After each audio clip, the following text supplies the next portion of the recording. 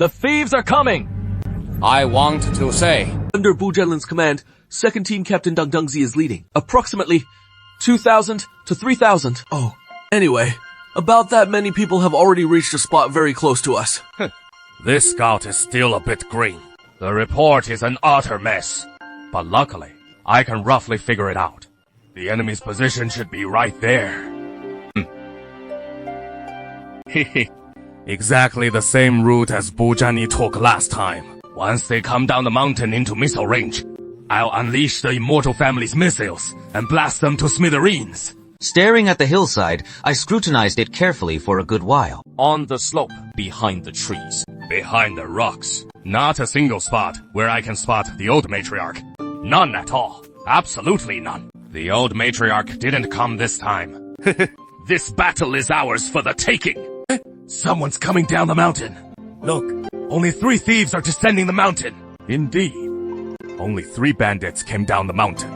The leader is actually dressed in a long robe, stumbling along clumsily. What is the deal here?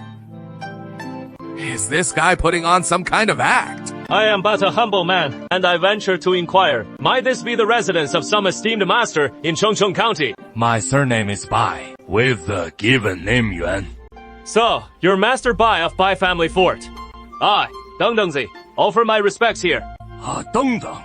Isn't the Deng Dengzi? My deepest apologies for disturbing you, Master Bai. But trailing behind me are 3,000 brothers, who've trudged a very, very long way to reach this place. And the whole lot of us have gone without food, starving nearly to death. From afar, I saw that this white family fort seemed like the stronghold of a powerful lord. So I boldly come to beg for some food. Save my 3,000 brothers. Please, great lord, show mercy, and lend us a hand. He is threatening us. First he mentions 3,000 brothers behind him, then demands food. Inciting us not to give it, then those 3,000 brothers will come charging in to kill us, right? Right. That is exactly what he is implying, isn't it? But this man named Dian Dangzi speaks in such a sincere tone. He is not some ferocious thug, viciously threatening others. Instructor, do you mean we should ignore him? Of course we should deal with him, and deal with him harshly. He only brought 2 subordinates with him. What nerve! I'll go out and kill him now. I can easily capture him, as long as we catch the bandit leader. The remaining bandits won't be a threat. See if he dares threaten us for food anymore. That is not wise. I suspect this man isn't the bandit leader at all, but rather, the bandit leader caught a scholar to act as their mouthpiece. If we lay hands on this scholar, the bandits will have the perfect excuse to attack our white family fort. Makes sense. But if bandits want to attack, do they need an excuse? Lord Bai, please don't misunderstand my words. I have no intention of threatening you whatsoever. I come here with utmost sincerity to seek aid. My 3,000 brothers are all decent folk, who have no desire to rob the common people. The rations we brought from Qingjian County all the way here are long gone. We've been surviving on tree bark and grass roots for a long time.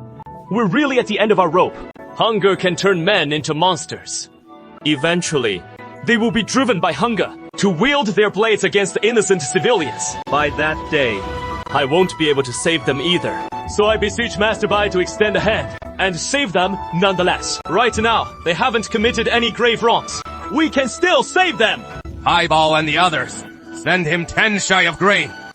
Master Bai, he is probably deceiving us, isn't he? You believe that too? I don't see this man as a villain. Better to believe it to be true than to believe it isn't. If the Heavenly Venerable were here, he would first respond with benevolence. If they prove to be true villains, then deal with them by force. Before the 3-year drought, I specialized in dealing with all sorts of scoundrels and lowlifes. As for the words of bandits, I wouldn't believe a single one. But since the White Ape has chosen to believe, I have no reason to object. Especially that line about the Heavenly Venerable being here. The Heavenly Venerable has always been known for his benevolence. It is only a bit of grain, isn't it? The Heavenly Venerable always saves people first before discussing right and wrong. Following the Heavenly Venerable's way is never wrong. The gates of Bai family fort opened. 10 loads of grain were carried out and placed before Dian Dengzi. They gave us the grain so readily. I brought too few men. Send 10 men! Don't send too many! Don't send too many! Just 10! Carry this grain back to the mountain! Master Bai will surely be rewarded!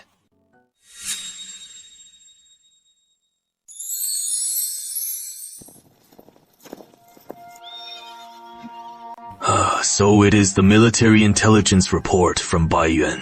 The report mentions some matters, including going to Bai family fort to beg for grain, and that he acted on his own, using the grain bestowed by Tianzhen, along with stone projectiles for the bandits. He wants to consult Tianzhen on whether his actions were appropriate. Yi and 32 stood together on the third floor balcony of the watchtower. Tianzhen has arrived. Hurry up and report. 32 read the military intelligence report carefully from start to finish, and after Li Daoshuan finished listening, he fell into silence. Zhao Sheng was falsely accused of rebellion and forced to rise up. The history books record just these few lines, without saying if he was good or bad. Whatever. Even if the history books say he was a good man, we still can't trust it. You historians get tricked to death 100 million times, and that is still too few. Forget it. No need to bother with these historical records. 32. Go call a few drivers. Tianzhen, let's send some more grain to Bai family fort. This time, Tianzhen broke from his usual pattern and decided to help the bandits. This isn't helping bandits. It is helping refugees. If Zhao Sheng isn't lying, those 3,000 people following him are all good folk, unwilling to rob other commoners. Then we must save those 3,000. If he deceived Bai Yuan and me too, just to get some grain to feed the bandits until they're full, so they can gain strength and rob even more commoners, sooner or later, I'll give him a palm strike from the heavens as a reward. Tianzhen said send 2 more cars of grain to Bai family fort, and write a letter to Bai Yuan as well.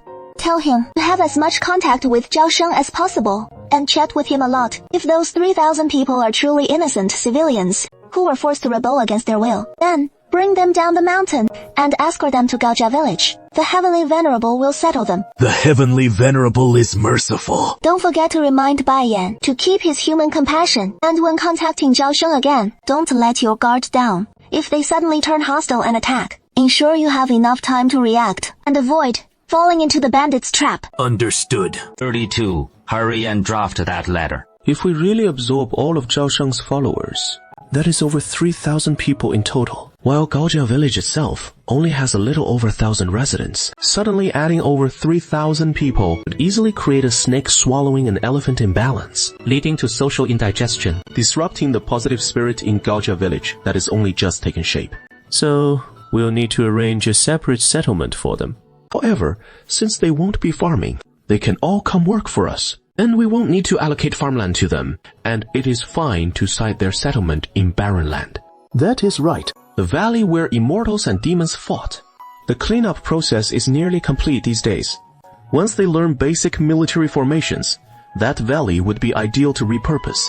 If we fill the valley with prefab plastic houses, it can easily accommodate 3,000 people. Next, we need to solve the daily commute distance for these workers heading to and from their jobs. This small valley is a full 6 lei from Gaojia village. Having them all walk it on foot isn't realistic. And the solar bus can T-shuttle 3,000 people back and forth. Looks like we'll need to roll out some seriously powerful, cutting-edge transportation. Li Daoxuan pulls up a certain online store and searches for electric toy trains. In a flash, up pops a whole mass of all sorts of electric toy trains. This one with freely spliceable tracks, you're the chosen one. The AA battery track can be bought separately, along with a little train, and pair it with a 15-meter track. That is 6 lei in the late Ming era. Just right for laying tracks from Gao family village to the small valley. Hey, Placing the order. and once it arrives, have Cici tweak it a bit. Excellent, old Kai. I'm back to get you to mod some toys again. Haven't seen you in quite a few days. What have you been tinkering with lately? Li Daoxian, the front ends of these 2 little trains on the ground. I'm tinkering with these. This one needs modding too. What kind of weird mods are you planning this time? This time it is simple. I promise. I need you to add a resistor to this little train's power system to cap its speed at under 10 centimeters per second. Piece of cake. This little train's pretty sizable. Easy to modify. Compared to that 3cm wheel door you brought last time, this is way better for the cart. Also, tweak the switch too. Move that toggle switch from the roof inside the train. Make the switch more flexible. The kind that flips with just the slightest touch. And at the same time, add a brake clip, which will instantly grip the wheels, letting the little train brake quickly to a stop. How come this mod is so straightforward? No challenge at all. You haven't been eating those mushrooms. When did I ever eat mushrooms?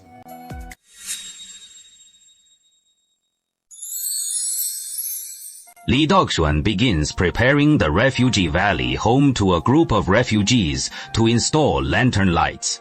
First, dig a pit in the middle of the valley. Bury a plastic box inside. Fill it with water. Then place 2 small plastic castles at the exits on both ends, perfectly sealing off the openings on both sides of the valley, protecting the interior of the valley flawlessly. Finally, several spots for street gardens are left in the block. Place a few small plastic trees there, plastic flowers and the like, filling the entire valley with a vibrant springtime feel. Here comes the main event. Time to lay the small tracks. Li Daoxuan snaps and clicks the pieces together, continuously connecting the tracks from the entrance of Refugee Valley all the way to Gaojia Village. What is Tianzhen up to this time? It is astonishing, like some secret Xinjiang wonder. The railway passes through a clearing between 2 wheat fields, extending all the way to the entrance of Gaojia Village. Then, a strange large vehicle swooshes down from the sky, landing on the tracks. A cart with 2 engine heads. What is going on here? By Tianzong's decree, the small train requires 2 drivers working in shifts, with wages equal to those of the bus, some car drivers, anyone willing to take the job. Me! One driver flips the switch. The cart gets powered up at 8 centimeters per second, equivalent to 57.5 kilometers per h-hour. It starts running along the tracks. Oh, this cart runs fast. It stays right on the tracks, without veering off, quite steady indeed. Even smoother than riding the bus sun car. We're almost at the terminal station ahead. You see that train station building up front? Get ready to park the train. Got it. All set. Now, the little train will start boarding and disembarking passengers. You two can get off as well. Lock the door on this locomotive. And don't let any unauthorized folks sneak in. Then hustle over to the locomotive on the other side as quickly as possible. Head to the other locomotive at the rear, and the train can just head back along the tracks, right? Oh, I see. No wonder this quirky little train has 2 locomotives. This train thing is pretty straightforward to operate, huh? Yeah. Tianzhen said that if this thing wrecks, the dozen or so cars behind it, everyone inside those carriages will be in mortal danger. And, as its drivers, you must be extremely careful. Absolutely no mistakes allowed. Remember, don't get complacent just because driving it seems simple. And slack off on monitoring the tracks. Stay fully alert at all times. As soon as you spot any unidentified object on the tracks ahead, stop the train right away. Check it thoroughly. Then proceed only when it is clear. Got it? Understood. But who exactly is going to ride this train anyway? Isn't there anyone in that valley at all? Maybe. Folks will start showing up soon. Yeah. Go tell the villagers. No one is allowed to linger on the tracks. And anyone caught sabotaging the tracks gets tossed straight into the labor camp. If it leads to a major accident that kills someone, it is life for a life. No exceptions. I'll go have third uncle notify everyone right now.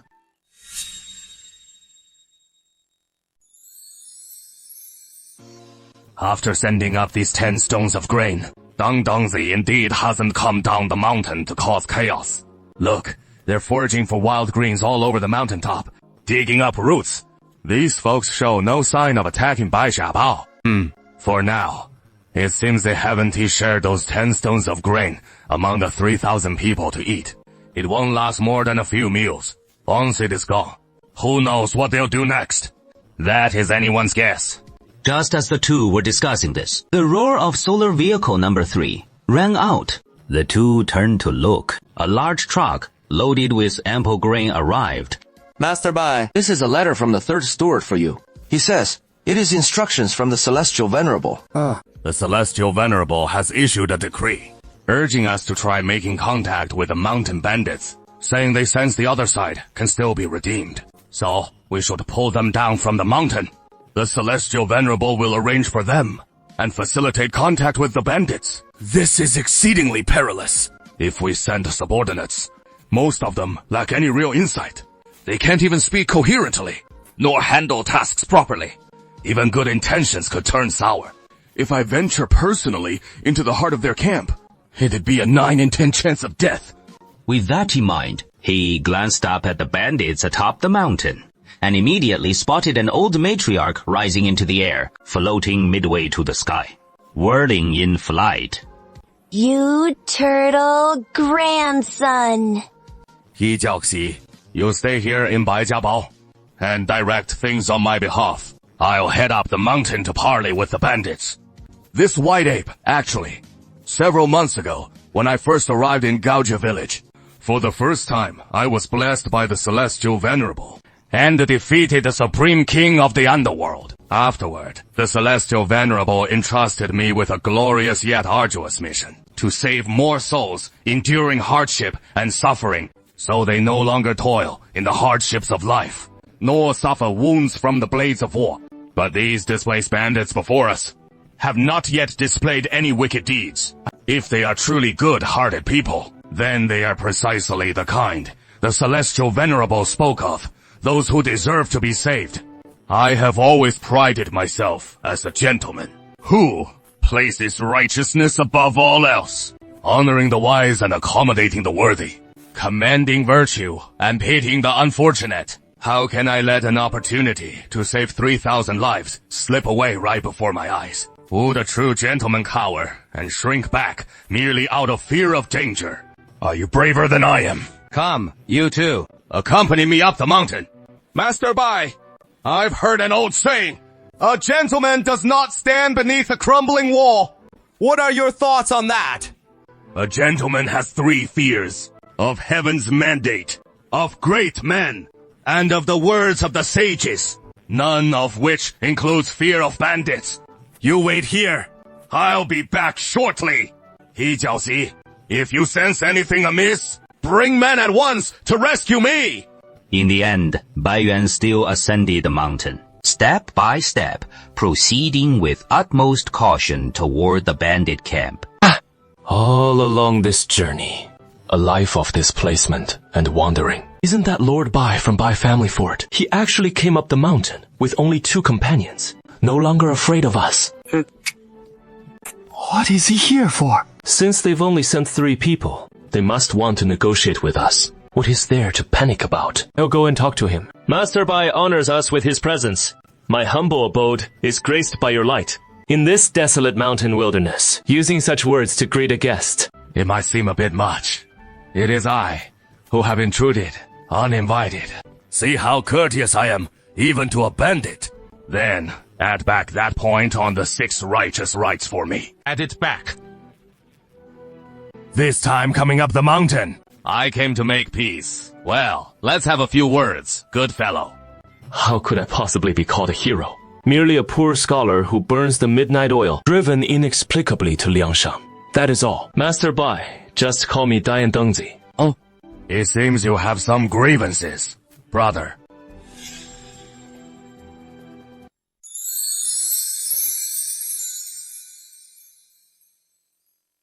Let me tell you about this. Deng Dengzi, with snot and tears streaming down his face, detailed how he had been studying late into the night by lamplight at the Petroleum Temple in Qingjian County, and was falsely accused of plotting rebellion by forging a military manual. He poured out the whole story to Bai Yuanting. In the great Ming Dynasty, it truly is. The good or bad of a local official depends far too much on the magistrate's competence. If you encounter a county magistrate like Liang Shixin, it is still tolerable. But if it is someone like Zhang Yaokai, or a magistrate in Qingjian County, who drives the people to revolt through oppression, that is truly a catastrophe for the common folk. Brother, you are not inherently evil. There is no need to take such desperate risks, and engage in rebellion that leads to beheading. Hear my one piece of advice. It is not too late to turn back now. I myself am not worried. But these 3,000 comrades who rescued me from the Yamen runners, killed the officials, and rose in rebellion, they can't return to Qingjian County anymore. I can't just abandon them. How hard could it be to resettle them? As long as you have a kind heart, I have a way to ensure your safety. Truly. A gentleman does not break his word to others, nor go back on his promises. I never deceive anyone. That is excellent. I'll go discuss it with the villagers and see what they say. We're not very familiar with this man. Who knows if he is a good man or a villain? If he is sent by the authorities to trick us down the mountain, and once we reach the plains, the government's troops will spring their ambush. We'll all die without a proper burial. A man from such a prominent gentry family is 9 times out of 10 a tyrant who preys on the local people. If we trust him lightly, if things go wrong, we're done for. Yeah. None of those rich folks are any good. But we're already out of food. He sent us 10 loads of grain. That is only enough for our 3,000 people to eat a few meals. After we finish eating, what are we supposed to do then? Rob the rich? We might not even succeed. Rob the poor? Can we really bring ourselves to do that? We want to survive. We have no choice but to trust him for now. Fellow villagers, you all stay up on the mountain. I'll go down with him to hear what plan he really has to resettle us. If he can't give a clear explanation and can't provide a proper solution, then he is definitely a fraud. By that time, we can still attack Bai Jiabao. It won't be too late. Master Bai, you say you have a way to resettle us. May I see it with my own eyes? Of course. As long as you're willing to come down and see for yourself, then everything will be straightforward. Witness the power of the Heavenly Venerable, and you'll have no choice but to believe. Thus, the situation between the two sides reversed once more. The white ape safely descended the mountain. Dian Dengzi then brought 2 fierce bandits and followed Bai Yuan down the mountain. This is called reciprocity. You take a risk, I take a risk. Then send another 10 shy of grain over. Place at the foot of Huanglong mountain slope, allowing Dian Dengzi's people to come down and fetch it. A group of household servants carried the grain out and placed the loads of grain at the base of Huanglong mountain, then clapped their hands and turned back. 一笑喜, I have fulfilled the Heavenly Venerable's command without fail, and successfully persuaded Dian Dengzi to come down the mountain. Now I'm planning to take him to Gaojia village for a visit. Please look after things here at Huanglong mountain. Teacher He. This guy actually went into the bandit camp and came back safe and sound. And he even brought that thief ball back with him. Before Dengzi returns, the bandit army on the mountain shouldn't make any moves. So go ahead without worry. That Shanxi Daoqing opera video we shot last time. From this angle descending from high above, zooming in on the stage, then locking onto the Zhang family troupe on stage. Watching them perform Taoist legends with ancient techniques. That is just incredible. And by the way, throw a plastic stage up on the little yellow cart for sale. After Li Daoxuan finishes editing the video, he clicks to add to cart. Bai Yuan has arrived. Looks like the white ape has made some progress. Pretty good. Bai Yuan is reliable when it comes to handling things. Master, go call 32 and 10 Lai Wen to come out.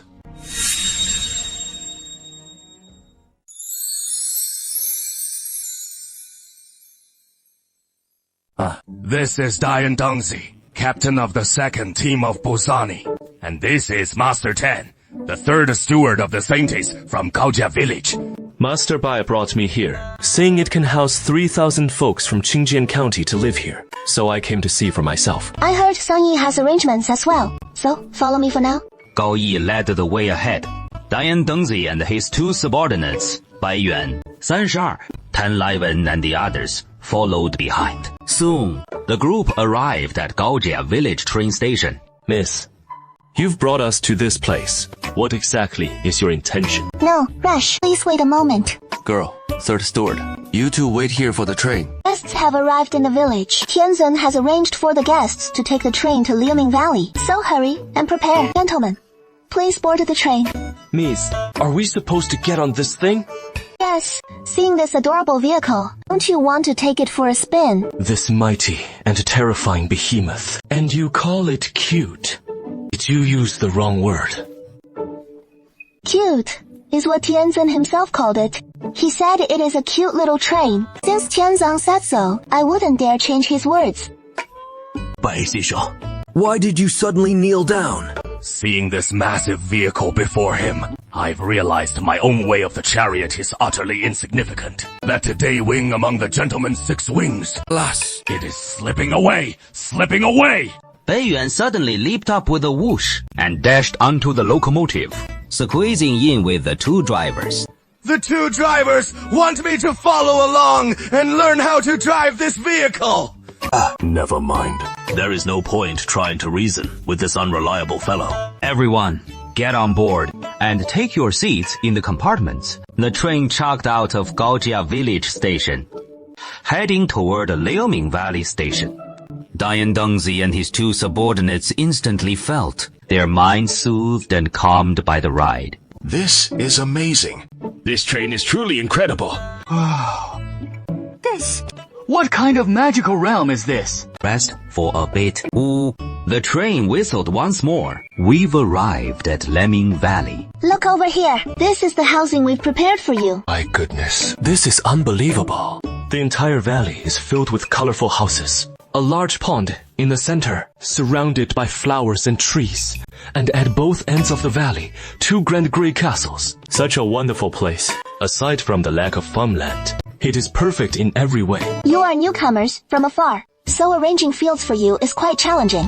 But have no fear. Tianzin will provide you with work to ensure your livelihood is secure. All 3,000 of us arriving at once. We'll need a massive amount of food. I wonder if your village has enough grain to share with us. It is a year of famine now. Without food, even the most beautiful houses or grandest trains, safest valleys, plenty of jobs to do, or heaps of gold, silver, and copper coins. In the end, it is just a dead end. No need to worry about that. Go take a look in the valley at that one, and you'll know just by glancing at the granary building. Deng Dengzi heard this and hurriedly dashed into the valley with his 2 subordinates, where they soon spotted a building that resembled a massive haystack, opened its plastic door, and peered inside. This, so much! This one warehouse of grain is enough to feed 3,000 villagers for a good long while. Mr. Zhao, Zhao Sha, no need to worry anymore, right? I clearly never introduced myself. How did you know my surname is Zhao? Mr. Zhao Shang, Tianzong is a heavenly immortal. Who knows your true name? So, what is so strange about that?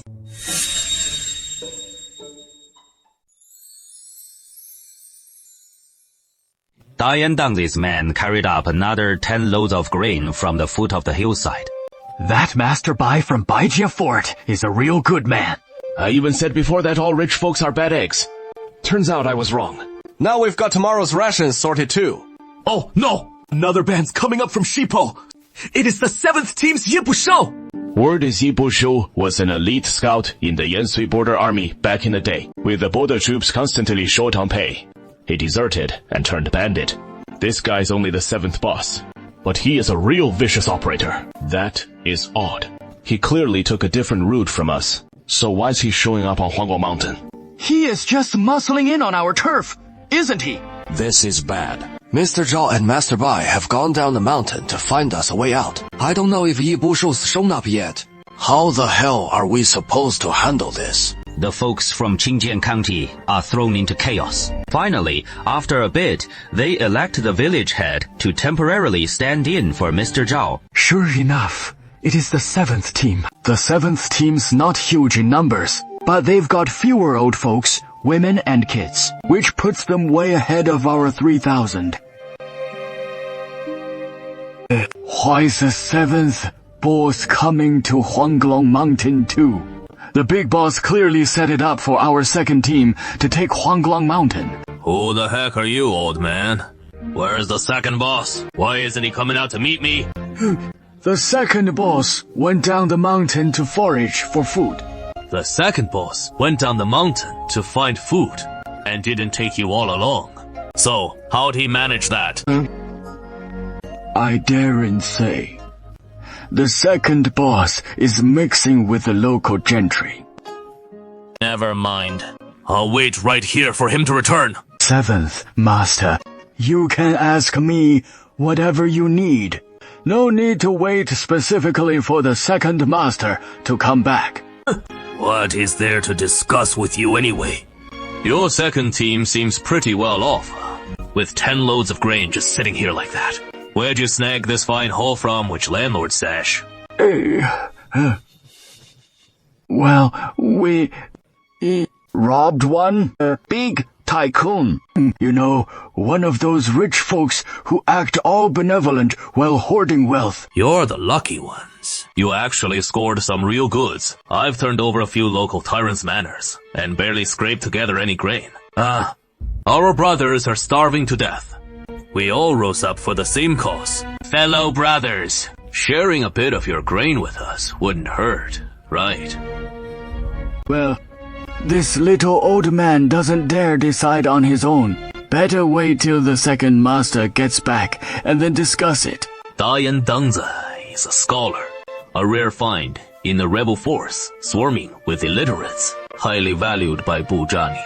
If I forcibly seize the second team supplies, I might end up getting disciplined by Buzhani later on. So I still need to wait for Dian Dengzi to return. If he refuses to share any with me, then I'll turn hostile and take it by force, accusing him of ignoring our brotherhood. If it escalates all the way to the big boss, I'll have my say too. In that case, just wait for the second master.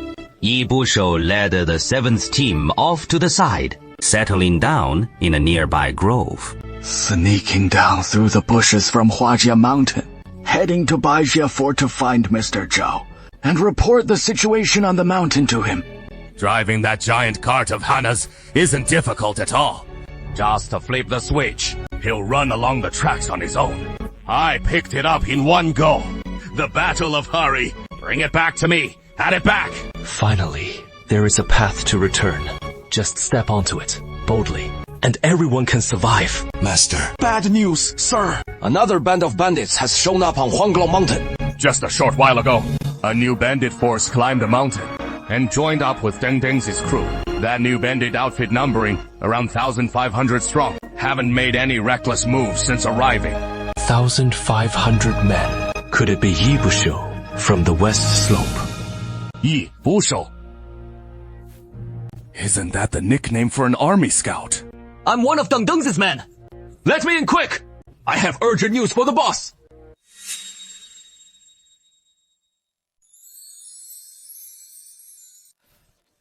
Sir, bad news! Bad news! What is wrong? Yi Bushou from the west team suddenly led his men up Huanglong Mountain via the western slope. He is also eyeing the Grey Master Bai sent us and demanding we share it with him. The 7th team wasn't supposed to come to Huanglong Mountain, but they've suddenly shown up traveling right alongside us. They must have hit some snags on another route. Good that he is here. I've just scouted out a prime spot with Master Bai, a place where we can settle down and build a new life. So why not invite the 7th Master to join in? This guy's already checked out Gaojia village. Seen it. And he is willing to stay. Tianzhen's got everything set up for him. But I reckon he won't live long enough to get there. What? That's 7th team's night scout. Just the name alone tells you he is a real tough customer. Yumi. Night scout is the title for elite scouts in the army. Scouts like that are all quick to kill and decisive. Cold-blooded and ruthless. Dengzi, that dim-witted scholar, has gone up the mountain to invite Yi Bushou down for a peaceful life. What do you think will happen? What if Yi Bushou's hoping for a stable life too? Even soldiers dream of hanging up their armor and going home. If he is really the type, why would he start demanding grain from Qingjian County folks right after hitting the mountain? He is clearly a real troublemaker. The reason he didn't flip out and rob the grain in the end is probably cause he doesn't want to get his hands dirty. Anyway, he sure as hell doesn't give a damn about Dengzi. Oh dear, isn't that the truth? This night, Scout, if he shows even a hint of friendliness toward Dengzi, wouldn't come squeezing this one path of his, and certainly wouldn't demand grain right off the bat. He must have targeted Bugani's 7th Squadron from the start, seeing Zhao Sheng's group as the weakest link. So he came to pressure these vulnerable allies, and even schemed to swallow up Dengzi's crew. Thinking it over like this, Dengzi heading back up the mountain to persuade Ye Bushou to return the grain. That is a case of far more ill fortune than good.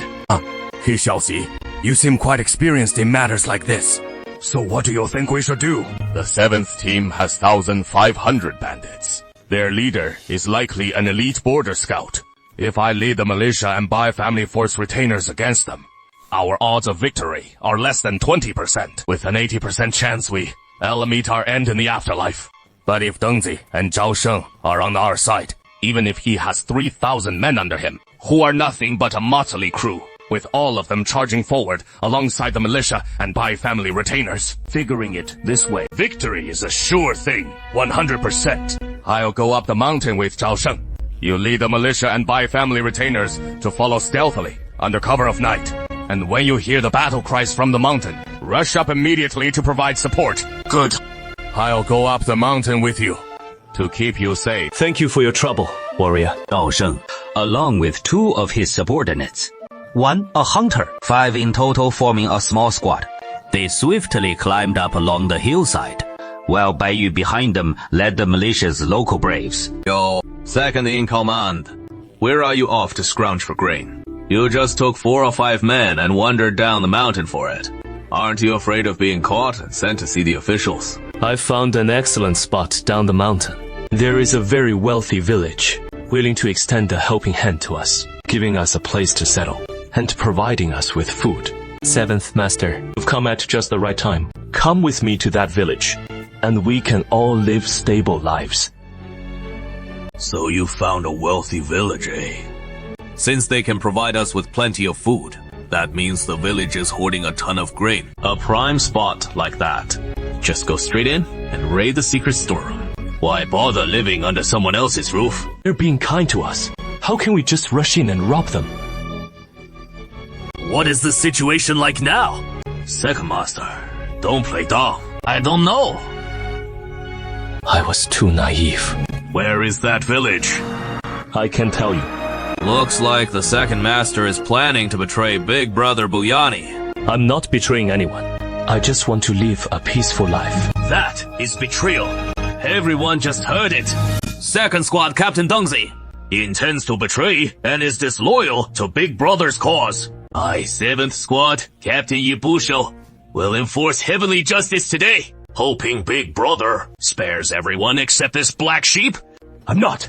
I didn't. He hadn't even finished his sentence when Ye Bushou drew his saber with a swift swish. He slashed straight at Dengzi. Your opponent is me.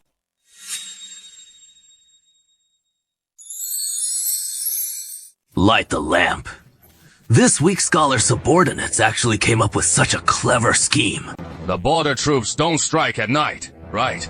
He has got some real skill. But in the end, he is just a lowly soldier.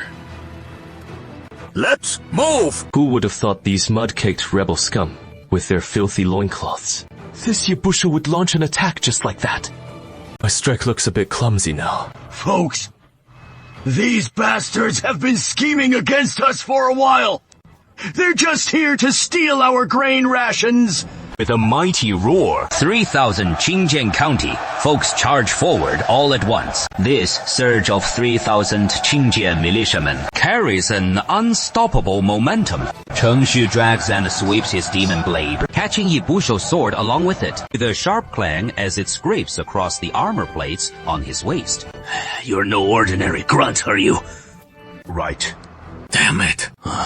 Which unit do you hail from? Yansei Garrison troops! Guyuan Zhenjie troops! Or those head-shrinking elite cowards?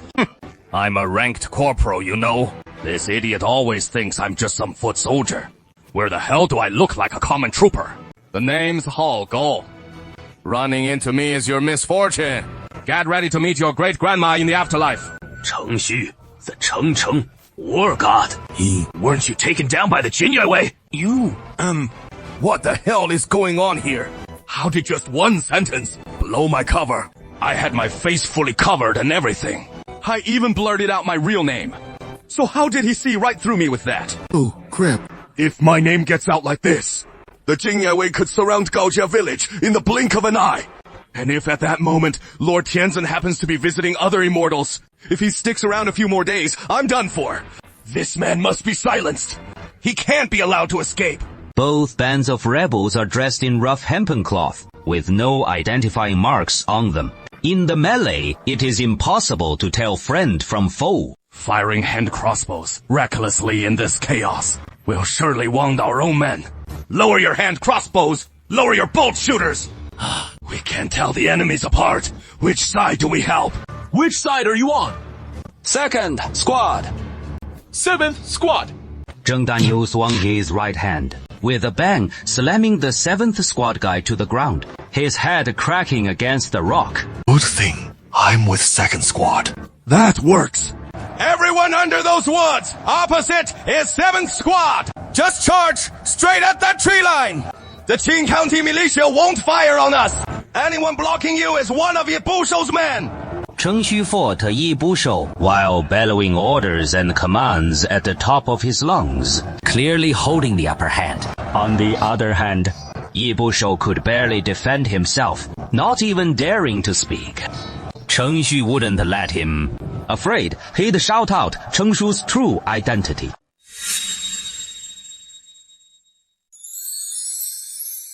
Attack the enemy, where they must come to the rescue.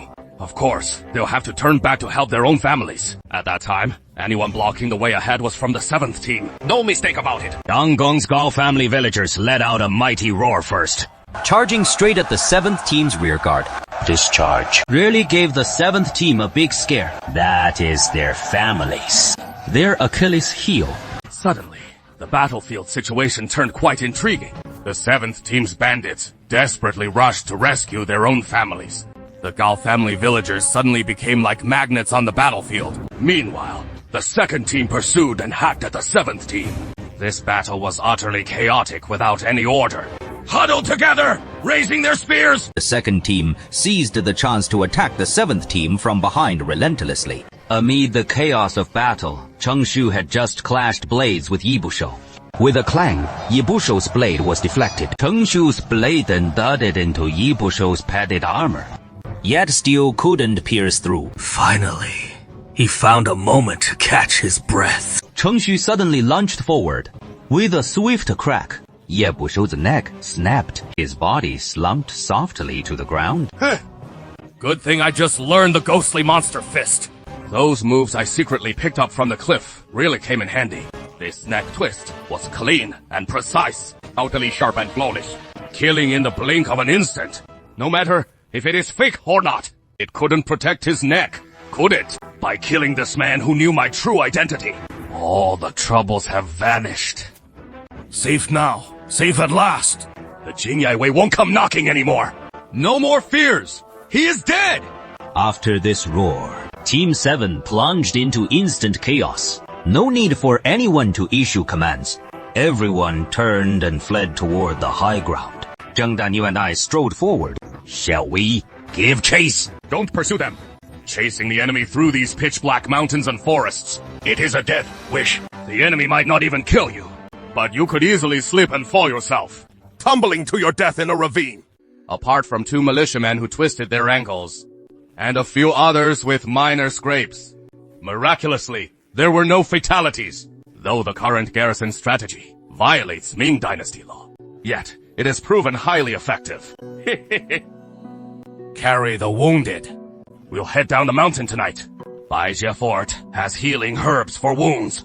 Dang Dangzi was overjoyed and quickly ordered everyone to set off. Everyone, don't go inside. We'll rest in the open space outside the fort. The master is truly a good man. Yes, indeed. A great benefactor.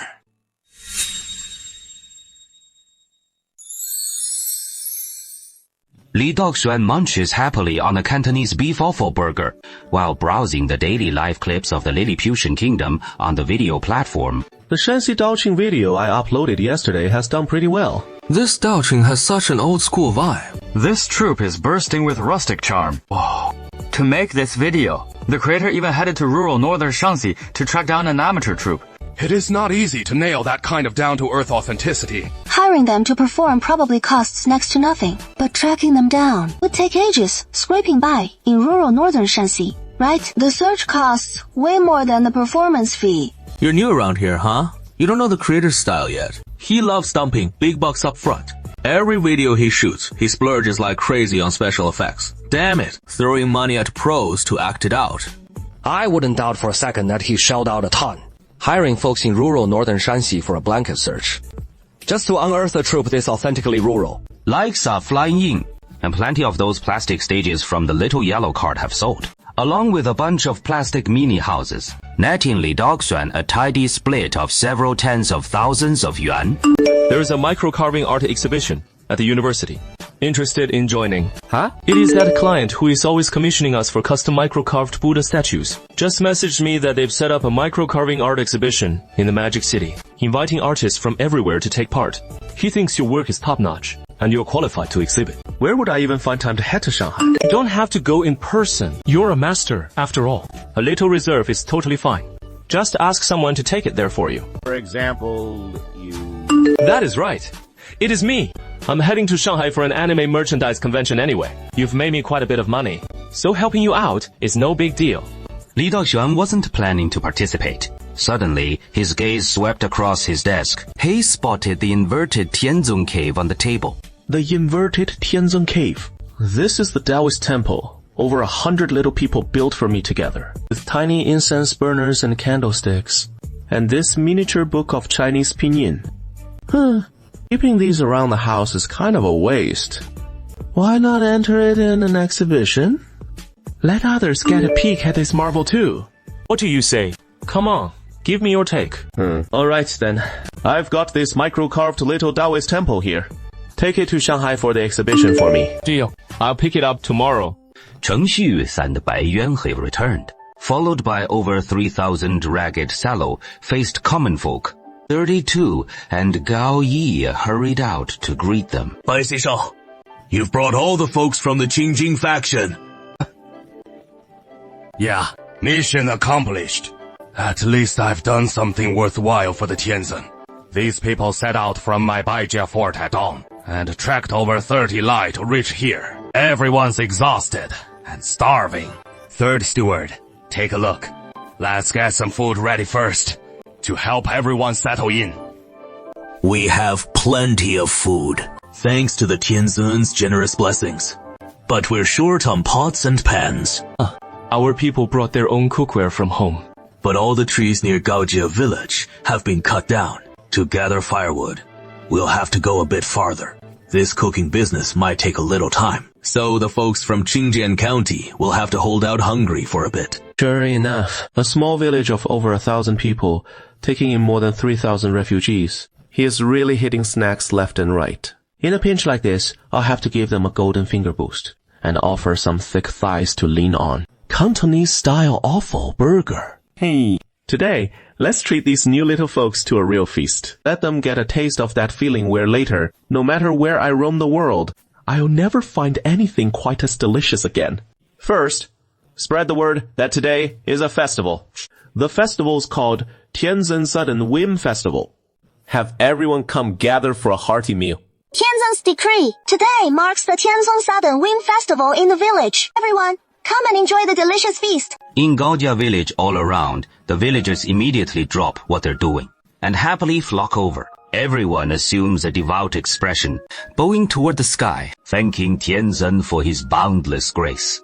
Then stare up at the low-hanging clouds in the sky with their big, adorable eyes. Who is this Tianzhen? Tianzhen's Sudden Whim. What kind of odd festival is this? Just wait and see. In the past, Tianzhen would bestow raw meat, leaving everyone to prepare it on their own. But today, it is actually cooked meat. and topped with sauce to boot. We can smell that rich, savory sauce aroma from way over here. It looks like beef in the bowl. Could this be a big hunk of braised beef? This beef looks just like it is braised, but the smell has this subtle difference from regular braised, packed with a rich blend of seasonings. We've never tasted anything like it before. Yeah. Tell everyone to share and eat it. Tianzhen suddenly had an idea. A special festival reward. To eat and be merry. Gao Yi was the first to leap forward. I really want to just bite right in, but with so many people to share it with, biting it straight off seems a bit uncivilized. Holy maiden, here is a knife for you.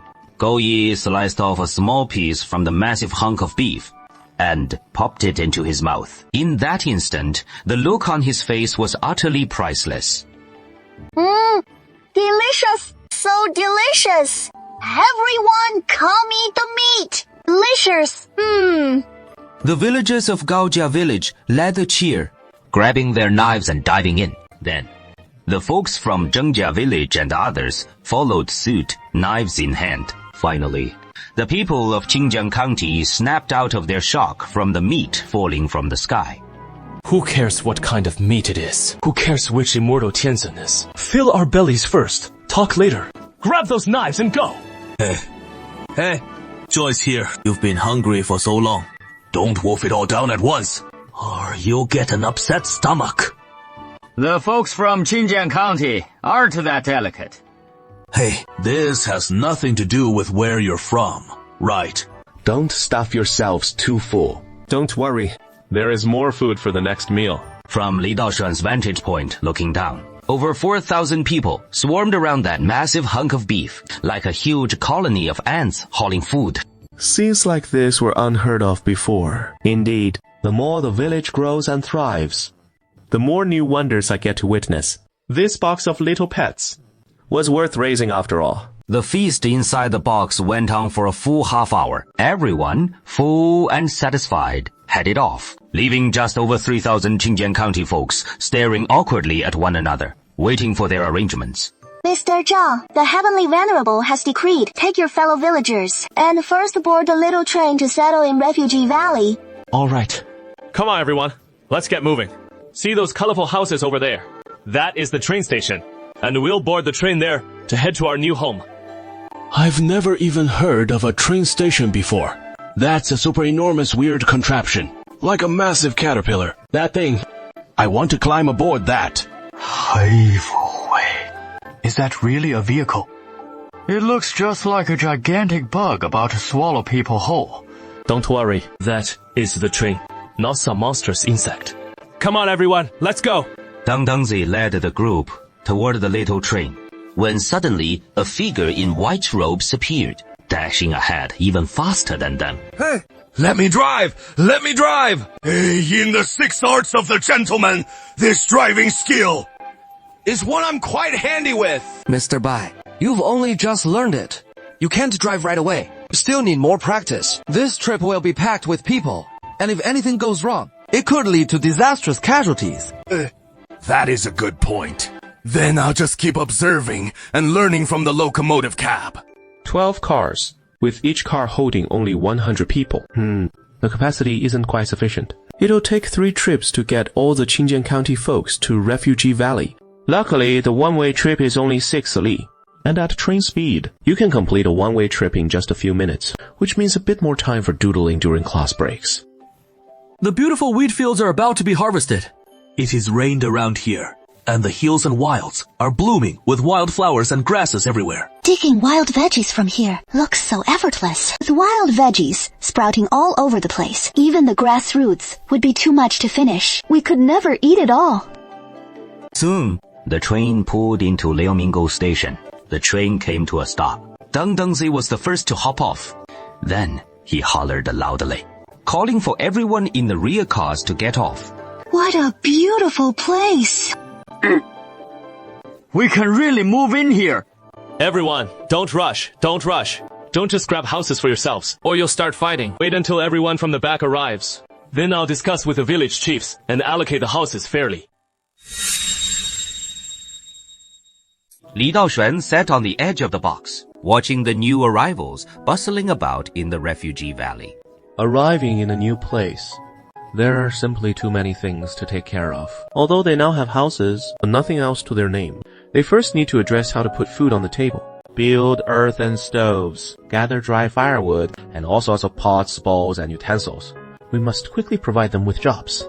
and ideally daily wage work, so they can start earning income right away and quickly convert that income into cash to exchange for all sorts of daily necessities and get their lives back on track. Master, this group from Qinjiang County totals over 3,000 people. It is quite a few more than we anticipated. We need to provide them with work as soon as possible, or there could be trouble brewing. But I truly don't know what to assign them to do on such short notice. They're all outsiders, and I'm feeling a bit uneasy. Don't view them as outsiders. Don't forget, for Gaojia village, you were an outsider too. Gao Yi heard Li Daoshen's voice. He perked up and quickly relayed the words. That is right. How did I start seeing the newcomers as outsiders? In fact, aside from the 42 original villagers of Gaojia village, everyone else here qualifies as an outsider. I've really been a bit short-sighted. Kinzun, that is not what I meant. I'm just concerned about their large numbers. As newcomers, with limited interaction so far, I can't afford to let my guard down. Fearing hasty acceptance of outsiders might cause some problems. Worrying they might cause trouble. It is not unusual to have such thoughts. Even in the late Ming Dynasty, even with a sound legal system, modern people will still harbor some vigilance and prejudice toward outsiders, fearing that newcomers might disrupt the local harmony. Rest assured, you, with your 1,000+ villagers, facing these new 3,000 arrivals, feeling scared and anxious, that is completely understandable. But don't forget, the Heavenly Venerable is always watching from above. Let alone that these newcomers number only 3,000. Even if 30 million new people arrived, what would there be to fear? Right. We have the Heavenly Venerable's protection. No matter how many newcomers there are, we have no need to feel uneasy. Right. Here, God's watch just 3 feet above our heads. So what do we have to fear from 3,000 people? Indeed. Tomorrow, let's head to the refugee valley to recruit workers. For every kind of trade, we'll need to bring in more blacksmiths. As we start producing matchlock guns, more blacksmiths are needed to make more guns, which will require more gunpowder. So the Imperial 7th Bureau will need to enlist more apprentices too. With population growth, we'll need more pots, bowls, and basins. So the pottery artisans who craft them and the carpenters will need to increase in number. Every trade will recruit from the refugee valley, letting their people mingle with ours in daily life and work. And before long, they'll become true Gaojia villages. As for integration, absorption, and assimilation, the Chinese nation's greatest skill is its vast power of assimilation. The Mongols swept in and became the Mongolian people. The Manchus invaded and became the Manchu people. No matter how mighty the outsiders, after entering the land of our dynasty, they will all become captives of Chinese civilization, becoming one of our 56 ethnic groups. And in the end, they'll have to learn Chinese culture alongside us, becoming devoted followers of our dynasty. This capability, Gaojia village should possess as well. No need to fear. Boldly disperse them and mix them in with our own people. Li Daoxuan tossed out this final remark and fell silent, even closing the lid so that even Gao Yi couldn't see him. I shall not fail my mission. The Heavenly Venerable has left. He must have gone to the other immortals. I haven't left at all. I'm still watching you through the glass, and I can hear your voices too. The lid isn't soundproof after all. Third manager, I have something I'd like to have printed at your printing house to sell to the villagers. It is not something the Heavenly Venerable ordered. No, I drew it myself. I just finished drawing it. It is an amazing story in the form of a little comic book. I've been hiding from the Heavenly Venerable to draw it. It was so hard to draw. Scientists, please don't fool around. Not fooling around. Not fooling around at all.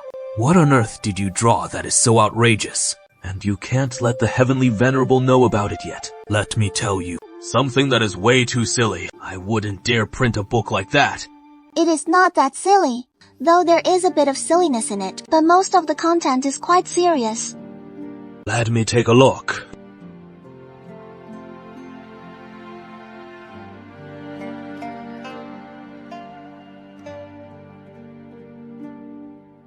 Isn't this a painting of Dao Xuan Heavenly Venerable? Isn't this my face? It is just drawn 32% more handsome than me, and 3,200% more majestic. This little girl is just having fun drawing me. Her painting skills have improved quite a bit. You wouldn't be fooling around with the Heavenly Venerable, would you? Huh, I wouldn't dare fool around with the Heavenly Venerable. I'm drawing the story of the Heavenly Venerable subduing demons and vanquishing evil. So it is a story about subduing demons and vanquishing evil, huh? The story is about the upside-down Heavenly Venerable on an immortal tour in the mortal realm, where he encounters a small village, and on the mountain, beside the village, lives a gang of vicious bandits. They raid the village, killing and setting fires, and looting food.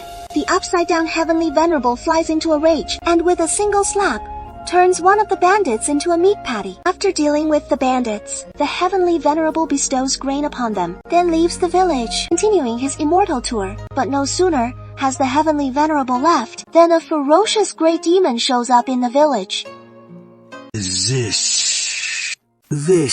What is wrong with this story? Do you think the story doesn't work? I don't know if it'll work or not. It feels like it might, but something just feels off about it. So it should be okay, right? Third Steward, please help me out and print this book for me. It features the Heavenly Venerable in it. If Tianzun doesn't like it, then wouldn't I be the one who has to report it to Tianzun? Is this meant to be a surprise for Tianzun? If you ask him, then it won't be a surprise anymore, right? What if it is not a pleasant surprise, but turns out to be shocking anger? No way! Tianzun will definitely love seeing this. It is all about him doing good deeds and slaying demons, so how could he get angry? No one's portraying Tianzun as a villainous immortal.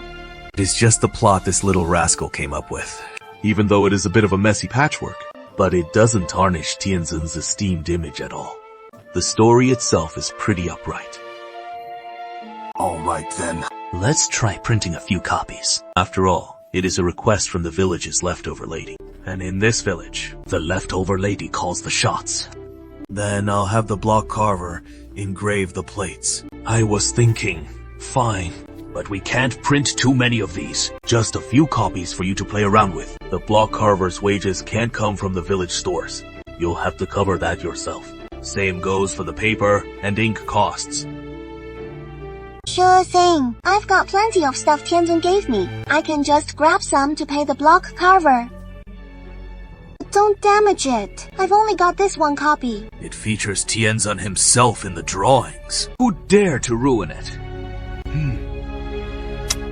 This Hanyu Pinyin, elementary math, junior high math, and even Yang Jiajiang's junior high physics are all sorted now. Now there is nothing left to do. Just idling around bored. Got a job. Want this one. The Holy Lady will pay your wages. Oh wow, a story about Tianzun, slaying demons and vanquishing evil.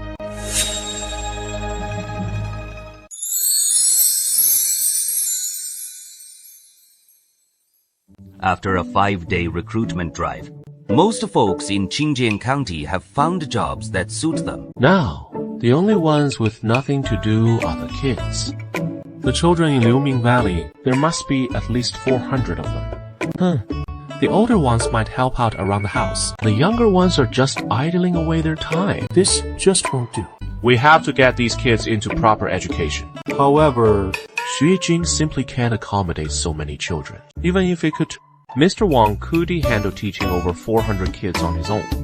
Oh, looks like we'll need to hire more teachers and create a large-scale school model as well. We can send 10 Laiwen back to the county town to recruit the teachers.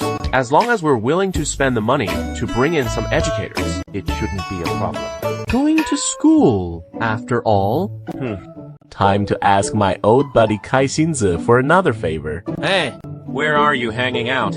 I'm still in Shanghai. I just delivered that miniature Taoist temple of yours to the micro-carving art exhibition organizers.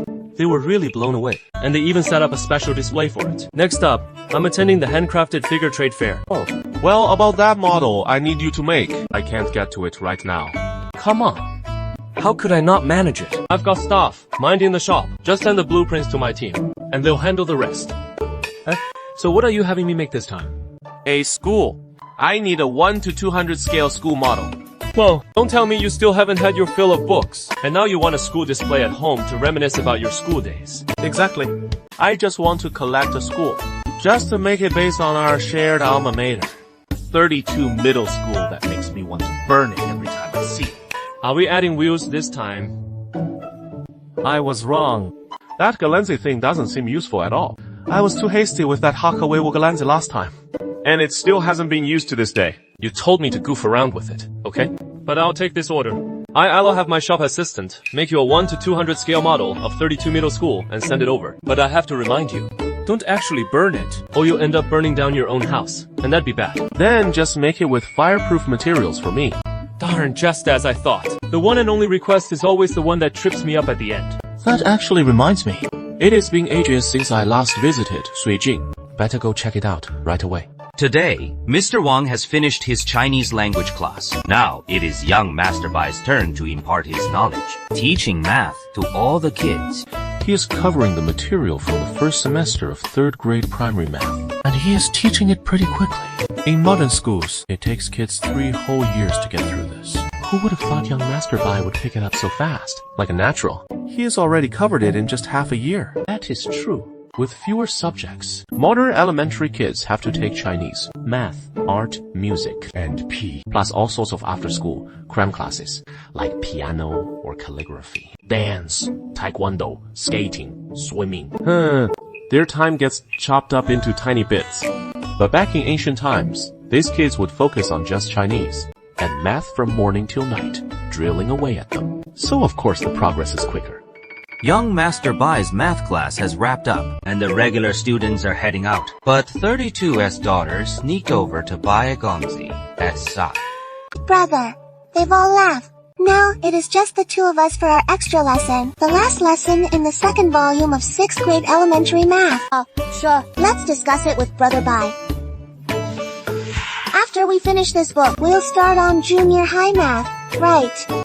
Yes. Father's already way ahead of me, so I need to catch up fast. Otherwise, when he comes to check my progress next time, he'll be disappointed for sure. I heard Tianzin prepared another book too, called Junior High Physics. He entrusted it to Father for safekeeping. Tianzin said, after finishing elementary math, not only should we study junior high math, but also junior high physics. We should tackle both books together. They both seem really tough.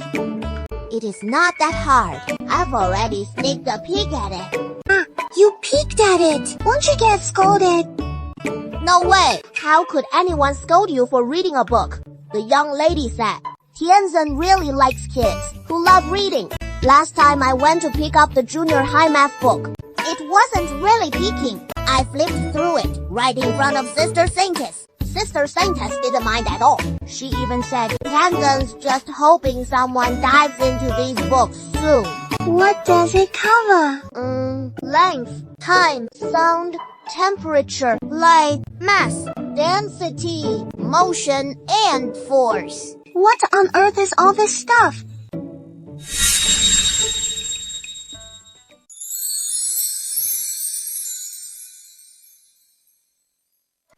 I didn't look closely either.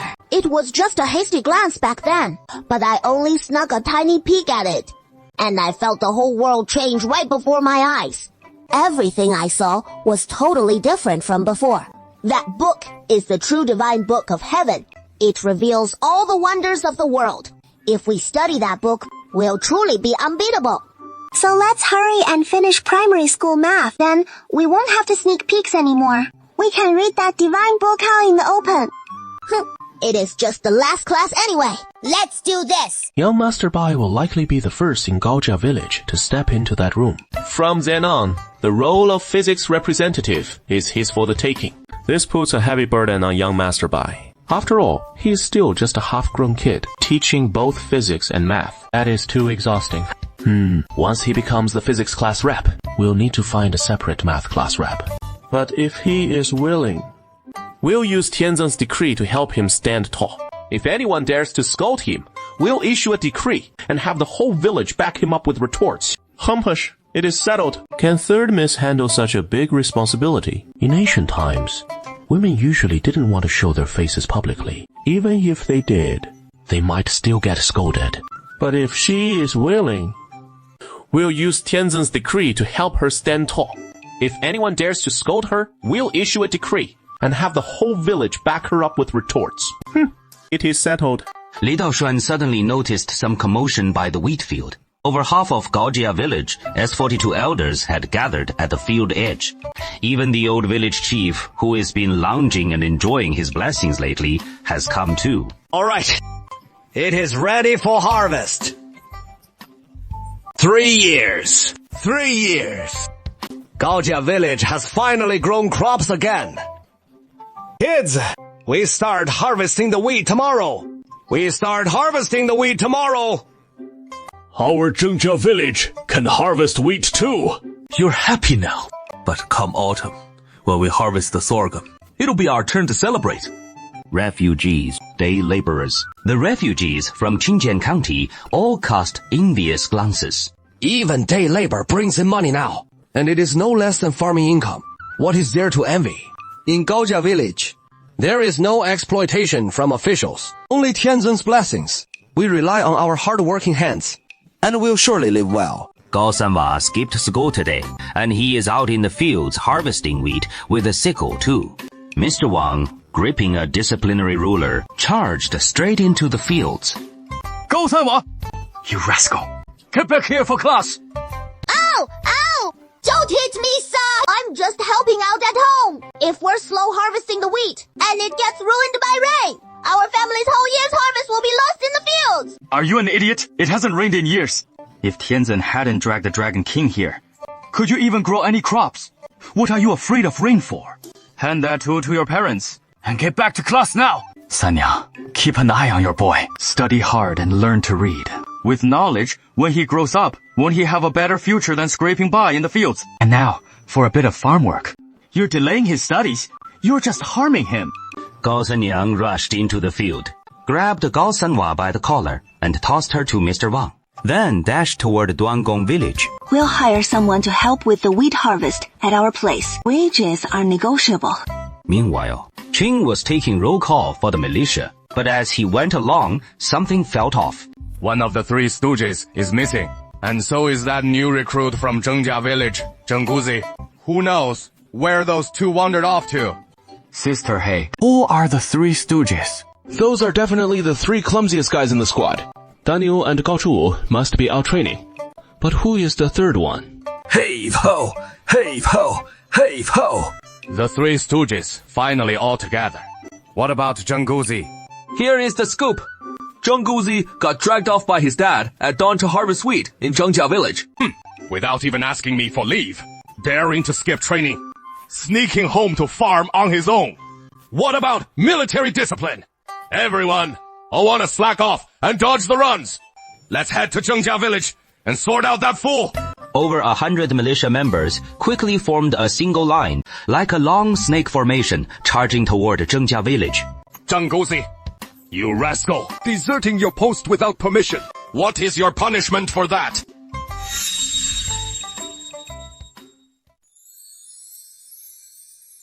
How dare you desert the ranks without permission?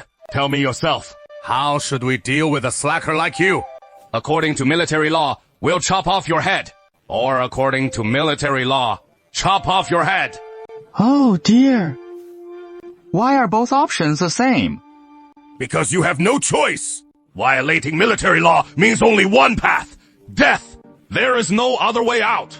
Do you think the army is something to fool around with? That scared me half to death. It is the first time I've seen Instructor He this furious. Instructor He, we are just a militia, not the regular army. That is right. We are indeed a militia. It is not exactly the same as the regular army. Everyone, we truly are a militia. That is not wrong. But look at the armor you're wearing. Look at what the Gaojia village Firearms Bureau is producing. It all screams rebellion. Do you realize that Tianzhen armed you like this just for your own self-defense. Our Gaojia village will rebel sooner or later. I wouldn't say this to ordinary folks, because it is too soon for them. But I must say it to you all, because it is already too late to tell you now. The moment you put on that armor, you should have already awakened to this reality. You're not just a militia, but an army destined to fight for the common people of the world. Look at yourselves now, sloppy, grinning like fools, without a shred of the resolve to battle for the masses in the future. Yeah, 郑狗子, a useless slacker who skips training. Yeah, 高出武, a good-for-nothing whose head is full of women. And you, 郑大牛, lying down right after stuffing yourself. You worthless slacker with no drive. And you ground rabbit, you're beyond saving. No amount of scolding will wake you up. On to the next one. Hey, why? Ask yourselves honestly, which of you looks like a hero who could save the world? Sigh. Considering you just joined the militia, and don't yet grasp what it means to be a soldier, I won't deal with you under military law this time. Run 50 laps back and forth on the cement road between Gaojia village and Zhengjia village. But if there is a next time, military law will apply. Execution without mercy. Life is precious. You fools! I'm punishing you now by making you help the villagers harvest wheat. Damn it! Use your demon knives! Treat it as knife practice. Get to work immediately! Very good. The procedure has the right balance of tension and release. If it were me handling it, I'd handle it even better. Li Daoxuan suddenly noticed the 3 characters for Gaojia village on the outside of the box flashing, as if sending some kind of signal. Huh? First time I've noticed the box flashing like this. It never did that before. The people in Gaojia village must be trying to reach me, but I couldn't tell, so Yi rang the long idle bell. I didn't realize the box had this function. Now, when someone in a certain area calls for me, they just ring the bell, and the name of that area lights up. That is pretty user-friendly. As my oversight expands in the future, managing it will be so much easier. Yeah. What do you need from me? Tianzan has arrived. I wouldn't dare disturb the Heavenly Venerable's peace. I wouldn't trouble you with minor matters. But this time, it was at your direct instruction. So once we had results, I wanted to let you know and see for yourself. Alright. The first batch of black powder from the Gaojia Village Firearms Bureau has been prepared, and the blacksmiths, under Li Da's direction, have forged the very first 3-barreled musket. Gao Yi is preparing to take all the blacksmiths out of the village to test it at the communal firing ground, and I thought this warranted notifying the Heavenly Venerable. I called for the Heavenly Venerable earlier, but there was no response, so I rang the bell, right? Hello. In the future, for any major matters, feel free to ring the bell to summon me. You did nothing wrong. One of the Ming Army's standard-issue weapons, the 3-barreled musket, essentially just 3 iron tubes mounted side by side. To use it, you pack the barrels with gunpowder, load the projectiles, then light the fuses, and boom, it fires. Once fired, it becomes nothing more than an iron club, which you can swing to bash your foes. This firearm is technologically very primitive, not much better than scrap metal. But in the Ming Army's eyes, it was already a formidable weapon, with devastating power for ranged shooting from afar or up close, seamlessly switching to melee clubbing. Simply unbeatable.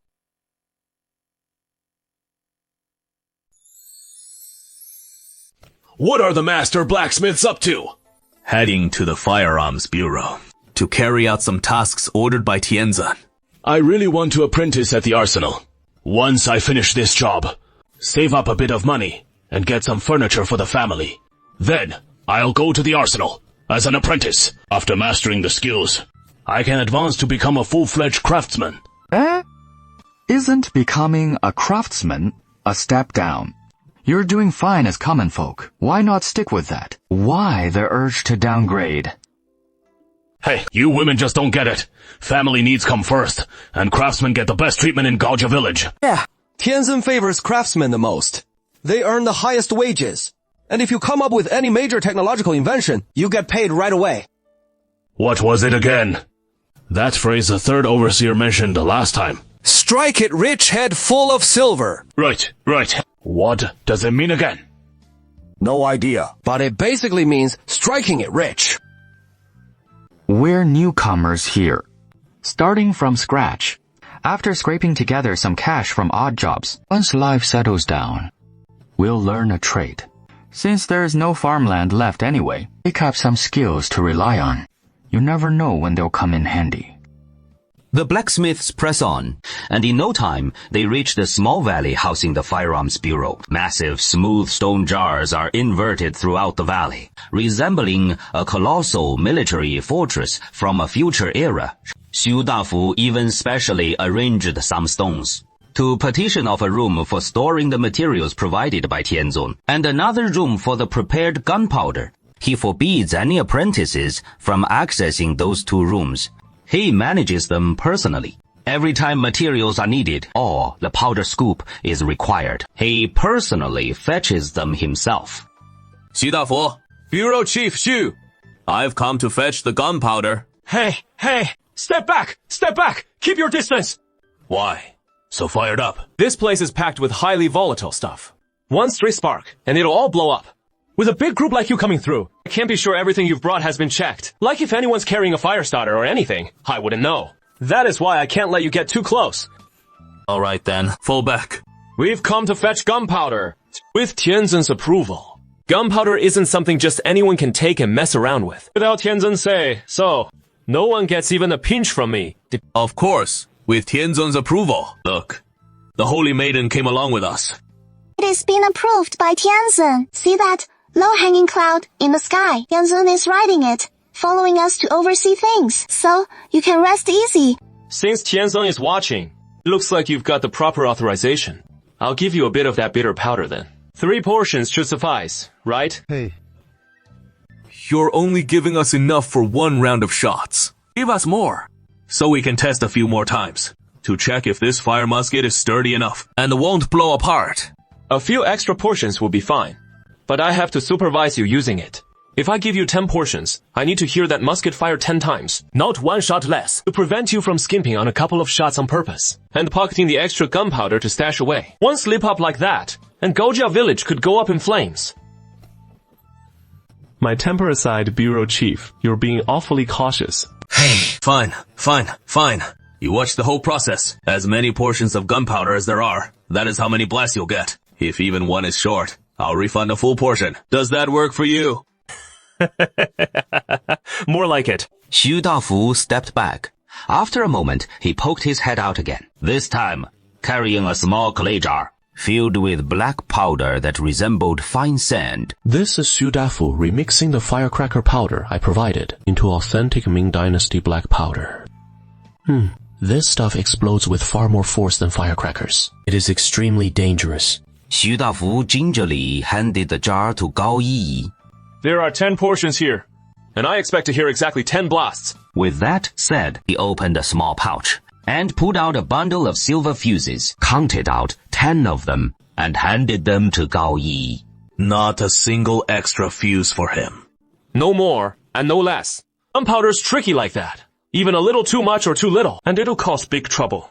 Hey, alright, you call the shots.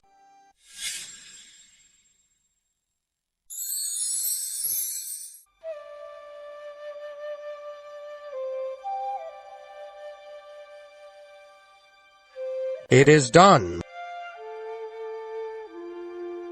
Wow! There is a huge hole blasted in the rock. The musket really packs a punch. We've succeeded in making it. We've done it. Yeah.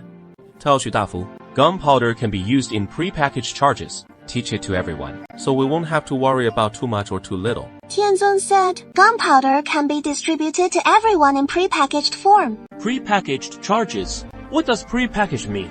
You can pre-wrap the exact amount needed for 1 barrel load in paper. When Gao Yi next comes asking for gunpowder to load the barrel, just give her 10 small paper packets. Each time she uses it, she just opens 1 packet, pours the entire packet of gunpowder into the barrel. No need to measure.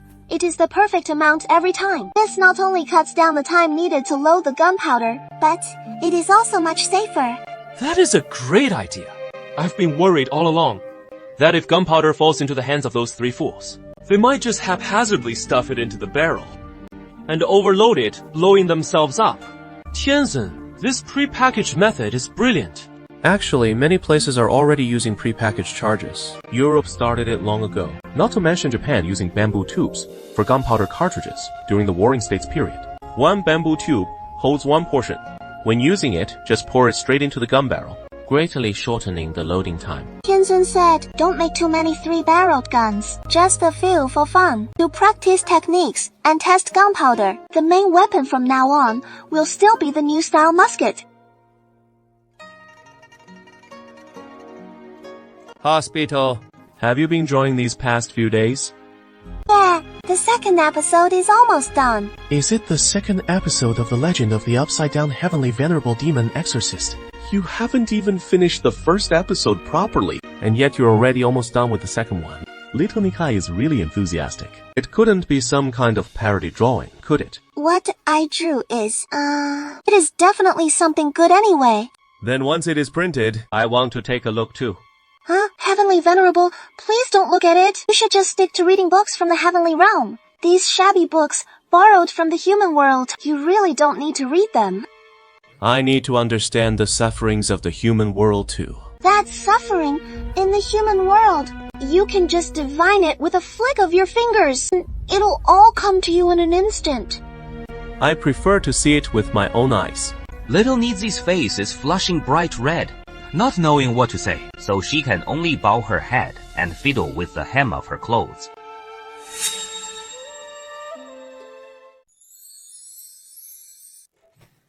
Holy Maiden, I've come to see you. I have something to report to the Heavenly Venerable. Go ahead.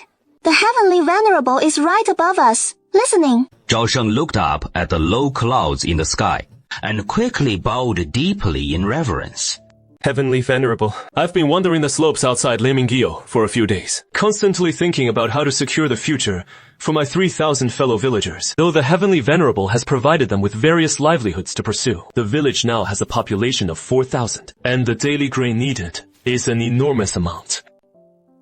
This grain is all provided to us by the Heavenly Venerable for now, and we are deeply grateful for his benevolence. But I can't help wondering if one day the Heavenly Venerable is occupied with other matters and has no time to look after our Gaojia village. What will these 4,000 people eat? Relying only on Gaojia village's current farmland, even if we add Zhengjia village and the farmland from the surrounding villages like Wangjia, it is still far from sufficient. Very good. Your concerns are quite reasonable. Or rather, very forward-thinking. Please allow us to reclaim wasteland and open up new fields. We need fields that can sustain over 4,000 people, just to prepare for everyone's future. And with more farmland, the Heavenly Venerable can reduce, or even stop sending us initial provisions, saving him some effort. Mr. Zhao, I believe the Heavenly Venerable will surely approve your request to reclaim land. But in our Changcheng County, the land suitable for reclamation and farming is quite limited. Yes, the land around Liming Valley is indeed rather barren. Fine for growing wildflowers and grass. Planting crops does seem a bit challenging. But my fellow villagers are all incredibly hardworking. As long as there is land available, no matter how barren it is, we'll always figure out a way to find crops that can thrive on it. This Chengcheng County is part of the Weibei Laos Terrace Plains primary landform, dominated by Loess ridges. Growing crops on this low-S plateau is truly backbreaking work. Finding even a few patches of arable land suitable for crops in Chengcheng County is no easy task. So all the prime farmland has long been cultivated by our ancestors, and locating even more suitable spots for farming is easier said than done.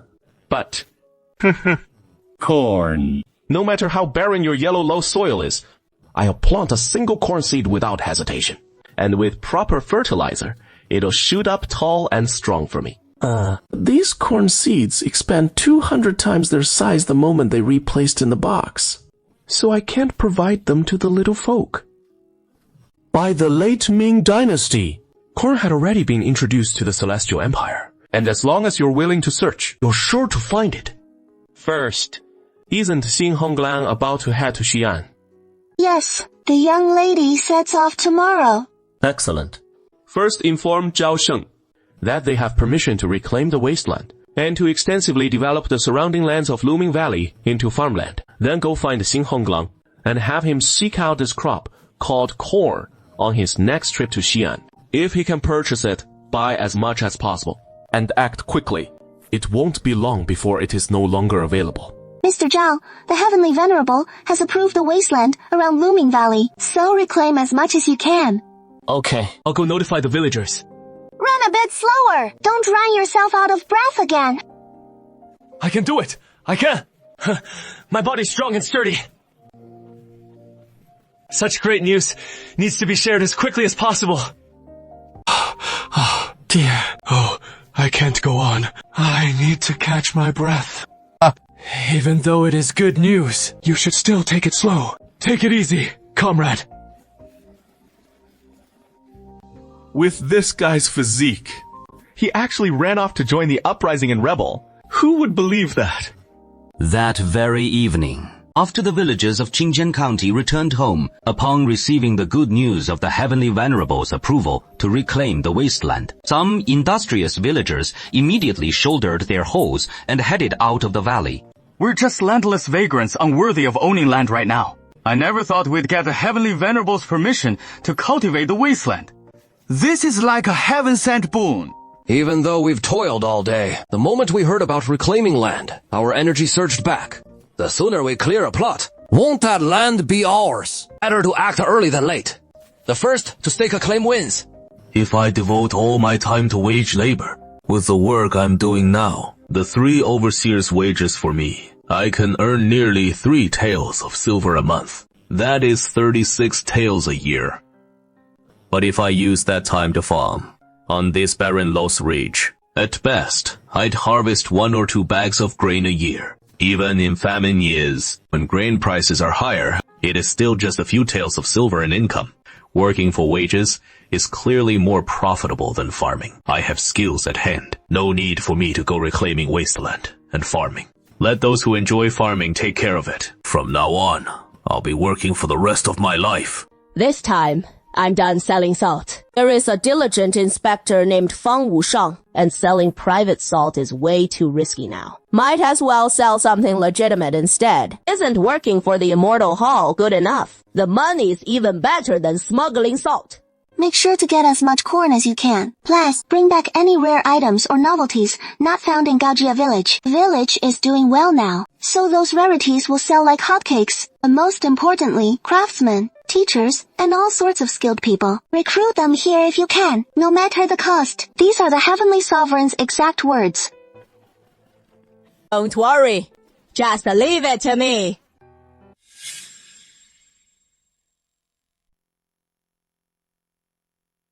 Wow. This year's yield is frighteningly high. In previous years, 1 acre of wheat yielded at most 1 or 2 dan. And that only in years with favorable weather. But this year, each acre of wheat has produced 2 to 3 bags. This must be thanks to the immortal fertilizer granted by the Heavenly Venerable. Yes. It must be the credit of that immortal fertilizer. Anyway, it can't be because I did such a great job weeding. After Qiyun applied the immortal fertilizer, not only are the crops growing great, even the weeds in the fields are growing wilder than ever before. I have to keep hoeing non-stop. Otherwise, I can't keep up with the weeds' crazy growth rate. What fine grass! Last year, I made a wish in Daoshuan, the Heavenly Venerable's cave, praying to the Heavenly Venerable for blessings of fine weather this year, and bountiful harvest of the 5 grains. This year, it has truly been a bumper crop.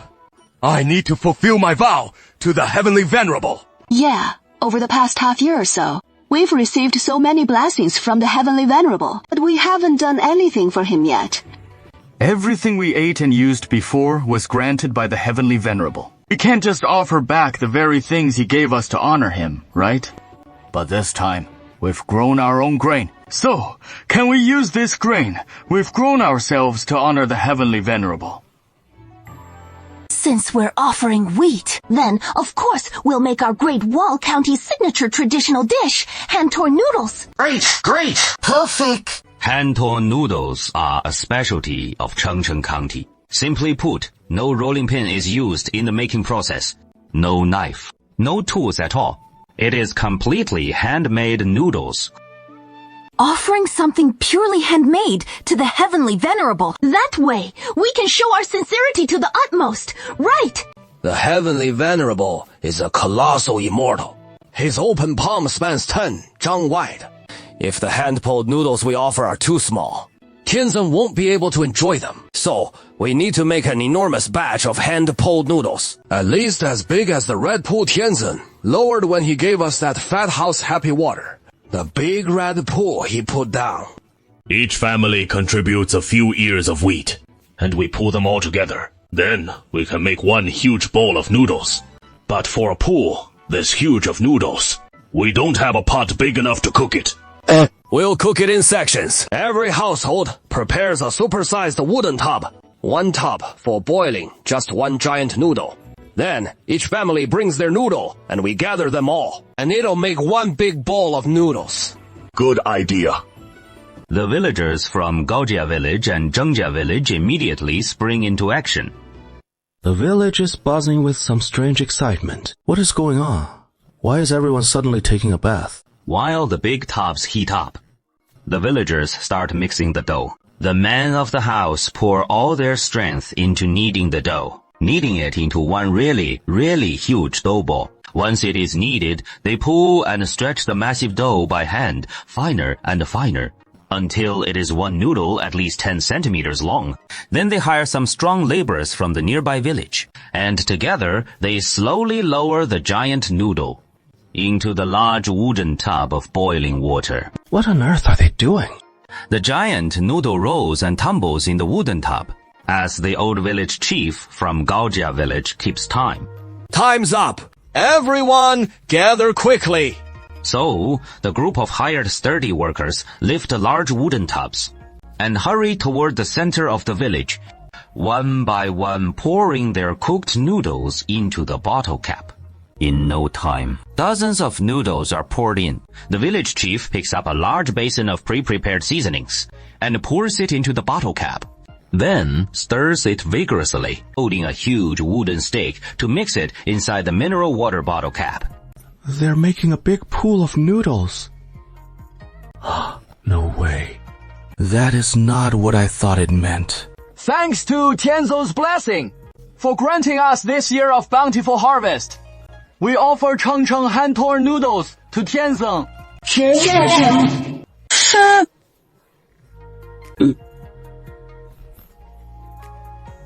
It feels like something soft inside has been touched. These tiny little people. Yet, they strike straight at my tear ducts. They've moved me so deeply. Tianzeng reaches out to take the hand-torn noodles. Tianzeng is coming to take it. Tianzeng, come gather tribute! The villagers celebrate with joyful dances, watching as the big red pool rises toward the sky. It flies into the low-hanging clouds and vanishes from sight. Though the little people have tried so hard, the noodles they've made fill only half a bottle cap.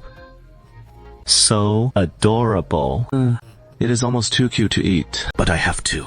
Li Daoxuan tilts his head back and pours the noodles from the bottle cap into his mouth. To the little people, they look like thick noodles as big as pythons.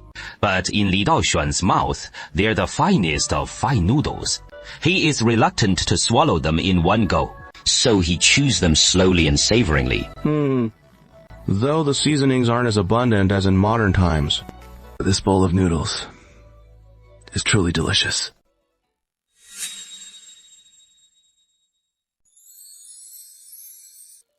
A large crowd is gathered around the booth, buzzing with excitement.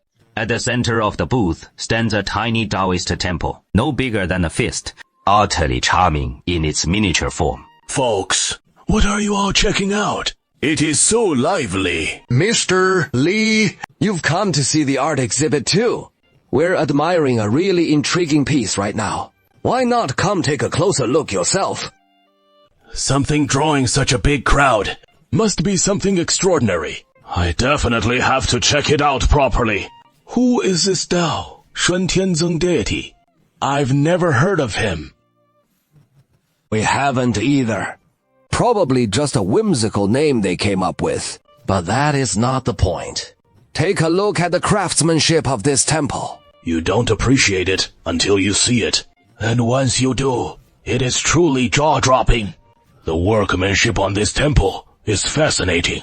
Typical micro-stone carvings are usually carved from a single block of stone. But this little temple is assembled from the tiniest pebbles, with the base even built using stones and small sticks as foundation. Oh my goodness! This craftsmanship! Yes, the wooden upper section isn't carved from large chunks of wood either, but pieced together from countless tiny sticks and wood scraps, employing an incredibly complex technique.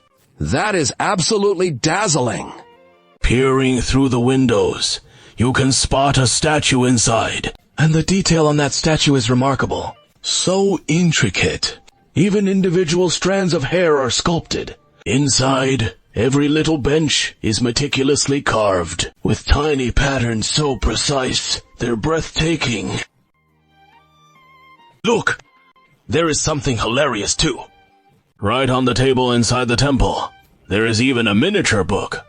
The cover is written in Chinese pinyin. That is hilarious. This book couldn't actually have turnable pages, could it? And every page has writing on it, right? No one dares to flip through it. After all, it is an exhibit on display. No one would be so nosy as to touch it. But if you look closely with a magnifying glass, you can see that the miniature book is actually made from stacked pages. That is incredible. This piece is really impressive. Not only is the craftsmanship top-notch, but also bold and uninhibited. And it carries the playful mischief unique to young people. Who is the creator of this piece? 李道玄? Male, 双庆 poet, 22 years old. Profession, freelance designer. Hello? Hello, are you Mr. Kai, the agent for micro-carving master Li Daoshan from Shiyi? I'd like to ask if his Daoshuan Tianzhen cave is for sale. We're just here for the exhibition. We have no plans to sell.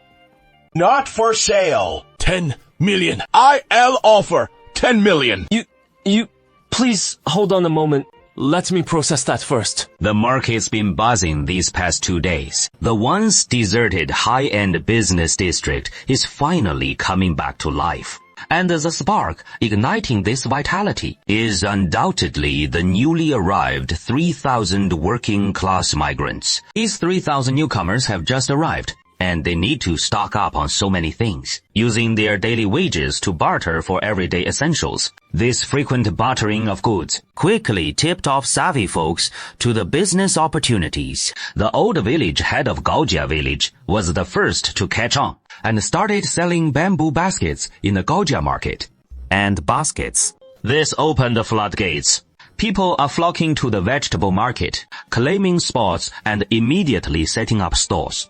In this way, Gaojia village's business district has truly come alive. At first, they bartered goods, but later realized it was better to trade with money. The resourceful little folks started considering opening larger shops to do bigger business. Gaojia clothing store, hand-pulled noodle shops, and more all sprang up. Blacksmith Gao Yi takes the lead, using his official status as a village constable to open a village-run blacksmith shop in the business district, selling kitchen knives, sickles, hoes, and more. The women also wanted to start businesses, first spending money to buy cotton from the village fabric shop, weaving it into cotton fabric, then pooling these cotton fabrics together and handing them over to the leftover lady, who opened the Saintess cotton shop in the name of Gao Yiye. Little Gaojia village, thriving and bustling. For your little Taoist temple, there is this old man Fu, offering 10 million. Oh my god, are you gonna sell it? Will you sell it or not? If I sell, I'd go crazy. Sold!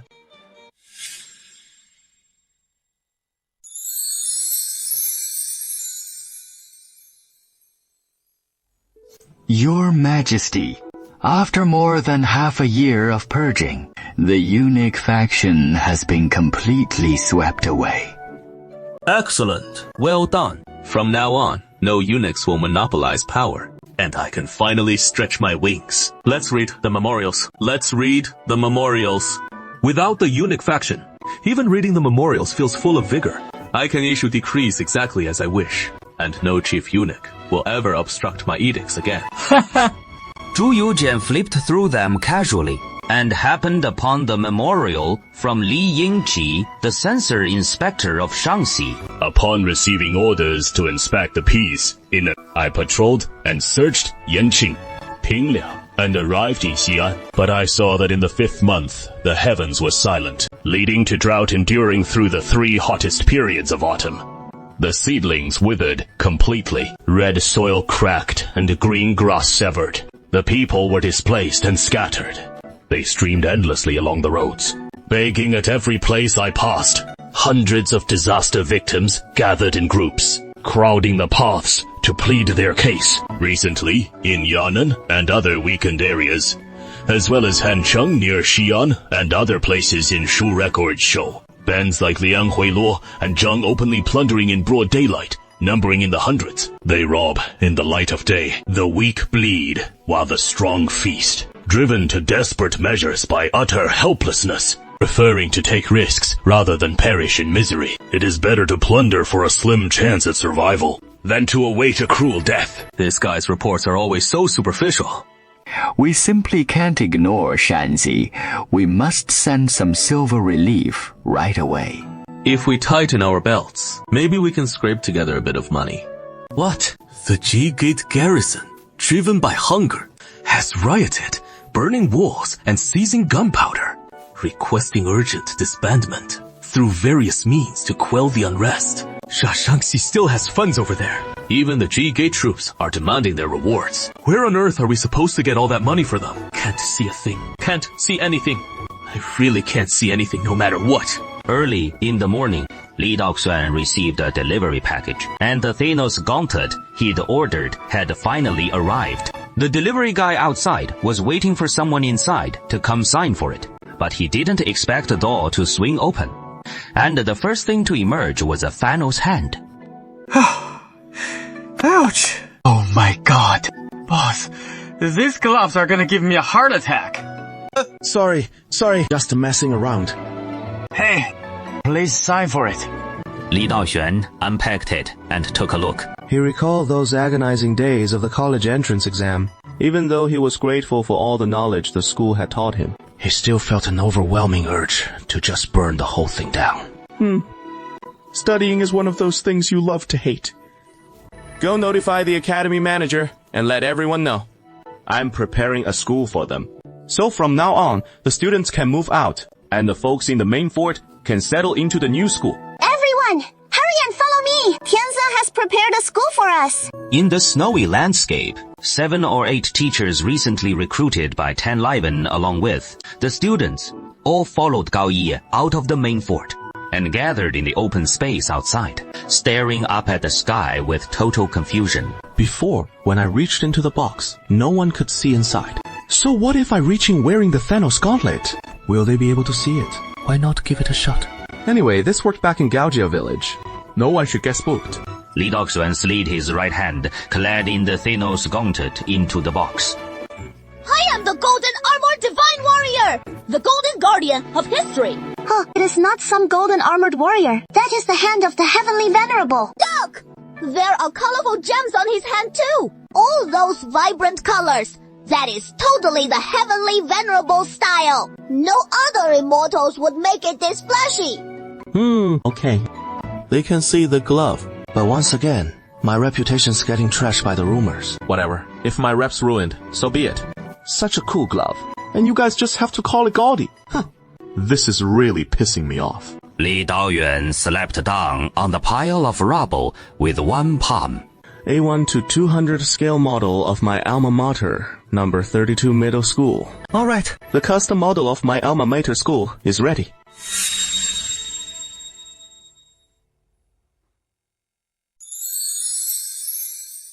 In the sky, that golden palm, embedded with colorful gems, slapped down on the rocky beach, causing the ground to sink in an instant over a vast area. Then the golden giant palm swept left and right. leveling all the uneven debris on the ground. Tianzen's spellcasting is truly majestic. After the ground was leveled, the giant palm pressed down once more, as if compacting the earth. Then the giant palm withdrew into the clouds. When it reappeared, it was dragging a massive building that slowly descended from the heavens. The village elder said the prestigious school he just bestowed upon us is a place for our children to learn and grow. Gentlemen, let's take the children inside for a tour. A vast playground. A stately teaching building. Entering the building, row after row of rectangular classrooms, clean and brightly lit, filling the teachers and students with uncontainable joy. When the little folk wander about in their old one or two-story houses, even if they are inside the buildings, Li Daoxuan can still see them through the windows. But modern high-rises are a different story. This teaching building stands a full 5 stories tall, with a complex interior layout. When the little folk walk along the first-floor corridor, classrooms line both sides. Even if Li Daoxuan peers through the windows, he can only see the little ones inside the classrooms, but not those out in the corridor. This is really quite troublesome. If we end up building more structures like this in the future, it'll make protecting the little folk much harder for me. It can actually see right through. No, it is not exactly X-ray vision. It is about adjusting the focus point.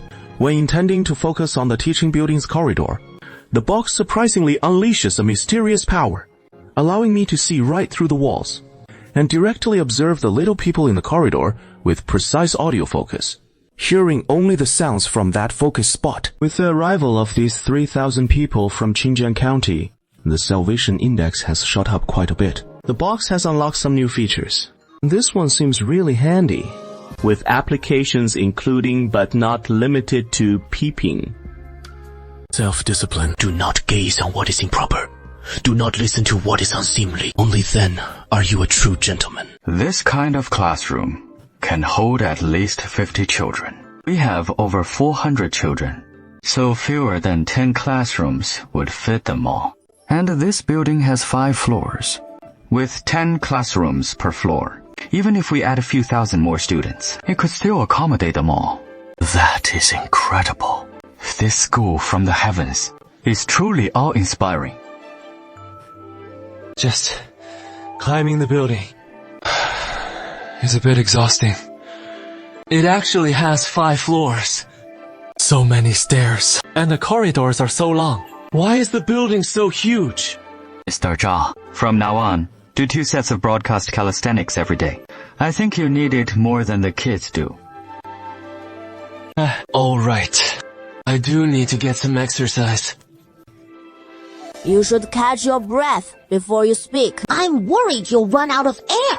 Let's hurry over to Jiangjing and find some carpenters to custom make desks and chairs, starting with 10 sets for the first batch, then 500 sets for the classrooms.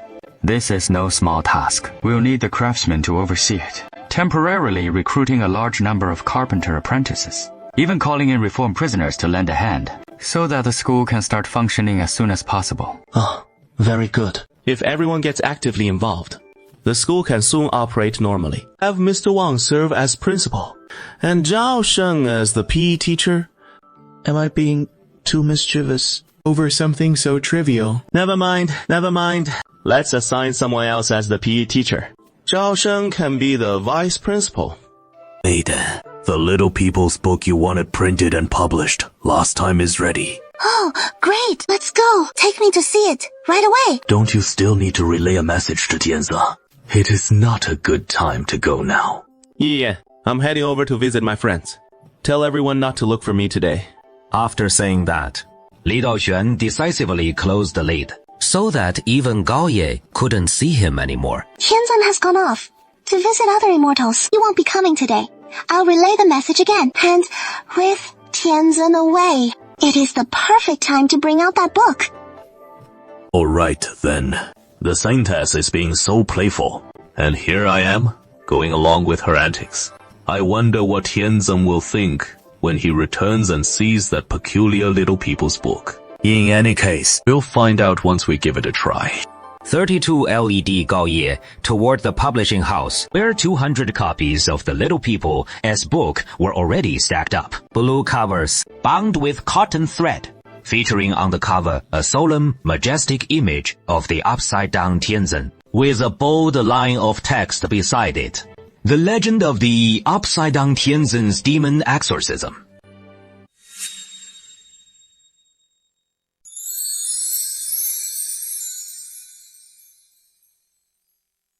高一也 holds his self-published book, happily flipping it open to take a look. Now with the follow feature, just focus on that book, and you can instantly zoom your view right up close, without even needing a magnifying glass.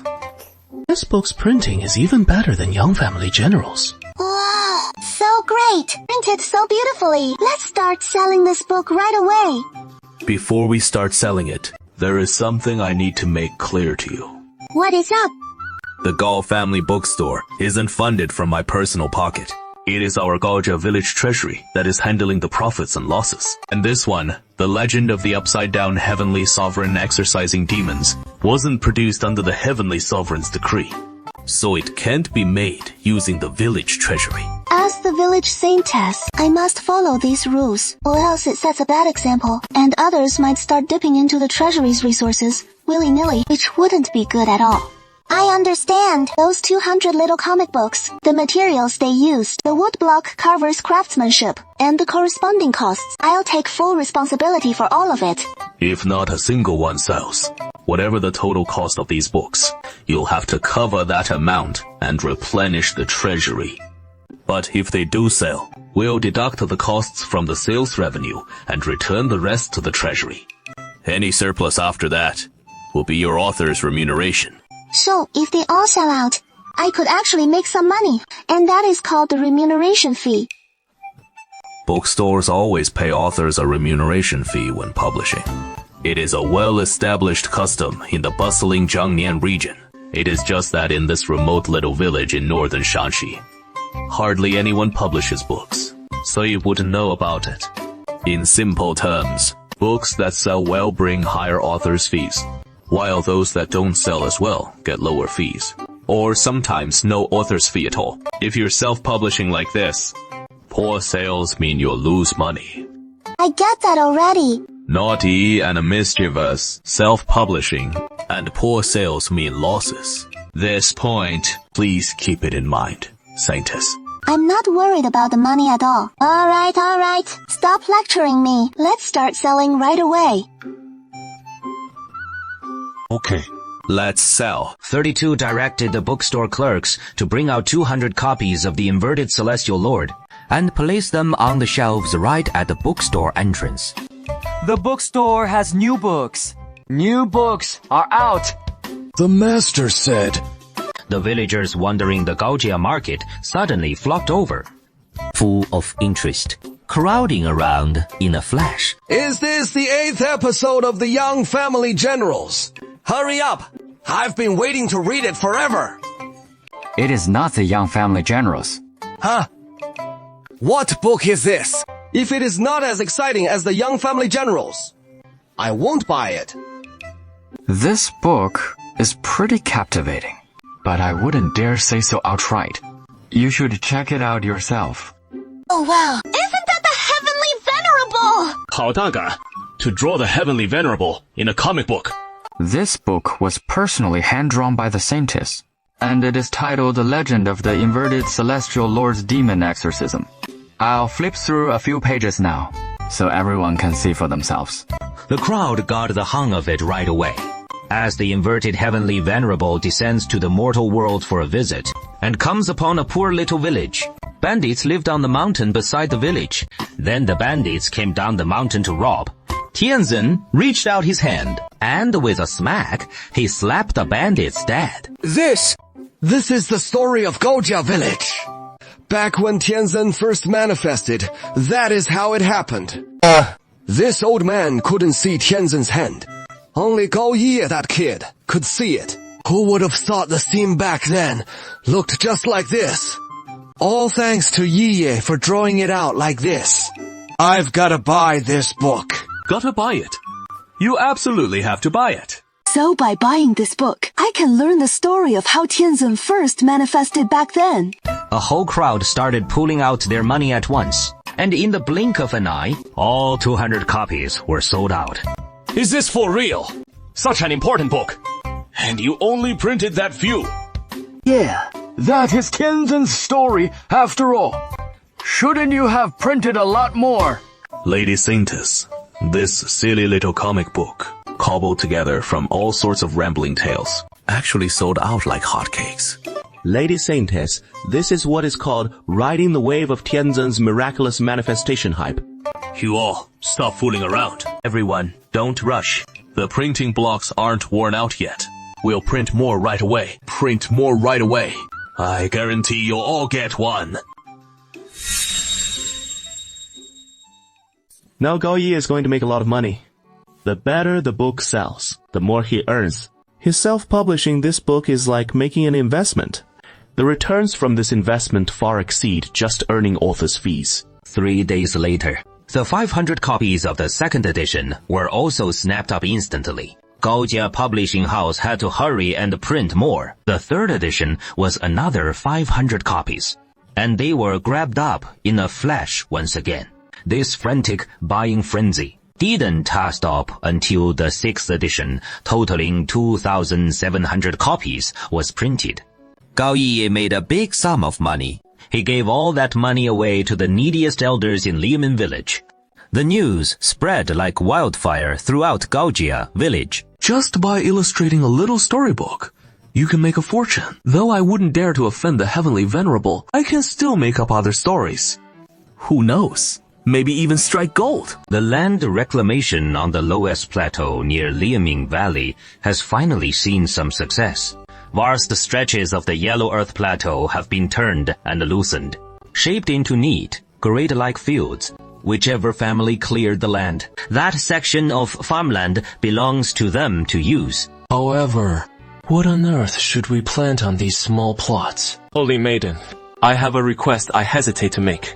What is it? Our folks in Liaoming Valley have finished clearing the land, and since it is only mid-July now, we can still catch the end of the season and plant a crop. But everyone's feeling a bit uncertain. Would you ask the Heavenly Venerable to give us some pointers? Oh, so that is the matter. The Heavenly Venerable is up in the heavens right now, and he has already heard it. But I'm waiting for him. Why hasn't the batch of seeds he brought back arrived yet? Xinhonglang Huime is back. Speak of the devil here, he comes with exactly what we need. Xinhonglang, you've brought back quite a crowd this time. Including shabby scholars dressed in scholars' robes, and poor craftsmen in rough hempen clothes. A vast procession of people. The loads carried by Xinhonglang's men are filled with all sorts of strange goods. Jingdezhen porcelain, colored glass cups from the western regions, silk brocades from Jiangnan, samurai swords from Japan, chickens and ducks, and even a few little piglets, and a bunch of red chilies. Xinhonglang has truly lived up to his mission. And Xi'an lives up to being the largest city in the northwest, where you can find all sorts of exotic wares. These red chilies have me a little excited. So I guess it is time to teach the villagers how to enjoy spicy food. Though it is a bit odd to introduce spicy flavors to Shanxi folks. But who asked your Heavenly Venerable to be from Shuangqing? The Heavenly Venerable has to lead you a little astray. Of course, we can't rush this kind of thing. It has to be gradual. For now, let's focus on the key matter. Corn. Corn was introduced to China in 1531, and by the end of the Ming Dynasty, it had spread to Hebei, Shandong, Henan, Shanxi 等黑等换字, Shanxi. But it has only just begun to spread, without large-scale cultivation yet. After arriving in Xi'an, I made some inquiries, and managed to obtain it. The price was outrageously high. 1 du of corn costing 800 yuan. Tell Zhao Sheng to have the folks in Qingjian County try planting corn. The corn seeds have already been brought back to the village by Xinhonglang. These seeds can first be distributed to the farmers in Liumin Valley for their use. After the harvest, the seed money can then be returned to the village treasury corn. Apologies, I've been so absorbed in my studies, with idle hands and no knowledge of farming. I haven't even heard of this thing called corn. I've made Tianzhen laugh at my ignorance. Tianzhen says, it is perfectly normal for you not to know. No need to belittle yourself. Li Doxuan takes out a pre-printed page from the instructional guide on planting corn from scratch and gently places it in front of Zhao Shang, while also setting down a portion of the accompanying fertilizer. Tianzhen says, you are a literate man, so he is entrusting this method directly to you. Take it and study it diligently. Teach the villagers to plant corn according to this method, and strictly follow every single step. You will surely reap abundant rewards. Then this must be the planting method from the celestial realm. I've heard the wheat fields in Gaojia village and Zhengjia village yielded more grain, all thanks to the use of fairy fertilizer. And now Tianzhen has bestowed fairy fertilizer upon us once more, along with the marvelous method for growing high-yield celestial crops. The farmers of Qingjian County are about to turn their fortunes around.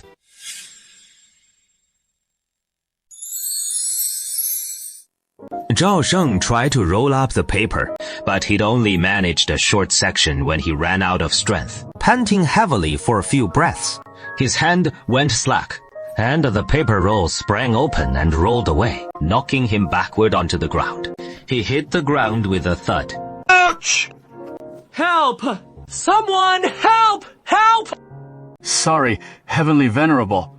Mr. Zhao is a scholar, and he is not cut out for this kind of work. We'll take care of it from now on. No harm done. You are? Help him carry this paper back. That is all. Study it carefully. And remember not to mix up the steps. We use immortal formulas to grow immortal crops. So of course we wouldn't dare get it wrong. The steps. Please rest assured, Heavenly Venerable. A group of villagers shouldered the paper roll and hurried back to Liuming Valley. Qing Honglan, take out those red chilies. Let me have a good look. Brought back a little something. Who would have thought the Heavenly Venerable would take to it right away? Looks like I brought the right thing after all. Very good. It is exactly the red chilies I'm familiar with.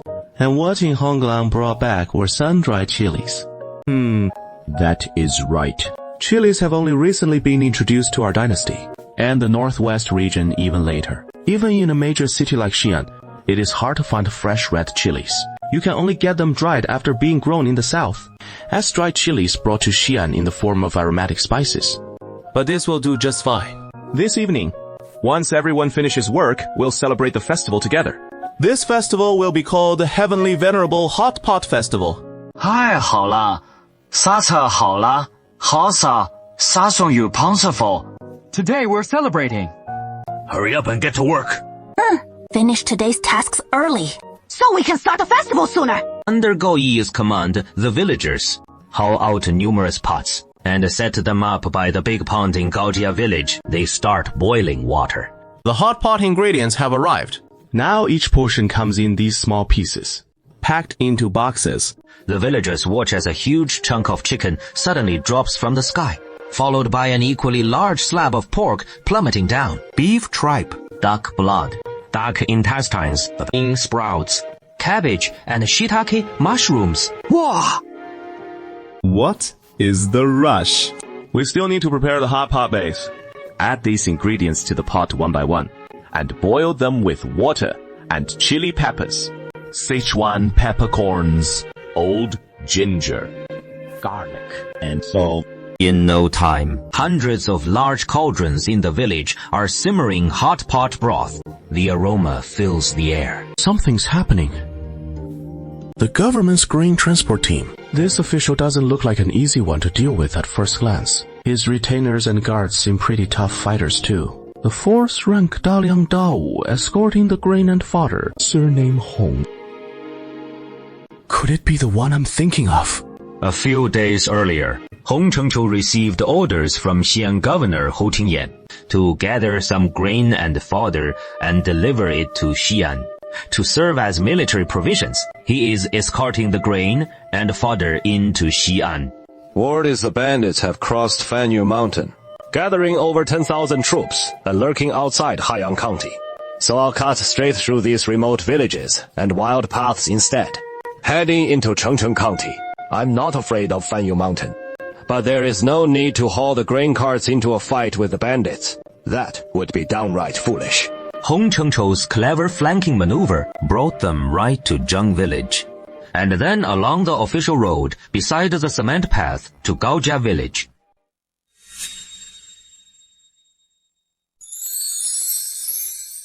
It looks like it has rained around this village. Lush grass is sprouting everywhere around the village, and the trees are thriving with vigor. The fields dotted with leftover wheat stubble, as if the wheat was just harvested. There is even a large pond in the village, filled with crystal clear water. This is too strange. Hong Chengchou orders his men to fetch a basin of clean water, and washes his face, sprucing himself up to look energetic. I, Hong Chengchou, cannot appear before people looking disheveled, no matter the occasion. I must always maintain my poise. What village lies ahead? Report at once. Master, ahead should be Gaojia village. This humble one passed by here 2 years ago. It was merely a small barren hamlet. I don't know why, but now it is turned into a massive town. In recent years, the land has suffered a great drought, with roving bandits running rampant, forcing the common folk to flee in all directions. There are clear signs of recent rain nearby, allowing crops to be planted and wild vegetables to be foraged easily. Refugees have gathered here, forming a large town, which is quite reasonable. Nothing strange about that. Don't get all startled. Remember the Hong family motto, poise. Always and everywhere maintain your poise, lest others laugh at us. Yes. Since there is a big town here, we can stop and rest a bit. Let's go. The Hong family retainers escort the grain convoy as they slowly enter Gaojia village.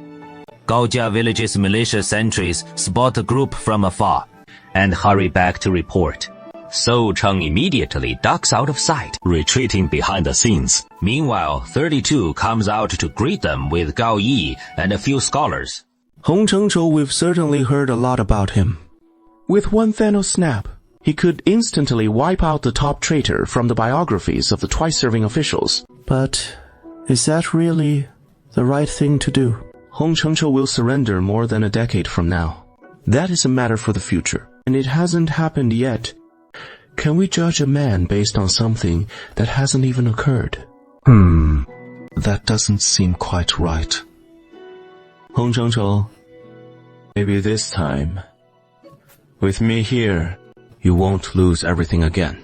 I'll spare you for now. A family fortress with walls towering 3 zhangs high. The local gentry in this village wield tremendous power, far surpassing any ordinary wealthy household. The village boasts harvested wheat fields, vibrant and colorful markets, and peculiar large wagons. Don't panic. To maintain my composure, this must be some Western devilry. Westerners are always tinkering with these bizarre contraptions.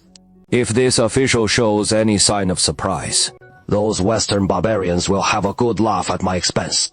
I am the steward of the Lai family in Gaojia village, named 32. My apologies for not greeting you from afar. Please forgive me.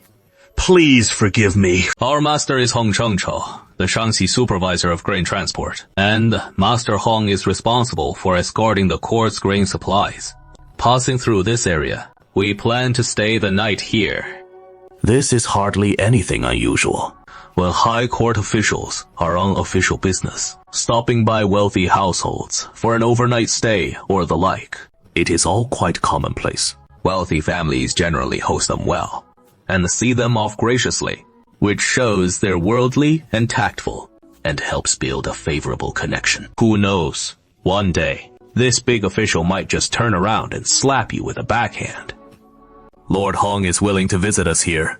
Of course, we'd welcome you with open arms. I'll arrange accommodations for you right away. Tianzhen has issued an order. Invite Hong Chengchou to join the Hot Pot Festival. Let's have a little fun with him. By the way, our village is holding the Tianzhen Hot Pot Festival today. While Lord Hong waits, why not go take a look? Tianzhen Hot Pot Festival. 32 points toward the edge of the pond, and Hong Chengchou's gaze follows. He sees hundreds of large pots set up in the open space by the pond, with water boiling away, the bubbling broth looking utterly tempting. Nearby stand many large tables, each laden with different ingredients. Meat, and veggies, sea and land, even from the air. In this time of great drought, this village actually has such a colorful array of foods. Is this for real? The Lord's attendants and the soldiers escorting the grain must be exhausted and starving by now. Why not join the hot pot festival with all that meat and veggies for a proper feast? Go on then. Participate cautiously. Mind your eating manners. And don't alarm the locals. The Tianzhen Hot Pot Festival officially begins.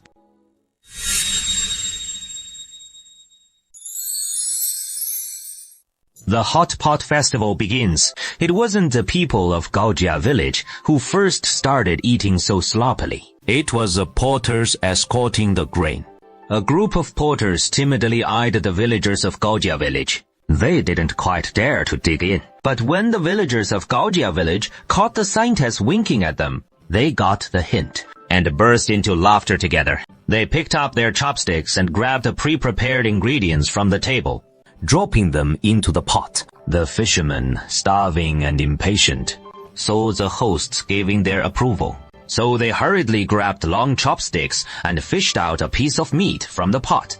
They just wanted to shove it straight into their mouths. Your constitutions are different from us Gaojia village folks. Don't just eat whatever's in that red broth pot, willy-nilly. You might end up with diarrhea. That could cost you your life. You should stick to the food in the clear broth pot. Hey, there are two kinds of pots here. One with a red broth, and one with a white broth. That red broth smells a bit off somehow. Ouch! Ouch! Ouch! So hot! Ouch! It is so hot, so hot, but it feels so good. There is salt, there is oil, and pepper too. Such rich seasonings. It is so delicious. When had the porters ever tasted something this delicious? In an instant, they were eating with tears streaming down their faces, just like an abandoned kitten crying while scarfing down food from a human. Hong Chengchou's soldiers and attendants, along with over 4,000 villagers, all crowded around. They gathered around hundreds of large pots, diving in. This red broth pot has such an intense flavor! All right. This taste, I can't take it. I'm switching to the clear broth.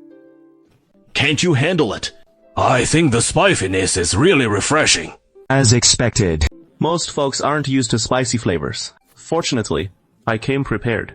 We didn't prepare much of the spicy red broth pot, just about a dozen or so. The clear broth pots are the main draw. Come on, brother. Try this piece of meat. It is delicious.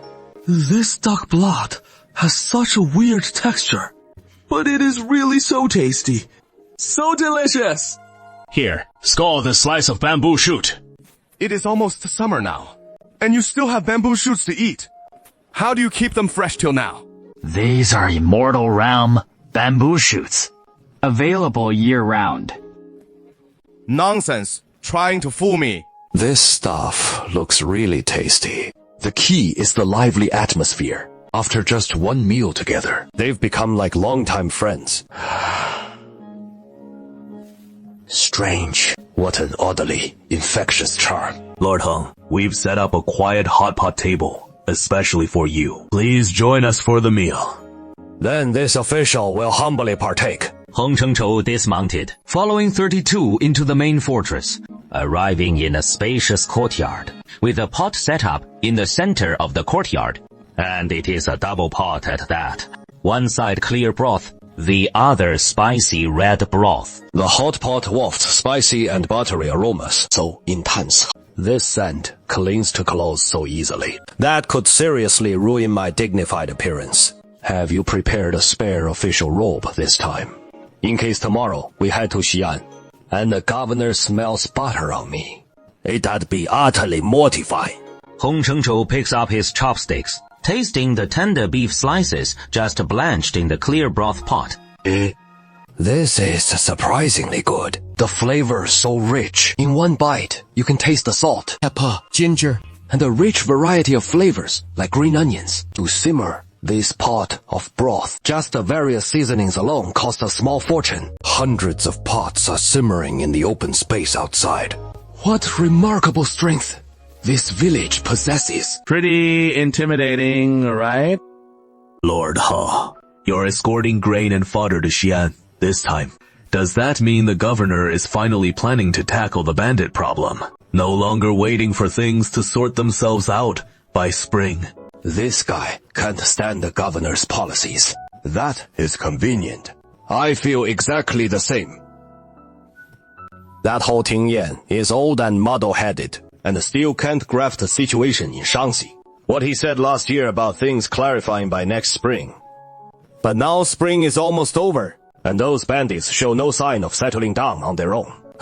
Instead, the unrest is only getting worse. The notion of self-settling is utterly laughable.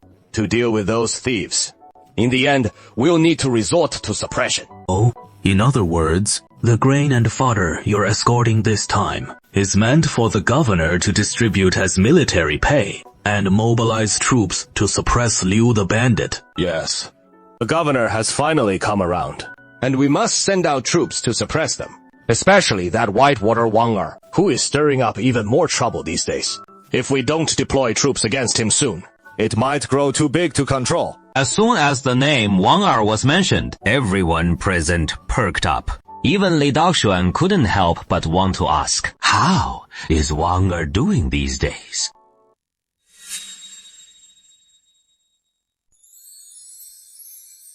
Wang Er hasn't been idle these days.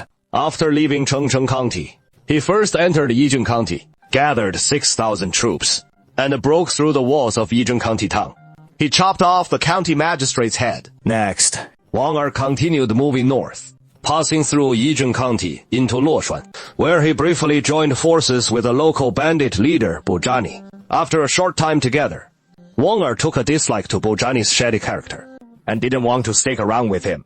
So he pressed on northward. Soon, he reached the outskirts of Yan'an Prefecture. When Wang arrived in Yan'an Prefecture, he ran into the Ansai Chuang Wang, who was also rising in rebellion. The Chuang. But this was still a bit early in the timeline, as this Chuang Wang wasn't Li Zikeng, but the first generation Chuang Wang, Gao Yingxiang from Ansai. Wang Er joined forces with the Ansai Chuang Wang, building up a formidable force. Their combined troops numbered over 10,000, but Yan'an was a major prefectural city, one they couldn't hope to take. So the two bypassed the city and continued north, soon arriving in the Yulin region. Surely the Yulin area isn't rebelling too, right? You got that right. The Yulin region was buzzing with unrest. Az Jinliang and Wang Jiayin from the border forces had also risen up in revolt. Wang Er and the Chuang Wang, Wang linked up with Wang Jiayin and Zi Jinliang. The four bandit chiefs now banded together, their forces swelling to tens of thousands strong, creating a massive momentum. Everyone listening to this couldn't help but show looks of shock on their faces. Unknowingly, the rebel army outside had already grown to tens of thousands. That Wang Jiayin came from the border troops, skilled in archery and horsemanship. He also knew how to train soldiers and forge weapons. While Wang Er was the most notorious rebel leader under heaven, the two of them joined forces, one leveraging his fame to rally hordes of Greenwood heroes to his banner, the other drilling the rebels with his border army tactics. I've made up my mind, sort of. It'll sort itself out by next spring. That really cracks this official up. This time last year, if anyone dared report bandit unrest, the provincial governor wouldn't bother distinguishing fact from fiction. An outright banned talk of bandits existing in the world. Now things are looking up. You don't say it. I don't say it. Nobody says a word. And before you know it, the bandits number in the tens of thousands. Now we have to speak up whether we like it or not. Let's see if his head starts aching. After all the back and forth, it is the common people who suffer in the end. Sai, Lord, I lack any real insight or foresight, and have no clue about these rebel affairs. So how on earth do we resolve them? The scourge of the roving rebels stems from natural disasters, and this calamity offers no quick path to resolution. Thus, pacifying the rebels is pointless. even if it buys temporary peace. With no food to sustain them, they'll rise up again soon enough. To quell this bandit chaos, we must ultimately exterminate every last one of them. But wiping them all out would sorely violate heavenly harmony. So why not consider the reverse?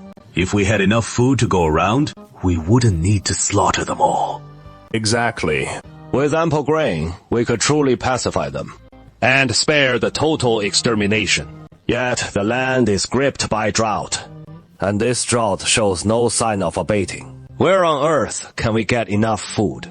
Unless the heavens take pity on us. So in the end, we have to wipe them out completely. From his position, he can't see anything beyond the sands or any other way out. Although he is not exactly in the same boat with the Ming court, he is not planning to help them either. If we look at it from the Ming court's standpoint, exterminating the roving rebels is undoubtedly the best option. Or rather, the only solution. The court's only right move at the time should have been to abandon the naive notion of pacification in the early stages of the rebellion. Vigorously suppress the rebels, protect the people who haven't joined the uprising, safeguard productivity in order to prevent the food shortage from worsening, and save more lives down the line. But starting with a bloody crackdown would be too harsh on heavenly harmony. That is why the Ming court could only waver between pacification one moment and suppression the next, swinging indecisively between the two. Let's turn to Hong Chengchou. If someone could truly solve the food problem, what would he do? Lord Hong, don't blame me for speaking too freely despite our short acquaintance. Allow me to boldly ask, if someone could provide you with sufficient food supplies.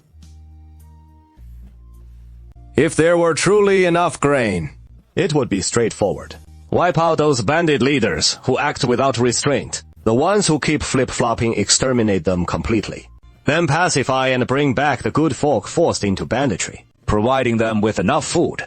This bandit plague would naturally be quelled. But that is just wishful thinking, after all. First, this official has no way to procure that much grain. Second, this official is merely a lowly fourth-rank grain transport commissioner, responsible for escorting provisions. For matters of such magnitude, why would it be up to me to call the shots? That falls to those old doddering fools, who will only bungle it completely. This man's got real ability, and no misdeeds to his name yet. If we could lure him into Gaojia village before he goes astray, turn him into one of our own henchmen, without giving him the chance to corrupt, he might actually prove useful. However, turning a fourth-rank official like him into one of our own lackeys isn't something a mere apparition can make him kowtow to on the spot. The higher the official's rank, the greater their lust for power, and the more petty schemes and tricks they employ. Show him a divine sign, or even something like Thanos' gauntlet, and he'd likely drop to his knees right then and there, putting on a show of utter subservience and obedience. But the instant he is out of my sight, he'd hightail it far away, never setting foot in Gaojia village again for the rest of his life. People like that are just so sly and cunning. For now, let's bide our time. Let fate decide.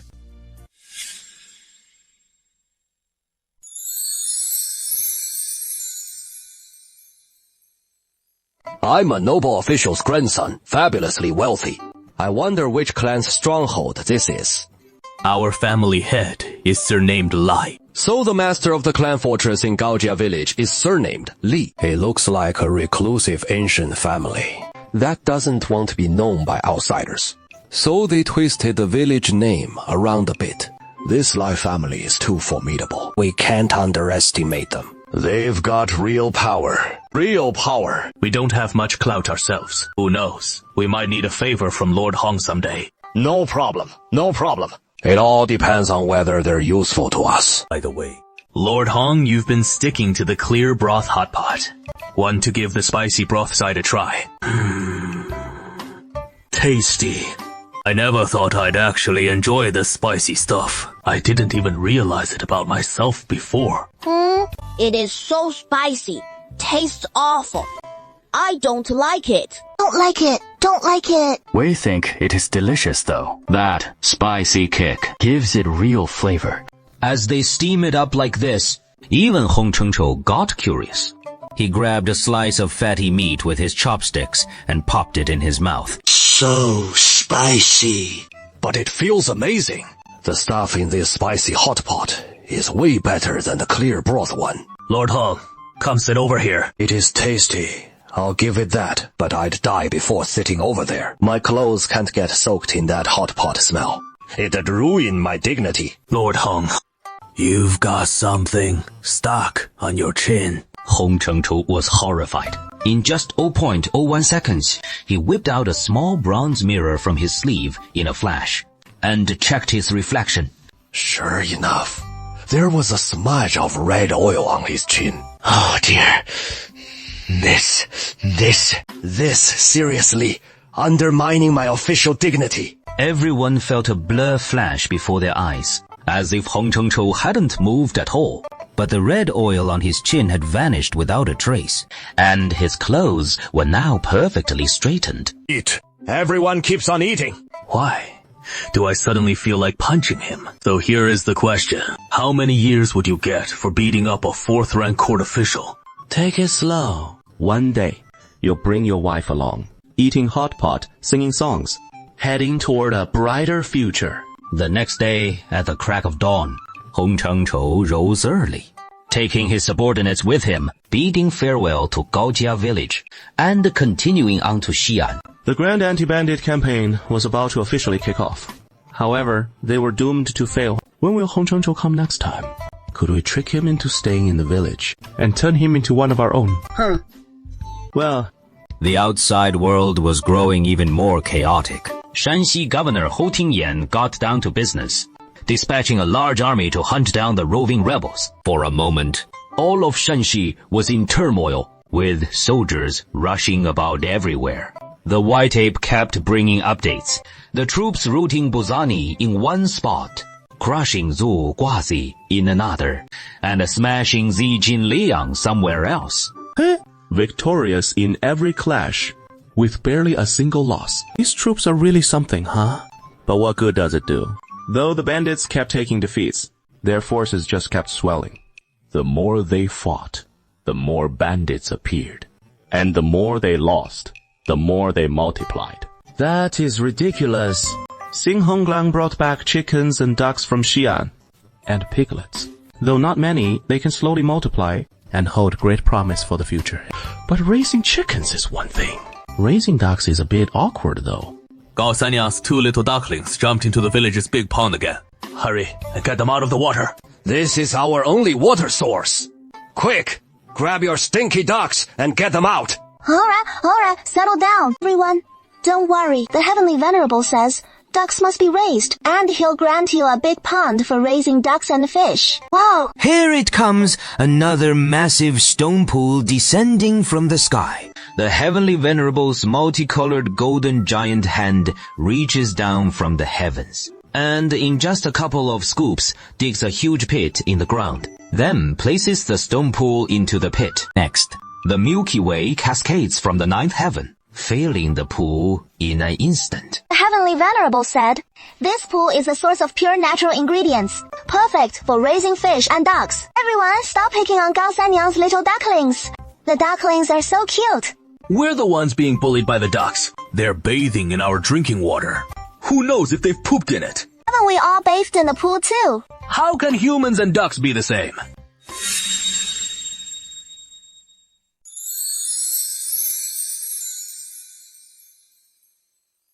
War-torn Shanxi province. The realm surges with hidden undercurrents. August. Under Buzani's command, First Team Captain Yanjie led his forces into Chengcheng County.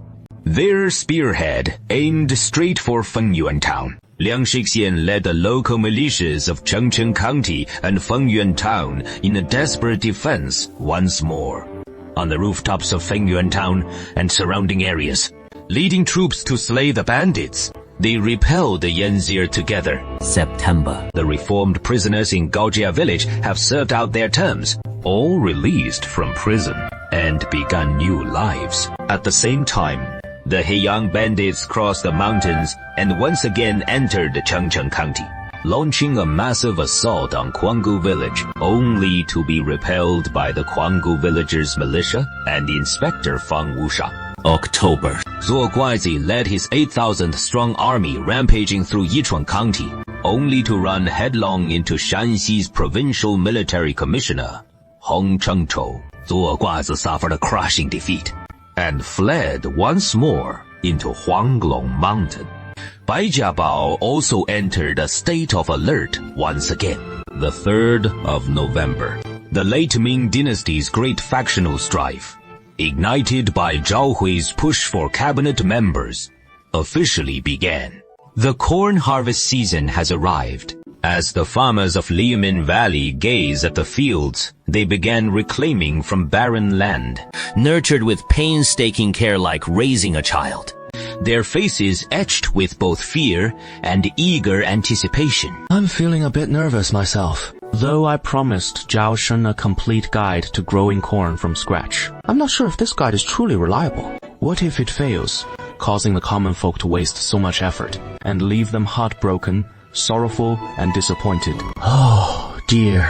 Even as the Heavenly Venerable, I'd still feel unhappy. Sigh, if this were a crop, I'd grow myself. I've been itching to secretly peel back the husks and see what is inside. But this is immortal grain. The Heavenly Venerable even issued a strict order that it must be planted exactly as described in the heavenly scripture. Who would dare defy the Heavenly Venerable's decree?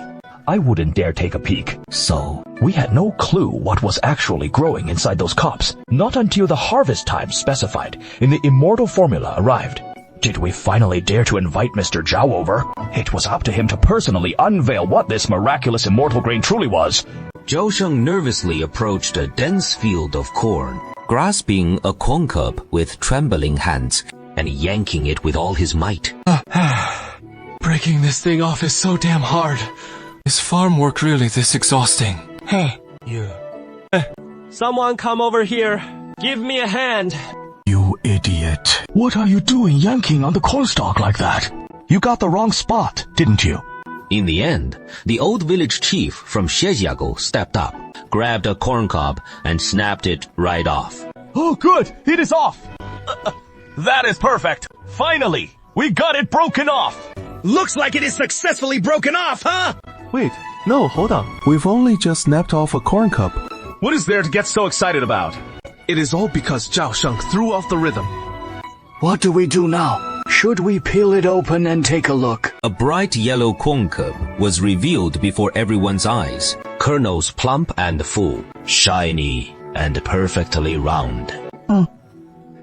So, this is the fruit of what we planted back in July. It is just clustered together on a single cob, much like rice.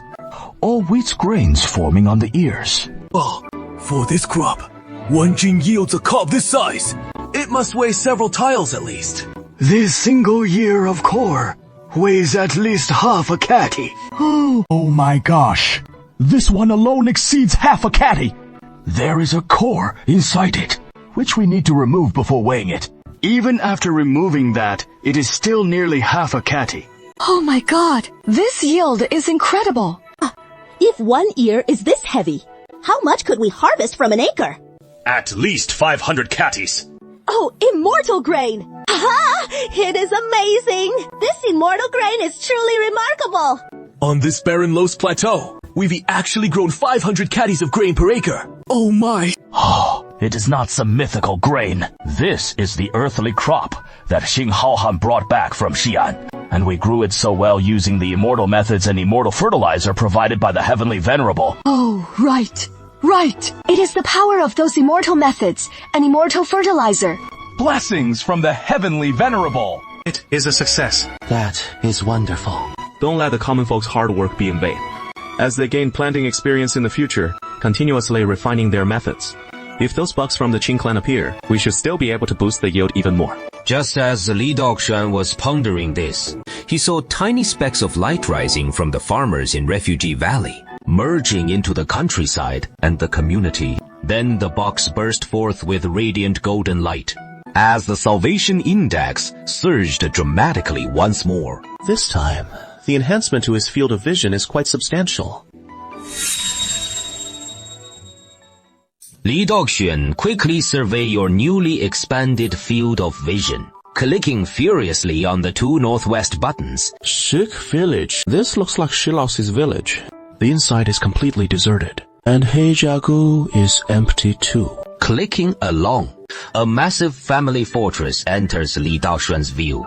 The fortress is square-shaped, clearly recently renovated, with a layout that suspiciously mimics Hakka walled villages, featuring 4 tall corner towers, and a watchtower freshly constructed not long ago. A man in flowing white robes sits on the 3rd-floor balcony of the watchtower, holding a junior high school math book 1st grade, 2nd semester, deep in intense study, with a pile of crumpled draft papers scattered on the table. Oh man, that is dizzy. It is Baiyuan finally spotting Bai family fort. Should I reach down and give him a poke? Great Baiyuan.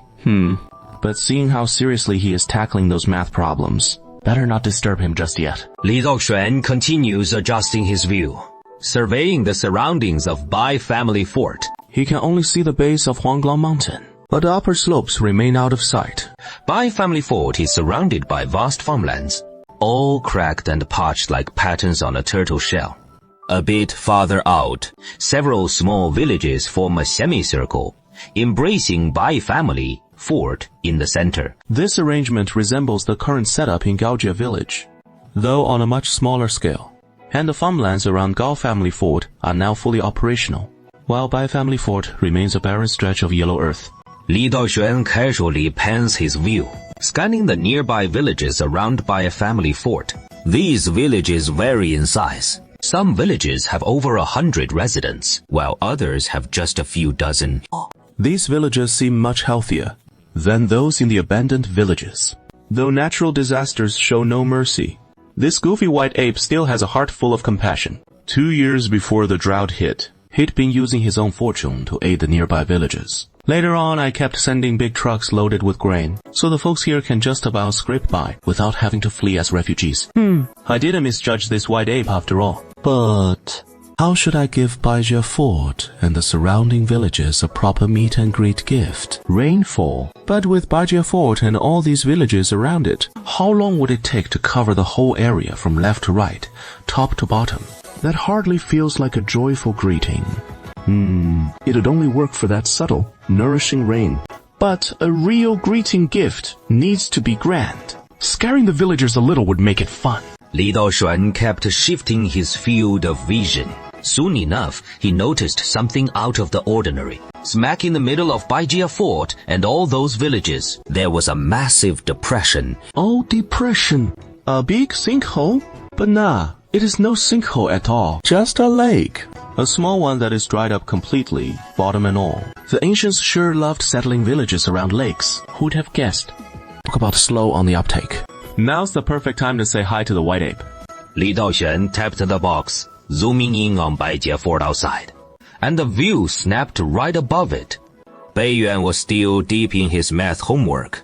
Li Daoxuan popped open the box lid, deliberately skipping the Thanos hand, and just fanned his hand toward Baiyuan. Suddenly, a bizarre gust of wind whooshed straight at Baiyuan. The manuscript papers on his desk rustled and flew up all at once, scattering everywhere in the air.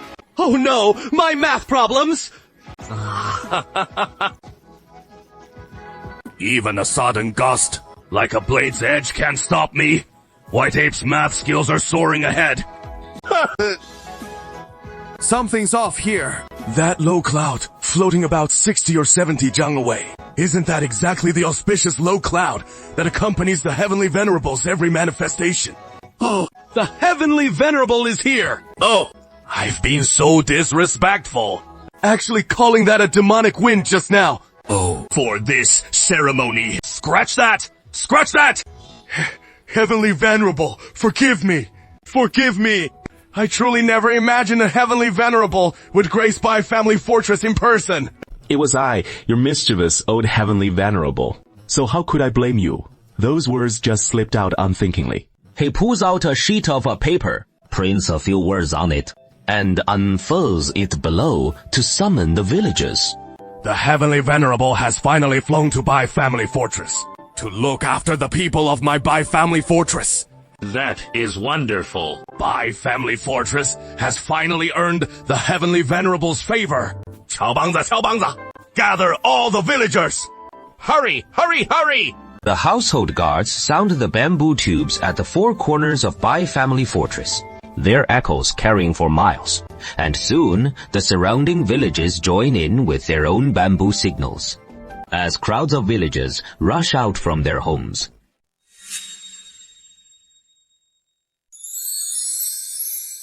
In Huangglong Mountain, Wang Zuogua's band of Yichuan bandits is encamped. Therefore, Baijiabao has always been on high alert. The bamboo signal flared up. The villagers hurriedly grabbed their valuables and children, fleeing with their daughters to Baijiabao. Even the militia brought out their weapons and climbed up onto the fortress walls. Some even pulled back the black tarpaulin covering the giant ballista, preparing to load the boats. No! No! It is not bandits coming! Put away the weapons! It is the Heavenly Venerable calling everyone to gather! The Qin Venerable, master of the Bai family, always says, the Heavenly Venerable is a benevolent immortal who gives us food to eat. All bestowed by the Heavenly Venerable. That is wonderful. Finally, we can witness the Heavenly Venerable's miracle with our own eyes. Everyone, quiet down. Open your eyes wide and prepare to see the Heavenly Venerable manifest. Hundreds stood with heads bowed in reverence. The scene looks quite impressive. Without Gao Yaye to help relay the message, no need for extra chatter. Let's just get to it. Li Daoxuan shifted the viewpoint slightly southward from Baijiabao, aiming at the center of the small lake. Then, with effort, he hoisted up a large bucket, resting the bucket's rim against the edge of the box, carefully tilting the bucket, pouring water into it. Suddenly, that low cloud in the sky drifted southward, finally hovering far to the south. Directly beneath this low cloud is Horseshoe Lake. Horseshoe Lake, nurtured by Jiabao, and several surrounding villages as well. It is the spiritual anchor for all the villagers in the area. But at the end of the second year of drought, Horseshoe Lake had dried up, and the villagers seem to have lost their very souls. Tianzhen, now floating above Horseshoe Lake. What on earth is he planning to do? Could it be that Tianzhen is going to help us restore Horseshoe Lake? I figured it out! Tianzhen must be using his magic to summon the Heavenly River to fill Horseshoe Lake! In the next instant, a massive torrent of water surges from the sky. That flow so immense, it is like the Heavenly River pouring upside down. Everyone in Bai family fort is struck speechless, just gazing in awe. Not quite enough yet. One more time. Li Daoxuan pours bucket after massive bucket into the box. Finally, the small lake is filled to the brim. The mighty Tianzhen slumps down beside the box, staking out his tongue like a dog, panting hard. Sigh. I'm wiped out. Don't wanna move an inch. Horseshoe Lake is full again! Our Horseshoe Lake has come back to life! Our Horseshoe Lake has come back to life! That is wonderful! So, the power of Tianzhen, moving mountains to create lakes. Truly omnipotent. With Horseshoe Lake restored, even if the heavens hold back the rain, I can still grow my crops. We can finally thrive! Oh, this winter, I won't have to live in fear anymore. Next spring, we'll plant our fields right away. Ha!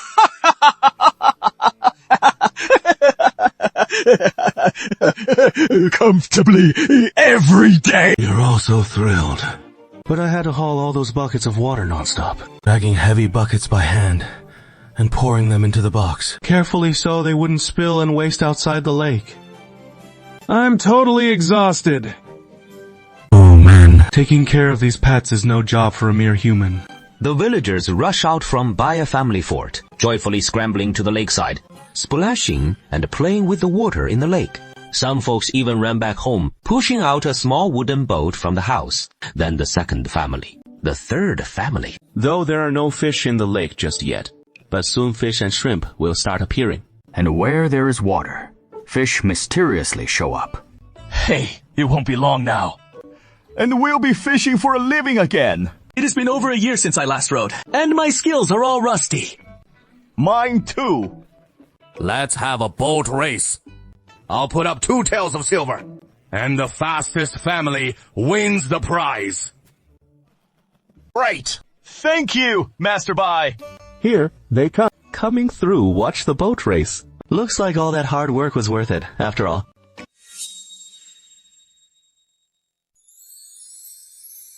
After quite a while, Li Dongxuan finished sticking out his tongue. He caught his breath, takes out the medical nebulizer, and starts explaining to the area around Baijiabao. Then he sits down at the computer, opens Taobao. Boss, I'm back to buy some little trains and tracks. Sis, welcome back. What are you looking to get this time? This time, I'll take 2 locomotives, 2 train stations, then small tracks covering the route from Baijiabao to Gaojia village, where the straight line distance is a solid 30 plus li. And if we add some curves and detours, crossing mountains and rivers, it'll be at least 40 li, which converts to 20,000 meters. At a 200-to-1 scale, that is 100 meters. Of course, for stuff like this, it is better to buy more than less. Better to have extras, no regrets. I'll take 150 meters of small track. Sis, what are you planning to do with such a long track? Your house must be huge. My giant turtle takes up half a mountain. And my kids' play yard is the size of a football field. So buying a 150-meter track and little trains for my own kids. Is that weird? Haven't you seen rich folks? Are you doing this deal or not? If not, I'll shop elsewhere. Boss, don't get upset. Of course we're making this sale. I'll prep it for you right away. By the way, since your track is so long, dear, I recommend grabbing a few extra train stations. It'll be fun to place more stations along the way. The kids will love it. Between Gaojia village and Beijiabao, that stretch of abandoned, deserted villages. These villages will eventually be inhabited by people someday. You make a good point. Let's add 5 more train stations along the route. Right. Here. 还要包什么 elevated bridges, like those epic sea-crossing sky bridges, so kids can build bridges right in their backyard and run the little train tracks right over them. Hey, how thrilled the kids would be. That makes sense. Not sure if we will even need the bridges, but let's buy some anyway and keep them handy. Get me 5 more big bridges, ones that can be freely combined, suitable for all kinds of terrain. Hey. All right, you're truly my benefactor. Later on, I'll lay the little train tracks all the way from Gaojia village to Baijia fort. This is no small undertaking. Over 100 meters long, with all its twists and turns, and we'll probably need bridges even on flat sections in the middle. It'll wear me out completely. But it is also pretty fun. Setting up little train toys in a real-world layout. It gives you such a real sense of accomplishment. Sangxingzi, I'm going to modify 2 more little trains. Got it. No problem. Then I'll spend $20 later to hire a delivery guy to bring it over to you. Sure. You're doing better and better these days, kid. Even hiring errand runners now. Rich and willful. I've made a good amount thanks to you. Keep the micro-carving jobs coming from that side. This commission is feeling so satisfying. You're a model shop owner yourself. Don't turn into just a micro-carving middleman. No matter what you do, it is all about making money. Nothing embarrassing about it. By the way, I'm planning to tie the knot with my girlfriend soon. What about you? You're practically a tycoon these days. At least I should find a decent woman, right? Come on, cut it out. I don't want to step into the grave of marriage. Aren't I happy spending all this money on my own? You rascal. Alright, let's drop it. Whatever makes you happy. The tiny folks in Baijiabao are having a boat race on the lake right now. Looks like Baiyun has been taking good care of them all along. Now that Baijiabao is in sight, pretty much the entire Chengcheng County comes into view. Let's check out other spots. Shifting the view southward from Baijiabao. Before long, Li Dongxuan spotted a fairly bustling little town.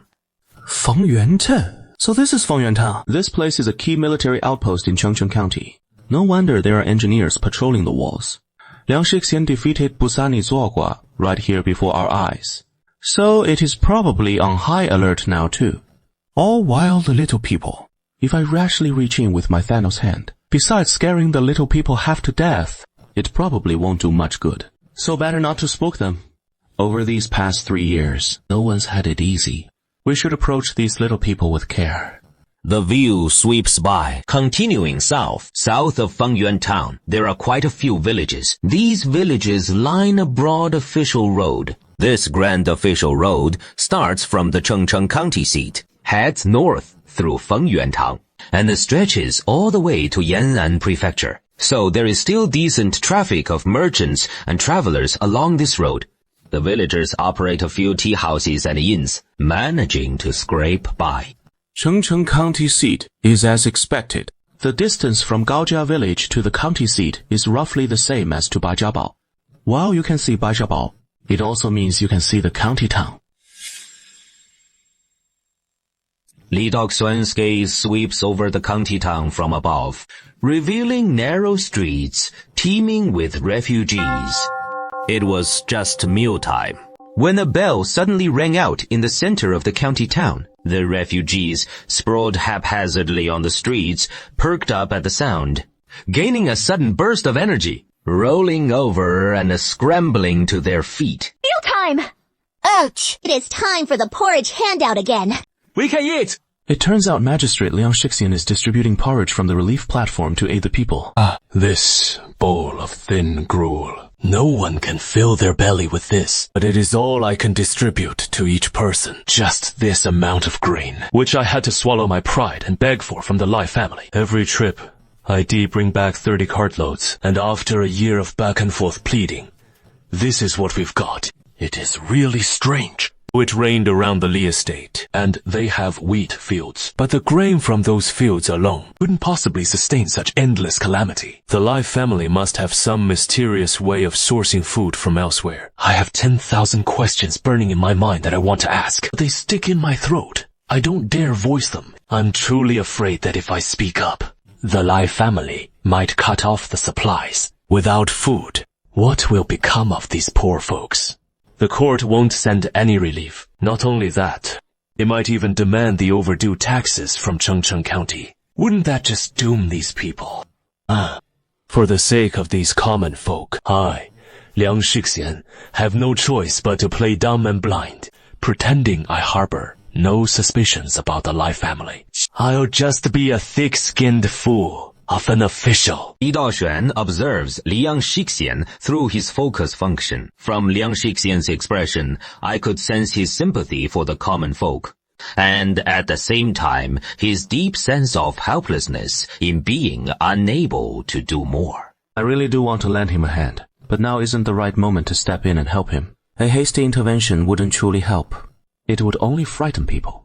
Li Daoxuan continued focusing on the east, south, west, and north, taking in the full panorama of the county town. City God Temple. The incense here in the City God Temple is rather sparse. The common people are so poor, they can't even afford to burn incense or candles. In the side hall, a few devout men and women are muttering prayers. What are they worshipping? Li Daoxuan directs his focus function toward the side hall. Isn't that the third lady? May the Heavenly Venerable bless us. I pray to the Heavenly Venerable to cure my daughter's diarrhea and grant her a swift recovery. Heavenly Venerable, bless my son so his bed.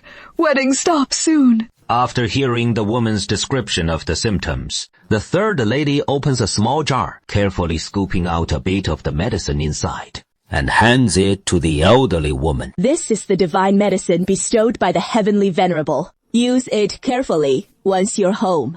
If your son's fate hasn't run its course, he'll recover naturally. But if this is a calamity ordained in his destiny, even the Heavenly Venerable can't save him. I've got a way. A way to get involved in the county without alarming the common folk. Didn't the game Civilization already spell out the method long ago? If you want to extend your influence into another city without going to war, the best approach is through culture. Once cultural invasion takes hold properly, a city can become yours in no time at all. To seize Chengcheng County and turn it into our own territory. Using cultural methods is the wisest approach, with the least harm to the common folk. Li Daoxuan has just surveyed a county town gripped by suffering. Now, as his gaze shifts back to Gaojia village, he immediately senses a totally different vibe. Hey! Xinhonglan and Gaochu Zhengshi dueling one-on-one. No telling how many times they've squared off like this. Anyway, every time Xing Honglan heads out to roam the mountains, she comes back and spars with Gao Chuwu. Gao Chuwu, you'll never beat Xing Honglan. It is getting less and less exciting to watch. Not worth watching anymore. Ouch. Yeah. Asks, how many copies of the 32 Paths of Xuan Tianzun Exorcism transmission are left unsold? As soon as these words leave his mouth, Gao Yi freezes up like he has been acupunctured, stiffening in an instant. You already know about the Book of Tianzun. How could I not know? You think you can hide something like this from me?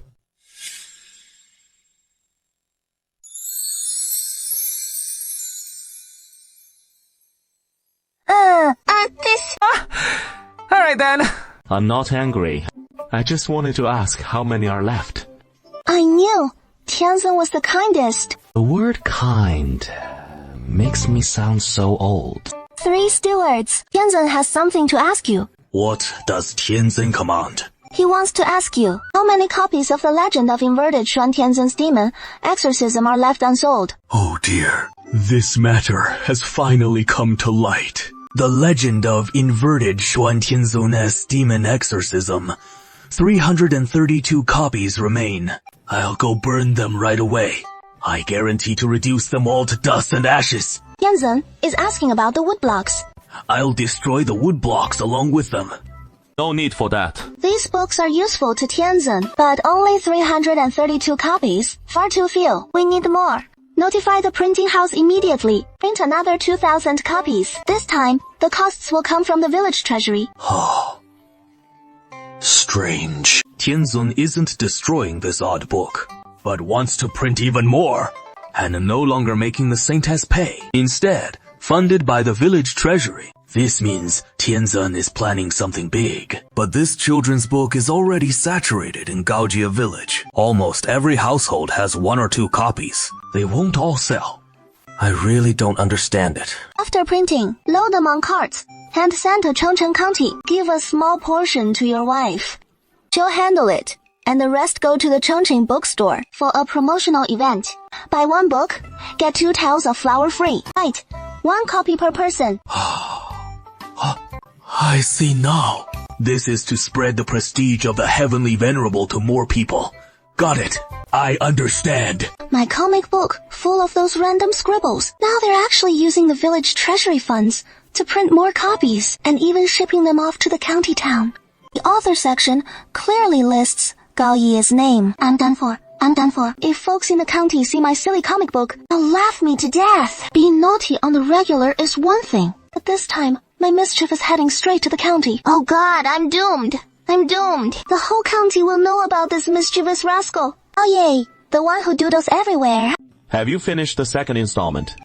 We need to print the second installment too. Of course we do. Quick, hand over the original manuscript to the block cover and print the second installment as well. Then you'd better hurry up with the third one too. Is the Heavenly Venerable just teasing me? My head is spinning. Go on, hurry. Alright. Gao Yi quickly took off running, disappearing like a puff of smoke back to the watchtower, grabbed the second installment's manuscript, and dashed to the print shop. This comic book scribbled by a young girl might just become the strongest weapon for taking the county town. Just then, Li Daxuan suddenly spotted a group of kids heading toward the pond. It is November weather now. The kids aren't planning to play in the water, are they? Falling in now and crawling out.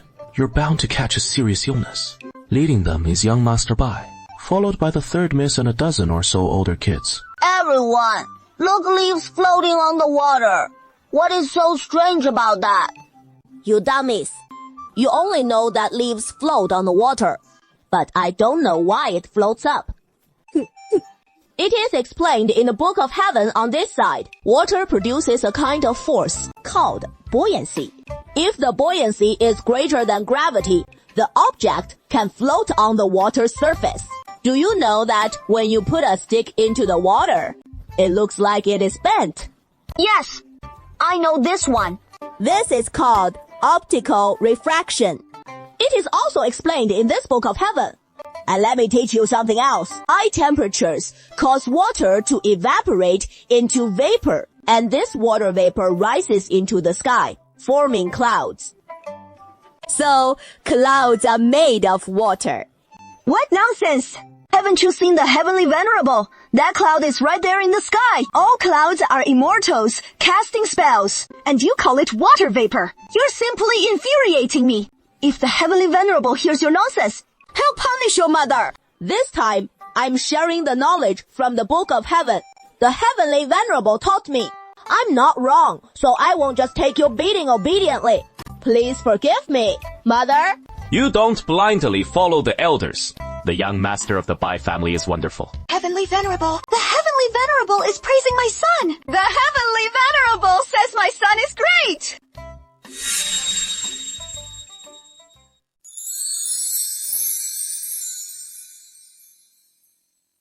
Sa, you say water turns into clouds. Mother thought about it carefully, and it does make sense. When boiling water, doesn't that water turn into white vapor? That vapor floats up and becomes clouds, right? But how do you explain the Heavenly Venerable's clouds? Well, no need to explain.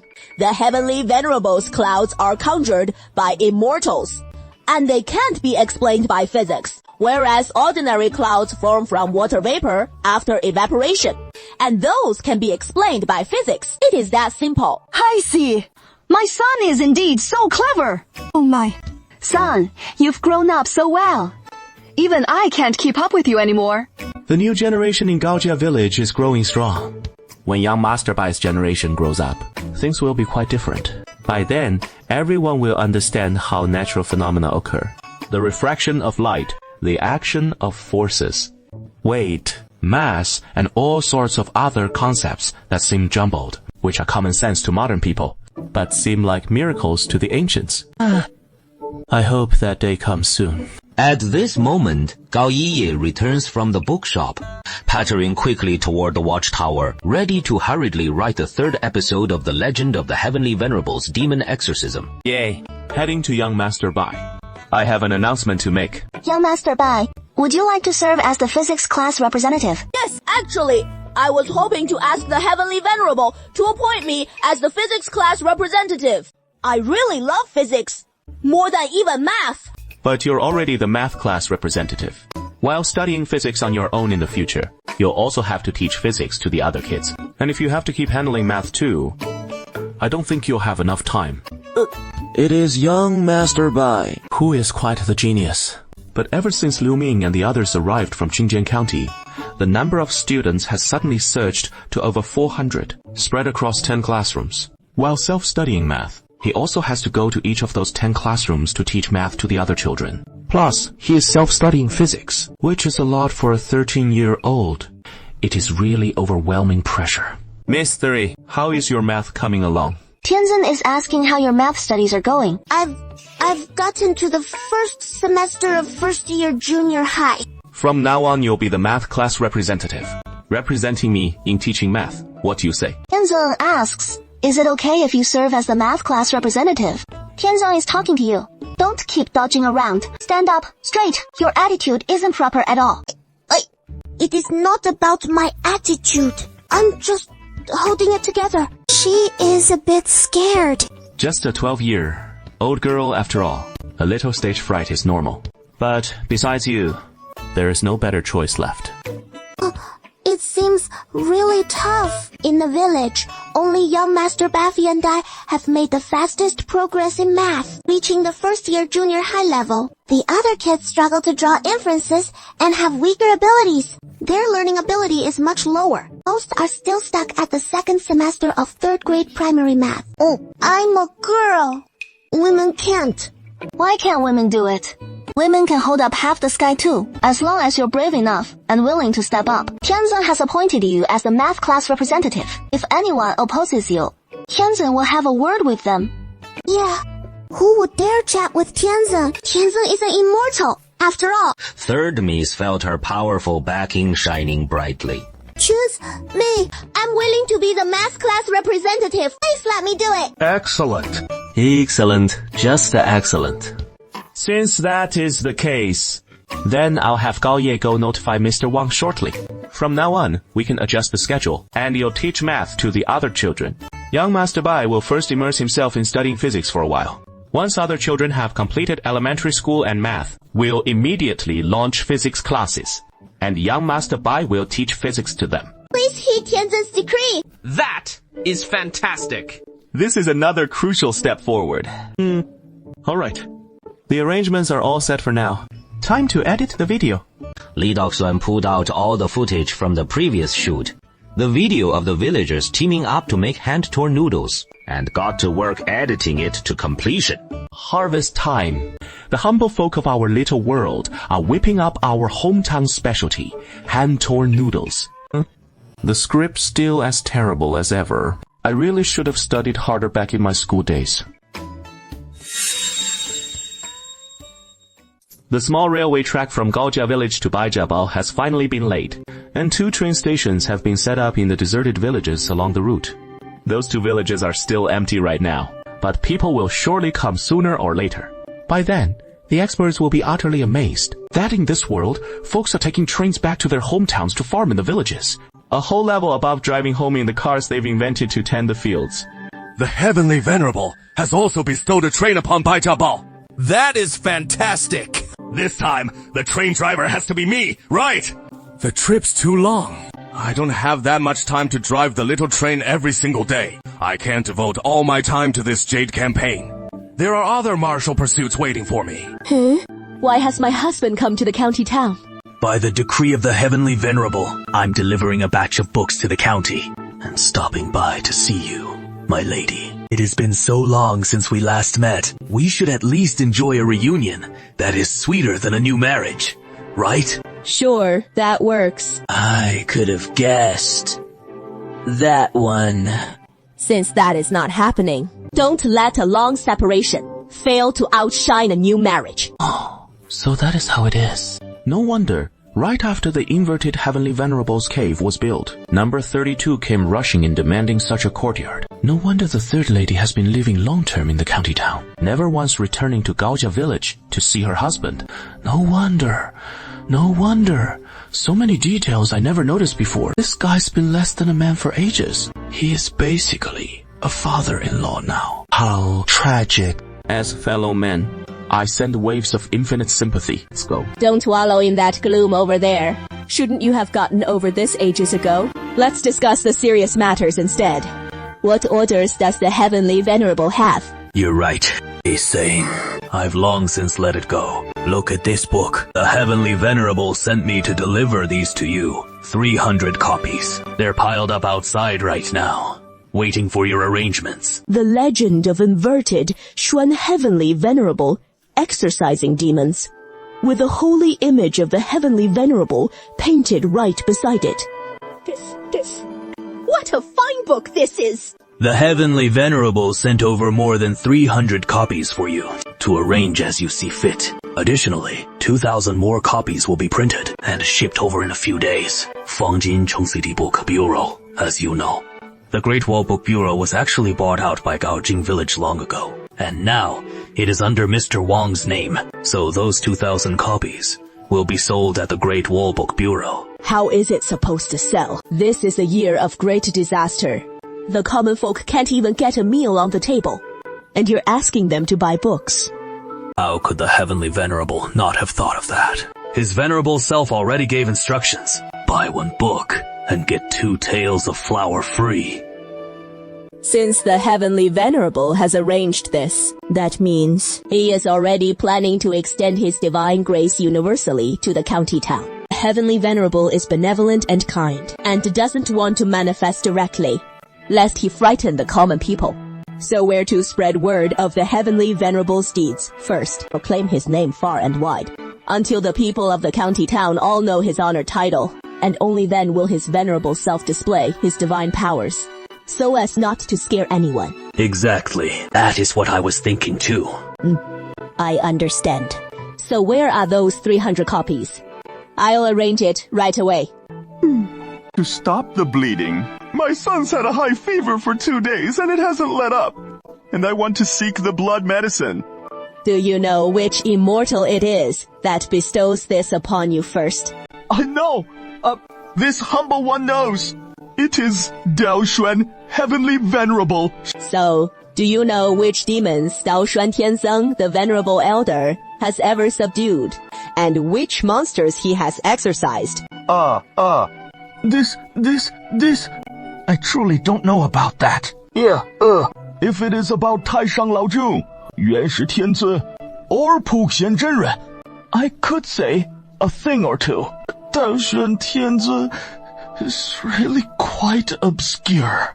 Way too obscure. Now it is no good. Even if you take the immortal medicine back, it still won't cure your son's illness. This humble one is heartbroken. I truly am heartbroken. It is just my ignorance and narrow knowledge, not knowing the venerable deeds. That is my fault. I will definitely study the scriptures diligently and remember the venerable stories. This is the legend of Daoshuan Tianzeng's demon exorcism. Take it back and study it carefully, and you'll know the venerable deeds.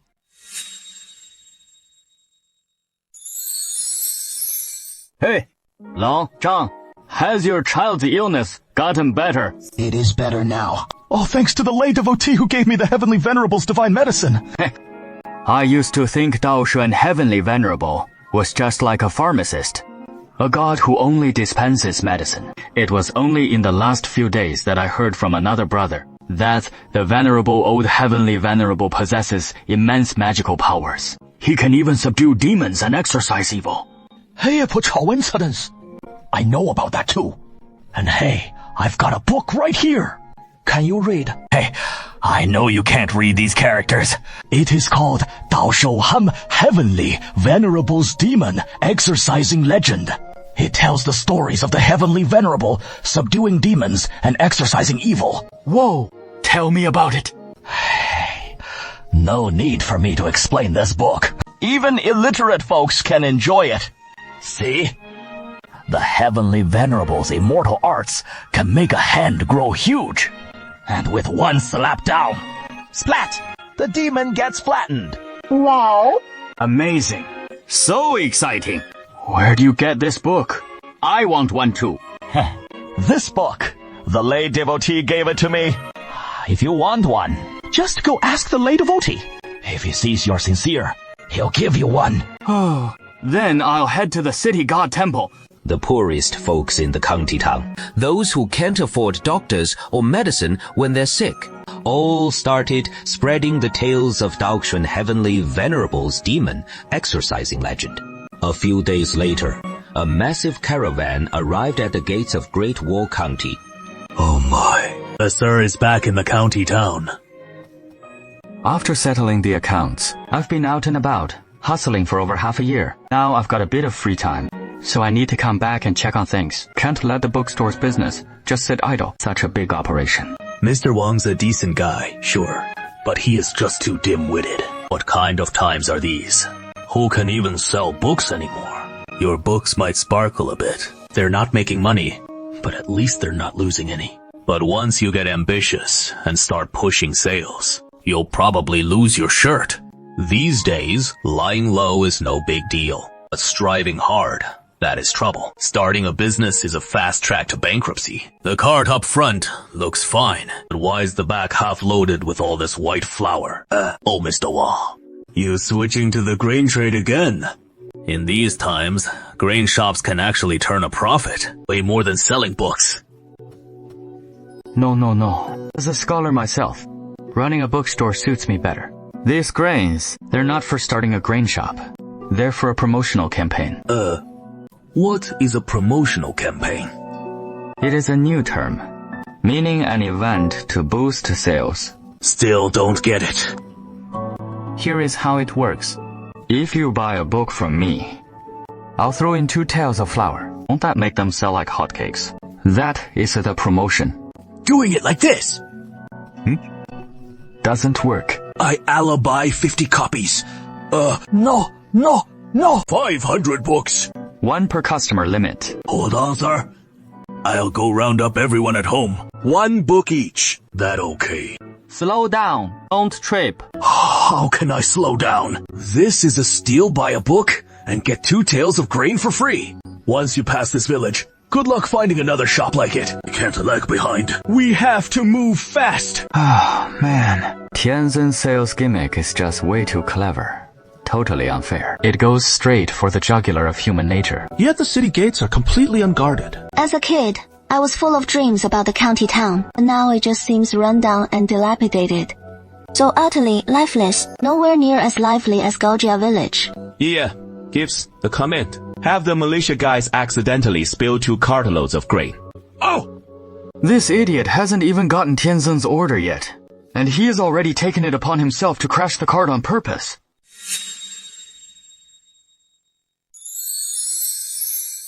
The food from 2 carts was completely looted. Puddy Rabbit was also seized by the other soldiers in the militia. Mr. Wang, esteemed lady servant, this rabbit made a mistake, violating the orders. Punish this rabbit. Whatever the punishment, this disciple can accept it. Very well, then, let's execute him. Is it that serious? Didn't you just say you could accept any punishment? Deliberately damaging military rations. This isn't a minor offense. I just saw how the common folk were suffering so much. This rabbit simply couldn't hold back. Giving them just 2 carts of grain. How many people could that really save? Saving people requires the right methods and approach. The words I'm telling you now aren't my own. They're the Heavenly Venerable's exact words. The quickest way to save these common folk right now is to first spread the Heavenly Venerable's renowned prestige far and wide, so that the Venerable can personally intervene and bestow grain upon them. Only then can we truly save every single person in this city. It is not about playing small tricks, like handing out 1 or 2 carts of grain. This disciple understands, but I just couldn't help it. When you tipped over the carts, the Heavenly Venerable had actually already ordered us to spill 2 carts of grain. But you didn't wait for the order. You went ahead and took matters into your own hands. The Heavenly Venerable is full of compassion and the propriety of saving the common people. Doesn't mean acting without waiting for the Venerable's command. That is reckless action, implying the Venerable lacks compassion and isn't moved by these refugees' plight. I was wrong. This time, this rabbit didn't even use my catchphrase. I just said, I instead. It seems he is not fooling around anymore. Paddy Rabbit, though this fellow has always been bold and reckless, prone to mischief and antics. He is someone willing to sacrifice his own interest to help others. Such a quality is truly rare and admirable. Let him get up. Deduct half a year's military pay from him. Additionally, once we return, punish him by copying the 3 main rules of discipline and 8 points for attention 100 times. Get up. The Heavenly Venerable has forgiven you. So why the long face? What is with the deduction? The Venerable is quite pleased, but copying it 100 times is just too tough. This rabbit would rather run 100 laps around Gaojia village. Writing is way more exhausting than running. If it is not difficult, how is it a punishment? Obediently follow the rules, or watch out the Heavenly Venerable might really chop your head off. The convoy presses on, soon arriving at the Great Wall bookstore. The grain is carted into the backyard and stacked up, while the comic books are moved to the front hall and shelved. Buy a book and get 2 taels of flour free. Is it for real? Of course it is.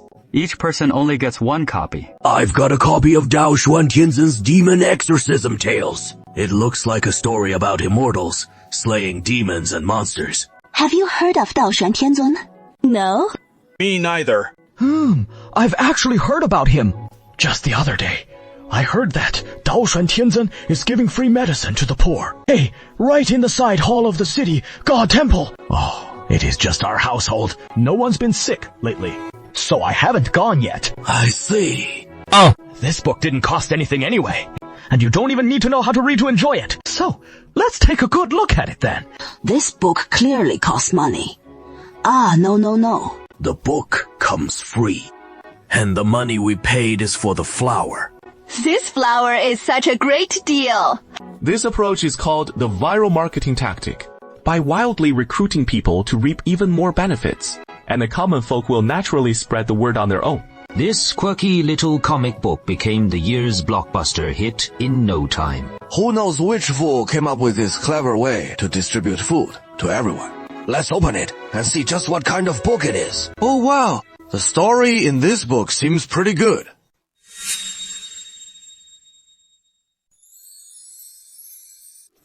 My lord, I want to sue them for theft. They stole my steamed buns! In previous years, stealing steamed buns would be a trivial matter. Just a few strokes of the cane and it would be settled. But now, food prices are skyrocketing. A do of rice already sells for 1,000 cash. 2 steamed buns. That is a fortune now. Counted as theft, it is nearly grounds for decapitation. But to decapitate someone over just 2 steamed buns, is that truly fitting? My lord, we can't keep delaying this. How should I rule? What verdict should I give? This case is intriguing. It is Mr. Wang from Chengcheng Bookstore, Your Honor. I am the proprietor of Chengcheng Bookstore, surname Wang. Formerly a teacher in Chengcheng County. Everyone calls me Mr. Wang. I was just passing by and saw Your Honor deep in thought. Might I suggest a way to resolve this? Mr. Huang, please speak. Killing over 2 steamed buns disrupts the harmony of heaven, but failing to punish severely might leave the victim unsatisfied. Why not handle it this way? I will provide some money to compensate the victim on behalf of these 2 thieves, and so appease the victim's anger.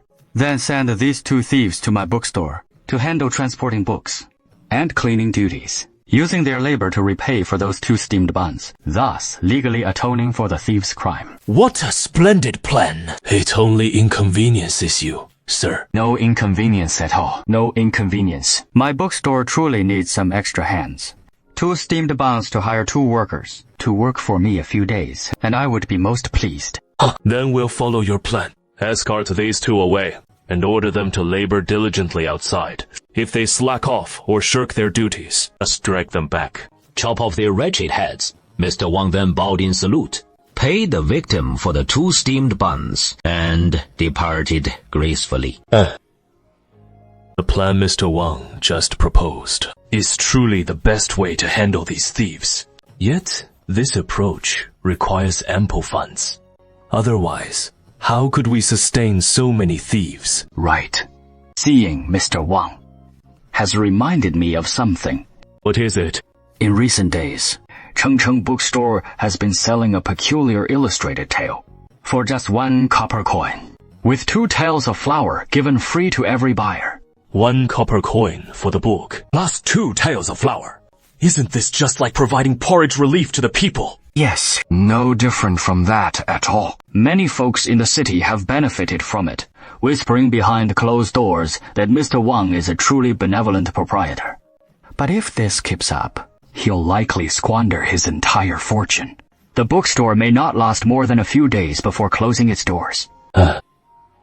Bankrupting himself, all just to aid the common folk. After hearing you put it that way, this magistrate has grown quite curious about the books he is selling. The clerk then draws one from his sleeve and produces a copy. You have one too.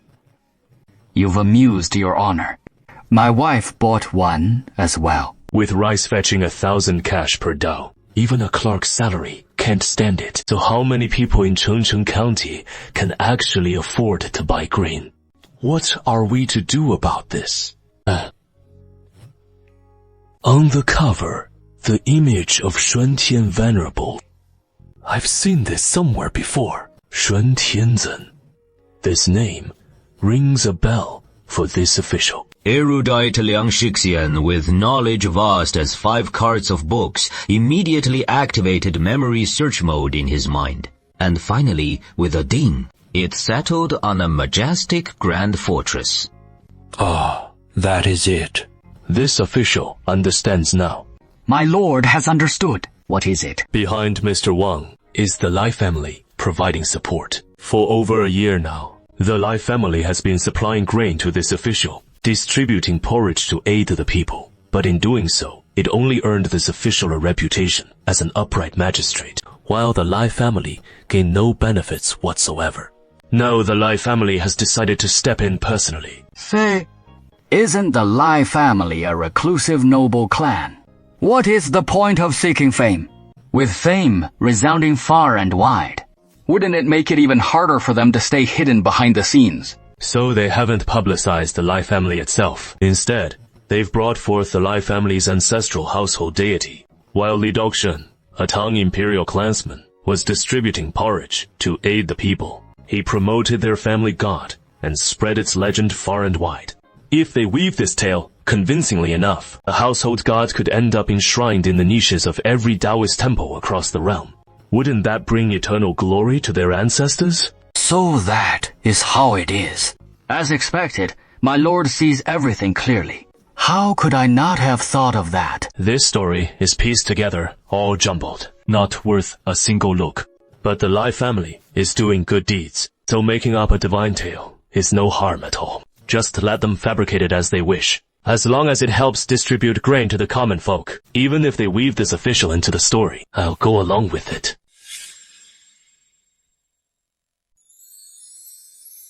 I've been staying in the guest room behind Chengcheng bookstore these past few days. It is so boring. Luckily, the militia left some folks behind here, so I at least have someone to chat with. Rabbit Lord, is third madam ready on her end? All set. Third madam says, as soon as Tianzun gives the signal, she'll lead her team out right away. Gao Yi immediately looked up at the low cloud in the sky representing Tianzong. All right, go on. Tianzong has issued the order. Time to move out. Let's go. On it. Off we go. Rabbit Lord, why are you the one calling the shots? Haha. When instructor he is away, the militia falls under this Rabbit Lord's command. Don't you know that? Nothing like that. This Rabbit Lord is clever and quick-witted, has racked up major merits for Gaojia village several times, and is the perfect fit for deputy commander. If you don't believe me, just ask Tianzun. Pick him up and toss him into the roadside ditch. Tianzong's decree. Lift up Hattie Rabbit and throw him into the roadside ditch. Ouch. Looks like this rabbit still needs to work even harder to win Tianzong's approval. He can still crack a smile even after getting thrashed. He has got a real talent for turning ugly situations to his advantage, like a sly fisherman, and I quite admire that about him. The group escorted Gao Yi through the streets teeming with refugees, arriving at the city god temple. It is time. Tianzong says we're good to go. Everyone listen up. Today, as your lay devotee, I've gathered you all here to lead you in an audience with Daoshuan Tianzun. The Heavenly Venerable has promised to manifest himself once before everyone. The county town is full of people with prying eyes, many of whom are ordinary folk unaware of the Heavenly Venerable. The Heavenly Venerable is kind-hearted and doesn't want to frighten them. That is why we all have to leave the city and head to the grove outside where he'll manifest for us to see. What are you all up to? It is getting late in the evening. Don't go wandering out of the city. Bandits are roaming everywhere outside. It is not safe at all. We've been blessed with the grace of the Heavenly Venerable and granted an audience with him. The Heavenly Venerable will manifest in the woods outside the city to give us his guidance. Go on. Go ahead. But this tale of the Heavenly Venerable's demon-slaying exploits, treat it like a storytelling session from the tea house. Enjoy it for a laugh, and that is it. You're not seriously buying into it and going out to seek it for real, are you? What a waste of time. These two old soldiers' attitudes pretty much reflect most folks in Chengcheng County, don't they? So we can't rush into action. We need to ease into it gradually, starting with the most devout believers, and gently win over the acceptance of the county's ordinary people. Will the Heavenly Venerable manifest here? Oh, the little picture books are in black and white. You can't tell from the books, but is the Heavenly Venerable's hand really this color? The Heavenly Venerable is mighty! Take whatever you like, as much as you can carry. This is the Heavenly Venerable's reward for you. Who would have thought? Today, not only did I really witness the Heavenly Venerable's miracle, but also receive his blessings. What a pleasant surprise. This, such a huge mound of flour. And we can really take as much as we want. The Heavenly Venerable said, take as much as you can carry, but don't be greedy. Greed knows no bounds. It is a grave sin. Hey, it is getting dark. Stop dawdling. Speed things up. The Heavenly Venerable wants you to hurry. It is already dark. Oh no! We can't keep the Heavenly Venerable waiting. It wasn't so troublesome on the way out. I don't know what to use to carry it. Hey, dummy! Use your clothes to scoop up the flour. Bundle it in your clothes! Am I dreaming all this?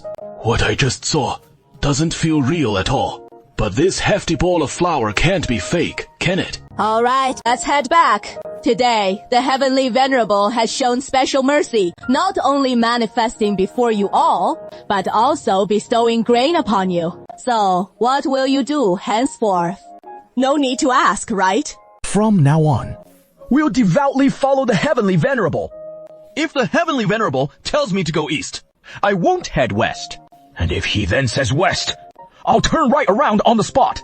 This is truly a living God. Song Yingxing is currently writing a book titled Tiangong Kaiwu, which documents all the agricultural knowledge he possesses and production techniques in the handicraft fields. 1 part river sand and yellow soil, 2 parts glutinous rice and yangtao, vine juice and lime ashes ensure it holds firm, never to crumble. Named Sanhe soil, boundless as rivers and earth, bringing longevity and fortune to its patrons. Is that Song Yingxing?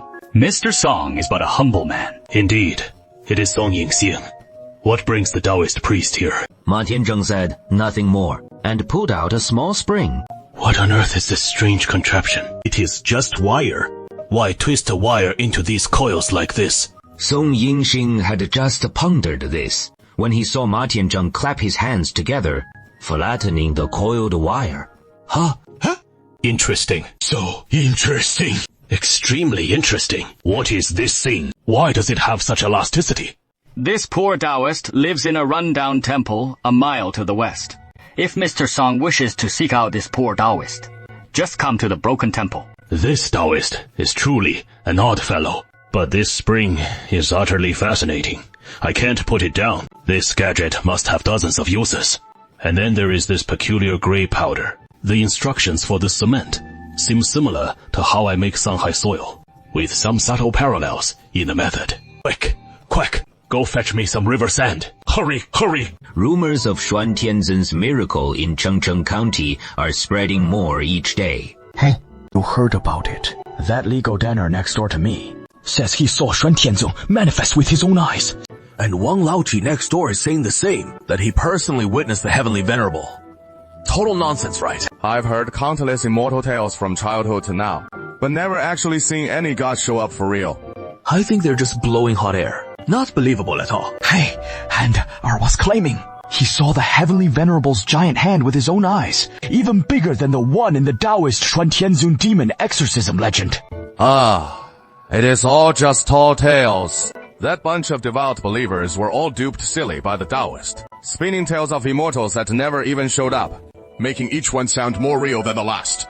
If there really were immortals in this world, why is there still so much suffering? But the Taoist has a comeback for that. You're suffering. It is because you sinned in your past life. Not because there are no immortals.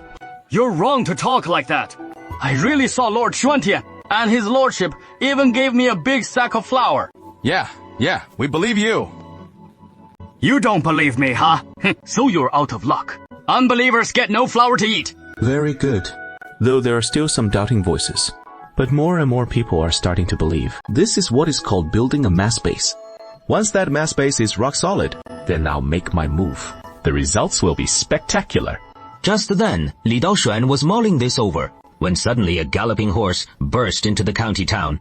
The rider, dressed in the Green Sage's retainer's uniform, was on urgent business. Idle bystanders, clear the way quick! Urgent matter!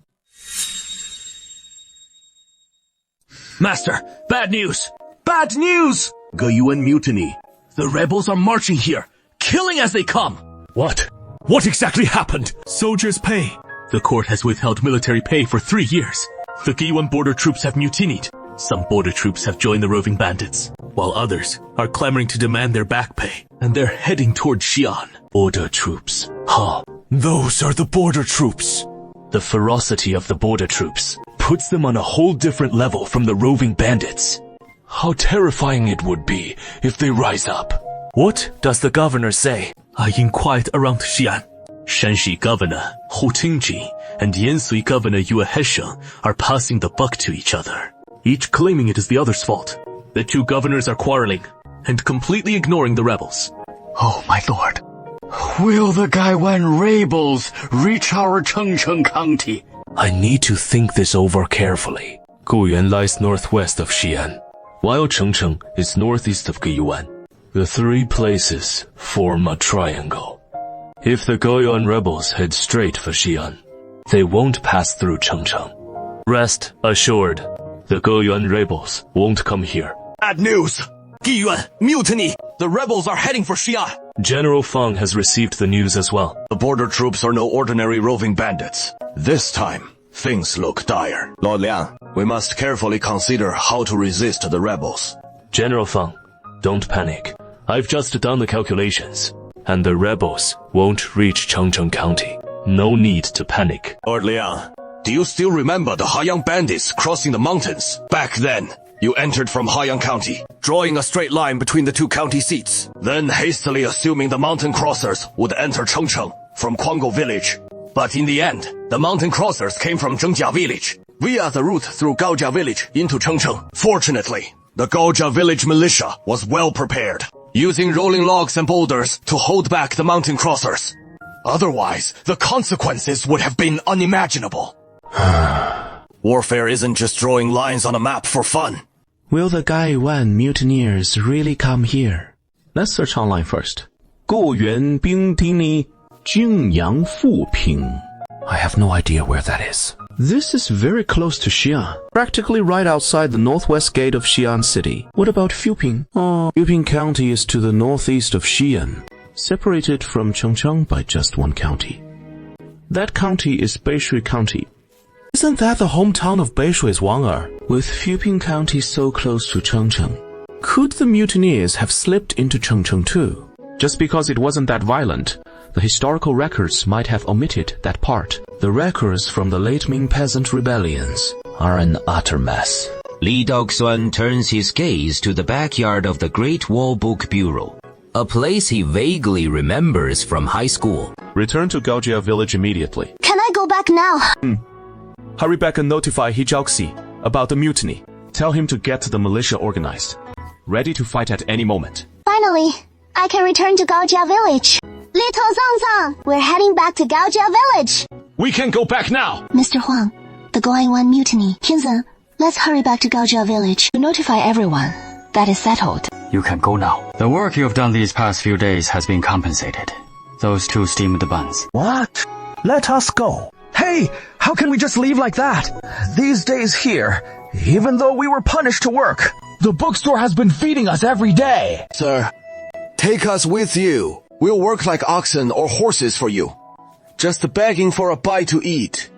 All right, come with us then. Reporting to Your Honor the County Magistrate, the Lai family from the bookstore has all fled the city. The Lai family sure got the news fast. This official just received the news, and they already knew about it too.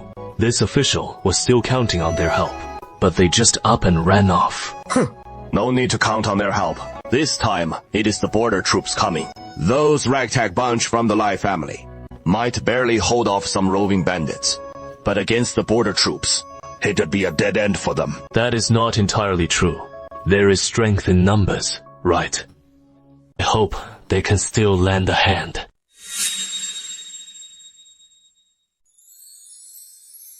News of the Gaiyuan mutiny. The news was quickly brought back to Gaojia village by Gao Yiye. Goyuan's rebels probably won't come.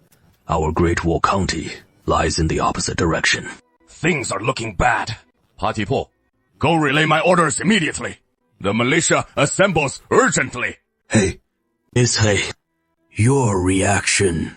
Will the rebels come? How should I know if the rebels will come? But war isn't about drawing straight lines on the map. Marching routes are ever changing. What if the officials set up a checkpoint somewhere along that straight route? The rebels might take a detour, winding this way and that, and end up reaching Chengcheng County. Who knows? Have you forgotten about crossing the mountains?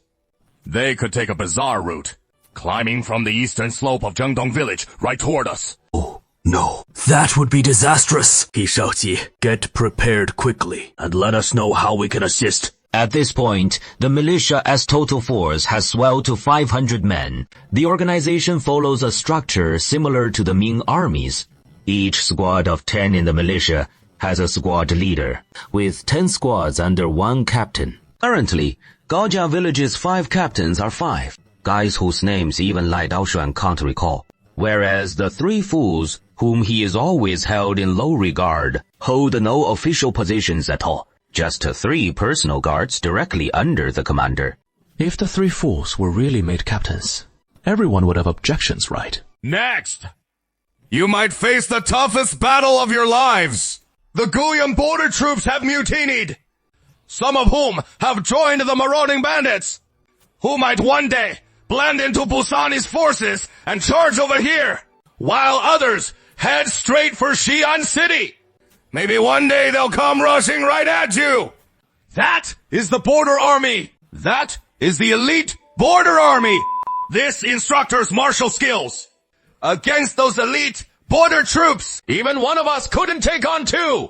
You lot judge your own capabilities. So how many do you think you can handle? With instructor his skills, even he can't take on 2 at once. How formidable must that border army be if we faced them head on? I'd wager I could take down 3. If you can handle 3, then I can handle 3 too. I could take 10. You ground crawler. Go run 5 laps around Gaojiabao. Why am I the only one running the high ground? Zheng Daniel was bragging too. Why not punish him? Only you were bragging. I was just speaking the truth. With your pathetic combat skills, even running into border troops half your number would be a dead end for you. And if you face more of them than you've got, you won't last half an incense stick. Thank goodness we have Tianzhen Zhaofu. Yeah. Instructor, he is just trying to scare us. We've got Tianzhen watching over us. But Tianzhen is very busy, occasionally dropping in on other immortals. He might not be able to watch over you. If you don't fight properly, you'll die. Exactly. I'm scaring you for kicks. But the point of scaring you is to keep you idiots alive.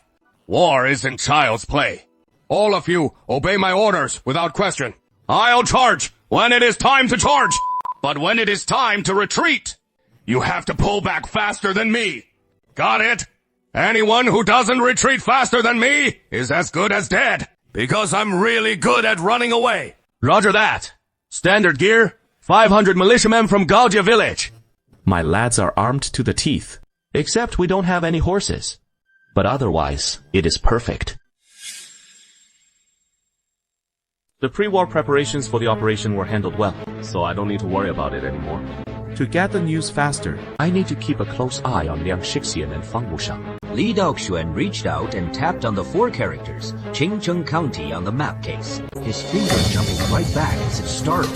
There are quite a few Ming troops in the county town. Easily 1,000 strong. Look at them. They're even wearing the Ming Army signature cloth armor. Plenty of soldiers are carrying those shoe clothes on their backs. General Li. So the general is a guerrilla general. A mobile strike force. A 3rd-rank military officer. This guy must have been appointed on short notice. Lead the troops in quelling the rebel uprising. As you can see, lead the rest. Bring out whatever wood for the drink you have.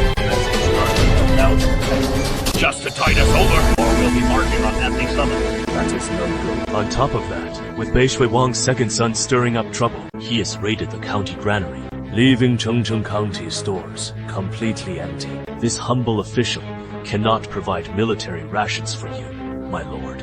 Those damn civil officials think they're so superior. Even a lowly county magistrate acts this arrogant. General, this lowly officer has a question. May I ask about Gaiwan? The rebels pushing out from Gaiwan by force. So if General Lai intends to confront the rebels, he should head to Jingshan or Pingyuan County instead.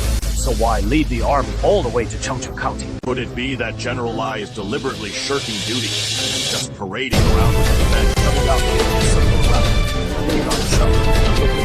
How bold!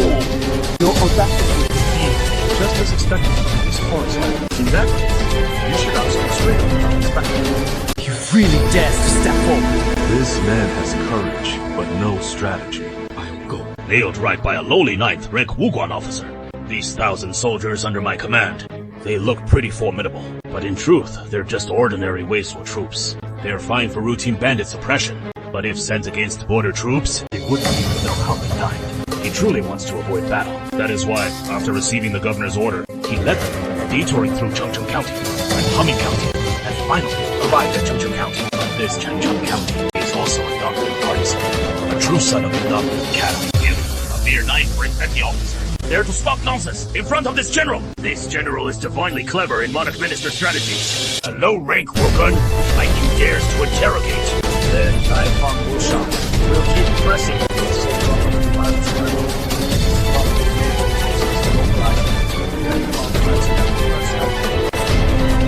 Chengcheng County is indeed a spot convenient for advance and retreat. How could that be? Who the hell are you mixing with, you lowly general? Something's off with everyone. Lee's tone of voice sounds off. I need to think this through carefully. The erudite Liang Shixian instantly activated human relations mode in his mind. Deep expression, his emotions while questioning, his hand resting on the knife hilt. He just posed one question. Taking care of men, my commander on horseback is very wild. We're clearly gearing up to strike and sort someone out. That question was probing Feng Wushang's connection. We know Feng Wushang took the stage. It is just this endless stream of ramblings. All happening in the political heart. I can never sleep to be the well-meant soldier general. With no one to follow me, still short those final 2 words to seal the deal. So wide tomorrow. Is General Huang a friend of mine? We attended lectures together at the Dongling Academy. The scholars in the academy greatly admire General Fang's prowess. Damn it. No wonder this guy's so confrontational. Dongling Mad Dog. I can't afford to mess with him. This official gig. How does a puny 9th rank patrol officer tie into the Dongling faction? Though the patrol position is a 9th rank military officer, deep down today, he takes Dongling as his true surname. This county is no place to tangle with 2 Dongling Mad Dogs. I can't do a damn thing here without frustration. If things go south, we'll impeach. Are we all just wearing the Emperor's disguise? Fine, you got me.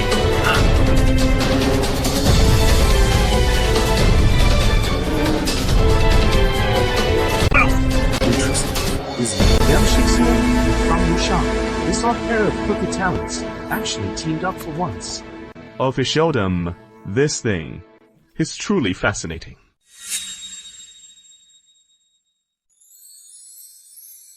This Li Ying has been seen through by the Dongling party, our intention to avoid battle. Even if it is just for show, we should turn back west, right? We're heading north to Fengyuan Town. That Fengyuan Town is also a good spot. Connecting north to Yan'an Prefecture. Staying in Fengyuan Town works just as well. We can advance to attack, retreat to defend, and keep our distance from those 2 Dongling Mad Dogs. Oh man, I overestimated this guy's character way too much. General, we don't have much grain left. We couldn't secure any food in Chengcheng County. How are we going to last the next few days? Like this? On the road to Fengyuan Town. It is the main official road, with villages lining both sides of the official road. We can just forage our way along it. The general is spot on. Li Ying's troops really followed the official road all the way north, plundering as they go. This guerrilla general is obviously begging for a thrashing. Give him a good slap as heavenly punishment. No. We can't handle everything with our own hands. For things the underlings can manage themselves, let them take care of it as much as possible. Besides, this guy is a walking experience point. Use him to let my underlings grind some combat experience. Opportunities to battle regular troops aren't easy to come by. Li Daoxuan blew a puff toward Li Ying's troops. There is something eerie here. Demonic winds gusting through. It is blowing straight at us. Hurry and go. To Gaojiao village in Fengyuan Town.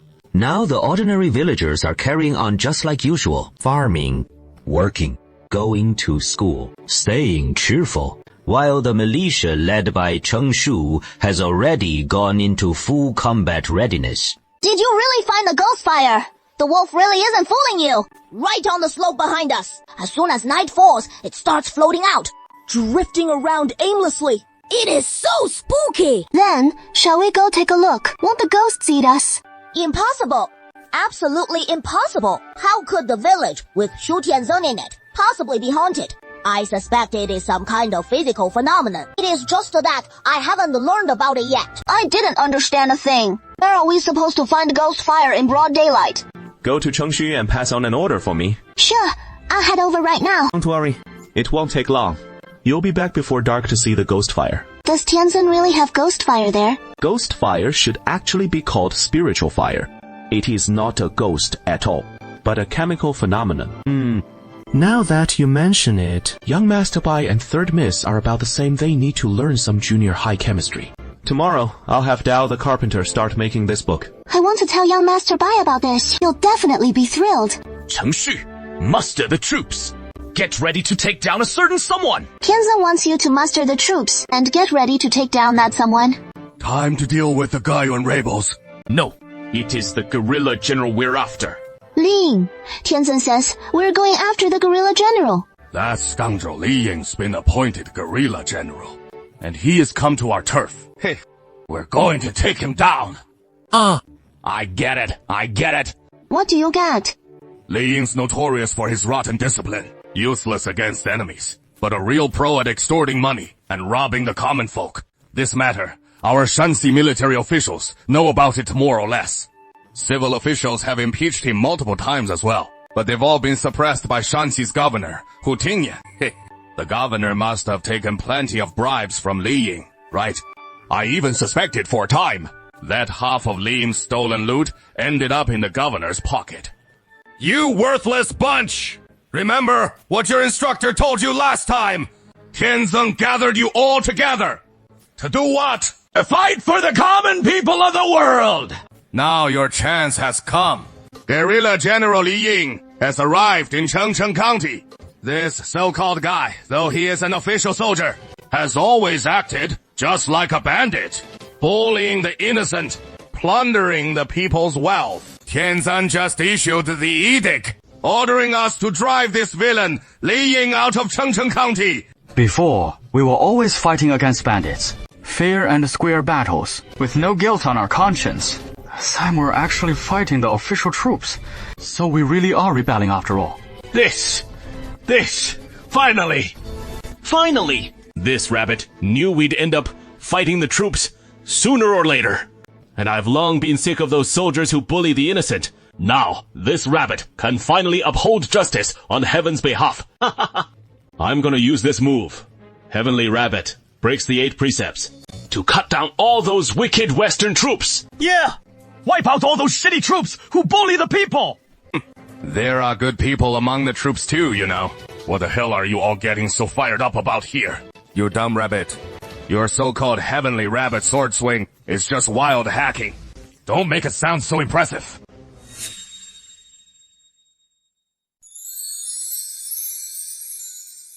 All Mingtuan soldiers, finally, check your equipment and rations. Miss Li Yi, I have something to discuss with Tianzhen. Tianzhen, I have a question to ask. Go ahead and ask. Gaojia village has only about 4,000 people now. Even adding a few hundred from Baijiabao, our total force barely reaches 5,000. With this strength turning against the court, isn't that premature? Even with Tianzeng's aid from the heavens, we might win a battle, or even 100.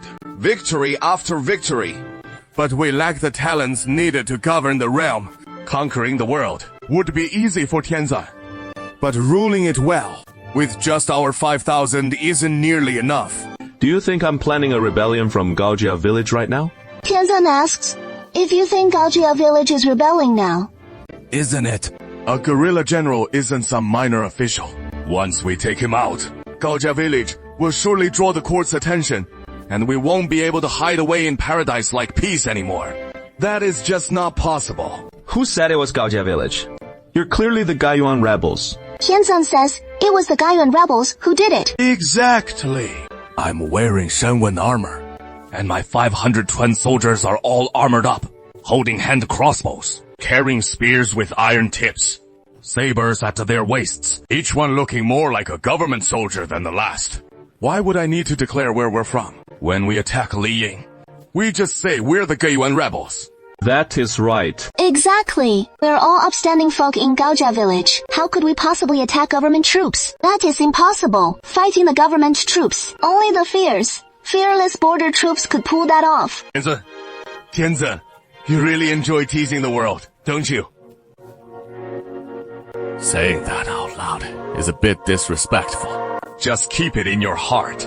It is just being cheeky. I refuse to do that rigid, foolish formal nonsense. Everyone prepare a face mask to cover your faces. Remember, I'm no longer instructor he.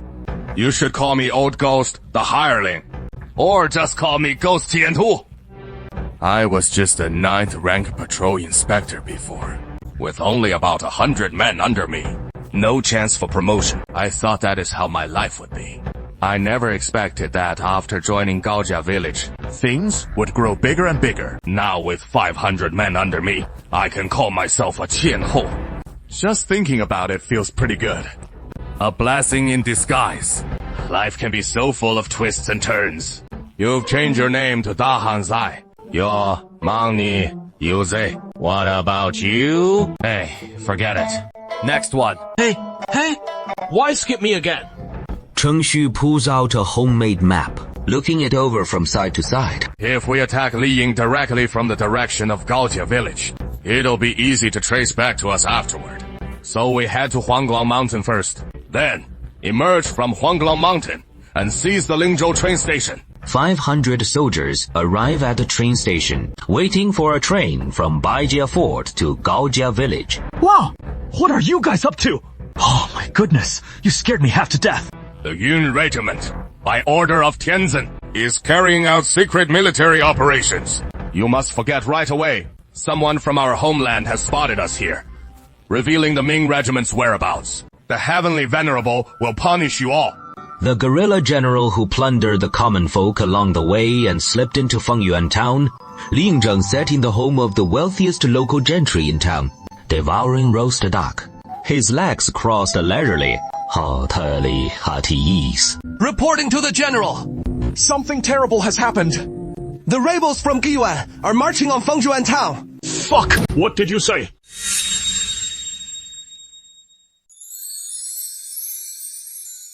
Why? How could the Geyuan rebels just show up right here in Chengcheng County? Damn! What is the deal with this? They shouldn't be barging straight in here like this. At least, they ought to hit Jingyang first. And poke around Fuping before coming our way. Looks like they burrowed right out of Huanglong Mountain. Huanglong Mountain? That godforsaken hellhole. This Huanglong Mountain sits smack at the junction of the 3 counties, with steep peaks and thick woods. It has always been a hideout for bandits and rebels. The Goyuan rebels slipped into Huanglong Mountain from the Yan'an prefecture direction, then popped out heading straight for Fengjuan town in Chengcheng County. It is not like that is impossible. But you sure it was the Geyuan rebels? Don't tell me it is just a bunch of bandits, dressed up like rebels, strutting around like big shots. I saw it crystal clear, sir. About 500 rebels, all decked out in armor, just like ours. Their leader sporting mountain-patterned armor, all armed with crossbows, exotic curved blades, on spears, top-notch equipment. Only 500 border troops? Like that? We've got Fengyuan town. We can hole up behind the walls and hold out. Plus send a word to the county magistrate and the patrol general. Beg them for backup. Fengyuan town's puny little walls. What good are they gonna do? Even a proper border town wouldn't need siege gear for this. Just throw up some ladders, and they're scaling them in a flash. Forget about 500. 200 of EM could smash these 1,000 garrison troops, sending EM scampering with their tails between their legs. And those 2 Dongli mad dogs showing up. Fat lot of help that'll be. The Donglin party couldn't fight to save their lives.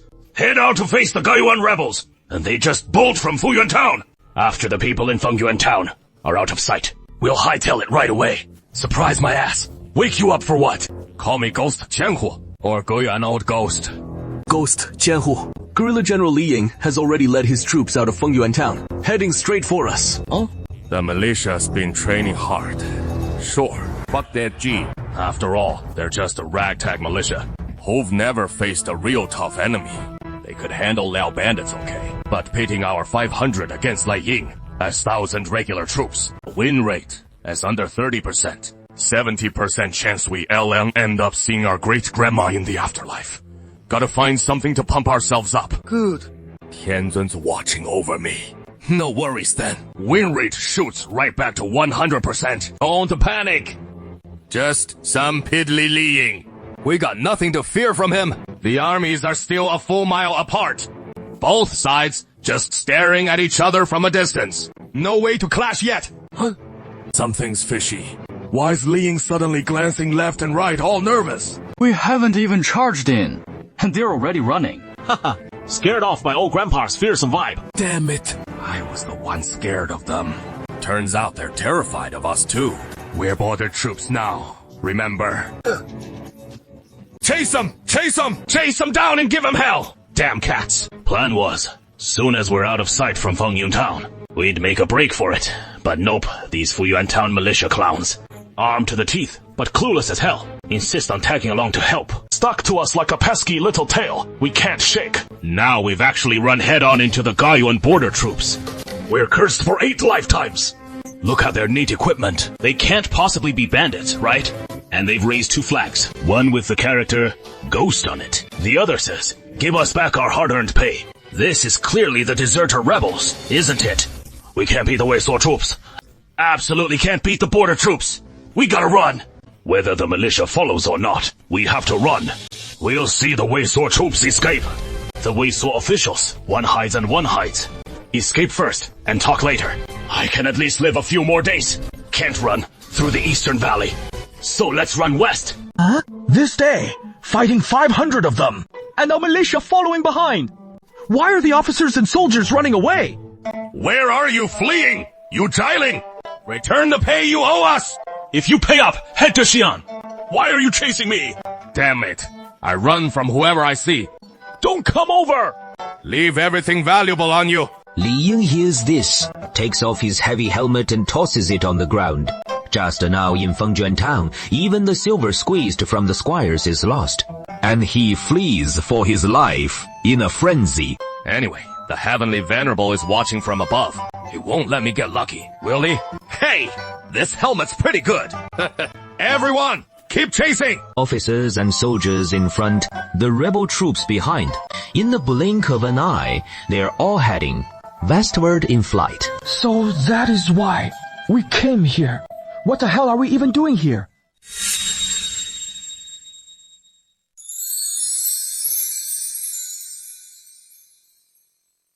I held back from dealing with them earlier, precisely to give the militia a punching bag for grinding experience points. Who knew this guy couldn't even serve as a proper experience dummy?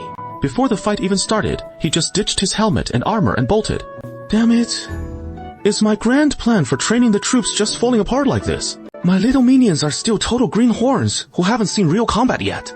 Come back here, you guys! Li Daoxuan puffed up his cheeks, aiming at Li Yingbu, and let out a big whoosh. Gale Force! Gale Force is back! Whirlwind Arrow! Li Yingbu was using a small short bow, not exactly powerful stuff. As a volley of arrows came flying in, hitting the militia's cotton armor, only to drop harmlessly to the ground. What are you standing around for? You think those hand crossbows are just for show? In this exchange of fire, the militia's arrow volley had way more impact, as a massive swarm of arrows sailed over, striking the soldiers' bodies. The soldiers did have some armor, sure, but not everyone was equipped with it. And for some, their cloth armor was just for show, with barely any metal plates on it. This is hilarious to watch! Run for it! Hurry! Lie to 3! Eye to blunderbusses! The 10 three-eyed blunderbusses in the militia were immediately lit at the fuses. Once this thing ignites, the guys nearby freak out and back away fast. The soldier holding it grips the wooden stock with both hands in a hurry, thrusting it out as far forward as possible, to avoid blowing up his own side. This is why the three-eyed blunderbuss is such trash. A total hassle to use in these backward times. Its firepower isn't all that impressive, and it is prone to hurting your own troops. The key is, the enemy can easily hide away. The three-eyed blunderbuss fired. 10 three-eyed blunderbusses fired one after another, sending a volley of lead pellets forward, flying off in utter chaos. This kind of blunderbuss has absolutely no accuracy whatsoever. Slippier than a smoothbore musket. All about that Steins Gate choice of fate. But the officers and men had already hit the deck, so it just ends up firing into thin air. The border beast has finished firing. So they get up and keep on running. This, such a mighty firearm. After one full volley, not a single enemy was hit. Pretty interesting, huh? The three-eyed blunderbuss is just that trashy. You'll know once you try it hands-on yourselves. It barely played any significant role in official history. Even low-tier cannon fodder troops aren't afraid of it, let alone the border armies and the Manchus. This at least provides a tiny bit of training value. At least letting the rank and file see the flaws of the three-eyed blunderbuss in real combat. Gao Chuwu and Zheng Daniu, these two dummies. While running, they pushed ahead to the very front of the group, both clad in their armor, arrows striking their bodies, clung but totally useless. And these two big ironclad hulks look downright terrifying. Don't let the blue monster get close. That has to be a fierce general straight out of the script. Don't run. Come back and fight. Li Daoxuan occasionally presses the X button on the box, keeping the field of view locked on their group up ahead. Reach the edge of the field of view. Should we make a move? Suddenly, Li Yingbu goes boom, splitting into several groups, fleeing away in a fan-shaped dispersal. The Goyuan rebels only number 500. It is better for us to scatter and escape. Where is Ling Ying? This guy bolts away, shedding his gear and disguising himself as a beggar, until eventually he is stripped completely bare, blending right into the ranks of the soldiers, and vanishing without a trace. No, the routed rebels scattered into several groups. The lead bunch one smack from me, and I'd flatten them all.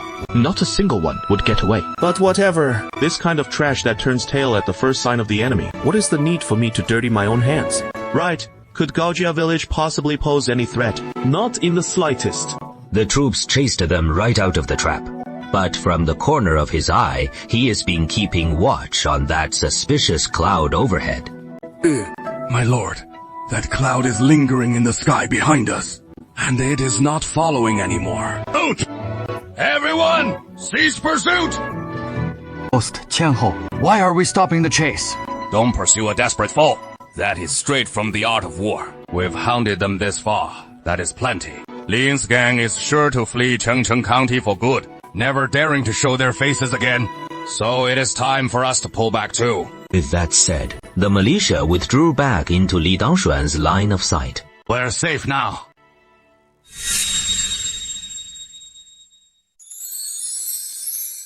Hey, there is quite a bit of loot here.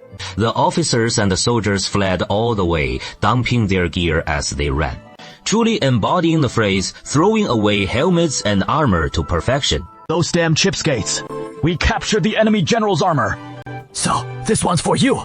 What the hell am I supposed to do with it? The craftsmanship on the set I'm wearing is no worse than his. Take it back and store it. And when we get a second general, give it to him. That'll have to be me, General Rabbit. So might as well hand it over to me now. After everyone tidied up and took stock, the loot was all pulled together, packed into large bundles, and carried off. At this time, whether it was Ming army officers, or Manchu soldiers, or bandit raiders, their attitude toward spoils was strictly finders keepers. But the Gaojia village militia was different. One of the three disciplines they drilled daily was that all captures must be turned over to the public. Very good. The results of our ideological education are starting to show. Yo, Chengcheng Inspector Fang is coming up. How dare you! Traitors assault my stronghold! You dare to charge in too, you a lowly 9th rank inspector, drawing just a few taels in salary. Is it worth throwing your life away like this? This inspector's totally suicidal. Huh! Ghost! Qianhou! He is charging right at us! What do we do? What do we do? Grab your long spears. Cluster together. Spear tips facing them. Just like that. Feng Wushang charged halfway, when he suddenly saw the enemy shift into this formation, and he couldn't help but freak out. Whoa, can't just barrel through like last time with those sheep bandits. Pull back! Hey, oh brother, being a soldier is just to scrape by. Don't fight so desperately. It is so much better to head home. We're just border troops here to demand our pay from the court. We don't rob the common folk. Those border troops are truly formidable. This formation, I couldn't break it single-handedly. Not even with my 100 men under me. We wouldn't stand a chance. I just hope this rebel force keeps its word and doesn't harm the people in our city. Why would we rob the common folk? The folks in Chengcheng County. None of them are as well off as our villagers. It'd be better to rob Party 2 instead. Exactly! Let's go rob Party 2. Hey! What kind of scary nonsense are you talking about? I'm not rich at all. Okay, my home's as bare as can be. Robbing me would leave you empty-handed. The militia's pay is pretty generous. How could you possibly be broke? Even a newbie like me has saved up a bunch. You guys don't know squat. I'm all about righteousness and generosity. Every penny I earn goes straight to the poor in Baijiabao. Money's like dirt to me. I, the Heavenly Rabbit, will save the world someday, sweeping away all corruption. How is hoarding a bit of cash righteous? Talking like money's worthless when it is not. Damn it. How does a fool like you have the guts to brag like that? Back when you first arrived in the village, you were jumping around just for a few extra coppers. That is a past I'd rather not dwell on. But if you bring it up, they'll hurl Potty 2 as an insult. Kill the snake! Wipe out the dog Potty 2! This guy's always surprising us in the weirdest ways. This might just be Yang Xiaoren's greatest pleasure. You can always feel a surprise from the little villain at certain moments. The militia continued their return journey, and soon passed by Feng Yuantang. Liang Shixian, Fang Wusheng, and the squire's militia were all on alert atop the town walls, watching this band of mercenary rebels, fearing they might suddenly charge toward Feng Yuantang. What is the situation? With the Heavenly Venerable watching over us, how could we not achieve instant success? The guerrilla general should have already been driven out of Qing County by us. This is what the gray mud that strange Taoist priest gave me a few days ago has turned into. Following the instructions provided by the Taoist priest, mix the gray mud with river sand and stir them together. Then compact it firmly and wait for it to solidify. It becomes a peculiar stone. This stone is incredibly solid, very sturdy. This thing is far more practical than Sanhe soil. The two items you gave me, I've examined them both carefully, but I still don't know exactly what they are, or where they come from. I am currently writing a book called Sky Enlightenment, which specifically records the methods for creating these strange items. If you don't mind, Taoist Master, could you share the methods for making these two wondrous objects with me? I will record them in the book. Your name will be immortalized for generations to come. Ouch. I don't know either. If you want to learn how these two things are made, you'll have to go to Gaojia village in Chengcheng County, Shangxi. That is so far away. There are even more bizarre and wonderful things there, if you go and see for yourself. I hear from Big Brother that Shangxi is in total chaos right now. But I really want to know how to make these two things right here. I really want to know. I want to know. I want to know desperately. Alright, I'll go. Excellent. The decree from the Heavenly Venerable. I've finally completed most of it. Next, I just need to escort this middle-aged scholar into Gaojia village. HMPs. Today, Mr. Song has made up his mind. Then I, your humble servant, will escort you on this journey.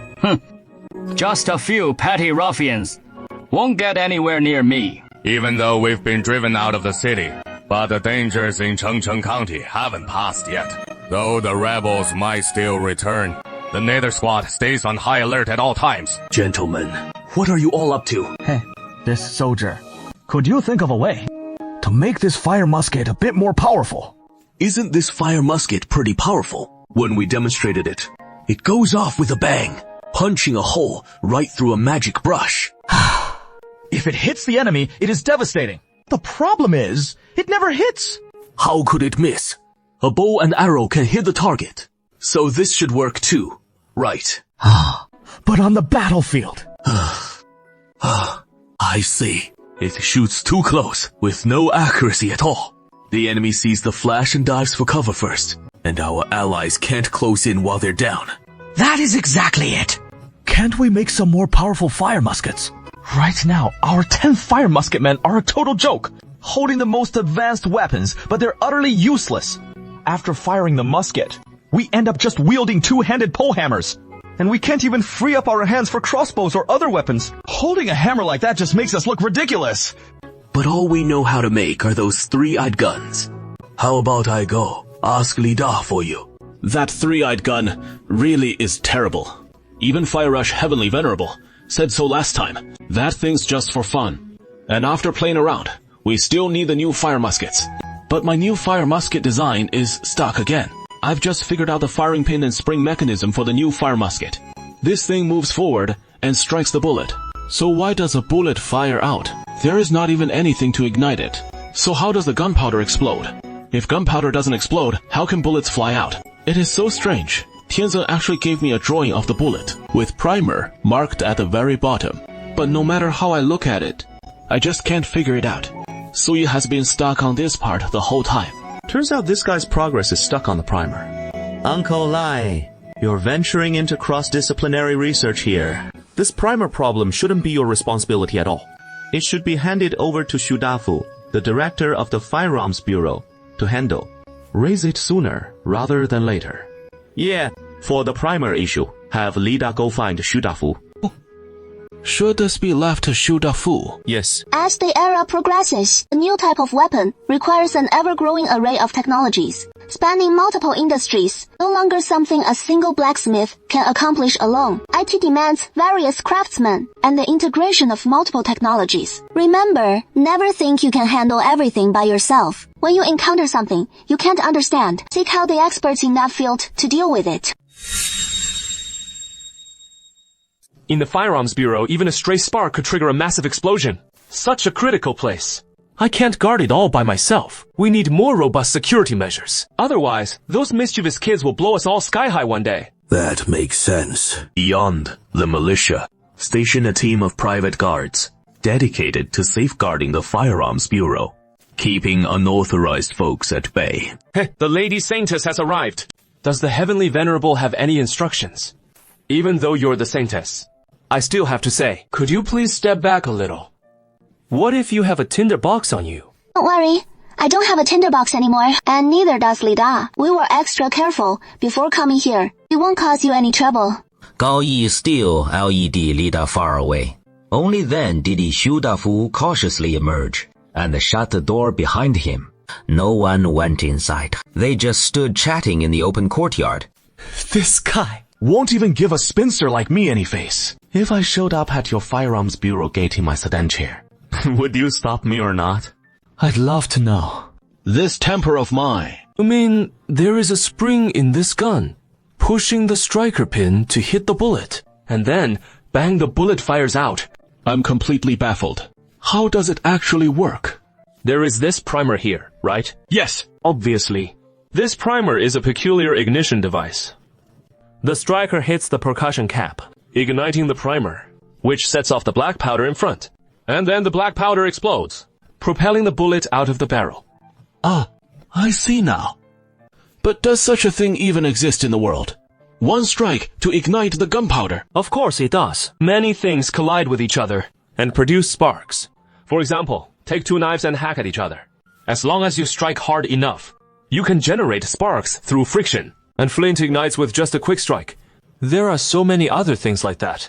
They catch fire with a simple rub. Otherwise, why would I be so afraid of you entering the Firearms Bureau? I'm just afraid you'll create some unintended spark inside and blow us all sky high. I get it now. All I need to do is turn these impact, igniting materials into a primer and mount it at the base of the bullet. Then the firing pin strikes it, igniting on impact. Ha! Tianzeng was right after all. I had to come to you for this. Brother Li Dase, you're thinking too simply. Although I just mentioned that many things can produce sparks, none of them are reliable. It is not like you can make sparks on demand, right? Take clashing two knives to create sparks as an example. Can you guarantee sparks every single clash? Can you guarantee the size of those sparks? Dare you guarantee it ignites the gunpowder every time? If you can't guarantee your musket fires on the battlefield, it might fail to fire. Then the musketeers would die in vain, wouldn't they? Caution. When handling explosives, caution is paramount. That is true. I need to think this over carefully. What exactly can ensure that every impact produces enough spark to ignite the gunpowder ahead? This isn't a simple matter at all. So, this task is yours to research. Of course. I'll study it myself. This requires constant testing with gunpowder. Do you think I'd feel safe handing the gunpowder over to you? Where you live is a blacksmith shop, with sparks flying everywhere all day long. If we put a barrel of gunpowder in your place, sooner or later, the whole village would get blown sky high. All right then. I'll entrust it to you with peace of mind. I'll go back and continue working on the other parts. Li Da left, but Gao Yi stayed behind, still grinning and looking at Xu Dafu. The saintess representing Tianzhen, along with her dark clouds, is also here. Saintess, does Tianzhen have more to tell me? Tianzhen has something to show you. The immortals are indeed right. Tianzhen says that thing is key to the method of making the fire cap. And once you see it, you'll surely thank Tianzhen. This is the first time. I've never seen Tianzhen's divine hand from such close range before. Come on up. Tianzhen wants to take us to a distant place. Can I really go up there? Who am I to deserve this? Hurry up and get on. Tianzhen's time won't brook any delay from you. The golden giant hand slowly rose up, carrying the two tiny figures into the air. In just a short moment, it had brought them to the top of a small hill far from the village. Remember this thing. This is something that explodes upon any impact, and I'll demonstrate it for you now.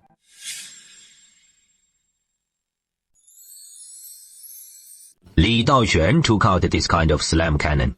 It is the kind of paper-wrapped explosive that is easy to buy during the New Year celebrations, in a small spherical shape, with a diameter of less than a centimeter, about the same height as a little person. Such a large gunpowder pellet. If this thing explodes, its power would definitely be terrifying. The power is secondary. What really matters is its detonation method. Are you watching carefully now? Li Daoxuan shifted his view hundreds of meters away from Gao Ye and Xu Dafu, selecting a desolate, empty plot of land, and held the slam cannon forcefully toward that open ground. The power was truly, utterly terrifying, with flames shooting into the sky, thick smoke billowing, and shattered stones flying everywhere. All the surrounding valleys echoed with a buzzing rumble for quite a while, until the valley's echoes from the explosion gradually faded away. Did you see it clearly? What tremendous power! It wasn't lit. This large gunpowder pellet wasn't ignited. It fell from the sky and exploded the instant it hit the ground. There is no fuse on it. Observing very carefully. That is right. This thing wasn't ignited. So how did it explode? Tianzhen asked. Do you know how it explodes without being ignited? This large gunpowder pellet ignites the moment it impacts the ground. It ignites through impact. I get it. The fire vent uses this very technique. Lida's core is the firing pin in the firelock mechanism. It is what strikes to ignite the fire vent. Very good. The little one is truly clever. Alright, that is done watching. I'll take you back to the Firearms Bureau now. This thing is yours to study. Disassemble it and examine it yourself, and figure out why it explodes on impact. Then apply his technique to craft it into a fire vent. Ouch! This kind of thing that explodes on contact. We can't just leave it right at the Firearms Bureau's entrance. It is far too dangerous. In case some clumsy apprentice comes charging over and smashes right into it, wouldn't that set it off? Tianzhen, I beg you to place this humble one and this immortal gunpowder egg in an uninhabited cave, so that I can work alone, completely free from any disturbances, and carefully disassemble it, removing the mechanism that triggers on impact before transporting it back to the Firearms Bureau's storage. Otherwise, it is just too risky. Alright. My Firearms Bureau chief is truly overly cautious. Li Daoxuan placed Xu Dafu and the slam cannon in a remote, deserted little cave. Let him study and tinker with it on his own. 32 keeps the village as miscellaneous affairs in perfect order. Mr. Wang and a group of teachers have also taken excellent care of the children in the school. Zhao Xiongking in Luming Valley with the villagers from Qingjian County is discussing plans to reclaim more wasteland and plant additional corn. Cheng Xu leads the triumphant militia in rigorous training. Very good. The village now has exceptionally strong self-defense capabilities. Even if I don't keep an eye on things here for a short while, there shouldn't be any problems. Gentlemen, remember the general. Li Ying is a complete incompetent, who didn't even dare to engage the Gaiyuan rebels, fleeing before the battle even began. We've just received the word that after this fool, Li Ying fled into Beishui County. He was ambushed head-on by another faction of the Gaiyuan rebels and taken alive. Oh no! Li Ying still couldn't get away. I let him off the hook once, but he ended up captured by the real Gaiyuan rebels. Alright, this is what they call the vast net of heaven. None can slip through. From what I can see, those Gaiyuan rebels seem quite disciplined. only targeting Li Ying, without laying a hand on the folks in our Fengyuan town. Maybe they really just came to demand their back pay. And then they'll leave. The group that arrived in Fengyuan town, this branch of the Geyuan rebels, numbers only 500, and they emerged from Huanggong Mountain. But our intelligence says it is the core Geyuan rebel force, with another 1,000 in Jingshui and Fuping. In other words, the Geyuan rebels have long split into multiple factions, operating in several directions at once. These splinter groups won't all have the same discipline. One might not plunder, another might well do so. It is anyone's guess. We still need to prepare our defenses.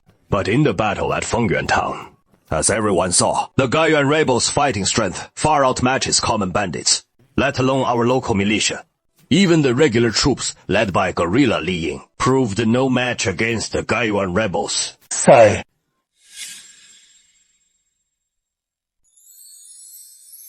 Frankly speaking, I'm at a complete loss right now. We definitely can't defeat the border troops. Oh, what a dire situation. No, I need to think this through carefully. The erudite Liang Shixuan immediately activated his desperate turnaround mode in his mind. The troubles right before his eyes, the formidable enemy forces, the county's local militias, and the plights of the rebel factions flashed through his mind like scenes from a lantern show. Counter the border army rebels. We'll have to use the border troops themselves. That Geyuan rebel force from Huanglong Mountain doesn't seem so bad. They only repelled the scouts, without touching our Fengyuan town in the slightest. This shows that this rebel band is open to reason. I'll go and talk some sense into them. Have them aid Chengcheng County in fighting the other rebels. They could even help us fend off the roving bandits. It can work like that. Yes. Why not? The border troops' mutiny stems only from unpaid wages. Deep down, they aren't truly disloyal to the court. They might just be waiting for a chance at amnesty. I'll go negotiate with them, let them atone with merits. As long as they're willing to step forward and deal with the other rebels, I'll do everything in my power to ensure the court doesn't hold them accountable, using that as leverage. Then there is room to negotiate. Then this task falls to you, Your Honor the County Magistrate. Our words carry little weight. The rebels surely won't trust us. Only if you, the magistrate, speak, will there be any chance of talks. As for those rebels in Huanglong Mountain, Lord Qianhou is a proper 5th rank officer. Local gentry aren't qualified to negotiate with him. In all of Chengcheng County, only I, the magistrate, can have a few words with a 5th rank official like him. For the people of Chengcheng County, even if this official takes a little risk, what is the harm? The mountains also host the rebels from Yichuan's Wang Zuohang forces. Very dangerous. In case we fail to locate the Geyuan rebels, but run into Wang Zuohang's men instead, that would spell trouble. I must accompany Lord Liang. Good. This matter calls for prompt action, not delay. Let's set off right away. Thus, Chengcheng County's top civil and military officials set out together, leaving the county seat behind, heading toward Huanggong Mountain. This presents a fine opportunity. The Gao family militia has been restricted due to their armor, making it inconvenient to operate under the government's watchful eyes. But with the Geyuan troops' mutiny stirring up chaos, Liang Shixian and Fang Wushang aim to win over the rebels, which gives the Gao family militia a perfect excuse to boldly emerge in armor and join the fray. Excellent. Notify and make the arrangements. If we can't find the Geyuan rebels, what then shall we do? Lord Liang, those Geyuan rebels are border troops at heart, after all. If they're set on hiding, they won't be easy to track down. We can just wander the mountains, and they'll find us. Let them find us. It is the border army scouts, also known as the night non-receivers, who can spot us far more easily than we can find them. No sooner had Fang Wushang spoken than he suddenly furrowed his brow and whipped around sharply, only to see a figure silently emerging from the woods behind them. Ha! This person was clad in lightweight mountain armor, face masked by a black cloth, with a bearing distinctly unlike those wandering bandits. At a glance, it is clear he was once an imperial court official. Are you looking for me? I am Liang Shixian, the magistrate of Chengcheng County. This time, venturing into the mountains, I've truly come to seek you out, General. Guyuan County owes me 3 years of military pay. The Qing troops under my command are starving, unable to even put food on the table. I've got nothing left to say to the imperial court, unless they hand over the money promptly. Well, regarding the matter of military pay, I can petition the court on your behalf to address it. Petition? Do you take me for a 3-year-old child? If this money could really be secured through a petition, would I have rebelled in the first place? General, I know the court has wronged you all, but rebelling and causing chaos, that is no long-term solution. After all, when the Emperor's forces arrive in the future, what will become of you? But I simply can't overpower the might of the throne. General, if you turn back now out of necessity, it is understandable. In the battle at Fengyuanchang, you didn't harm a single commoner. Clearly, General, you have a kind heart. You're not some ruthless, wicked rebel. Rebelling today may feel satisfying for the moment, but carrying the label of a traitor for the rest of your life, that is hardly a pleasant legacy. Why not heed my humble advice and turn back to the shore? You want to offer me amnesty just with a lowly 7th rank sesame official like you? What guarantees can you possibly offer me? Though I may not be anyone of great importance, I do have many connections in the capital. With their assistance, perhaps I can help pull some strings for you.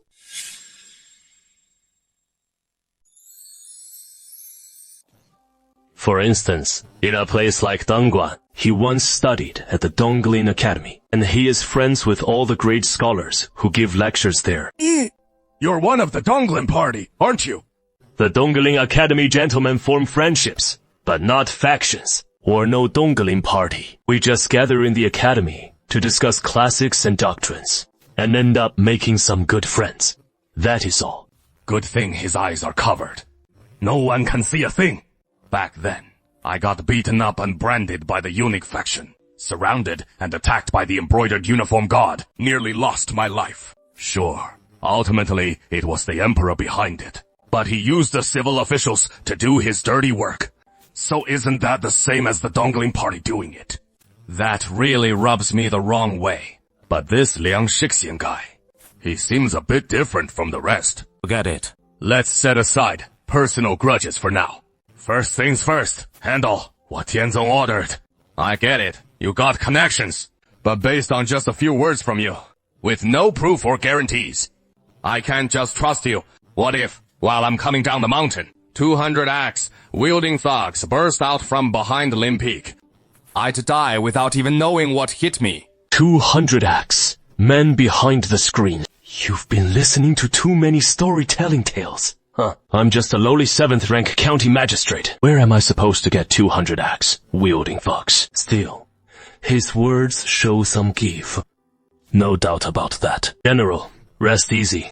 This official still values his reputation highly, and if we strike a deal, going back on my word would leave me too ashamed to face the folks back home. No way, no way. Can't trust you anyway. There is no way I'm foolishly laying down my weapons. You can state whatever conditions you have.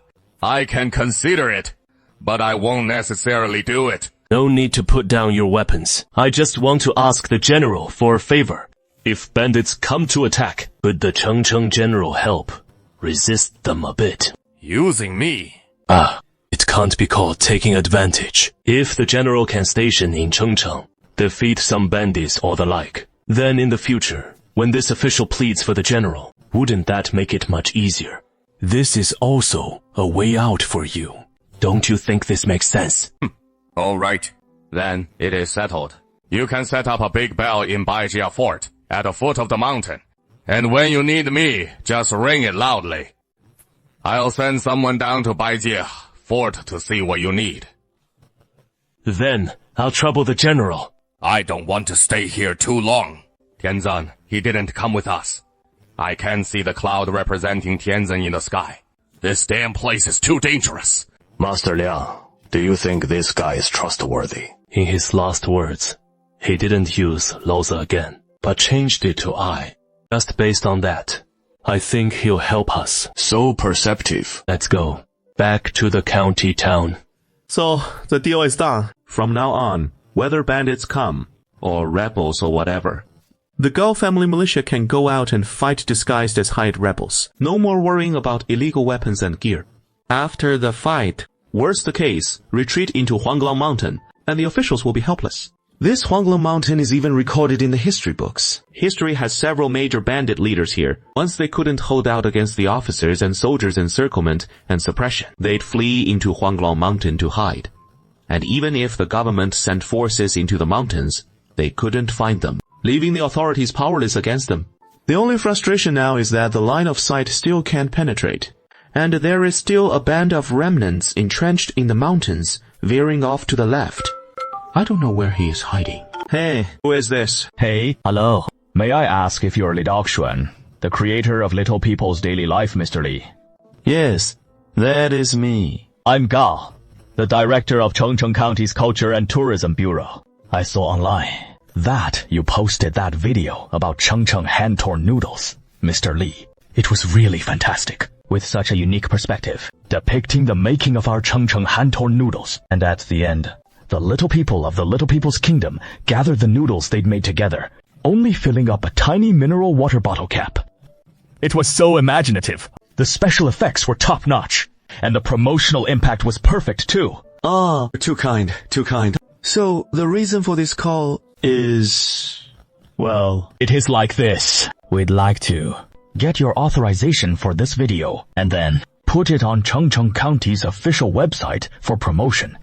That way, plenty of people will surely fall in love with our Chengcheng hand-torn noodles. And when that happens, we might just explode in popularity like Zibo Barbecue, hitting it big and bringing some tourism revenue to the folks in Chengcheng County. I see.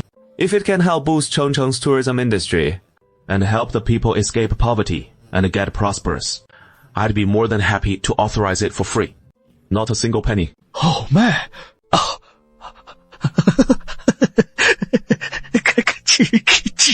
这是不复放，万事是必要。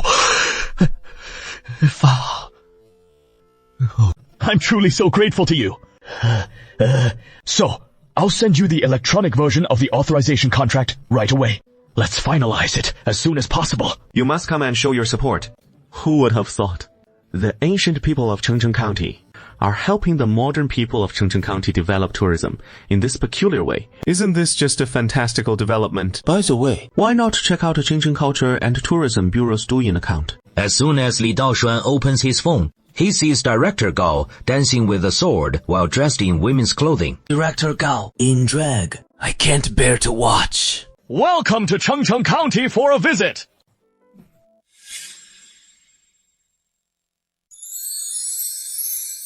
Mr. Wang and Gao Yi have brought Daoxuan Tianzen's demon exorcism scripture and grain again to Chengcheng County. Mr. Wang is back.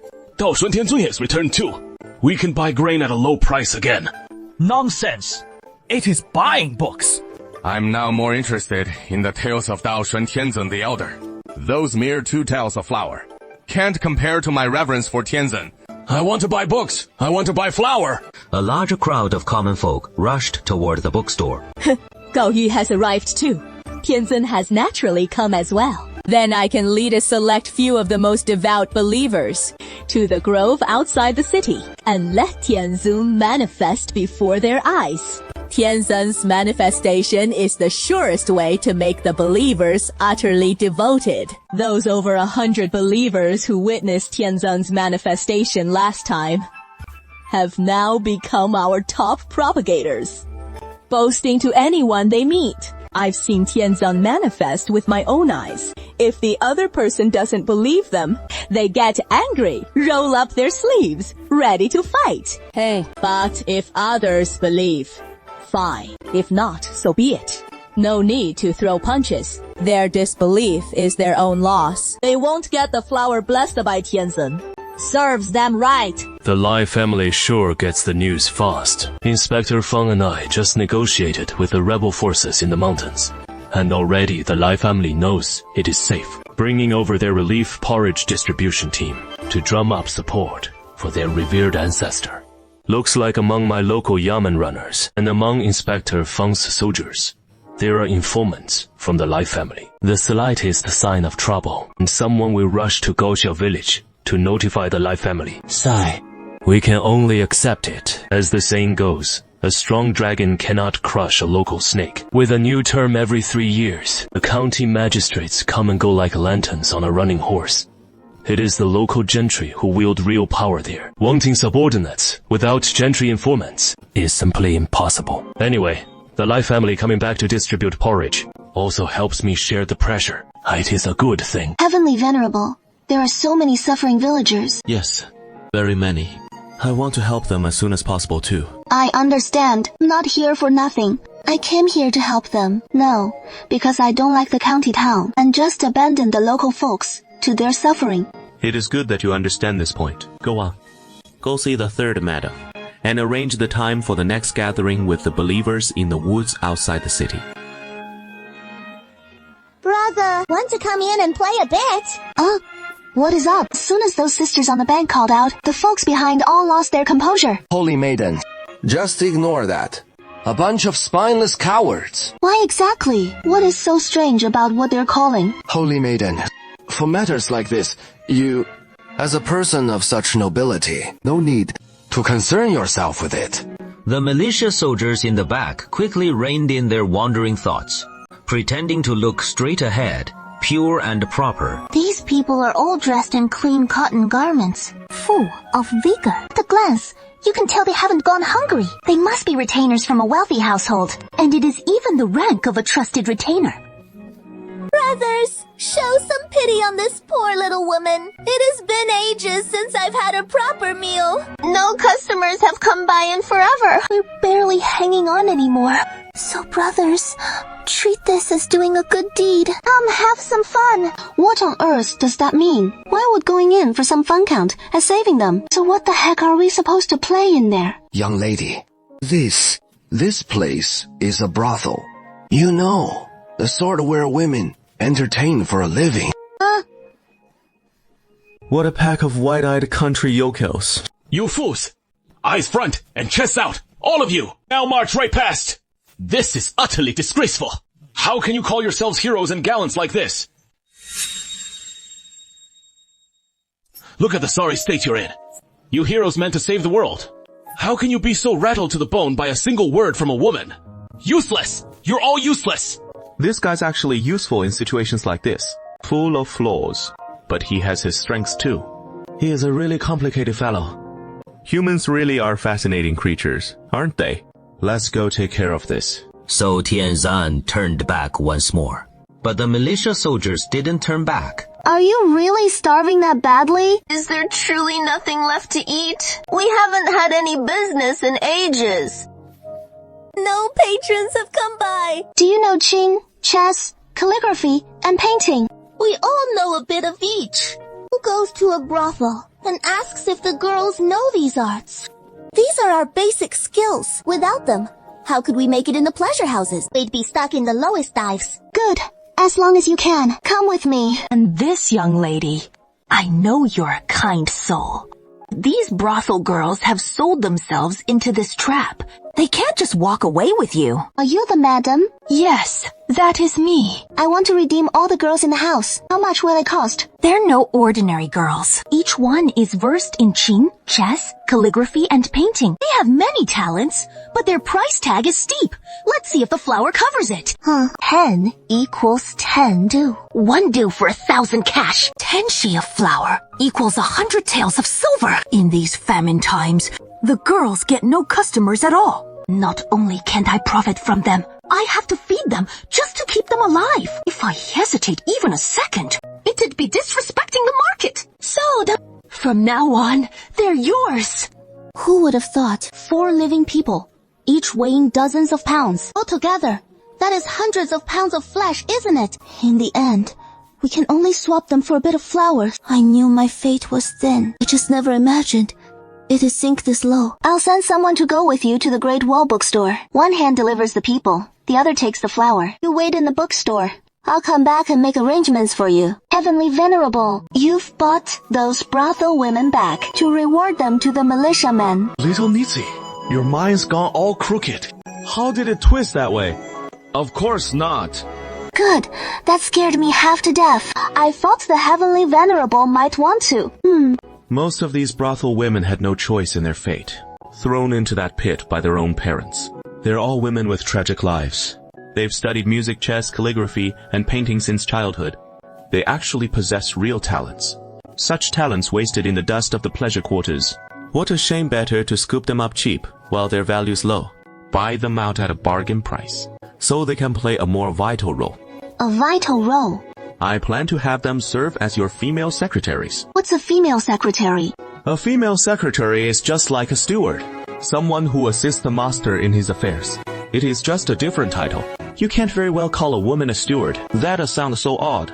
That is why we have the term female secretary. But I don't have much to do myself. I wouldn't need help with anything.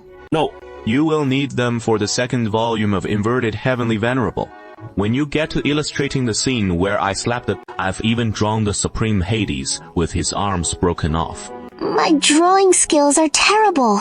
They know how to paint, and they can help you handle things like this. You just need to focus on the storyline, and they can refine the detailed illustrations for you. They can also write and add a few captions or notes to the comic books. Besides, you've allied the women in the village to open a cotton cloth shop in the Gao family trading area, right? Yes, the cotton shop sales, profits, and all that are their total mess. Indeed, these cloth shop's accounts are truly a complete muddle, and we've never sorted them out properly from start to finish.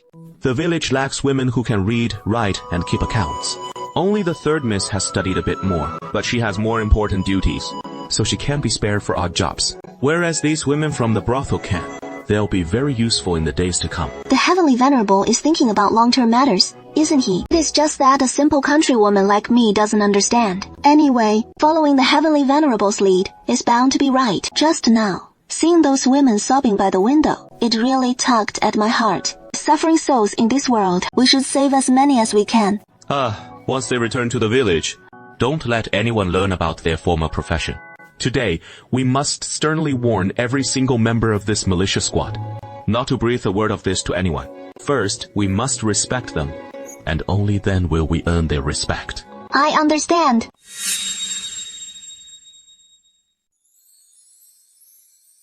Little miss, the girls are new arrivals here. They don't know your ways yet. Please guide us generously, miss. I am only 16 years old. How on earth could I be their mother? They thought you were running a brothel too, and that buying them was for that sort of thing. I've been taken for an old madam. No, you've got it all wrong. I bought you back, not in the way you're imagining. So, what do you mean, ma'am? Show them the book Xuantian Venerable Demon Exorcism Tale, and say you invited them to help with the illustrations. That way, they'll understand quicker. Then you can reveal the truth gradually. Gao Yi finally caught on and quickly pulled out the comic book, gesturing animatedly to the four girls. Someone actually wants us to do paintings. This is too strange, isn't it? If I may be so bold as to ask, does this mean we've turned a new leaf? Don't you want to leave that life behind? We've dreamed of it every night, but we never imagined it would come true today. Sir, have them change their clothes into simple cotton garments. Wash away the heavy makeup and forget the past. Oh, Heavenly Venerable, before coming to the county, I was blissfully carefree in the village day after day, gazing at the village's prosperity and liveliness, completely forgetting the great drought outside. These last 2 trips to the county in a row have finally shown me how the people outside are suffering, and it weighs so heavily on my heart. Is there anything I can do right away? I want to help them immediately. Don't worry. You're already doing it. Just by standing here in the county, you're saving them. I still feel like it is not enough. Liang Shixian actually came to the bookstore. This should be quite the show to watch. You grind the flour and grab your hat, then sneak to the front hall to watch the spectacle. Liang Shixian stands at the entrance of the bookstore, tilting his head up to gaze at the Chengcheng bookstore signboard, staring intently for a long while. This fellow has already sensed something off about the bookstore. With his sharp wits, he has figured out that the bookstore's backer is Li Jia. He stands there in a daze, probably still pondering how to deal with Li Jia. Master, it is not yet time to confront the Lai family. Rest assured, This official has no intention of showing his hand, just came to take a look. The Lai family is far too powerful. So much grain. If this official had this much grain, what would there be to worry about? When Liang Shixian visited Gaojia village the second time, he saw the cement road, and it quite stirred his interest. He even asked 32 how the road was built. But 32 gave him a warning. A great drought ravages the land. It is not the time for road construction. Only then did Liang Shixian drop the idea. But now, well, hurry and call Mr. Wang to go after him. Hold up the county magistrate, and say that the Lai family has a major project to discuss with him. Please wait, Lord Magistrate! Oh no, someone from the Lai family spotted me. I really don't want to chat with them right now, in case they realize I've caught on. What if they stop supplying the grain? It is Mr. Wang from Chengcheng bookstore. This official is just passing by, taking a casual look around. Nothing important. I have one matter I'd like to ask for your assistance with. Lord Magistrate, I believe the county magistrate has already discovered. Recently, though, I am nominally a bookseller. In truth, I have been distributing porridge to aid the people. All the grain I have comes from the Lai family in Gaojia village. This official hasn't brought it up explicitly. Yet you come right out and say it. Oh, no. This won't mean you're cutting off my grain supply, will it? Or using the grain shortage to coerce this official into some illegal mischief. The county seat has a large population, and I'm transporting grain from Gaojia village, over more than 30 li of road. The wheels on the grain carts are wearing out, and the many carters hauling the grain are exhausted. So, I have one request to make. Could the county magistrate issue an order to build a proper cement road from the county seat all the way to Gaojia village? Are you serious? What is going on here? The realm has endured years of severe drought, leaving the people in dire straits. There are so many hired workers outside, rebels and bandits causing chaos. War could break out at any moment. And in this situation, you want to build a 30 li road? What a massive undertaking. You want to work the common folk to death and bury them in the foundations. It wouldn't be corvée labor, but rather hiring workers, distributing 3 jin of flour per day, funded by the Lai family for charitable relief. Build the road right away. Start the road immediately.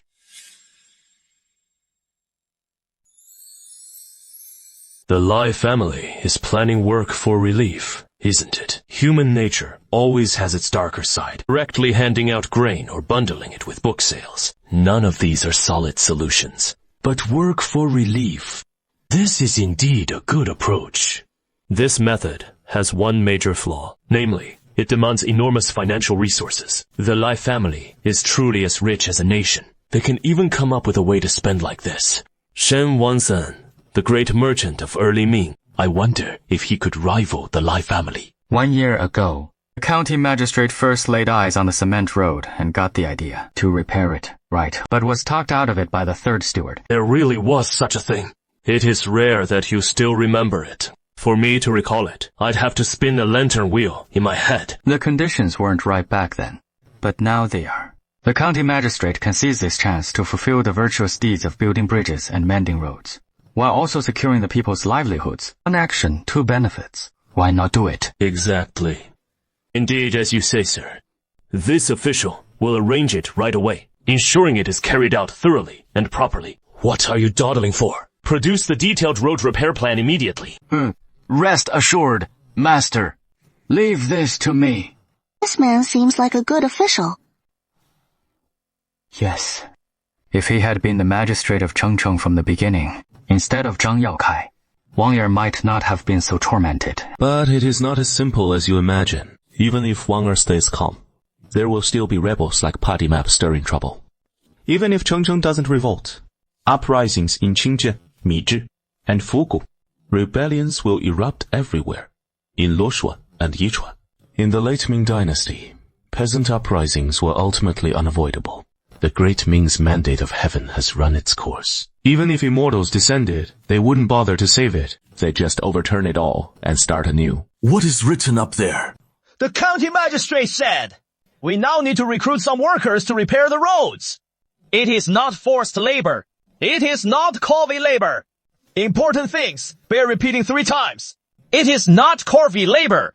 It is by hiring day laborers, providing meals for the hired workers, and distributing an extra 3 jing of grain each day. The officials will pay wages fairly, as promised. Haven't enough people been deceived by the officials already? The court has no credibility whatsoever. Who would dare believe them? Why won't they trust this official? This official has governed this place for a full year now. Whenever bandits come raiding, I lead by personal example, commanding the militia to defend to the death, and never once mistreating the common folk. Master, though you are indeed a good official, you can't overcome the misdeeds of the other officials. Remember that Li Ying from last time, and the previous one, Zhang Yaokai. Alas. So, what are we to do? This official must think it through carefully. The erudite Liang Shixian immediately activated emergency response mode in his mind. The government's prestige, my own reputation, the hearts and minds of the people, ways to regain the people's trust, all spinning in his mind like a lantern procession. Chengcheng Bookstore. That is the solution. Everyone, have no fear. Those recruiting workers for the road repairs aren't the court, so it doesn't count as Corfy labor. This time, Mr. Wang of Chengcheng Bookstore is handling the worker recruitment for the road repairs. He wanted to build a good road to make it easier for his caravan to transport books. All the grain will be distributed by the book bureau, while the government will only oversee the process. If the book bureau fails to pay your wages, you can come to the yamen to file a complaint. This official will see to it. Oh, so it is the book bureau. You should have said so earlier. I'd have trusted it if the book bureau is providing the grain. As long as it is not the government, whoever's hiring, I'd give it a try. I'd never work for the government. The book bureau has been handing out grain all along. But buying a book only gets you 2 taels, which isn't enough to live on. I thought the book bureau didn't have much grain, so they didn't dare give out more. Turns out they were saving it for a big project like this. Oh yeah, that is right. Mr. Wang from the book bureau is a real good Samaritan. But the court is a different story. Before starting the job, they promise you the world. But once the work's done, they turn on you. Not a single copper coin. But Lord Liang is considered an upright official. Oh, what is the point of an upright official? An upright official just acknowledges the debt, but doesn't pay it. What does acknowledge but not pay mean? Oh, it means I admit I owe you money, but I have no money to give you. Anyway, when you bring it up, it is the superior's fault. The higher-ups don't send down the funds, and there is nothing a lowly 7th-rank official like me can do. They just string you along like that. What can you do about it? I get it now. So, better to stick with the book bureau. Mr. Wang is a good man. We'll take this job. I'll do this job. Yeah, we'll do it. Hey, how did the government's reputation sink so low? When did things start to turn like this? Sigh. People's loyalty has come to this. Without trust, the people cannot stand firm. With hearts turned this way now, my faint reputation hangs by a thread. Perilous times. This cannot stand. I must submit a memorial to alert the emperor. The danger is already grave. Yet, how should I even put it? What words would serve?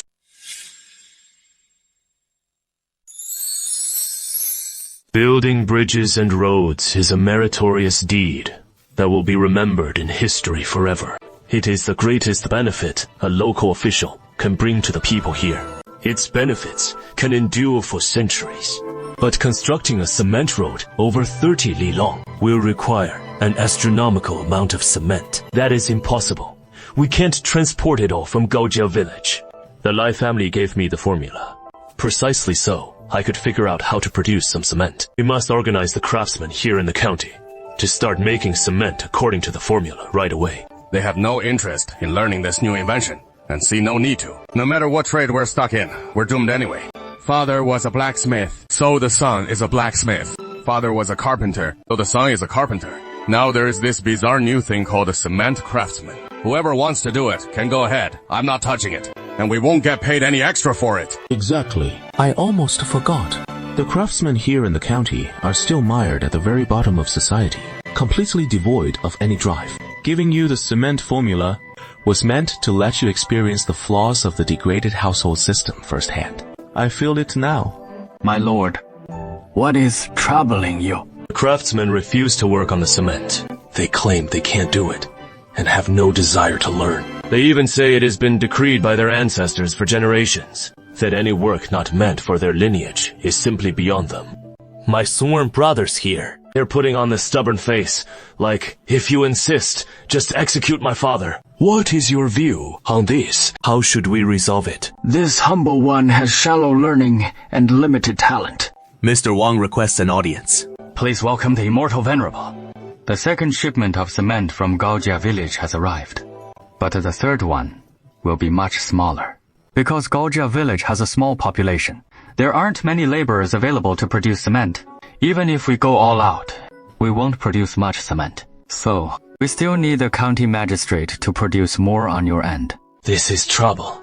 As for me, I temporarily can't resolve the cement production issue. Our road building project might get stalled halfway. If that is the case, then wouldn't our work for relief plan fall apart? Sai, I have no idea what to do. If that is the case, then I have an idea. That can resolve the cement dilemma. What clever plan do you have, sir? Our Lai family can invest in building a cement factory right next to the county town, using this factory as the core to recruit cement workers from the artisan households, as long as we pay them proper wages. Why would the artisans worry about lacking cement? In Chengcheng County, there are hardly any rotating artisans left. The rest are all fixed artisans. They all have fixed shifts and can't leave at will. How could they possibly work at a cement factory? County magistrate, you are the frontline leader. If you don't keep an eye on the registered artisans, who else will? As long as you turn a blind eye, pretend not to notice the fixed artisans seeking work and survival amid the disasters to earn money, they'll surely head to the cement factory for jobs. Anyway, the official workshops have nothing going on lately, right? What is the point of keeping them idle? Indeed. The official workshops have no work to do. The fixed artisans have been idling away, just eating and waiting lately. It is better to turn a blind eye and let them go out to work. In the end, this artisan household system is deeply flawed. Why be so rigid about it?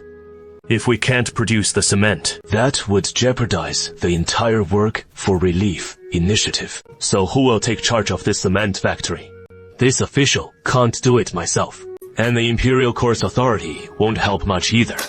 Just find a reputable local gentry and control him from behind the scenes to set it up. I have someone in mind. His name is Teng Yaifeng.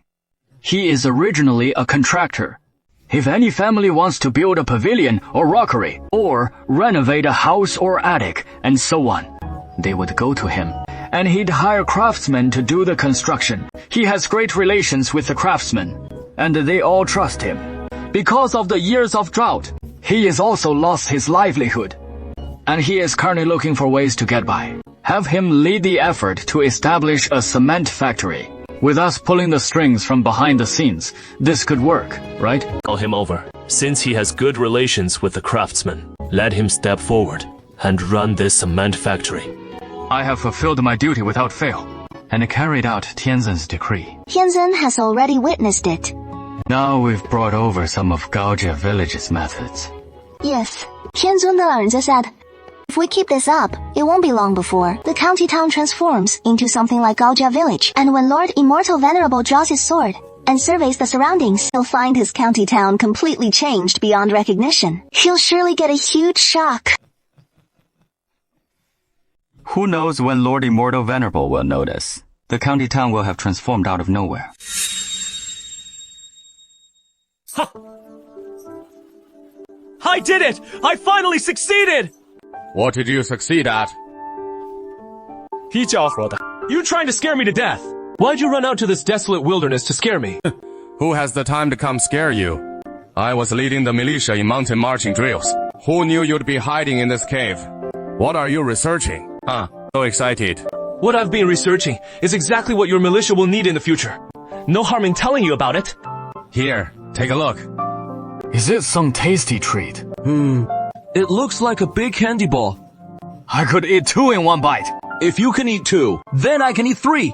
If you eat 3, I can eat 4. You lot of scoundrels. What is there to compete over? How can you eat something Xu Dafu made? It'd blow your teeth clean off.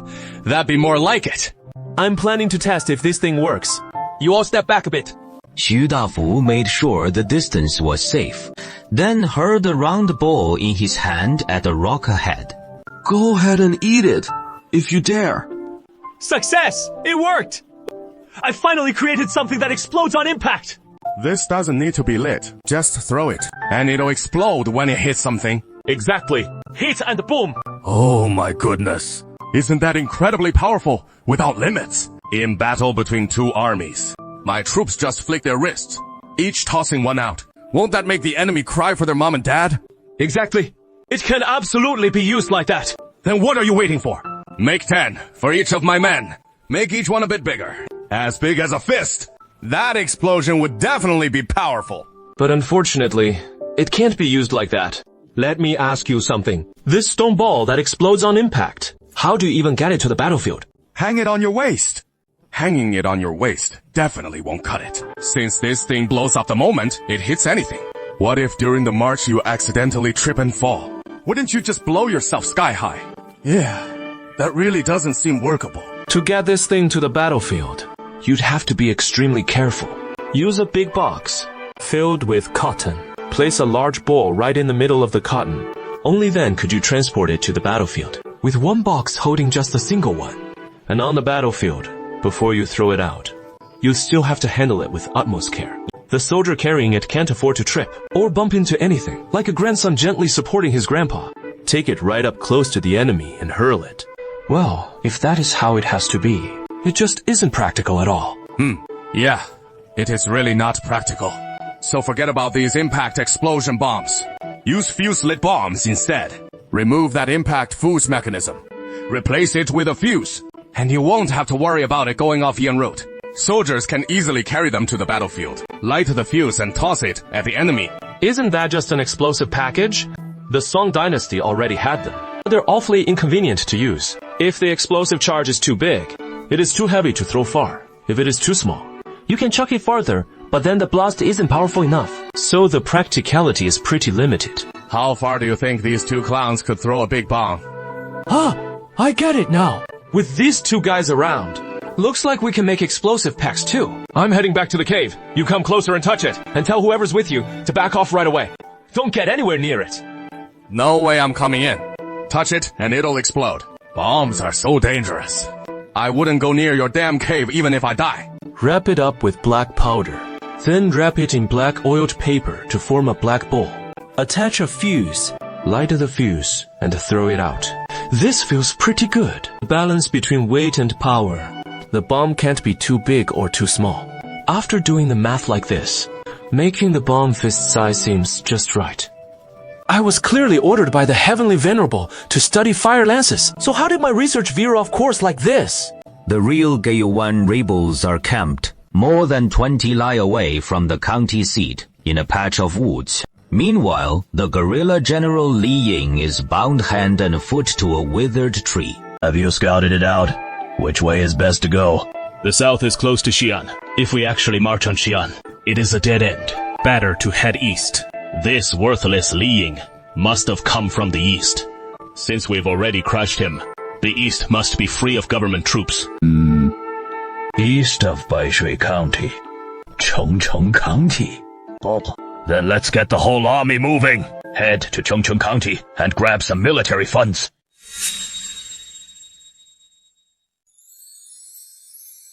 Whoa! Thousands of people wielding hoes together. Shovels this scene of workers toiling skyward, viewed from above, is nothing short of spectacular. Li Daoxuan sets up a fleet of cameras on the construction crew, then lightly presses the east button on the outside of the box, and the north one too, capturing an epic aerial shot of the massive construction team, filming straight from dawn till dusk, all in one seamless go. This shoot came out awesome. Just need to edit it at the right time and upload. And it'll thrill the Douyin audience all over again. Hey, Mr. Li. Oh, thanks so much. That video of yours was shot so perfectly. Many folks have watched it. Got hooked on our Chengcheng hand-pulled noodles. With tourist numbers surging lately. Glad I could help out. It is just that we haven't paid you any fee. And we really feel bad about it. No big deal. No big deal. I said from the start it'd be free. Hoping the county keeps thriving. Bringing prosperity to the local people. A few days ago, I finished a video on Chengcheng County's city god temple. It is right there on my Douyin profile. So if it is useful, just download and use it. That is incredibly kind of you. I'll check it out right now. Whoa. These special effects are fantastic. The ancient vibe is spot on. Must have cost a pretty penny to produce, huh? Not really. It wasn't that much. As long as it helps Chengcheng. That is what counts. Urgent military intelligence! Urgent military intelligence! Sir, Master, bad news. The Gaiyuan rebels have truly arrived this time. They're marching through Baishui County. They're heading straight for our Great Wall defenses. All right. This isn't the group we negotiated with, right? The one we negotiated with was Ghost Jianhu, who is currently stationed in Huanglong Mountain. This time, it is a guy named Baishui Long coming our way, and the rebels call him Wolf Capturer. This guy scattered Li Ying's forces, captured the gorilla, General Li Ying, and he is plundering food everywhere. Baishui County has suffered badly at his hands, and now he is wreaking havoc there. Once he has done enough damage, he is coming straight down to our Great Wall. Damn it. Hurry, and notify Sister Feng Shuan and the militia in every town and village. Have them all prepare for battle. You head straight to Baijia Fort and ring the bell to summon Ghost Qianhu for backup. The deal I struck with him was on behalf of the Lord. What about the border troops? The border troops. The border troops are really coming. Don't panic. We've still got Ghost Qianhu, who is border troops too. Border troops against border troops, plus our own militia and village braves. This battle's gonna be a fight. This time, no need to send Gao Ye back to the village to notify Chengxu. They probably won't need my orders. They know what to do by now. Li Dao Xuan frantically mashed buttons in all four directions: east, south, west, and north. Finally, he pinpointed Chengxu and the militia. And surprisingly, they were all in a barren hill next to the firearms bureau. Standing right in front of them was Bureau Chief Xu Dafu, the clerk. Got a good look at this thing. Light it up. Then put every ounce of your strength into hurling this ball at the enemy. I've got a ton of strength in this whole body of mine. I can chuck it really, really far. Oh yeah. I'd advise you to throw it as far as possible. Got it. It'll blow you to kingdom come, no joke. Gao Chu makes a big leap and quickly pulls on his helmet, tucking his whole body into the massive iron armor, transforming into a giant Iron Man. Huh. Is this good enough? Yeah. All right. What could go wrong with throwing it? Go ahead and toss it. Hiya! This thing packs a punch. This gadget is seriously impressive. Combined with the brute force of those two dummies, Gao Chu and Zheng Danyu, it is like slaying gods if they block the way, and Buddhas if they stand in the path.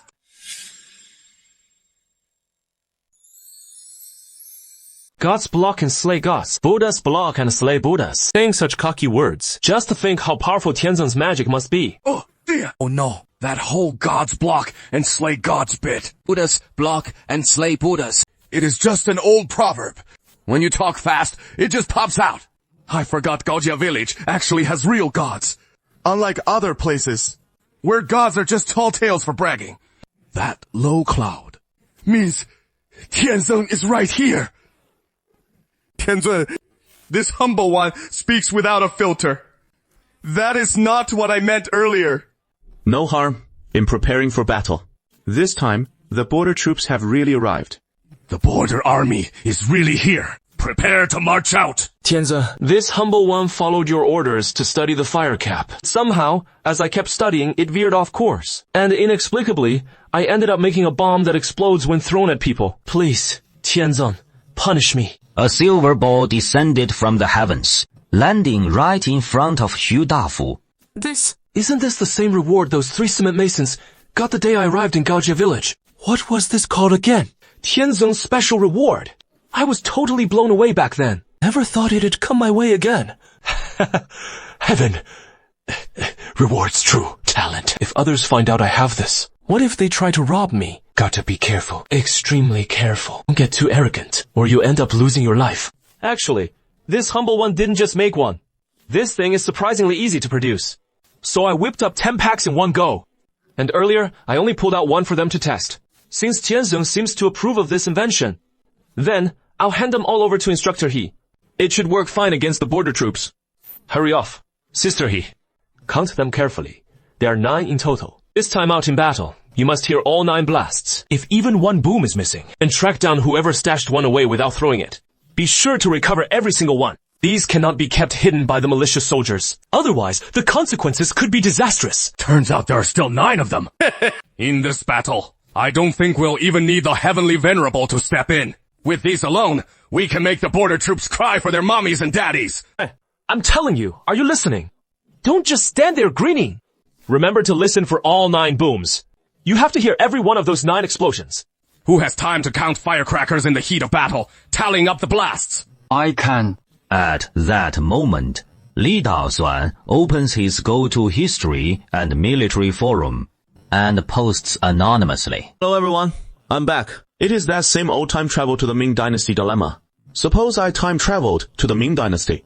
I've already invented black powder bomb packs that can be detonated with fuses. Now I want to upgrade them into even more powerful hand grenades. Which design would be the best choice? How about hand-thrown nukes? As long as you track them far enough. You won't blow yourself up and bury the first floor alive first. I don't know much about this stuff either. Would the WWE stick hand grenades work? Any experts want to chime in? The water grenades from WWE and WWE are incredibly complex. They've got springs, detonators, all kinds of chemical components. To try making them in the Ming Dynasty, do you even have a chemical factory? Stop dreaming. No need to overthink stuff like mothballs in black powder, or little glowing beads as grenades. Wrap the outside in thin leather. Attach a wooden handle at the bottom for grip. It'll throw more evenly and light a fuse. That is all it takes. Overcomplicating with high tech would make mass production impossible. Here is a hand-drawn sketch I made. It could pass for a Ming Dynasty blueprint of a modern black powder hand grenade. Whoa, what kind of genius is upstairs? So awesome. 3rd floor makes a good point. But we can't stay so primitive forever. If we get a chance, we still need to set up a chemical factory. History has to move forward, right? Well said. We must kickstart the chemical industry. With chemicals, we get black silk stockings. Have all the Qinhuai courtesans done black silk and dance? Where is the mod? That idiot's at it again. Li Daoxuan downloaded the image, shrunk it down and printed it in the corner of a sheet. This is the blueprint for the Immortal Realm bomb from Tianzon. Oh, good, good. Only I saw it. If this blueprint leaks, who knows what chaos it caused in the world? The guy's as cautious as ever. That is for the best. This kind of hand grenade shouldn't fall into the wrong hands. If some rogue picks it up and learns it, and uses it to blow up their own people, I'd definitely lose my mind. Hey, Zombie, on Tianzon's orders, I need to forge some things. What for? Small iron beads. Tiny little pellets will do. And these iron shell casings like this. A thin iron can slightly smaller than a fist. What is this for? To hold water. What is it used for? I can't tell you. Anyway, it is what the Heavenly Lord wants. Still keeping secrets from me, huh? Okay. I'll make it for you. That should settle it. Right. Cheng Xuzheng assembles his troops, leading the militia aboard the small train. It didn't take long before they arrived at Baijia Fort, then slipped into Huanggong Mountain and hid quietly inside. Not long after, the men dispatched by Liang Xixian arrived posted on swift horses. They burst into Baijia Fort and demanded that Bai Yuan ring the bell to summon the ghost Qian Hao. So Cheng Shu swaggered out from the mountains with his mercenary rebels. At this time, the county town, under Liang Xixian's command, had already entered a state of combat readiness. All the road workers had returned inside the county town. The officers and soldiers under Fang Wushang's command, Liang Xixian's household guards, Yamen, runners, and the militia, along with some local braves who had joined of their own accord, all were busy preparing supplies for the battle. Military and civilians united as one. This was also in the early phase of the Peasant Wars, at the end of the Ming Dynasty, except for the cases during Wang Ergang's uprising, when he sneak attacked and killed County Magistrate Zhang Yaokai, and later marched north to capture Yizheng County beyond these 2 instances. Other peasant rebel forces rarely had records of breaching county towns. It wasn't until the 3rd year of Chongzhen that the peasant rebels were joined by large numbers of officers and soldiers, greatly boosting their combat strength. and only then did records emerge of them gradually capturing county towns. As for breaching Zhou-level cities, or larger Fu-level cities, such events only occurred by chance much later. The reasons for this, besides the sturdy city walls, included the law-abiding commoners unwilling to rebel, who could no longer survive in the villages and had fled into the major cities, joining the city garrison in resisting the peasant rebels. The rebels often mustered tens of thousands, but the refugees in these cities number in the tens of thousands as well. Tens of thousands against tens of thousands. Who is afraid of whom? That is exactly the situation in Chengcheng County right now. Over 10,000 refugees are joining forces to defend the city. That is odd. These common folk are so eager to join the defense this time. Back when Wang Zuohang and the Busani rebels came, the people of Fengjuan Town weren't nearly this enthusiastic. The reason isn't hard to figure out. I'd like to hear the details. These folks just landed this road building job.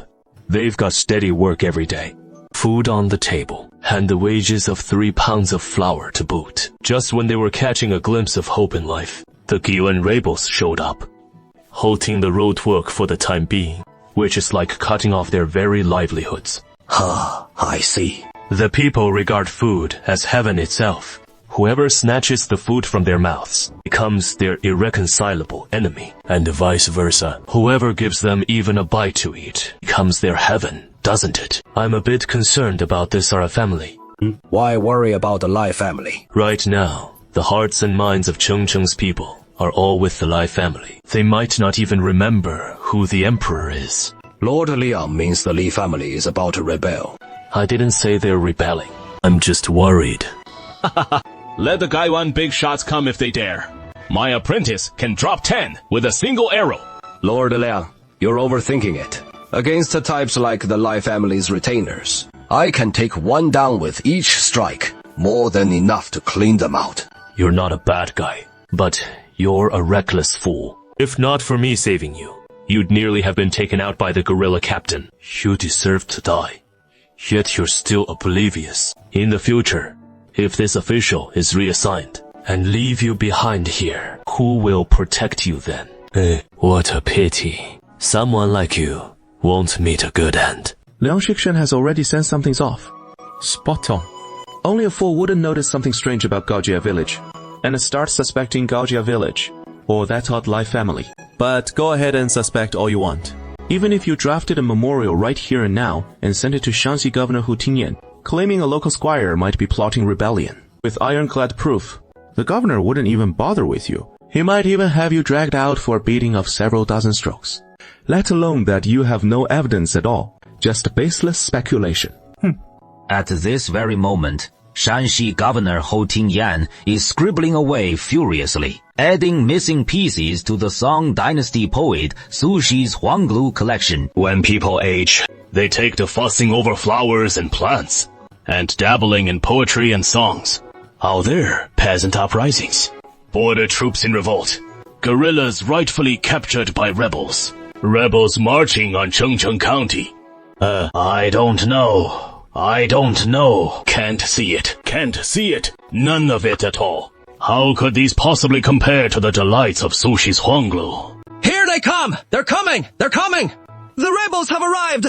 In the southwest, an army suddenly appears on the barren plain. A majestic force of Ming Dynasty officers and soldiers, with a large banner held aloft in their ranks, bearing a crudely scrawled character for wolf, and several horses at the forefront of the column, upon which ride several sharply attired generals. Why is there still a disheveled, unkempt man tied up right there? Isn't that Li Ying, who came to scrounge a meal not long ago?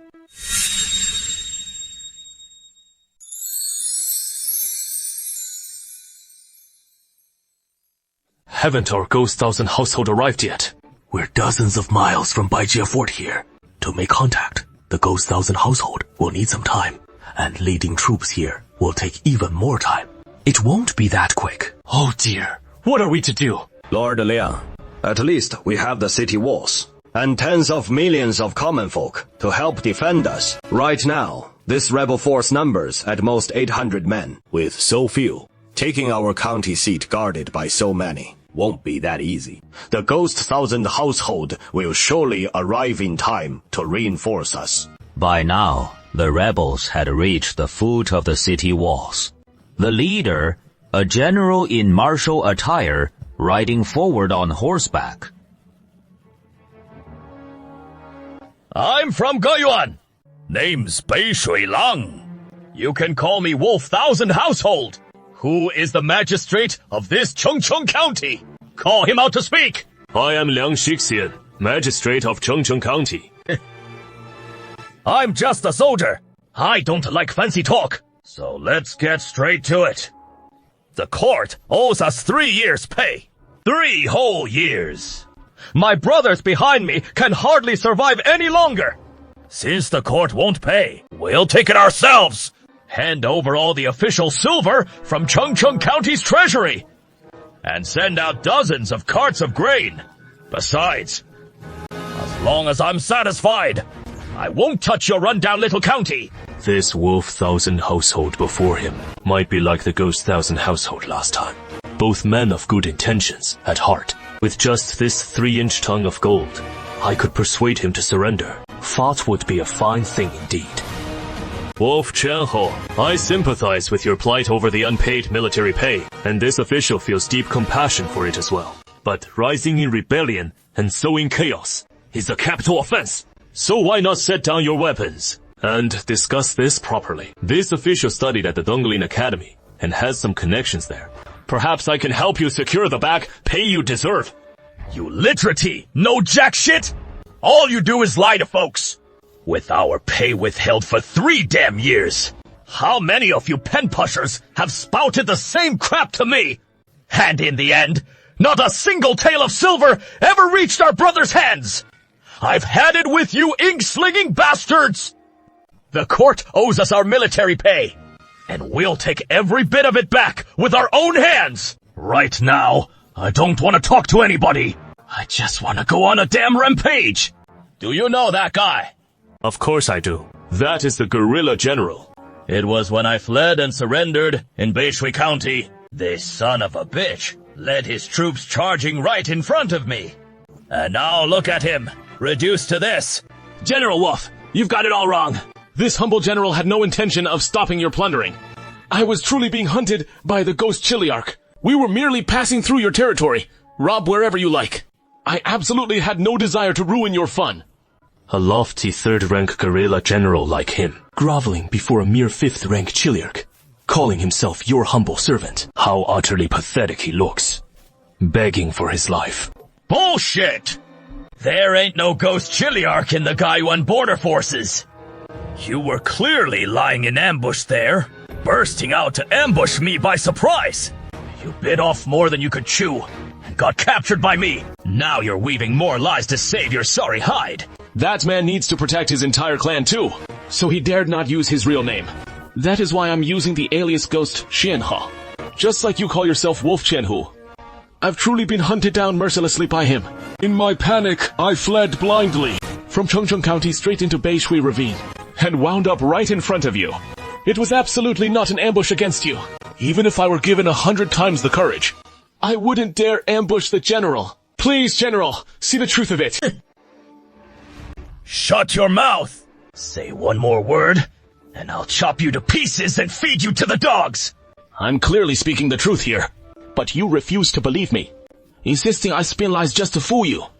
Is that what it takes to please you? Don't think your lies will buy you any time with me! I've carved a bloody path from Gaiyuan. The souls under my blade number at least 800, if not 1,000. Piss me off, and I'll wipe out every last man, woman, and child in your Chengcheng County. I actually sympathized with you at first. 3 years without a single pay. Of course, you'd be angry about that. But on this rampage from Gaiyuan all the way to near Xi'an, how many districts have you torn through? How many villages have you devastated? Burning, killing, and looting every step of the way. All the dead and wounded are innocent ordinary folk. What did you just say? The court owes you your military pay, yet you've slaughtered civilians the whole way. The Ming court owes me silver. So why shouldn't I rob wherever I please on Ming territory? What is wrong with that? Utterly unreasonable. Completely incomprehensible. You, master! Before Liang Shixian could finish his sentence, Wolf Jianhao suddenly drew a Kaiyuan bow from his back, nocked an arrow and drew the bow, all in one seamless motion. Liang Shixian didn't even have time to react. The arrow was already hurtling toward him. Fortunately, a shield was leaning against the house, and it blocked the shot right in front of Liang Shixian. The arrow struck the shield. Cut! It was blocked. The wolf Jianhou stowed his bow, wheeled his horse around, and retreated. Even as he fell back, his opponent had already drawn a massive bow and loosed an arrow straight at the wolf Jianhou. But the wolf Jianhou, as if he had eyes in the back of his head, dodged into the shadows like a flickering lamp, vanishing in an instant. The arrow whistled harmlessly through the air. In the next moment, he flipped back onto his horse with a swift motion, galloping headlong into the midst of his men without a backward glance.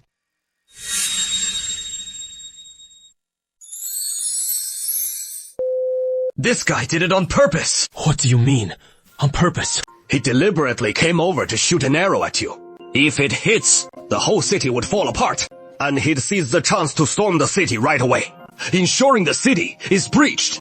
But even if he misses, he couldn't care less, since even my counter shot at him was all part of his plan. He deliberately dodged it with a clean, swift move, seizing the upper hand, and crushing the morale of the defenders in my city. Were they already locked in battle in that split second, just now? My deathbed visions haven't even started spinning yet. Oh man, these generals aren't fools at all. It is just that their minds work in different ways from mine.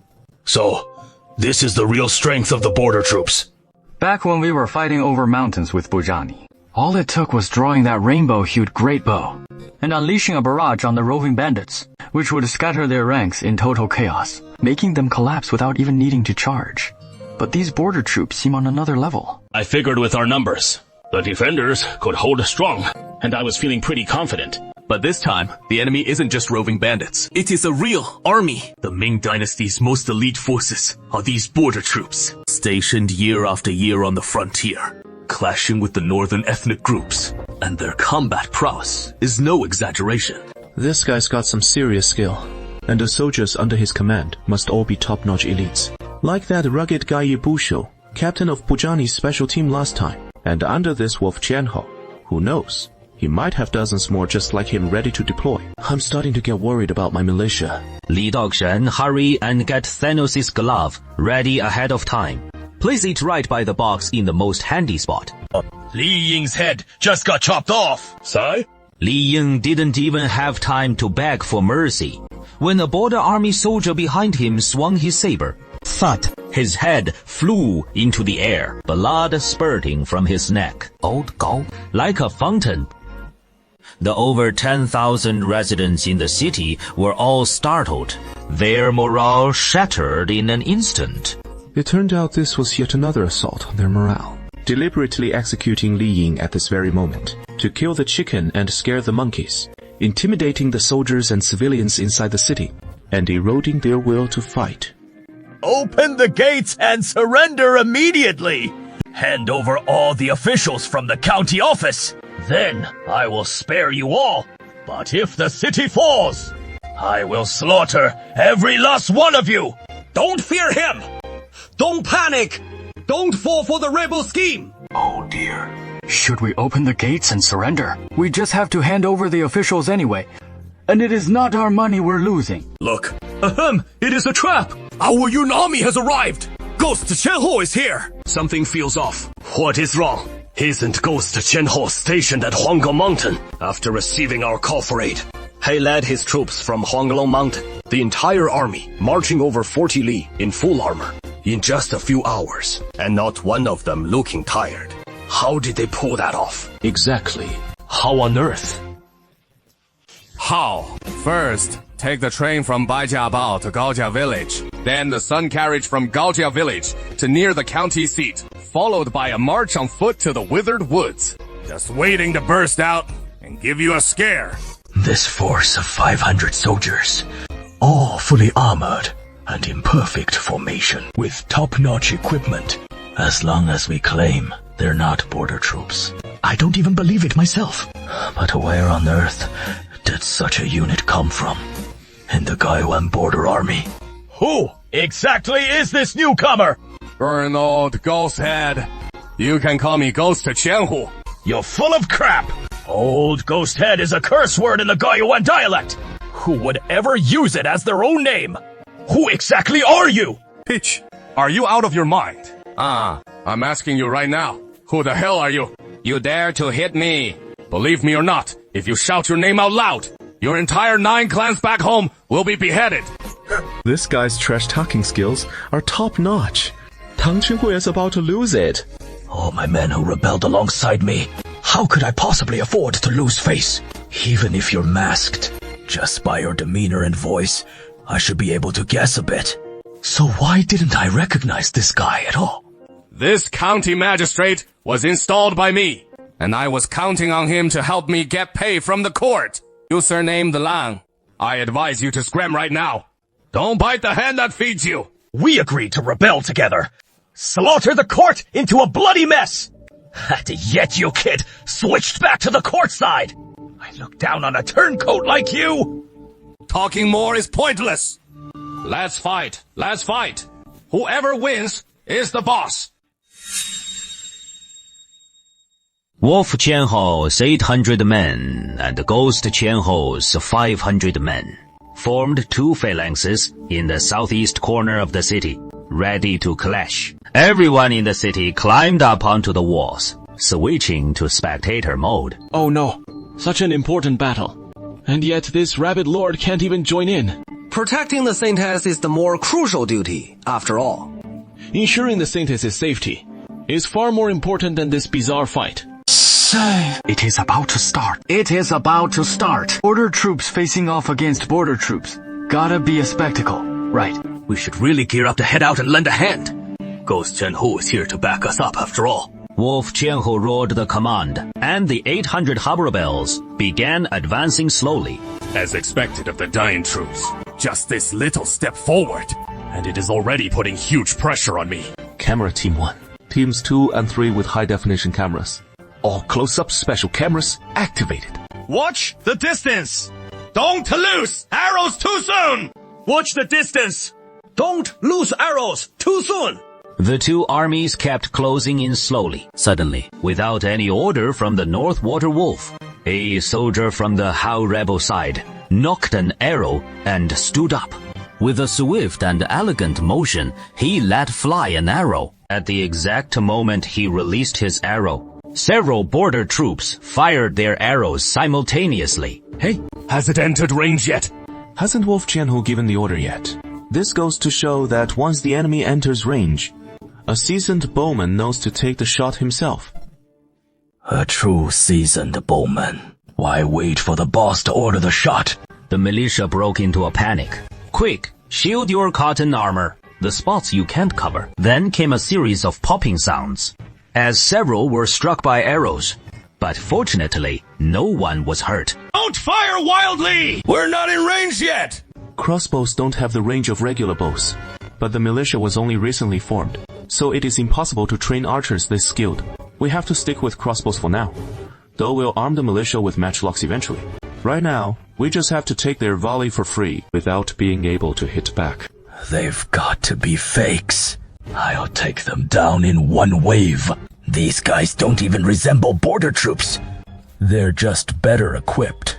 No border army uses crossbows exclusively. I don't get why!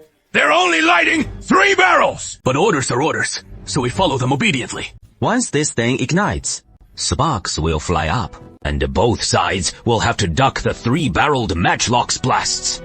The enemy actually has these!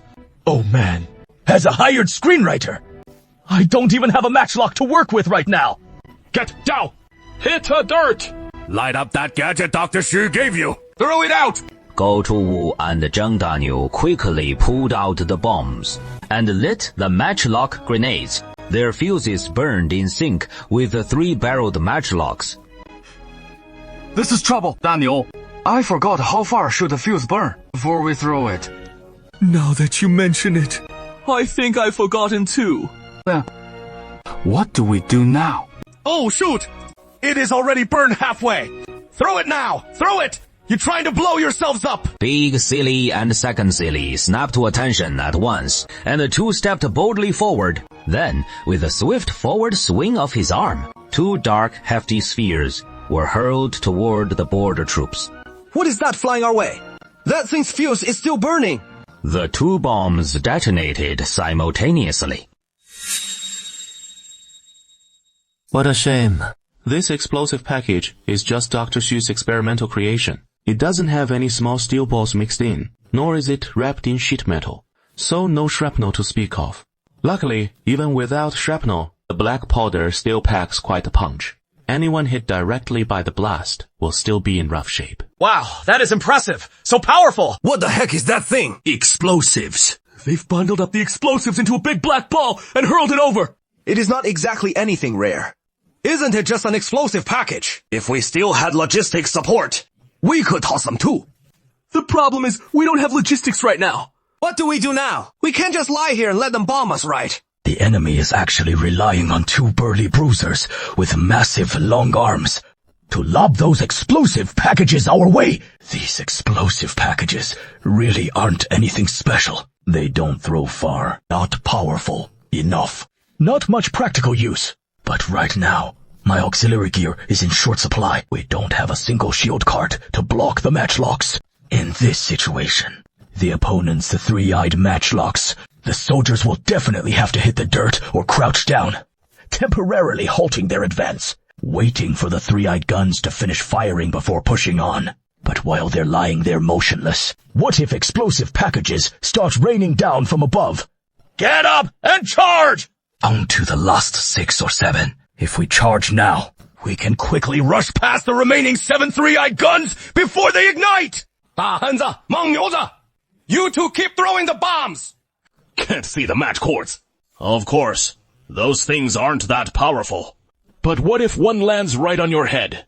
Better to damn well charge ahead. Retreat! Retreat! The rebels charged forward, directly into the effective range of the three-eyed guns. The 73 three-eyed guns fired 21 lead shots, and the fastest charging front row rebels dropped several on the spot. Then the two burly guys swung their arms, sending 2 more bombs flying out, which landed right in the rebel ranks, throwing the rebel formation into even greater chaos. By now, it was time for the front lines to clash in spear formation.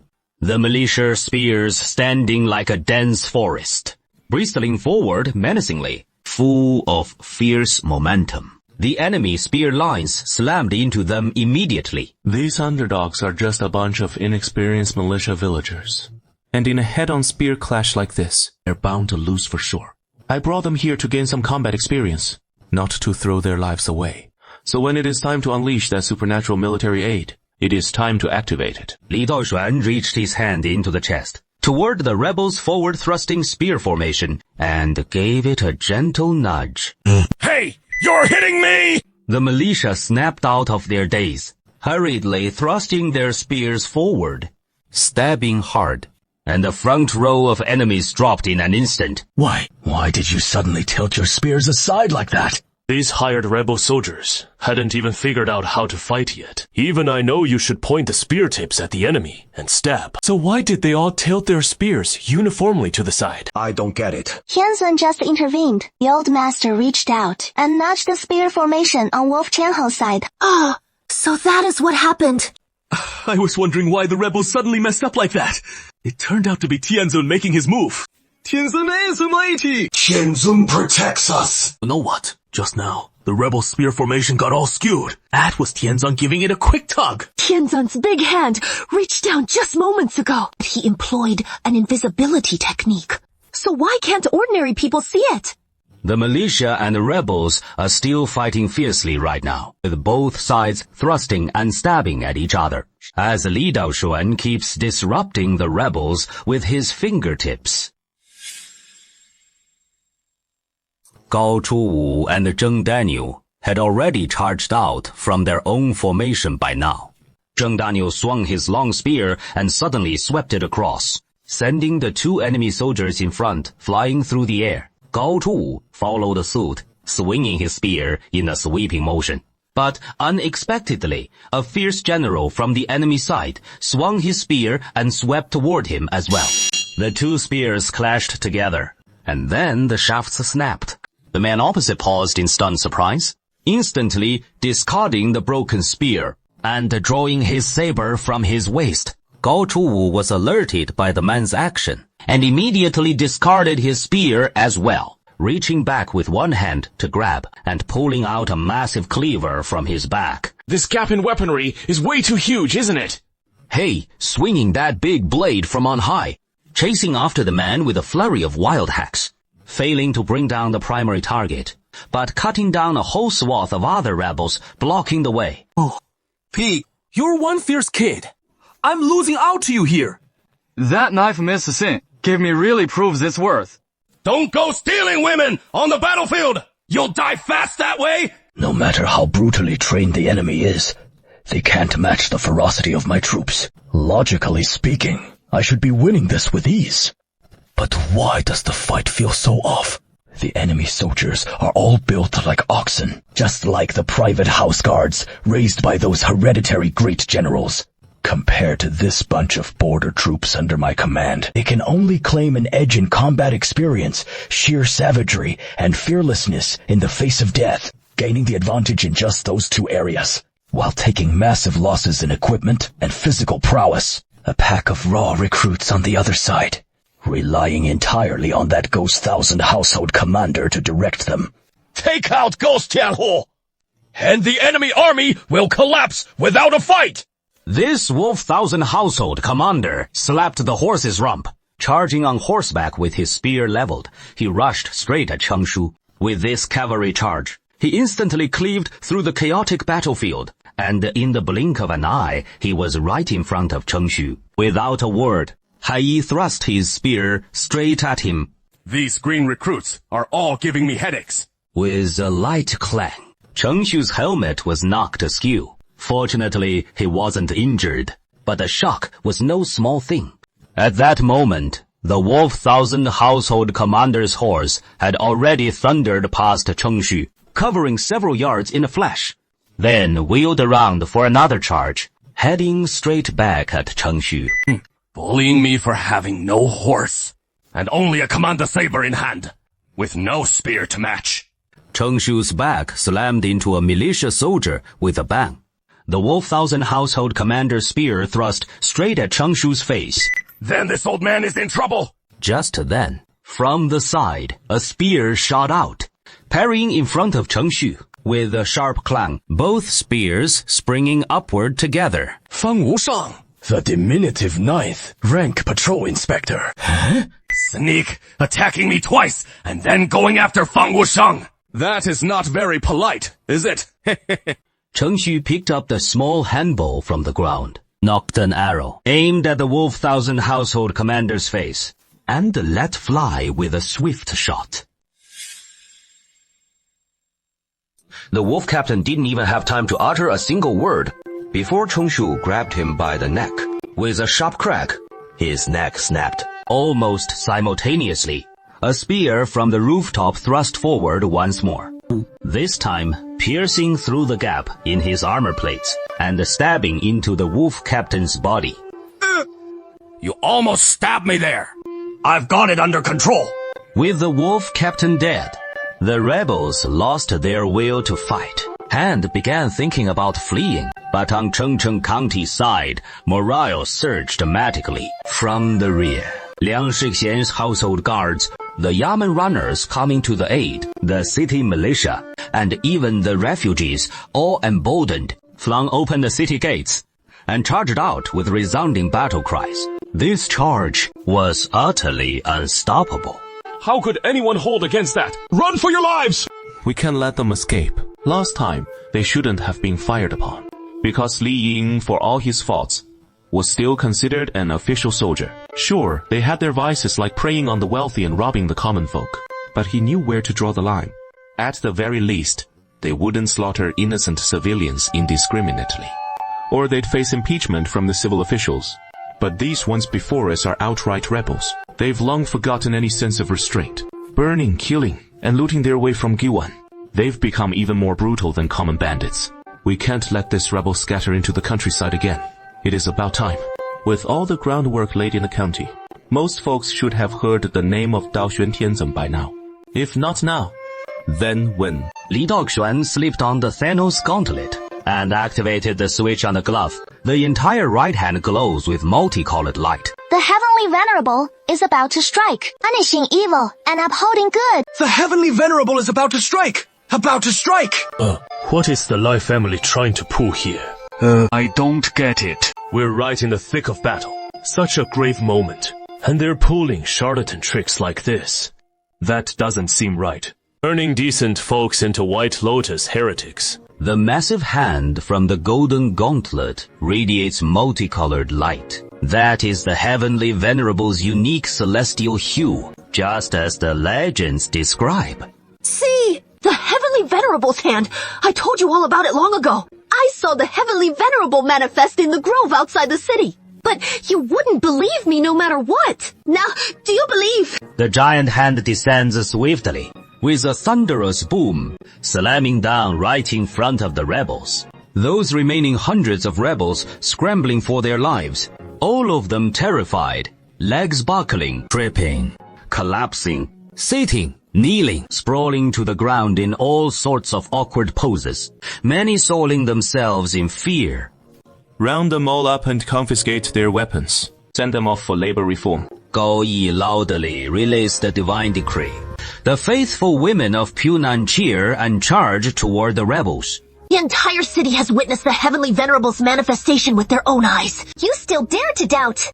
Those who usually didn't believe in Daoxuan Heavenly Venerable, now utterly shaken, then feeling that overwhelming emotion as those around them kneel one by one.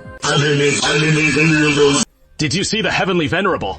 Heavenly Venerable, forgive me! This lowly one was once blinded by sheer stupidity. How dare they doubt your very existence? This lowly one was wrong. From now on, this lowly one will be a devoted follower of Daoxuan Tianzun. Liv family's guardian deity. Unexpectedly! Is a true god! Liang Shixian didn't know how long he had been in a frenzy when he came to his senses and found that the people outside had already captured those hundreds of terrified rebels, stripping them of their weapons and armor until they were completely bare. Clearly, I didn't issue a single command. So why is everyone so orderly? Each going about their tasks. They saw that massive divine beast. Yet the entire county isn't in chaos. Shouldn't everyone be panicking in crowds and trampling each other like ants on a hot pan, scurrying around in circles? Isn't that right? I need to think this through carefully. The erudite Liang Shixian immediately triggered his traumatic emergency response, entering emergency repair mode. The white clouds of his hometown, his old mother's gentle words, the old ox in the countryside, the gentle sunset, the cool evening breeze, all sorts of things that soothe the soul flashing by like a lantern show, streaming through his mind. No wonder I've always felt something was off. That small patch of the Lai family's land has ample rainfall, inexhaustible grain supplies, a stockpile of weapons, and has faced several bandit raids without ever losing. So the Lai family's guardian spirit really does exist, casting spells all along to protect this patch of land in Goja village. So that is how it is. So that is the story. Lord Immortal Venerable, the elementary math you brought back for me to study last time turned out to be a heavenly scripture. No wonder it is so powerful. Once I learned it. My accounting speed shut up like a cup of high-proof liquor. What demon from where dares to invade my city? I'm down here. This general will fight you to the death. Has this guy never read Daoxuan Heavenly Venerable's Demon Extermination Chronicles? Say, I heard General Feng doesn't like reading books. He doesn't even read comic books. This means he doesn't even know the name of Daoxuan Tianzong. He just saw that massive hand, and he still has the guts to challenge it. He has no clue Fang Wushang doesn't know a thing about the Daoshuan Tianzhen demon exorcism legend, or any of the stories about Daoshuan Tianzhen. A typical escapee from compulsory education. I'm a patrol inspector, you know. Now a huge demon has shown up in the county. As inspector, I have to take action. It is not about whether I can win or not. It is about duty. I have to fight, period. Demon! Come down here! This fool. All right, then. Let's toy with him. He extended a single finger, slowly jabbing toward Fang Wushang. Fang Wushang saw the golden hand's massive finger approaching again. His heart clenched. He swung his spear upward, thrusting it fiercely into Li Daoxuan's fingertip. Ah! As the spear stabbed upward, it only let out a crisp ding. Right then, someone leaped up from the side, soaring through the air, and kicked Fang Wushang right off his horse. That grappling lock from the Ghost God Fist technique is super useful. Fang Xuanjian, stop acting crazy. If Tianzhen weren't so patient, just toying with you, that one finger would have squashed you flat already. Tianzhen, you know that monster. That is no demon at all. That is an immortal. Lucky, it is an immortal. Who even puts up with a mortal like you being disrespectful? If it really were a demon, you'd be long dead by now. Yeah, this. So, which immortal is this, exactly? Take a look. I get it now. Oh, I see now. There is no reasoning with a nobody like this guy. That battle just now, the Gaojia village militia racked up another big wave of experience points. But unlike before, this time there were casualties. No more zero-loss fights. Even with the Heavenly Venerable secretly lending a hand from above, over a dozen in the militia still got hurt. All from gunshots and arrows. Good thing every soldier has a medical kit. I feel for my little guys. In this battle, the enemy had a total of 800 rebels, with over 100 killed or wounded in the clash, and the remaining 600 plus rebel soldiers unscathed.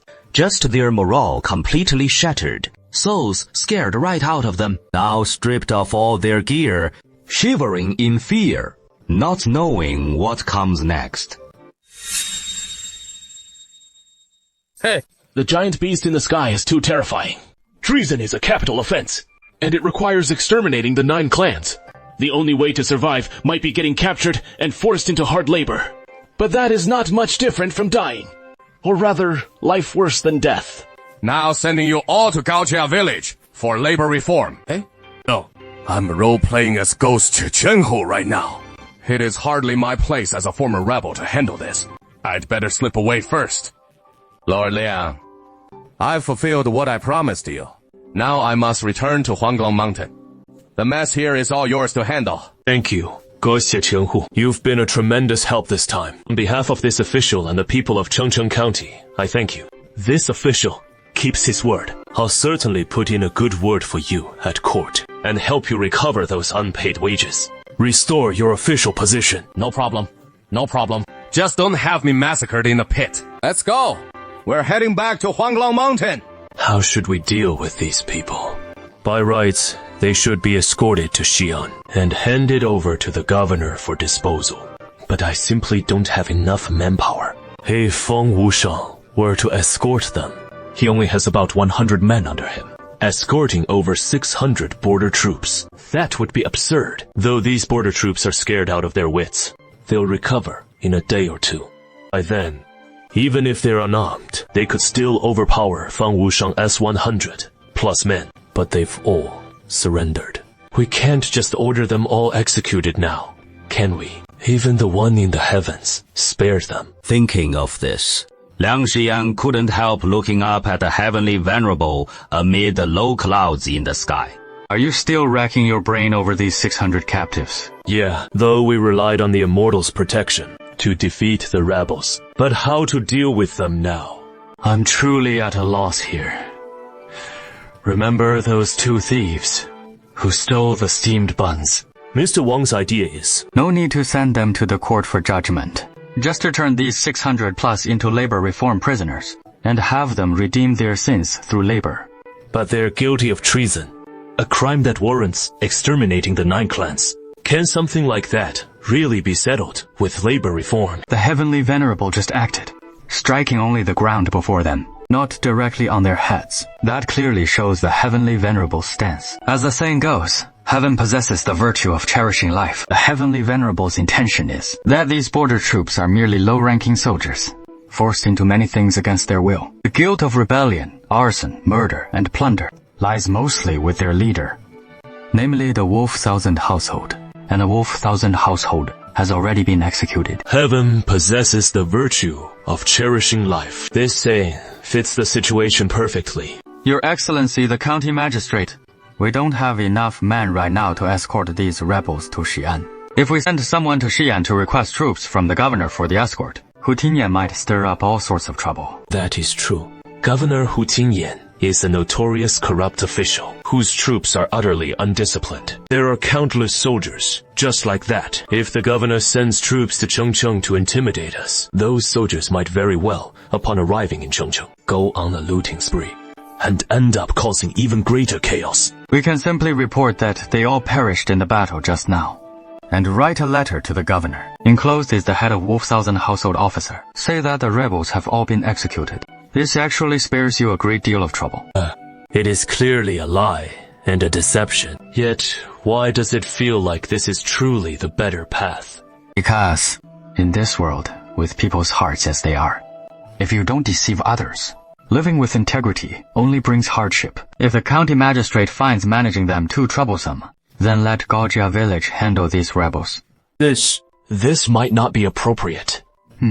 Tianzong will watch over them. This lowly official has been serving in Chengcheng County for over a year now. And all along, I've been under Tianzong's protection without realizing it. Only today do I learn that Tianzong has been aiding me in secret. I am truly ashamed. Gao Yi leans close to Mr. Wang's ear and whispers a few words. Tianzong says there is no need to overthink it. You are a good official who cares deeply for the people, and he hopes you'll continue to do so in the future.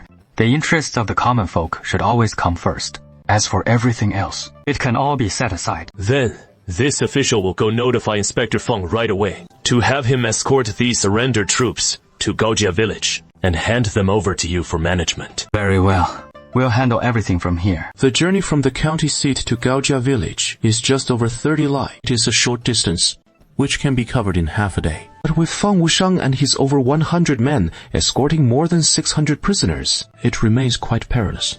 Li Daoyuan monitored these rebels the entire way, until dusk fell, and only when Fang Wushang had escorted them safely to Gaojia Fort did he breathe a sigh of relief.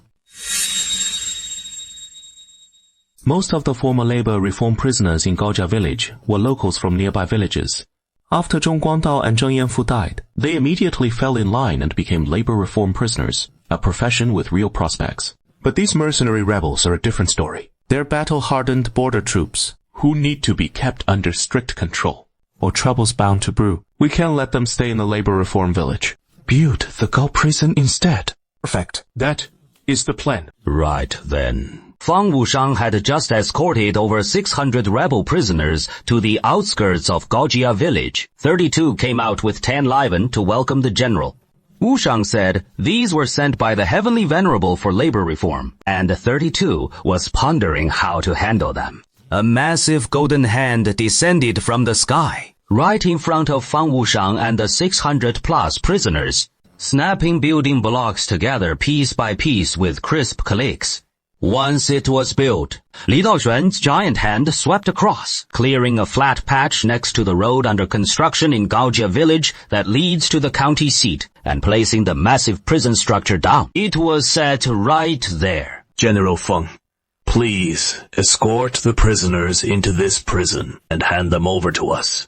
Get in there. This prisoner's a tough general, the one who went toe-to-toe with Gao Chuwu and took a shot. The guy Gao Chuwu chased for half a day with that big machete from his back. 背后, Ao Lanfeng. Why make you go in?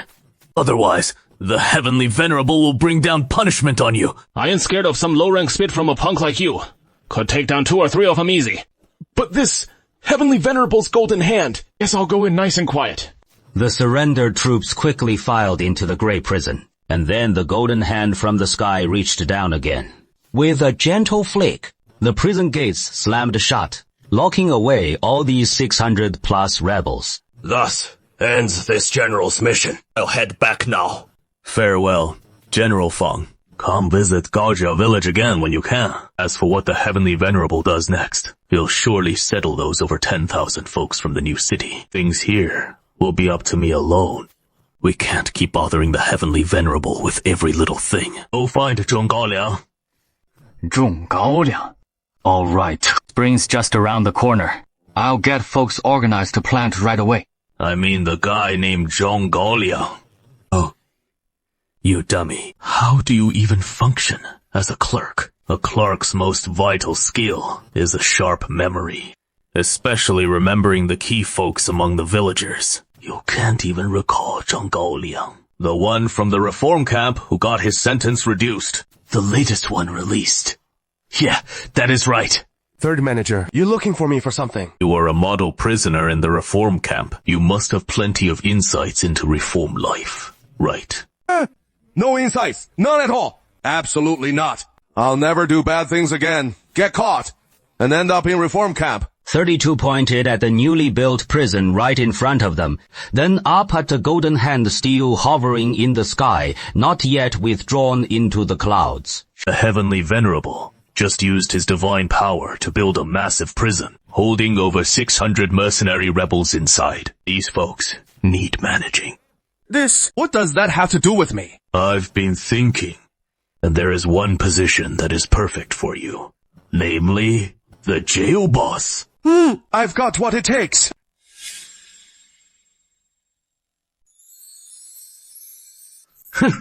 You look up at the sky.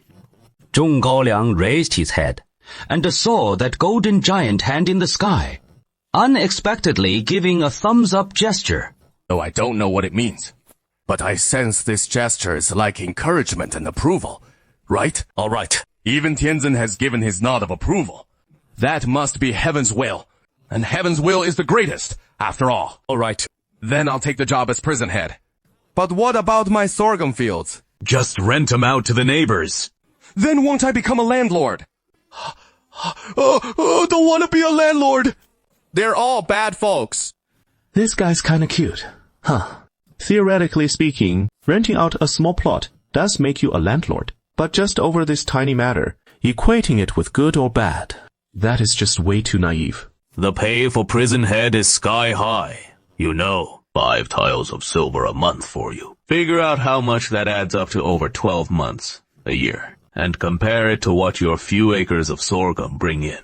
How much is 12 times 5 taels again? Oh gosh, even all my fingers and toes together aren't enough to count it. Uncle Zhang, start with 25 taels. That is 10 taels. Then 12 taels equals 62 taels. In other words, 12 fives equals 6 tens. Got it figured out now. 6 tens makes 60 taels, obviously. Sama, you're so smart. But my mom says I'm dumb. She has no clue how awesome I am. Sawa! The teacher says you skipped class again! Get over here for your beating! Mom's coming! I'm out of here! The younger generation in Gaojia village sure has a bright future, An annual income of 60 tiles of silver. Of course, that is way more than the sorghum fields yield. No more planting that sorghum field. And no more farming either. So, I don't end up turning into a landlord. Might as well just lend it to the neighbors for free. Get these labor reform prisoners organized. Tell them what to do. And give them some hope and all that. You've been in the labor reform village, so you ought to know what these labor reform prisoners need. Yeah, I actually get this one. But one guy definitely ain't enough. Can't he handle 600 folks? So round up all your old pals from the labor reform village. Form a team. A solid team that can manage 600 labor reform prisoners. We're going big with this! As our railroads and cement roads keep stretching out, I'm afraid the labor reform prisoners will just keep piling up. You say 600, even 6,000 or 60,000 could happen, Zhong Gaoliang. Your spot might get more and more crucial down the road. Cheng Xu led the militia on a feint patrol, pretending to head into Huanglong Mountain, circling around outside, then coming back to Gaojia village, hanging back on the outskirts without coming in. until Fang Wushang and his crew had cleared out, then showing up in front of everybody. Zhong Gaoliang, before you get your team squared away, my men will handle the prison management for you in the meantime. These hired rebel soldiers are tough as nails in a fight, but they ain't easy to wrangle. Thanks, Instructor He.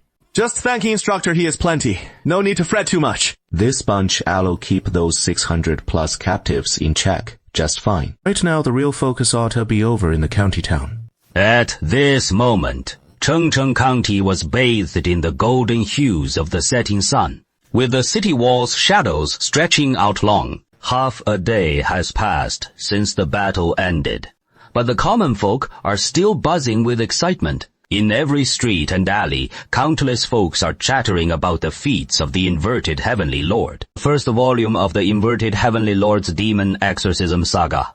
When it first hit the shelves, it only cost 1 copper coin, and came with 2 taels of flour thrown in. But now someone's hawking it on the street for 10 copper coins. Once you've read it, they're clamoring for the second volume. That guy hollered on the street for half the day, but no one would sell him a copy. So he dashed to the bookstore, banged on the door, and yelled, "When's the second volume coming out? Hurry up and release it! This is straight up cursing me out in public." The original devout believers are all here, naturally. And plenty more have joined the ranks of the faithful just recently, packing the little roadside shop to the gills, while those outside who can't squeeze in don't dare raise a ruckus.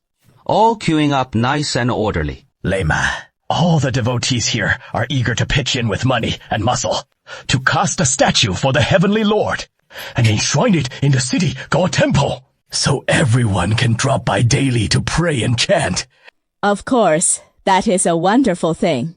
But I'm just a simple monk. I'm no good at handling such worldly matters. Matters like this!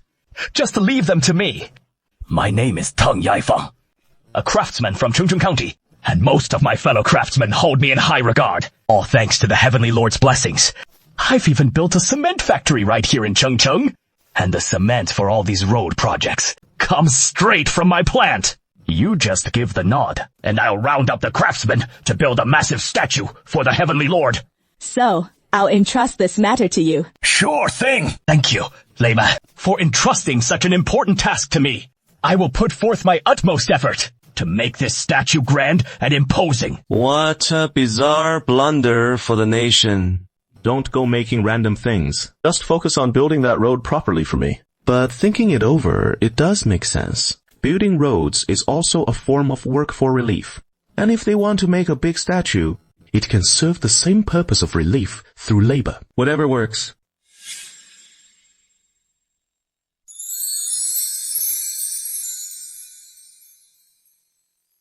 It was already dusk, yet Liang Shixian hadn't gotten off work. He was still sitting inside the yamen. A huge stack of documents lay at his side. His Shaoxing advisor was also rushing about busily, compiling various records into ledgers and handing them over to him. Debt ledger. On a certain year, month, and day, we borrowed this much grain from the Lai family, and on another certain year, month, and day, that much grain. A thick volume, all filled with these records. I originally thought I owed the Yin clan an uncountable debt, but now I realize this was actually relief grain bestowed upon the world by the immortals. This ledger has turned into a joke.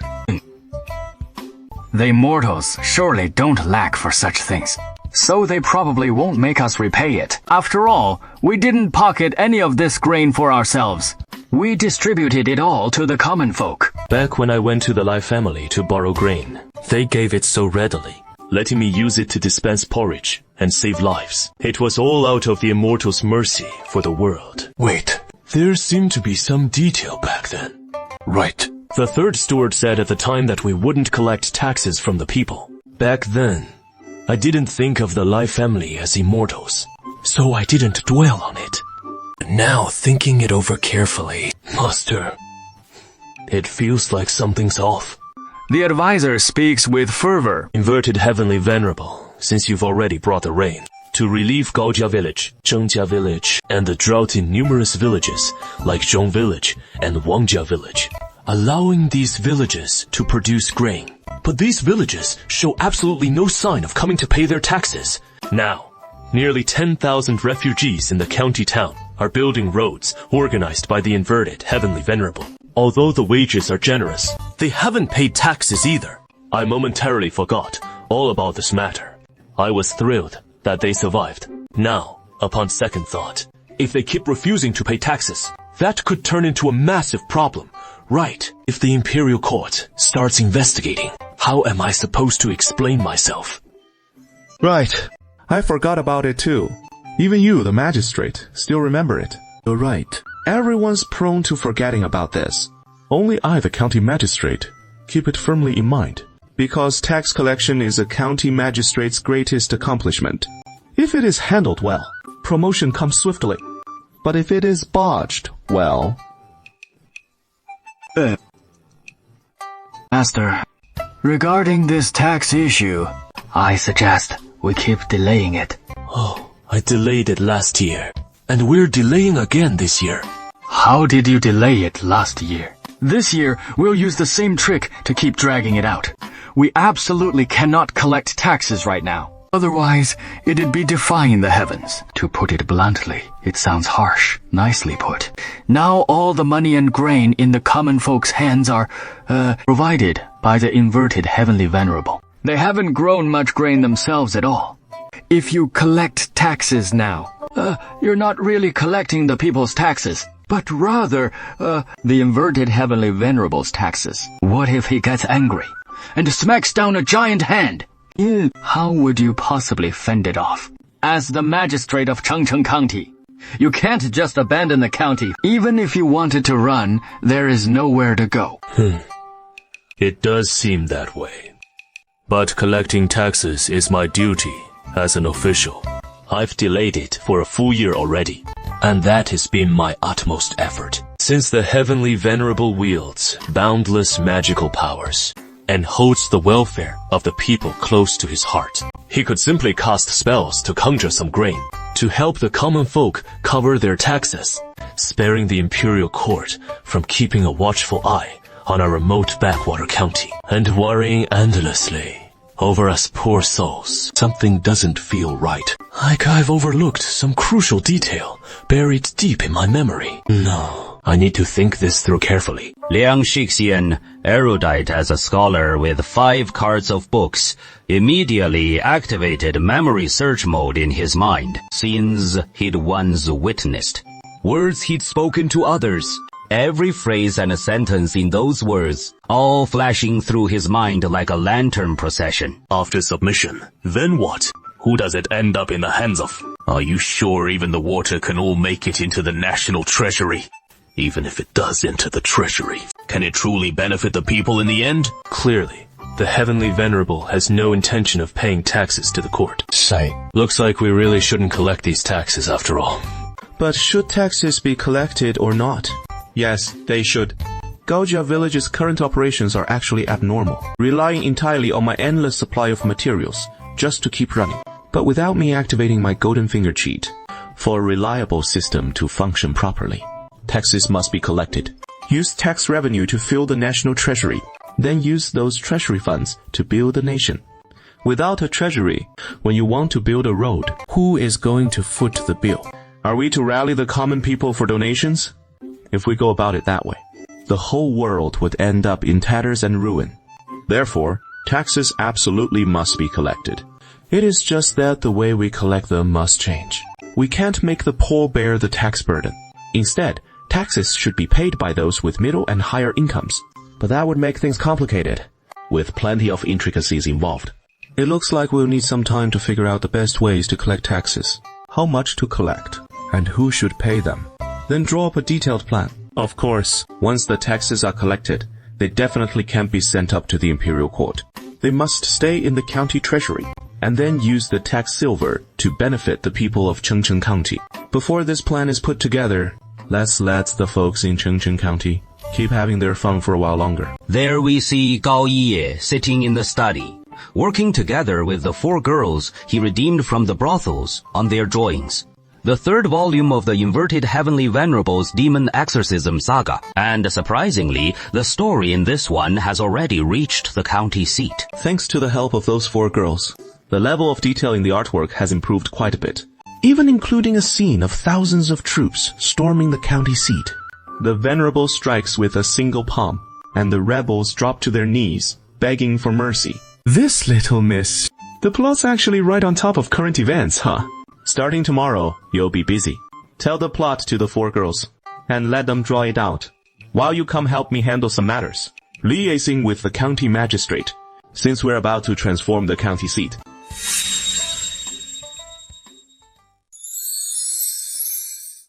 Wu Zhiwang, the governor of the 3 borders of Shanxi, colluded with mercenaries to stage a mutiny. The mutinous soldiers looted the funds from the county treasury, then turned to attack Jingyang and seized Sanyuan. General Yuji should have been captured as well. This is a memorial from December of last year. I only saw it in the first lunar month. There are really too many memorials piled up on my desk. I can't finish reading them. I absolutely can't get through them all.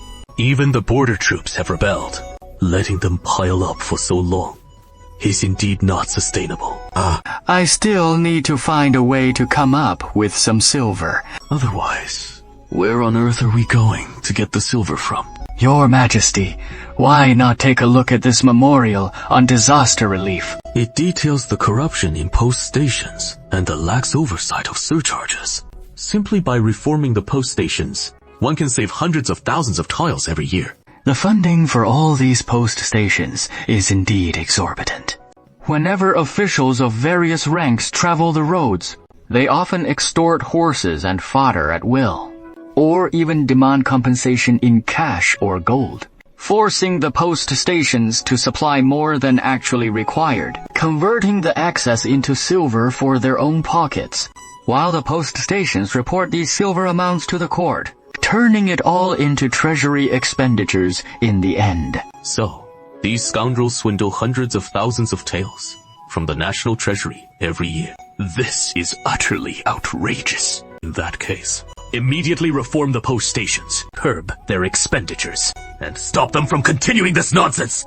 Your Majesty, please don't get angry. After the reforms, these hundreds of thousands of taels can return to the treasury, and you should be pleased about that. Indeed.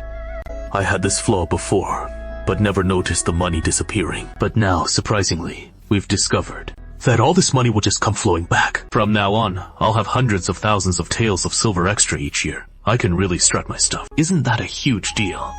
Our strained treasury can finally breathe easy. Report! Urgent dispatches from Luoshuan.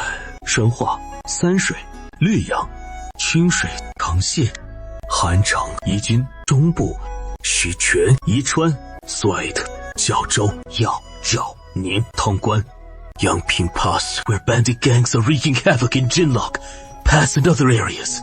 What in the world is going on? Why list all these place names? Might as well hand it over to those rebel forces. Suiding and all of Shanxi are in total chaos! Are the governors of Suiding, Wu Shiwang, and Shaanxi, Hu Tingyan, just sitting there twiddling their thumbs? Father! A mutiny by Yansui governor, Wu Zhiwang. We must urgently appoint a new governor and proclaim stability with rewards. Chengcheng County is starting to buzz with a vibrant, thriving energy, as Daoshan Tianzeng manifests before all the common folk. After that first victory, the divine interventions came one after another. First, in full view of the people, it brought rain to Chengcheng County. Then sent its emissary, Mr. Wang, to work alongside the county magistrate to revive every trade and industry in the county. The Tianzhen directly raised wages for all the craftsmen, and at the same time released vast stores of grain, filling the county's granaries to the brim. Magistrate Liang Shixian promptly opened official granaries, selling grain at pre-famine prices.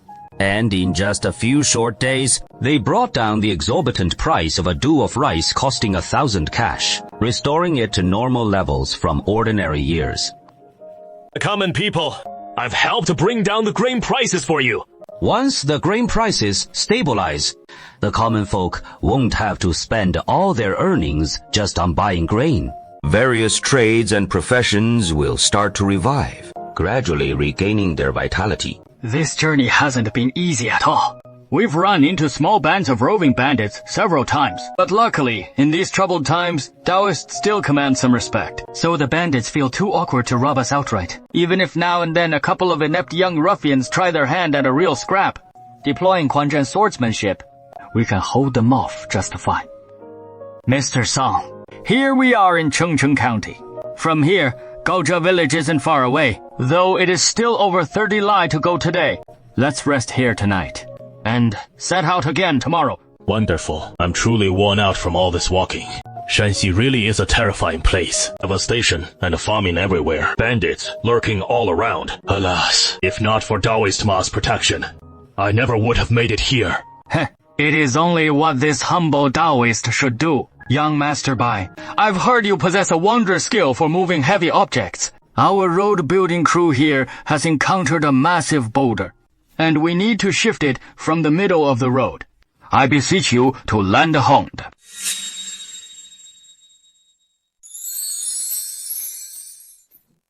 How big exactly are those massive stones you're trying to transport? Roughly 2 zhang long and 1 zhang wide. The entire massive stone is just too huge. The laborers can't budge it at all. This is really putting us in a tough spot. Oh dear, then we're too embarrassed to ask the saintess to bother the Heavenly Venerable again. According to the foreman who came from Gaojia village, young Master Bai has a way to move heavy objects. With such a small stone, applying physics knowledge, you can easily drag it away for them. To shift a stone this big, I actually know a method. Use on wood to craft large gears. 1 vertical, 1 horizontal. The 2 gears meshing together. Have an ox pull the vertical gear to rotate it, driving the horizontal gear, and you can move the heavy object. But very few people know this method of mine. And yet this kid right here, who hasn't even grown all his hair, knows it. What on earth is this physics he is talking about? Shall we go ask him? Isn't this Lady Bai and young Master Bai?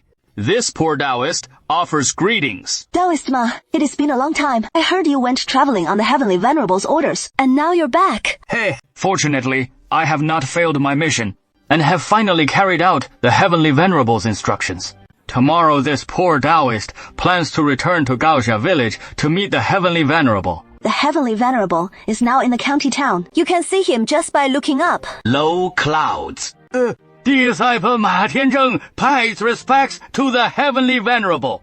The low clouds gently rippled, as if responding to him. The Heavenly Venerable has responded to me. Taoist Ma, do you know this young master? Please, introduce him to me. I have many things I'd like to discuss with this young master.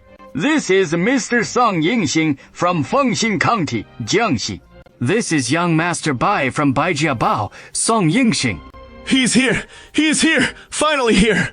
The top scientist of the late Ming Dynasty! Now we've got him right where we want him! As long as he is here, he won't be leaving anytime soon! There are 10,000 ways to trick him into staying. Perfect. So let young Master Bai chat with him a bit. Though young Master Bai has only studied up to 2nd year junior high physics, it is more than enough to open up a whole new world for Sang Yingxing. Young master, I just heard you say you can move a stone this huge using physics. I wonder what method you plan to use.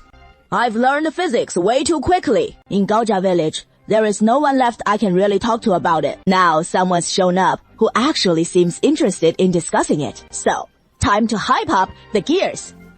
As expected, it is gears. The method I had in mind also uses gears. You know about gears too. Have you studied the physics chapter from the Heavenly Book? What is a physics chapter from the Heavenly Book? So you haven't studied it after all. Whoa, that gave me a scare. I thought maybe someone outside Gaojia village knew the Heavenly Book's physics chapter too.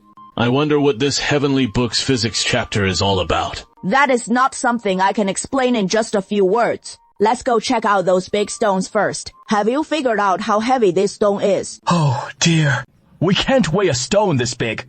We have no idea of its weight. We'll have to use Xiao Cheng's elephant weighing method to estimate its weight. But an elephant can be moved and driven onto a boat. This stone, though, can't be moved at all. Can't get it onto the boat. Right, then the boat won't hold up. About 60,000 pounds. To move a stone weighing over 60,000 pounds, you'll need at least one large gear, supplemented by small gears. Well, let me run the numbers again. This figure looks about right. Go fetch the blacksmith and have him make a few gears to the dimensions I specified. They can only be larger than what I specified, not smaller. Otherwise, even 2 oxen won't be able to pull it. Not enough power. Set the gear rack up here. Use oxen to pull. And on the other side, have workers use iron bars to pry with force. That way, the stone can be moved. I know gears can hoist large stones, but I can't precisely calculate what size gear is needed or how many oxen to pull it. So we just make the gear frame bigger. How can this kid calculate so precisely? May I ask, young Master Bai, how did you accurately figure out the pulling strength of 2 oxen and what size gear is needed to lift a given weight? Hey, the difference in diameter between the large gear and small gear determines the factor by which the force is multiplied. Just take the approximate force of 2 oxen and the diameter difference between the gears and calculate it out. I can't explain this clearly just by talking about it. Here is the formula. Check it out yourself. I have a presumptuous request. That heavenly book, physics chapter. Could I borrow it for a month? I could use it to crowdfund my way to riches. What is all this talk of crowdfunding? Tianzun said, as long as someone wants to learn this stuff, it can be taught freely. Then let's just give it to him. Hey, uncle, it looks like you're really interested in this. Here, this book is for you. Oh, no, wait. My book is too advanced. You haven't got the basics, so you won't understand it. I didn't bring any beginner books with me either. Before studying physics, you need to learn math first. Otherwise, you won't understand all those formulas. Uncle, you should head to Gaojia village. In the school library there, you can find all kinds of books, and you can borrow them for free. Thanks for sharing your journey, young friend. It has helped the channel grow a lot. Thank you, Heavenly Venerable, for granting me this rebirth. 马道长, it's mystical mumbo. Jumbo, I'll just walk on my own. Anyway, it is only about 30 li from here to Gaojia village, with 2 servants protecting me. There shouldn't be any problems. Song Yingxing hadn't walked far toward Gaojia village when he spotted a gray road stretching out ahead. Cement. This is the cement Ma Daochang showed me. I didn't expect to see it along the Great Wall. They're already using it to pave roads. Impressive. Truly amazing. Walking along the cement road, this road is so hard and flat, it is really comfortable to walk on. As he walked, a solar bus came along. The bus was packed with laborers. What kind of strange vehicle is that? These colorful, bizarre buildings, made of such odd materials. Neither gold nor iron, neither jade nor stone. What on earth are they made of? Never mind. I'll keep going, folks. This must be Gaojia village. Yes, this is indeed Gaojia village. Is this your first visit, sir? Yes, it is. I've heard there is something called a school around here, with plenty of books to read. It is getting late now, and the school's already dismissed for the day. Sir, you're going to the school. You'll have to wait until tomorrow morning. So, where should I rest tonight? Here, there is an inn over there. Sir, you can just rest at the inn. Song Yingxing looked in the direction the man pointed and saw a cluster of colorful buildings on the hillside, just coming to life with lights. The elevated commercial district lights up every evening now. This must be what they call lights and revelry. It seems a theater troupe is about to perform. Song Yingxing followed along with the crowd, and sure enough, on a massive stage, a Shanxi Daoqing performance was underway. The Douqing play being staged was Dou Xuantian. The Zhengchu Mouzhuan troupe has been eagerly pursuing fresh plays lately, even adapting Gao Ye's comic book into a performance. Well spoken, and sung beautifully! The people of Shanxi are barely scraping by as we've traveled along this road. We've seen suffering folks everywhere. Who would have thought the people of Gaojia village live so carefree and happy? This village is packed with all sorts of bizarre contraptions. And I just love these odd inventions. Folks who finished watching the show, come grab a bowl of rice noodles. Huh? What is this? A rice noodle shop?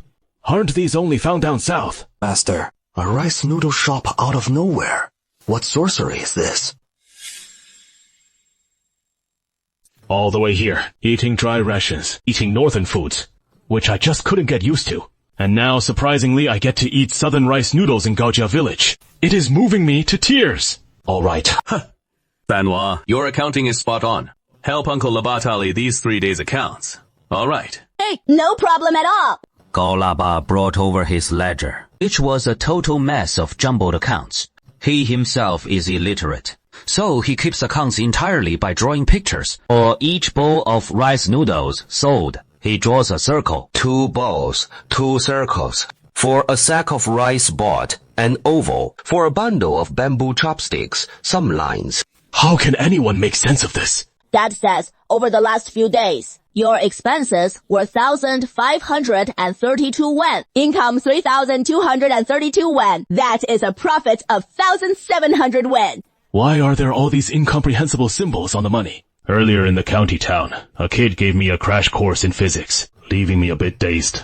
And now in Gaojia village, another kid is schooling me in arithmetic, making this place feel overwhelmingly stressful.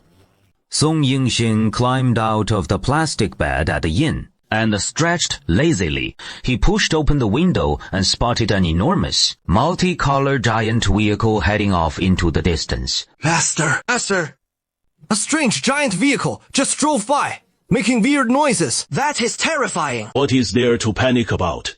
It must be some special machine made here in Gaojia village. With careful study, we'll figure out how it works. Today, I need to visit the school and borrow some books to look at, but I don't know what gift to bring as a meeting present. Along our journey so far, our traveling expenses are almost used up, and we can't afford any proper gifts. The 3 of them went downstairs. Song Yingxing wanted to find someone to ask how to get to the school. And right next to the inn, he spotted a cloth shop, so he stepped inside. Surprisingly, the shopkeeper turned out to be a young woman. Customer, what can I help you with? Our shop has high-quality cotton cloth and ready-made garments. You can also tailor clothes to your measurements at very affordable prices. Why does this woman remind me of a courtesan from a brothel?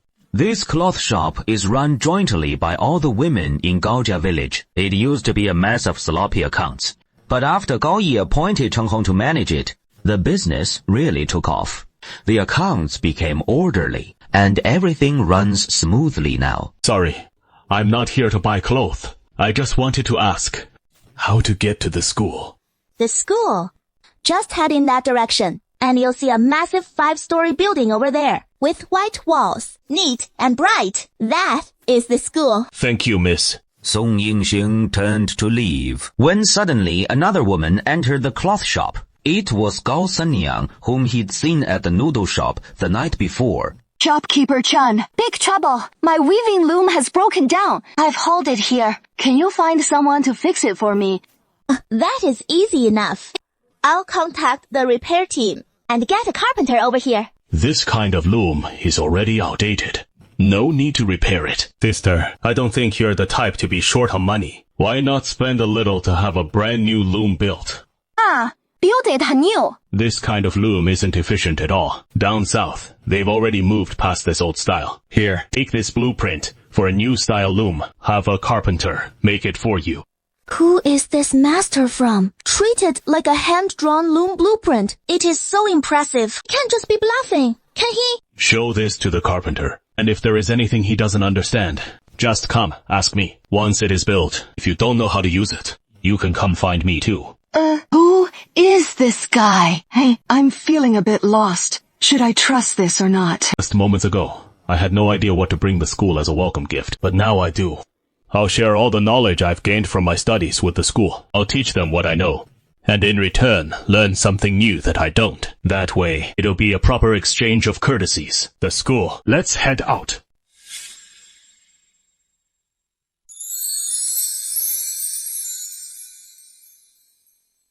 Who are you?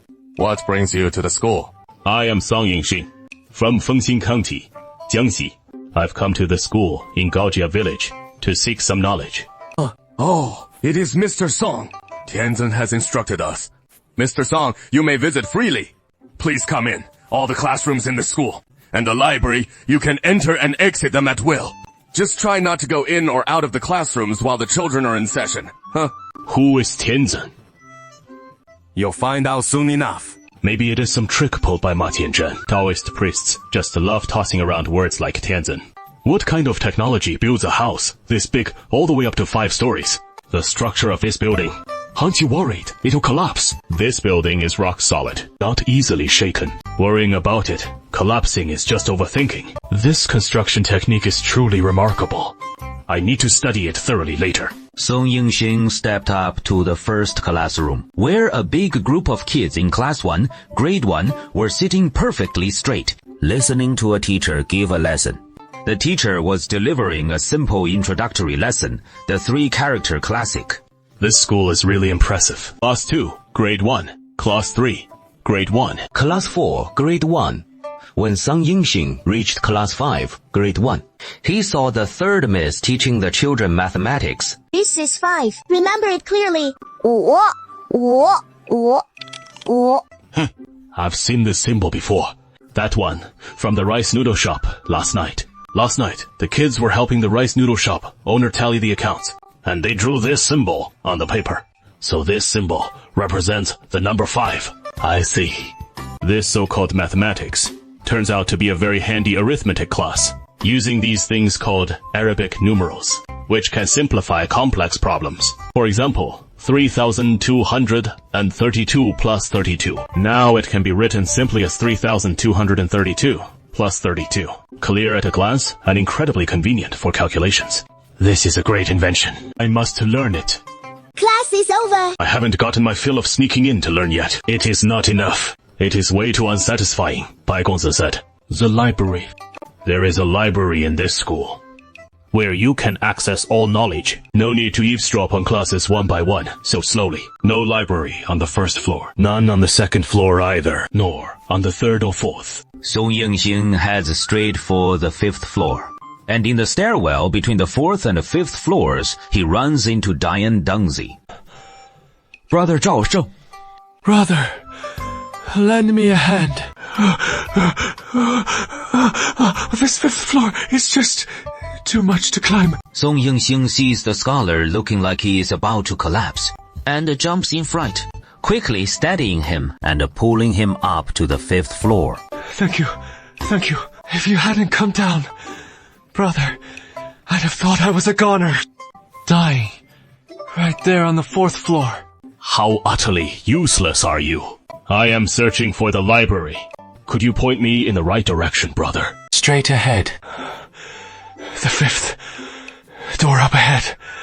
Thank you. Song Yingxing dashes to the library, and on the 2nd bookshelf, he finally finds the elementary mathematics books, neatly lined up in 12 volumes, followed by junior high school physics, 6 volumes neatly arranged, then junior high school chemistry, another 6 volumes lined up side by side for assistance. I've sensed this thing for a long time now. We just don't have such detailed concepts. Math is tricky. To calculate math, you need to study math and gears. Here we're getting into gears. Gates has to study math on buoyancy. And wait again. But I still have to learn math. Changes in the properties of matter. The processes of change and their phenomena. Our country's working people have been making bronze artifacts since the Ming Dynasty. And iron and steel smelting began in the spring and autumn period. This is so fascinating. This is exactly what I want to learn. But I have to learn math again. Mr. Song, don't get discouraged. As Tianzhen said, these things might be tough for ordinary folks. But for you, it is no big deal. With your smarts, you'll master it in the blink of an eye. I am Zhao Sheng, the vice principal of this school. So many fine books. These aren't for casual glances. You must study them diligently. What merit do I have to deserve such great kindness? Sir, you possess great talent. These books are meant for you to study. Only then can they achieve their full potential. If not to you, then to whom? Could Ma Daozhang be the one you mentioned? Ma Daozhang was sent by Tianzhen, especially to invite you here. These books are yours to examine freely. This is Tianzhen's wish as well. Your food, clothing, daily needs, and travel in Gaojia village, all expenses are covered without worry. Tianzhen has already made the arrangements. Sir, you need only focus on your research. Tianzhen truly lives up to his name. He is the god of Gaojia village. Then I sincerely thank Tianzhen. But receiving unearned benefits leaves my heart uneasy. I wish to offer the skills I learned in my studies to the school. That would be splendid, of course. Actually, Tianzhen had something specific in mind. He wants Mr. Song to instruct the blacksmiths in our village. Matchlock gun. Ah, so it is the matchlock gun. The method of crafting it isn't anything extraordinary. If Tianzhen requires it, of course, I am willing to teach the blacksmiths. Song Yingxing takes out paper and pen and sketches swiftly, drawing it right on the spot. It doesn't take long. Before the matchlock gun blueprints are drawn clearly, every detail. Tianzhen, there is something I'd like to discuss with you. Mr. Song has already seen this, hasn't he? Yes, I have. Very intriguing. Tianzhen said the matchlock requires a lit fuse to fire, which is quite troublesome. So why not install a piece of flint at the vent? Beside the vent, there is a striker mechanism. When firing, pulling the trigger activates the spring, striking the flint hard against the edge of the pan. Sparks fly, igniting the gunpowder. In this way, the matchlock gun can fire instantly, without needing to light the match. Turns out it can be done this way. Right! With the spring, we can pull it off just like this. The method of using a spring to create a striker, our village blacksmith Li Da has already mastered it. We just need to tweak what he has made a bit, and it can become a flintlock ignition mechanism. But the spring he made isn't very elastic. We still need your help, sir, to refine the earthworm sword further. I need this blacksmith's help to craft the idea I just came up with. Ha! I figured out how to turn the matchlock into a flintlock. Very good, very good. A top scientist has arrived, and sure enough, it is different. The Gao family village malicious weapons are about to make great progress. They haven't started learning math, physics, and chemistry yet, but once they do, it'll happen right away. I'm afraid they'll be able to whip up all sorts of wild inventions. Very good. No rush. Just guide them step by step. Come over here, Chief. Chief, what does this humble servant need? Sai, the Emperor has ordered cuts to the postal station's funding. This business, you should know about it, right? Shito, you're from Jinli. I've said this much. You get it, don't you? Chief, the Emperor is cutting the postal station funding to stop passing officials from putting on airs and demanding extras, extorting the station for costs above the standard reception. We just need to stick to providing the officials with their standard supplies. Why bother being such a petty villain? The Emperor's idea sounds good, wanting us to cut back on reception costs for the officials. But in reality, we can't skimp even a bit on the silver that is due to the officials in this situation, and still expect to save money. So we'll have to lay off one group of staff. You're a capable fellow. Even if you leave the post station, you can still make a living. Here are 3 taels of silver pooled from the 4 of us for you. Take the silver and head back to your hometown to seek your fortune. Forget it. Tarina, I won't take the silver from you, Huang Lair. If this place won't keep me, there are other places that will. I'm off in, Huang Lair. Live well. The world is vast, yet we've turned our little nest into a safe haven. Never mind. Better to head back to my hometown in Michi. Gao Yi is also leading Xiaye LV, Qiuju, and Dongshu, the 3 young women, are illustrating the 4th volume of the Legend of Heavenly Venerables Demon Exorcism. By this volume, the artwork's refinement can already rival those exquisite illustrated books. What orders does Heavenly Venerable have? The carpenters in Gaojia village, guided by Song Yingxing, have built the latest spinning machines and looms. I've been given the order to Unit 32 to deliver those 2 items to the county seat as quickly as possible. We need to get the women in the county involved in spinning and weaving too. Yes, women are a vital productive force as well. If we leave them all idling at home, it is a massive waste of societal productivity. It is time to mobilize the women in the county. Follow the cloth workshop model from Gaojia village and set up workshops here in the county too, selling cotton to the women at low prices. Then, at the standard market price, buy back the cotton cloth they have woven. As you command, I report to the Heavenly Venerable. The women of Chengcheng County have a special talent. Perhaps it will catch your discerning eye. Wang, tell me about it.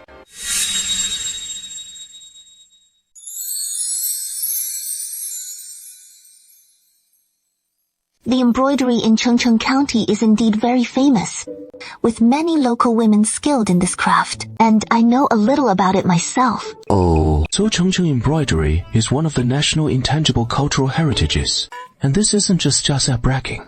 In the 3rd year of the Great Han, all the women lacked the energy to do embroidery. Now the Tianzhen sect has distributed food to everyone. With money in hand, they've had full meals and regained their strength, so the women can take up embroidery once more. The embroidery craftsmanship of U.S. Chengcheng women can be taken to the Xi'an markets and sold to nobles and officials, and it is quite popular with them. Very good. The intelligence you've provided is extremely valuable. And in the future, if there are similar reports, report them to me right away. Brothel women are indeed different from ordinary women. Ordinary women in this era have such limited spheres of activity. Their perspectives and experiences so narrow. They lack clear insight into many matters. But brothel women understand things that ordinary women do not.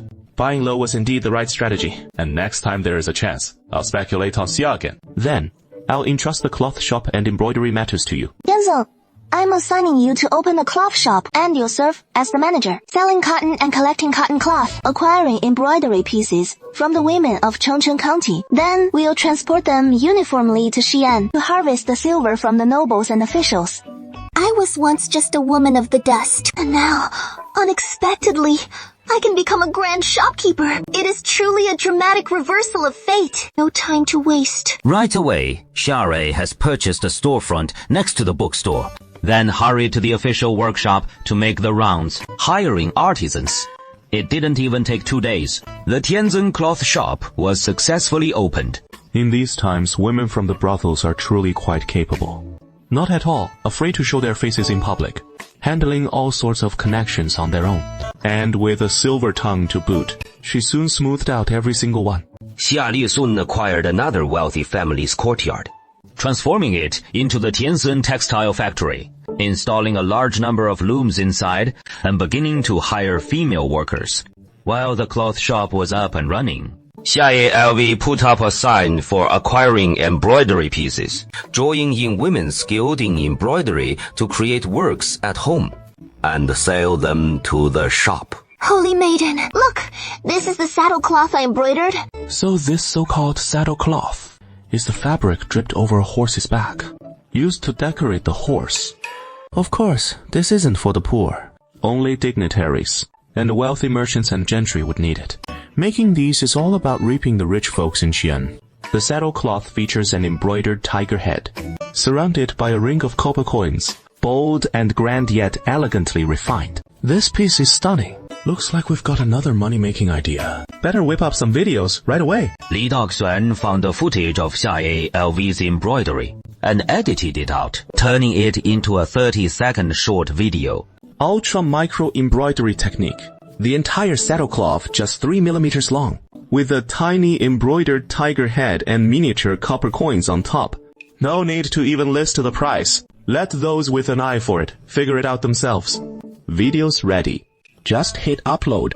And that director Gao seems utterly dedicated to Chengcheng County's tourism efforts. Give him a copy of this video too. Finally figured it out. Gao Ye is not the eldest lady of the Lai family, but the messenger the heavenly venerable found in the mortal world. That is the so-called saintess. I wonder what urgent business Master Liang has. This official just received word that the Shanxi governor, Hao Tingyan, has been dismissed by the emperor. Finally, that inept official has been brought down. The emperor has appointed Liu Guangsheng as the new Shanxi governor, and Yang He as the commander of the 3 borders, tasked with suppressing bandits in Shanxi and Yansui. This time, the court means business in tackling the bandit problem in Shanxi. Overlooking how, in bandit suppression, the bandits like to roam between the borders of 2 provinces. If Shanxi soldiers come to chase and fight them, they slip into Yansui. Then Shanxi soldiers can no longer pursue them. If Yansui soldiers come to fight them, they slip into Shanxi. Then Yansui soldiers are powerless too. Now, the emperor has appointed Yang He as governor of the 3 borders, placing him in charge of Shanxi, Ansu, Yansui, and Ningxia. This way, even if the bandit forces dart back and forth along the borders of the 7 provinces, it won't help them. The officers and the soldiers can use Yang He's warrant to pursue them across provincial borders. No wonder the court's past bandits' oppression efforts were always at a disadvantage. The human bandits only need to cross the border between 2 provinces, and they can immediately escape to safety. So, from the appointment of this governor of the 3 borders, we can see that the court is getting serious. Interprovincial pursuits of the bandits will likely become the norm. But in doing so, the bandits may be chased everywhere by the officers and soldiers. Our Chengcheng County might frequently be visited by bandits. Lord Yang's intention is... This official wishes to request that Tianzong bestow some additional supplies to arm and train all the county's militia groups, increase their numbers, enhance their combat effectiveness for use in times of need. We need to expand the militia size. Of course, this is feasible. These past 2 days, I've been pondering how to trick Liang Shixian into it. But unexpectedly, he came forward on his own, using his influence to build a larger new militia, which is indeed a viable plan. Your request is quite reasonable. I agree. You may bestow the supplies generously. However, the militia groups in each village and town need to establish a chief instructor position. This chief instructor must be a trustworthy individual. Otherwise, letting a corrupt, insatiable scoundrel who peddles fake medicine and takes bribes become the militia's chief instructor, Shi Hui, would embezzle the supplies I bestowed. Heavenly Venerable thought to himself, who would be suitable for the role? Select. Heavenly Venerable said, Bai Yuan from Bai Family Fort. This man fancies himself a gentleman, and his conduct, indeed, carries a gentlemanly air, deeply respected and loved by the locals around Bai Family Fort. In the subsequent raids on Bai Family Fort, they were all repelled by Bai Yuan. This man possesses all the necessary talents, making him an ideal candidate for chief instructor. If this man is truly worthy of the role as chief instructor of the militia, then this official will summon the militia instructors from all villages and towns to the county seat for a meeting, appointing Bai Yuan as the chief instructor to discuss the expansion and arming of the militia. Then I'll gladly accept this great Ming regiment. Under the Heavenly Venerable's care, the city has now largely been restored and upgraded, but many surrounding villages and towns are still enduring great hardship, such as Kuangou Village in Fengyuan Town and others. The Heavenly Venerable's aid hasn't reached them yet, so this humble official ventures to suggest allocating a portion of the supplies bestowed by the Heavenly Venerable to provide relief to the villages and towns beyond the county seat, and requests your gracious approval. The Heavenly Venerable approves. Go ahead and proceed without restraint. Transportation to these villages and towns is inconvenient, so you can also build roads to them. Employing work for relief is the best way to aid these villages and towns. In ancient times, transportation and information flow were extremely underdeveloped. But as long as we can pave cement roads to every village and town, then buses and solar cars can travel freely throughout Chengcheng County. By then, incorporating these folks into the system will be much easier. Tianzong is really accommodating. He gives money when asked, grain when requested, and he is willing to help the people repair bridges and pave roads. What a benevolent Tianzong. Then this official will spare no effort to implement it, laying cement roads to every village and town. Just think about it. It feels like a monumental achievement that will benefit generations. Bai Yuan got up early in the morning, having the maid dress and groom him in flowing white robes, then slinging a large bow on his back with a treasured sword hanging at his waist. I'm looking so dashing. It is unreal. With this look, taking on the role of chief instructor for Chengcheng County's militia should be fine, right? Bai Yuan? Looks like Tianzong has come personally to oversee this. Rest assured, Tianzong, watch my performance. As for operating the vehicle, of course, I'll handle it myself. The little train is departing. What is happening? The battery's dead. I forgot to replace it.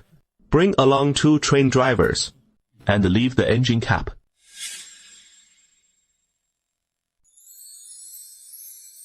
The white ape hopped off the train, looking utterly bewildered. The 2 drivers followed suit. A dog Xuan took the 2 number 5 batteries out of the box and replaced them with 2 new ones, securing them into the train's belly with 2 satisfying clicks, and closing the lid before lowering it back into place. The train was repositioned properly. It seems like it is all set now. The 2 cylindrical spirit stones that Tianzhen removed and replaced just now are the key to making this immortal realm train run. If I can figure out how to make those things, then we won't need Tianzhen to step in and help anymore. We'll take them apart later and study them thoroughly. You haven't even mastered the basics yet, so don't rush into trying to fly. Sorry, I got ahead of myself there. 白渊高超分高架飞了车 then transferred to the solar bus to head to the county seat, and along the way spotted a large group of blacksmiths rushing out from the barracks, LD'd by the master craftswoman Gao Yi, followed by Li Daisong, Ying Xing, and the others, each cradling a peculiar musket in their hands, as they headed to the Gaojia Village Firearms Bureau. What are you all up to? Mr. Bai, you've arrived at just the right time. We're on our way to test the Heartfire musket. Want to join us? Heartfire musket. That piques my interest. I knew today was going to be special. Whatever you're testing must be something extraordinary. Looks like I've stumbled into quite the spectacle today. This is a matchlock musket, crafted from blueprints, provided by Mr. Songxin, far more practical than the three-eyed divine pet. Let's test this one first. It is much lighter and more portable than the three-eyed divine pet. Light and handy. With its longer barrel, it achieves greater accuracy. Unlike the 3 wild divine beasts that just spray and pray, it can even shoot down flying birds. Modified bird gun. Enough chatting. Let's test fire it now. The musketeer takes the pre-loaded gunpowder cartridge from Xu Dafu's hand and pours it into the barrel. Then takes out a ramrod and rams it down, packing the gunpowder firmly. Then loads a 3-chain lead bullet inside and rams it home with the rod again. Lights the match cord on the musket in advance, opens the flash pan, and squeezes a trigger. The burning match is then lowered into the flash pan by the serpentine lever. Performing this whole sequence, even the cauliflower would be cold by then. How could we fight a battle like this? Especially at such distances. Hey! It is way farther than the 3-eyed divine beast! That curse the 3-eyed divine pet can only reach 6 or 7 jang. But this bird gun can shoot up to 100 BU. Oh my heavens! With this, our musketeers are finally useful! Finally useful! But its flaws are pretty obvious too. As soon as you open the flash pan, the wind gusts fiercely, blowing out the match before it can ignite. Using a slow match wears out the flash pan quickly, and after one shot, sulfur fumes come rushing in like the wind, clouding your vision. A real nightmare when facing the enemy, even against clever archers, cavalry charges, and close quarters chaos. In mixed battles with beast riders, it might catch them off guard for a moment, but ultimately, it is too cumbersome and unreliable. After those 3 major conflicts, the Liaodong frontier troops largely abandoned the bird guns, reverting to the 3-eyed divine beasts, precisely because of these shortcomings. That is why we need to improve the bird gun. Following the Heavenly Venerable's guidance, I have redesigned and crafted this flintlock musket. The spring drives the clamp holding the flint to strike the fire door, producing sparks that ignite the gunpowder several times, thus overcoming the drawbacks of the bird gun. I call this the flintlock musket. The musketeer then repeated the entire process from before, loading the gunpowder and the lead bullet up to the final firing step, which was entirely different this time, no longer requiring the lighting of the match cord or operations like opening the touch hole, but instead simply raising the musket, aiming at the target in the distance, and pulling the trigger. It worked! It worked! A musket that fires with just a trigger pull is so impressive! Next, we just need to refine the design a bit more, to make the musket even lighter, and the firing mechanism more reliable. However, this alone still won't hold back the despicable slaves. Even though the firing method has improved, the loading issue remains unsolved. By the time of one shot, the slave cavalry would have already charged in. Can General Miu Ying's 3-stage volley fire technique solve the problem of the enemy closing in after just one shot? While 3-stage volley fire can somewhat address the slow rate of fire, it requires an even greater number of muskets and a denser musket formation, which demands substantial financial support. Moreover, 3-stage volley fire demands extremely high coordination among soldiers, making training exceedingly difficult and hard for ordinary soldiers to master. That 3-stage volley tactic mostly remains on paper and is rarely used in actual combat. Do we need strong financial support? Well then, you, the newcomer scientist, you still don't know what the Heavenly Venerable's blessing means, do you? Trivial supplies are no problem at all. All we're short on is enough blacksmiths. As long as we have enough blacksmiths, we could stack matchlock muskets into mountains for you. Of course. The number of blacksmiths isn't sufficient, so the number of matchlock muskets won't increase much in a short time. Moreover, the Heavenly Venerable strictly controls the malicious troop strength, not allowing too many lightly equipped men to be pulled away for battle. So the number of musketeers can't grow much either. Gaoshang village needs other ways to compensate for the gaps in firepower. You finished testing your new fire lance, right? Now it is time to test the new gadget I've made. What new gadget do you have this time? It is those little iron shells and iron pellets you helped me forge last time. A while back, you had me make a small iron box that looked like a jar, and forge a bunch of iron pellets. I had no idea what they were for, and when I asked, he wouldn't tell me. Now the finished product is finally ready, so we can finally reveal the secret, right? Xu Dafu pulls out a box, opens the lid, and carefully takes out a strange contraption from inside. The upper part is cylindrical. It is that little iron canister the coppersmiths made, and the lower part is a wooden handle that can be gripped firmly by hand. This is a classic World War I or IT grenade, though the inside is different, but at least the shape is like a World War I or IT grenade. Just pick any anti-Japanese war film, and you'll see our troops using these things in droves. Little iron, hammer Buddha. Impossible. This canister is hollow. It couldn't possibly be used for hammering people. Xu Dafo is a gunpowder craftsman. So this thing must be related to gunpowder, right? Could it be that this iron canister is filled with gunpowder? This wouldn't be a bomb thrown to blow up the enemy, would it? But it is quite different from the last one. That is right. Yes, it is for throwing to blow up the enemy. But unlike last time, it now has a wooden handle for gripping, so it can be thrown much farther. Makes sense. The farther you throw it, the more effective it is. The previous bomb had the flaw of insufficient power. When it landed amid the rebel ranks, only the rebels at the impact point would be blown away, while those nearby would at most be knocked down, only serving to disrupt their formation. But this time, it is different. With Tianzhen's guidance, I've mixed many small iron pellets inside. When it explodes, the iron pellets will scatter in all directions. It also has an iron casing. When the gunpowder detonates, that casing will shatter as well, turning into shrapnel, flying wildly alongside the iron pellets. Upon hearing this, they merely imagined the scene and felt a chill run down their spines. If the enemy had something like this, it'd really be like grandmas flying everywhere. Alright, that is the introduction. This item has been named by Tianzhen, the Fire God Hand Grenade. Now, let's give it a try. Hey, don't set this thing off right next to us. Gao Chu, you give it a try. I can throw this thing at least 20 zhang away. Please make sure to throw it that far. Otherwise, when it goes off, the iron pellets could injure our own people. Xu Dafu takes out his fire starter. With a quick swipe, he ignites the fuse on the grenade. Gao Chubu grinned broadly. Taking 2 steps forward, swung his arm and held it with force. The grenade, fuse alight, soared forward, covering more than 20 zhang before landing.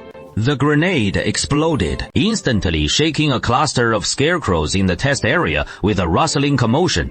As the group approached to inspect, the clothes on several nearby scarecrows were riddled with holes, all torn by iron pellets and shrapnel fragments. That is incredible! This thing is truly amazing. More powerful than any firearm I've ever seen. Dr. Xu, make them quickly. Craft them vigorously for my men. 1 for each of them. With these, I could march straight from here to the capital. Stop dreaming. A single rain on the way would wipe out your entire force. This is excellent. I must sketch it down right away. Hey, now my Tiangong Kaiwu can feature yet another bizarre and wondrous tale. The little folk have achieved another technological breakthrough, boosting the militia's combat power substantially once more. Thinking back to our last clash with the border troops, it was truly perilous at every turn. I had to lend a hand non-stop. Yet many in the militia still got hurt. As Gaojia Village's firearms grow ever more advanced, we'll aim to keep enemies at bay beyond our range in the future, minimizing casualties among our little folk. For the lives of our own people are truly precious. General Gao, once you finished making that new scattershot musket, could you spare one for me? Let me have a go with it. Mr. Bai, as if you even need to ask. You and Gaojia Village are family. Heavenly Venerable will surely equip your Baijiabao militia with these new weapons too. How could these scattershot muskets and grenades be complete without your involvement? That is good. As for the grenades, never mind them. But the firing method of the scattershot musket, I absolutely must learn. In the archery discipline of the 6 gentlemanly arts, I'm quite particular about it. And I aim to become the finest musketeer. You, the esteemed lord of Baijiabao Castle, why insist on becoming a musketeer?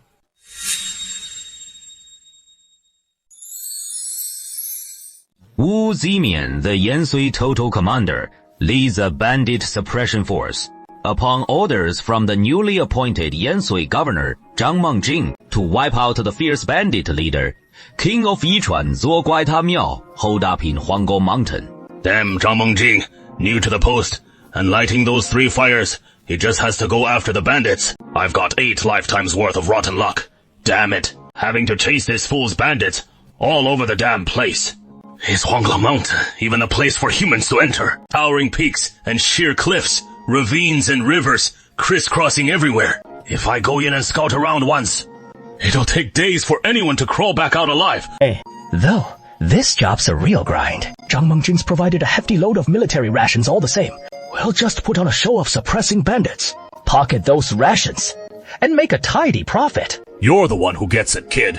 No need for us to fight tooth and nail, wasting effort and energy without turning a profit. General, I'm Li Baihu from the Yansui garrison forces. Just an insignificant underling. You probably don't remember me, sir. You've come to see this general, to report something. I've heard you can buy your way out of danger here. With the general, I've got the silver ready. I don't want to head into those mountains to fight bandits. Afraid of dying in this godforsaken wilderness, I just want to use this silver to buy my sorry life. Fine. Take my written order. Head out through the north camp gate. And say you're on the general's secret orders for military duties. After that, Li should slip away from the others and quietly sneak back home. Don't go blabbing about this to everyone, or if the military authorities investigate later, you have only one road left, death. Li Baihuji is overjoyed. Quickly kowtow and express your gratitude. He took the warrant and slipped away. Li Baihu Pa had just left when Zheng Baihu came sneaking in, followed by Zhang Qianhu before long. A large group of soldiers had deserted the army, and these men took many of their subordinates with them, severely weakening Wu Zimian's army's combat strength. But combat strength doesn't matter one bit. 1,000 miles to be an official, all for the sake of wealth. As long as we pocket the silver, combat strength can go to whoever wants it. What other ways are there to rake in some cash? My left and right aides, speak up to this general. Replying to the general, Lord Sheifu has also prepared plenty of war horses for us. And these horses can be sold off for profit too. If the governor asks about it later, we'll just say all the war horses were shot dead by the roving bandits and already buried. What a clever ploy. Quickly go contact some buyers for me before that fool Zhang Mengjing, the civil official, starts prying. We must offload those war horses as soon as possible. Who can count them? This is how many times Gao Zhuwu has clashed with Xing Honglang.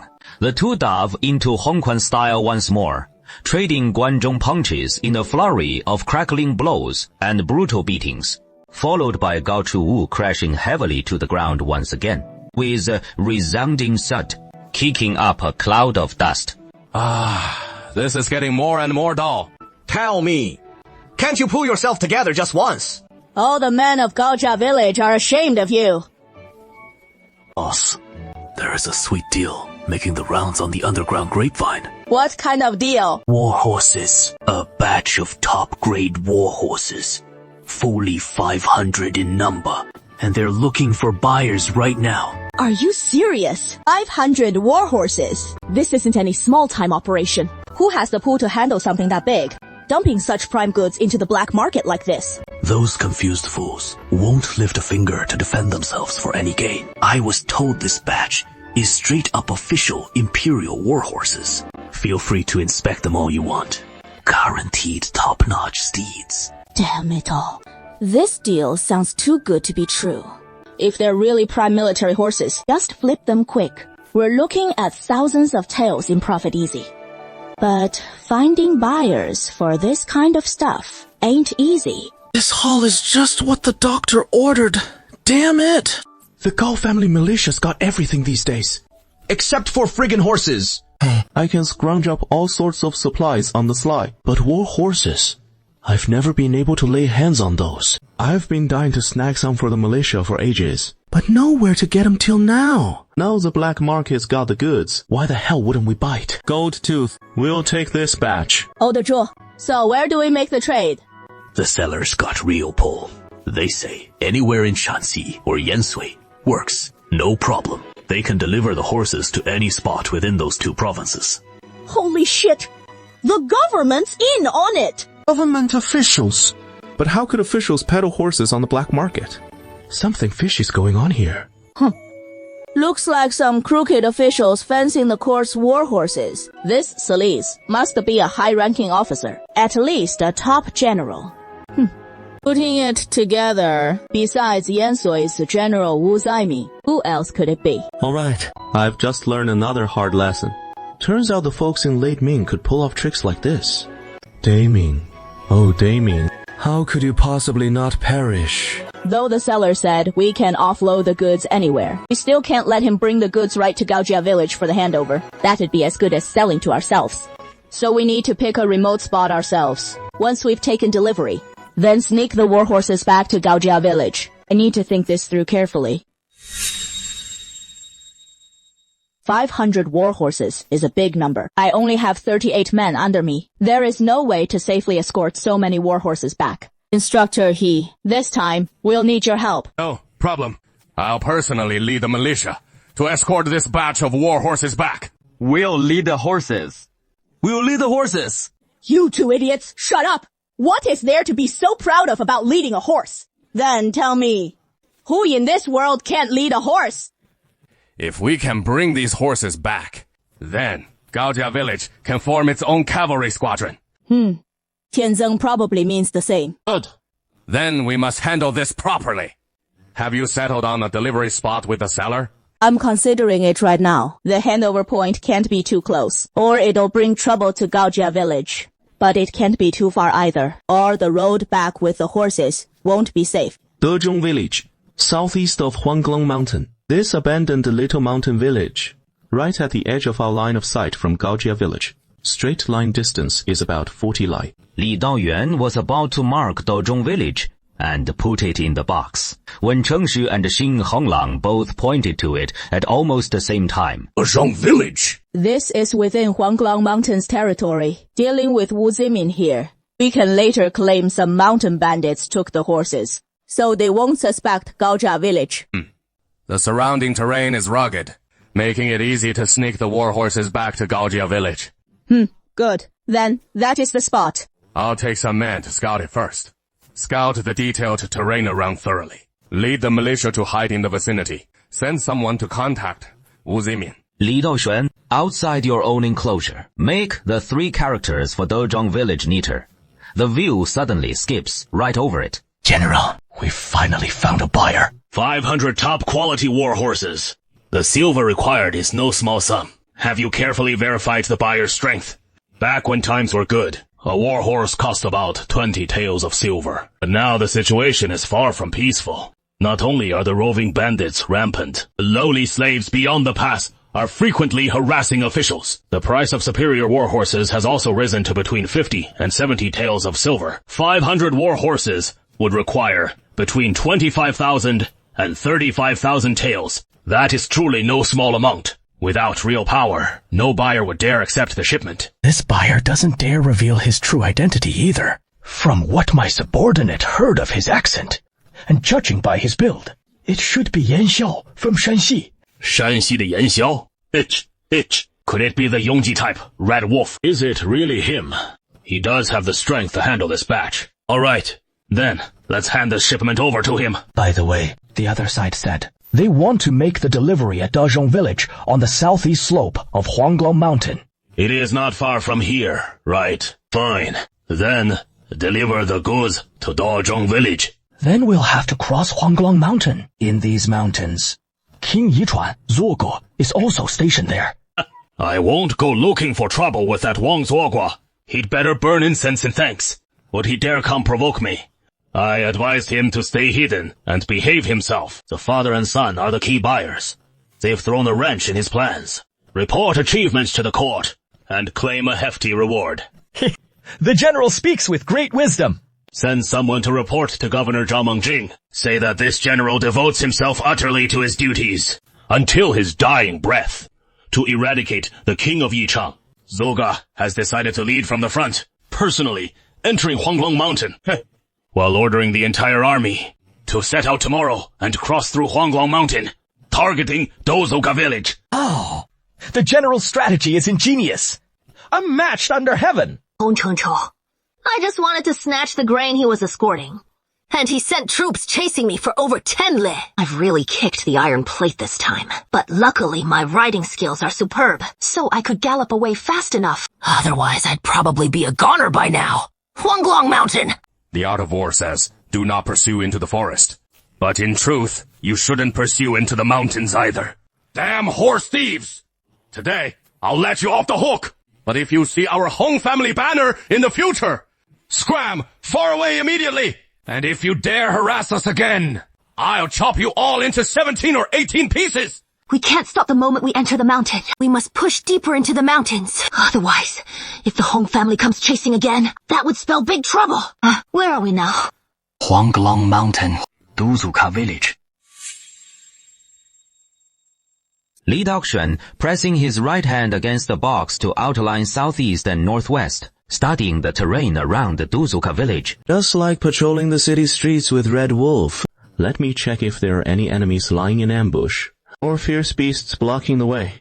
As the nanny celestial venerable, protecting his own little charge, he must be dedicated and vigilant. Clearly, some folks in the village aren't regular officers and soldiers. Looking at their attire, they look like horse thieves. There are about 120 of them. Does each one have one? What is going on?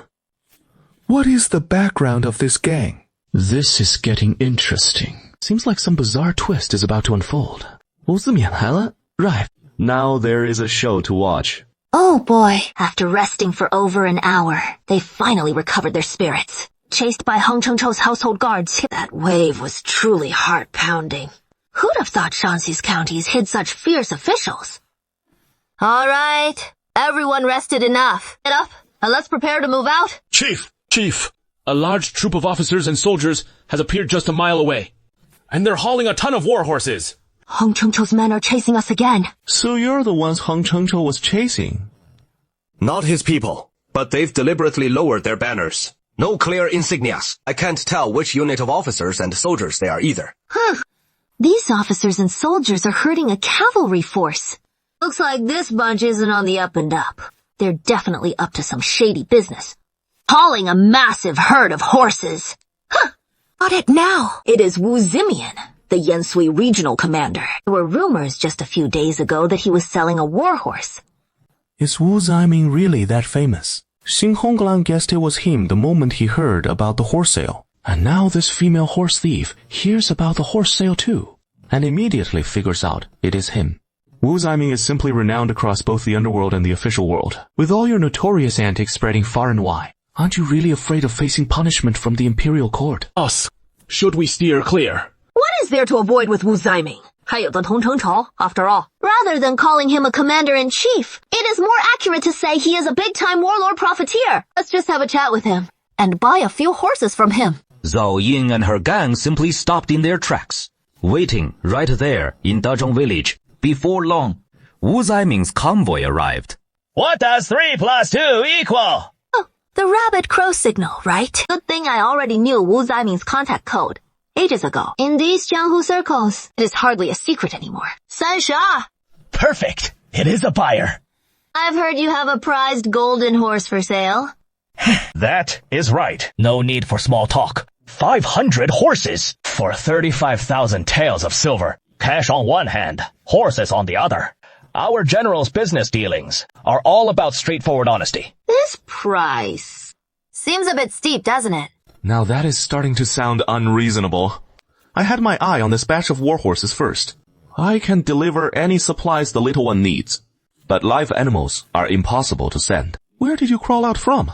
You female horse thief, trying to snatch my deal. This is intolerable. Should I just reach over and kick Xing Honglang flying right at you? The three factions are all scrambling for the deal, huh? And now, people are actually showing up from the northeast of the village. Quite a crowd. Several thousand strong. Their outfits are a total mess. Some decked out in officers' armor, others in ragged coarse cloth and hemp rags, and a few squeezed into ill-fitting silk merchant robes. Wang Zuoguan's arrived from the left flank, but this Wang Zuoguan looks nothing like he did during that first assault on the Bai family stronghold. Before, he just came off as pure brute force. But now, that ferocity hides a touch of sly cunning.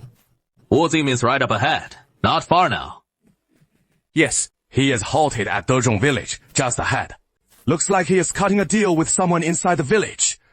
Wu Zim is total pushover. His ragtag bunch of followers aren't even worth noticing. But if we charge in recklessly, he'll hightail it with the war horses for sure. Our two legs won't catch those four-legged steeds. Fish and Tiger, Big Red Wolf, you three, each take one side. Split off in 4 directions, along with my main unit, and close in on Dezhong village from southeast, southwest, northeast, and northwest. Make damn sure you leave those 500 war horses for me. Big boss, the buyer in the middle of trading with Wu Zimin seems to be the infamous horse thief Zhao Ying from Yichuan. He won't back down. He won't back down. Zhao Ying's always prided himself as a righteous thief, specializing in robbing officials, but never the common folk. Yeah, this guy's always looked down on us, saying we drag the people into our mess and are true men. I hope his mother's doing well, though I doubt she'd approve. But whatever, since he doesn't see us as his kind, we sure as hell won't treat him like one. In a bit, we'll snatch his horses too. Get ready! 苗美飞上火台, and Da Honglang, the three of them, fan out immediately. And soon, Wang Zuogua's forces have Daozhong village completely surrounded. No, Xing Huanghuang and Cheng Xu are still 4 or 5 miles from Daozhong village. If they keep pushing forward, they'll run right into Da Honglang's group, and we can't let them blunder straight into the enemy's trap. Li Daoxuan was just about to warn them when 2 scouts came running back from up ahead. The situation ahead's tricky. My mind's racing a bit. A band of thieves has suddenly blocked the path between us and Poison Seed Village.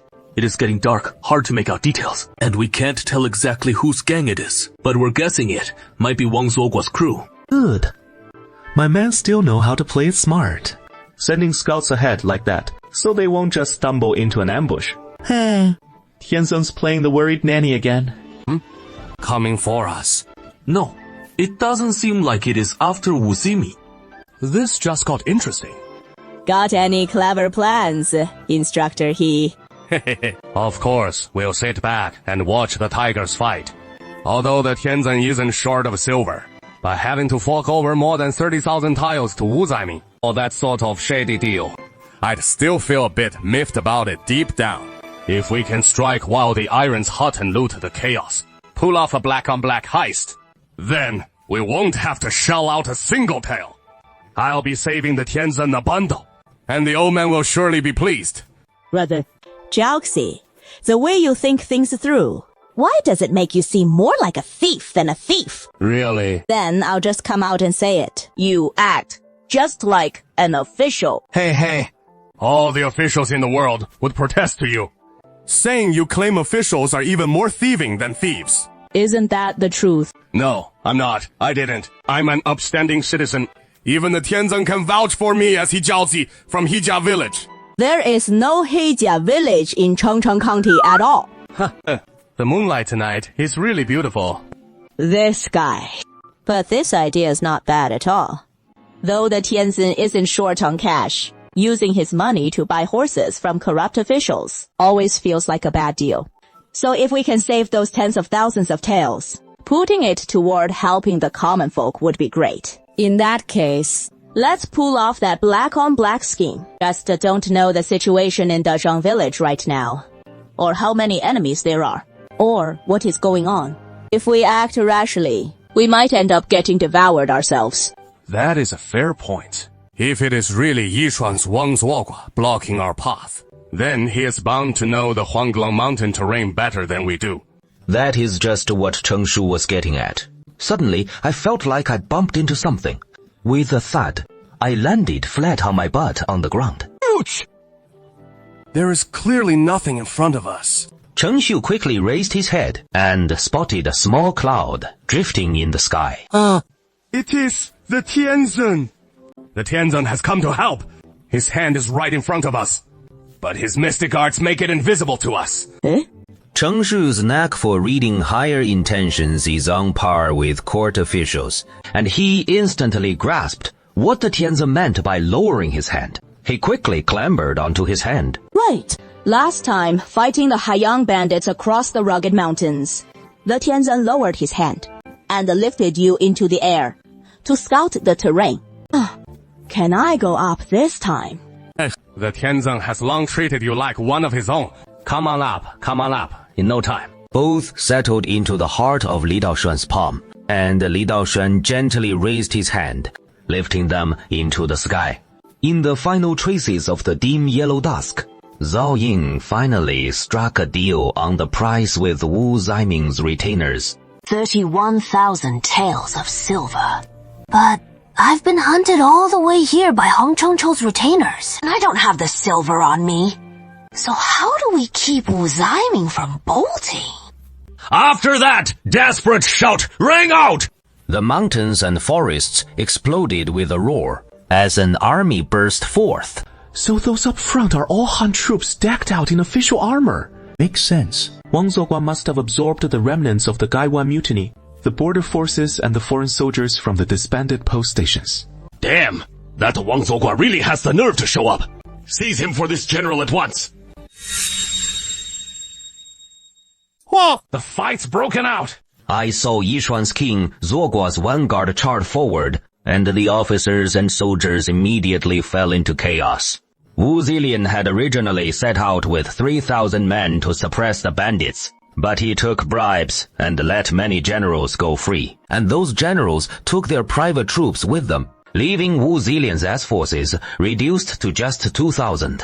When they saw thousands of bandit troops charging out from the woods, Wu Zilian's men panicked at once. Hey, even Wu Zilian's elite guards, known as the Ding soldiers, didn't charge forward to engage the enemy, but instead tightly protected Wu Zilian from the foes. Wang Zuogua's 3 top generals burst out from 3 other directions. Oh men, how come bandits are all around us? Front, back, left, and right. General! Master! This is bad! The bandits have surrounded us without us noticing, and the horses! What about my 500 fine horses? That could fetch tens of thousands of taels of silver. We can't worry about the horses now! General, run for it! We just agreed on the price. And this damn thing pops up out of nowhere. What is the deal with that Yichuan Zuogua guy? Forget it. Worst case, I'll just walk away from this deal. Let them fight it out with the bandits. It'll sort itself out. We just need to get away. Mount up and retreat! The horse thieves' horses had been scattered around the village grazing, but when Wu Zilian's men arrived, they rounded up the horses and prepared for the possibility of battle at any moment. Now, upon receiving Zhao Ying's order, they quickly mounted up. You women are a hereditary horse thief. Zhao Ying, right? That is right. And who are you? I'm Yichuan's big red wolf. No more chit-chat with you. Hand over all your horses. Oh no, this old lady wants to grab them too. Not just wanting to. It is already happening. After saying that, Big Red Wolf raised a long spear and with a whoosh thrust it straight at Zhao Ying. This big red wolf has tremendous strength. Her horse thief subordinates behind her wanted to rush forward, but then behind Big Red Wolf, a large group of bandit soldiers surged up. all holding long spears, sending chills down their spines, completely sealing off the path ahead for Zhao Ying's band of horse thieves. With this formation, they made it clear from the start. They're here for the horses. No way to retreat now. They're dead set on taking my horses. This damn situation is all wrong. My men are few, only about 100 strong, while Wang Zuogua commands thousands, surrounding us from all sides and trapping the cavalry. We can't escape at all. Oh dear, what are we to do? Tianzun, that female horse thief, we can save her. Her name is Zhao Ying, the notorious horse thief of Yichuan. A righteous outlaw with no record of wrongdoing. She only targets the government, never plundering the common folk, and shouldn't be lumped in with the likes of Wang Zuogua. See, even Wang Zuogua is attacking her. She is being dragged into this mess for no reason. It would be a shame if she died here. Wu Zaiming has already been routed by Wang Zuogua. Time for some black-on-black action. Now's the perfect time to strike, while Wang Zuogua's forces are fresh off their victory, before they can regroup their formation. Li Daoshuo slowly lowered his hand, releasing the two back in front of their subordinates. If Tianzun agrees, we're in for a disaster. Tianzun has always been kind-hearted. As long as they're good people, he is always ready to lend a helping hand. In that case, we don't need to wait any longer. From up in the sky just now, we've already scouted the surrounding terrain and Wang Zuo. Hang's army deployment clearly, right? Crystal clear. Then, let's charge in. Grenadiers and musketeers, get ready for me. 20 matchlock grenades, 10 three-eyed guns, 1 Snafong's musket, 1 bird gun. This arsenal isn't huge, but we've got Tianzun on our side. What the hell do we have to fear? The bandit army split into 4 units too, are chasing Wu Zimin to steal the government's war horses. And the other 2 are besieging Yao Ying. Let's break Yao Ying's siege first. Yao Ying and his men have horses, so they can ride fast. But the spear formation surrounding them on all sides has them trapped. No matter how fast they go, they can't break out. They're just going in circles inside the encirclement. Yao Ying's group spurs their horses with every lap. The encirclement tightens another notch. If this goes on, they won't be able to maneuver at all. In the end, they'll surely get lanced off their horses by those long spears. Wang Zuohang's come a long way, hasn't he? Back then, that naive Wang Zuohang just blindly charged head-on for me like a fool. Now Wang Zuohang knows divide and converge tactics, and how to use spear phalanxes to squeeze the cavalry. Is this really where it all ends for them? Just as Yao Yin despaired, the reinforcements arrived. The matchlock grenades held by Gao Chuwu and Zheng Daniel arced through the sky, plunging into big red wolves' spear formation.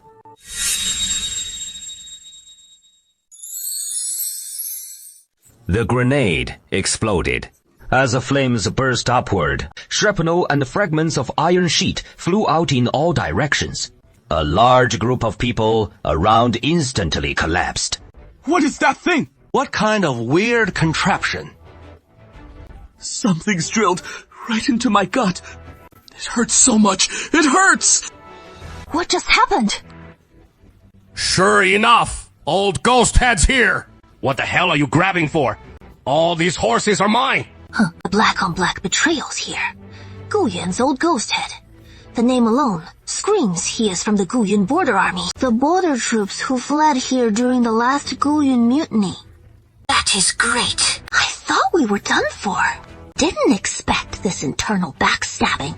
Seizing this chaos, we might actually break out. Brothers, stay ready to grab the chance and charge! What the hell is that unit? How did Flying Mountain Tiger and Big Red Wolf's troops fall into such chaos? Who the hell are these bastards? Holy crap! Matchlocks! Matchlocks! A ton of matchlocks! Big Red Wolf hit the dirt with a thud. But his men weren't so quick to react. After a burst of chaotic shots, a whole line dropped instantly. Haha, hit a bunch of them. Mao Jin regained confidence in the matchlock in his hands. Who knew it'd be so effective against bandits after all? Reloading. Now entering the reloading phase. The matchlock men lost their momentum. This reload's gonna take at least 2 or 3 minutes. Charge! Damn it! Rush them before they can fire the second volley! Take them all out! The words had barely left his mouth when 2 more black orbs fell from the sky. Holy crap. What the hell are they throwing? Just 2 things like little copper hammers blew us into total chaos. What the hell is this thing? Humans by nature always harbor an instinctive fear of the unknown, especially when that unknown can slaughter dozens in a heartbeat, making it all the more terrifying. Great Red Wolf's bandits started to waver. Yeah, they're just bandit rebel after all, not some disciplined border troops. Unlike the Gaiyuan border forces, who press on even under the malicious explosive barrages. Huh? Just moments ago, Mao Zedong was aiming right at Zhao Ying. But now they've all swung around to face the militia. Zhao Ying, the lifelong horse bandit who is mastered cavalry warfare, excels at spotting openings and charging in. Zhao Ying takes the lead on horseback, surging forward in a blur. He swings his saber high, sending a Mao soldier's head spinning into the sky. Over 120 horse bandits behind him roar in unison, charging in a furious wave. Blades flash in a deadly frenzy, and Great Red Wolf's men are instantly cut down, wailing in agony. Without the malformation, infantry are sitting ducks against cavalry. Those Goyuan rebels outside won't turn on us too, will they? As soon as Fei Shanhou saw Zhao Ying's men break through, he immediately orders a ceasefire, holding back for now. Eh? They didn't save us by accident. They planned to rescue us from the start. Boss! This isn't the time to puzzle it out. Let's bolt to safety first. Head for that Tiansheng hillside. Over 100 cavalry thunder out of the fray in an instant, pulling up on the nearby hillside to watch the chaos unfold. Damn! The duck right at my lips just flew away! It is all the fault of that damn employee screenwriter, Brother Tiger! Brother Tiger! Come and catch me if you can! The Flying Mountain Tiger infantry, originally flanking Noisy Camp from the other side, immediately rushed over at breakneck speed. Keep throwing the bombs. The firepower's up. Second round ready. Bang, bang, bang! Gao Chuwu and Zheng Daniel, those 2 goofs, hurled 2 grenades together again. At the same time, the Suifa guns, bird guns, 3-eyed guns, and all sorts of miscellaneous weapons fired off in succession. The Fei Shan Tiger troops had just arrived and were already beaten black and blue. Unlike the big Red Wolf, in almost an instant their morale crumbled. What the heck is this? I don't know either. The enemy's firepower is fierce. And it is these bizarre firearms we've never seen before. Damn it! We can't hold out! Retreat now! The Yansui garrison troops, left by Wu Zimian, were still holding the line. Suddenly, from the formation side, the sounds of fierce gunfire erupted, booming and banging without stop. This sound was music to the officers' and soldiers' ears. Our reinforcements are here. Don't be afraid. Reinforcements are coming. And they're elite troops armed with firearms. It must be men from the current Shanxi governor, Liu Guangsheng. Reinforcements are here. We can win now. Don't worry. The officers and soldiers were already stronger than the bandits anyway. With this boost in morale, the spear formation surged back with renewed might, driving Wang Zuogua and Miao Maibu into steady retreat. Hurry! Take the war horses we just seized! We're pulling back! The big Red Wolf was handy with horses. With a swift vault, he mounted a war horse, and his several fierce bandits under him leaped onto horses and spurred them on. Run fast! As he bolted, the 500 war horses followed right behind him, galloping off to the northeast. Oh, that is just too much. The militia can't catch up if they get away like this. Isn't that failing to fulfill the Heavenly Venerable's command? We're done for. As the Netherworld Legion arrives, the greatest crisis has arrived.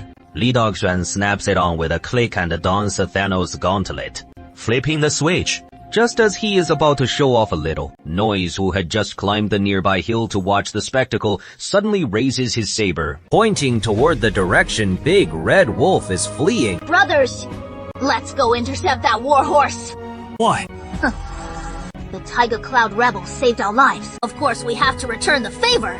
Zhu Ling Zhou Ying charges ahead on horseback, rushing straight into the fray. The 120 horse thieves behind him shouting in unison, waving their sabers as they pursue Big Red Wolf. It is time to compete in horsemanship.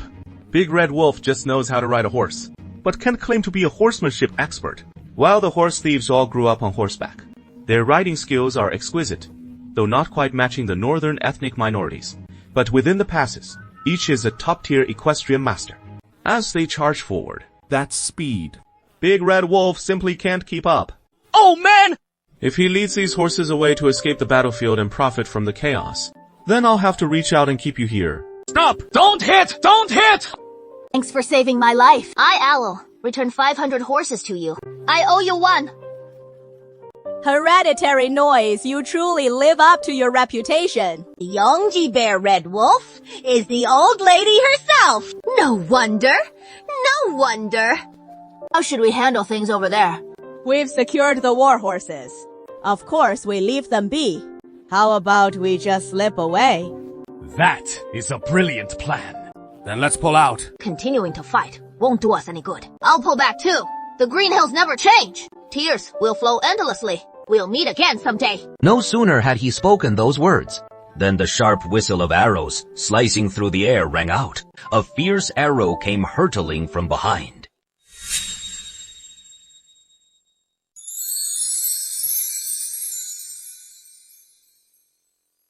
Arrows and swords whistled through the air, aiming straight for Zhao Ying's back. Right at that moment, a massive ironclad warrior nearby lunged in, extending his enormous arm to yank Zhao Ying right off the horse's back. Halfway through the fall, the Iron Giant scooped him up in a cradle hold with both arms. The Big Red Wolf's ambush arrow sailed harmlessly into the void. Who the heck are you? Thanks a ton. I'm Manu Z, at your service. Manu Z. That's Scream's nickname. Out here stirring up rebellion and chaos. You nailed that moniker. It matches your iron armor to a T. What a freakish thing. We're all set to pull out. So let's fire back at that sword strike. We can't just bail without sending them a little message, or it'd leave a bad taste. It is rude to take without giving back. Give him a grenade in return. You got it. Is this the beast that exploded so viciously just now? It looks so plain and unassuming. Just this little thing. What a savage monster. No wonder this old Gao got dragged off the horse earlier, tumbling straight down from the saddle. Who is the real monster here? You can't fight raw power like that at all. The grenade soared through the sky for over 20 zhang, landing right beside the Big Red Wolf. With a thunderous boom, the Big Red Wolf's men dropped in heaps instantly. But the Big Red Wolf hit the ground quick, snatching back his life once again. Just as I thought. That is the freakish gadget that wipes out a crowd with one blast. Turns out the Iron Giant lobbed it. That is badass. Let's go. Let's roll. The Big Red Wolf's gang of salt smugglers mounted up in a frenzy. The war horses we just snatched, heading south. A large herd of riderless horses galloped south alongside them, vanishing in the blink of an eye. The militia withdrew slowly on foot. It seems we have nowhere else to go. Heading north or west would take us deep into Huanglong Mountain. And Huanglong Mountain is now the territory of the Left Hang. Can't go east. We were just chased from the east by Heng Chengchao's men. Ding Shan is heading back now. We're bound to run into them head-on. Looks like I'll have to head south too. South is Chengcheng County, right? Once our fake Gayuan rebels get back, we'll transform into the Gaojia village militia. If we do this in front of that female horse thief, it won't be easy to pull off. Zhao Ying has a heroic reputation. He won't betray us, so we can tell him the truth. Anyway, the Gaojia village militia aren't skilled with horses. Once we bring these war horses back, it'll be tough to make full use of them all. Better to come up with a plan to bring Zhao Ying into our Gaojia village. This guy's great with horses. With him around, the war horses will be put to good use. Right. Cheng Xu looked up at the dwarf cloud heavenly venerable in the sky. Without the slightest reaction. Clearly, no intention to object, since the heavenly venerable has no objection. Of course, I, Cheng Xu, have none either. Boss Zhao, why not come to our hideout and stay as our guest for a few days? I can impose on your hospitality, Of course, no problem. Boss Zhao helped us seize 500 war horses. That is a favor worth tens of thousands of taels of silver. We can't leave it unrepaid. At the very least, come have a few meals at our place. All right then? We'll impose on you. Over 100 cavalrymen showed up all at once. And Gaojia Village's biggest weakness right now is our cavalry. I was just wondering, with those 500 war horses in hand, how to form a cavalry unit. And just thinking about it was giving me a headache. But now with Zhao as a wild card, things are starting to clear up. Looking at their faces, it is clear this bunch is desperate for a good meal. Looks like we need to bring this group into the village. And start by treating them to some food. What should we serve them?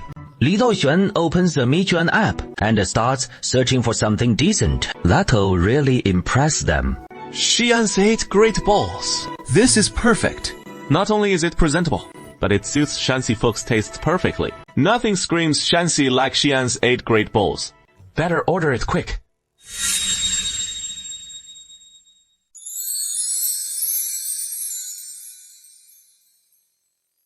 Zhou Ying followed the plan and headed south all the way. The private salt smugglers who arrived ahead were waiting here with 500 war horses, ready for us to mount up. On top! It is getting dark. Or we'll be tossing ham on the way home. Who knows when we'll finally get on these horses? But we don't know how to ride. If you can't ride, just flop down on the horse's back and cling to its neck. 500 riders plus the noisy 120 of us, all charging together toward Gaojia village. With these war horses, the distance suddenly shrank in no time. Hey, it is already dark. Yet, there is a glow of lights up ahead in this desolate stretch of mountains and wilderness. Not some bustling metropolis. And yet, such a thriving spot exists. Hey, that is our hideout. Whoa. These rebels have actually built a whole town in the mountains, all lit up with lanterns and flowing wine. No wonder they boldly invited me to visit. They've got real confidence. Not worried at all about their stronghold's location leaking out. Makes sense with all these civilians living here. If word got out, it would have leaked ages ago, since Beixiang hasn't spread the word about them. It shows these rebels truly have the people's support. We can't head to the market district right now. Clanking in full armor wouldn't do. Let's go straight to the camp. That is the proper way. I figured it'd be some dingy, chaotic, rundown mess of a shadow camp. But nope. It is a massive stone fortress of a building. Luxurious and imposing. It sprawls across an entire valley. So where are all the off-duty logistics soldiers on watch? Get the cooking squad up and at 'em right away. Whoa, we've come dozens of miles on this trip. And we're all starving. This is a year of great famine. I wonder if they even have enough food to feed all 120 of us horse bandits. That is no small expense. Instructor, you're back. Instructor? Isn't that Ghost, Commander? Why are you grinning like a fool? Not long before you got back, the Celestial Venerable had already bestowed some food. He said the militia had earned great merits today, so they're treating you to something special. What delicious feast has the Celestial Venerable sent? It turns out, halfway on their way back, Li Daoxuan's takeout arrived. He unpacked the takeout 8 great bowls, took a small portion from each bowl, put them into a box, and handed it over to the cooking squad. Now, bring out the feast from the Celestial Venerable! A whole crew of cooks and logistics soldiers came out from the barracks, each one carrying a massive basin. 8 men per group. That is one set of 8 dishes per group. And every dish is something different. Braised chicken, steamed pork with flour, pork knuckle, wind-dried chicken, cured pork, and 8 treasure rice. Such a lavish spread. This has to be the Xi'an 8 great bowls. It is definitely the 8 great bowls, but served in basins here. This is the Xi'an 8 big basins. No way. Are we really in a famine year right now? Famine's raging everywhere. So why are they whipping up 8 great bowls here? What kind of resources do they have? The Celestial Venerable's pulling out all the stops. It is obvious they're flaunting the militia's prestige. to impress the outsiders. I can't let Gaojia village lose any face. It is just 8 little dishes. We eat like this all the time. We like this all the time. What are you all standing around for? You must all be starving, right? Grab your bowls and chopsticks and dig in.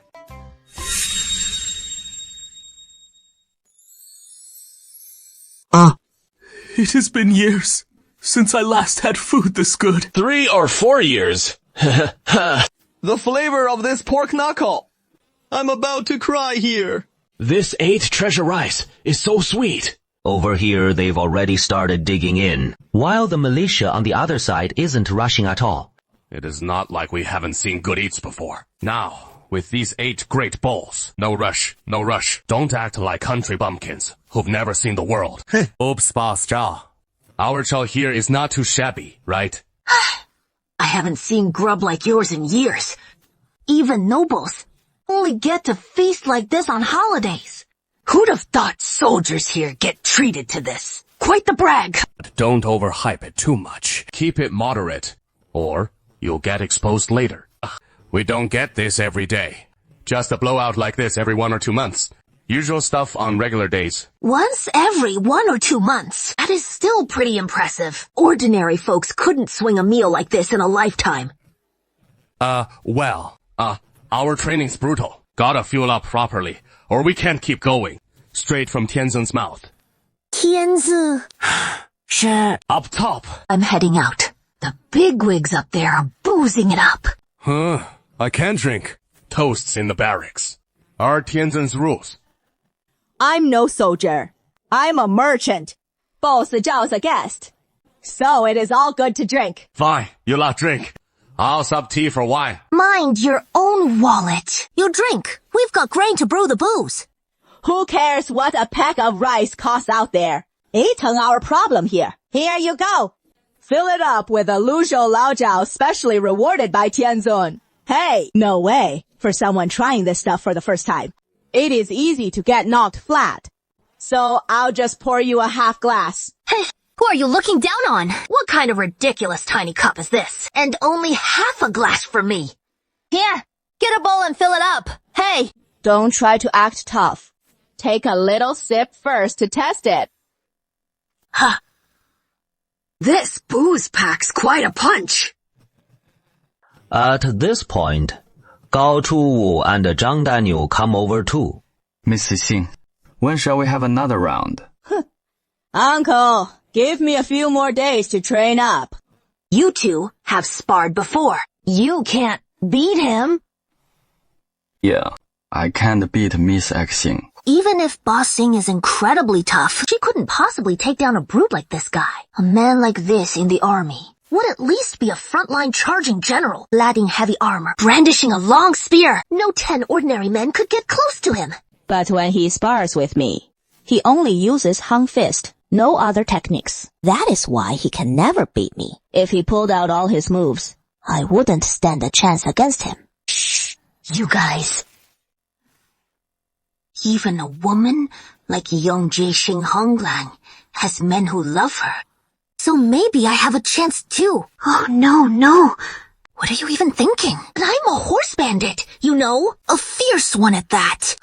Don't go thinking these mushy thoughts. That simpleton who yanked me to safety. The big iron tower of a man who dodged Big Red Wolf's sword for me. What is his name again? Something like Meng Niuzi. Meng Niuzi. Right. Thanks for saving my hide back there.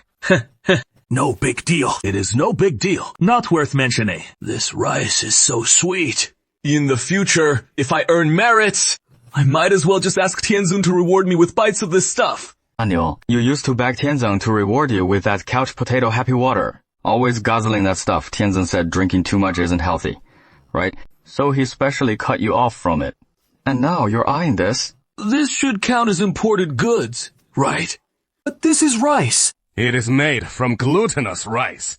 Too much glutinous rice can cause bloating and stomach aches. So how could Tianzun possibly reward you with a ton of this? You never know when to stop. You definitely end up sick. This Meng Niuzi seems totally guileless.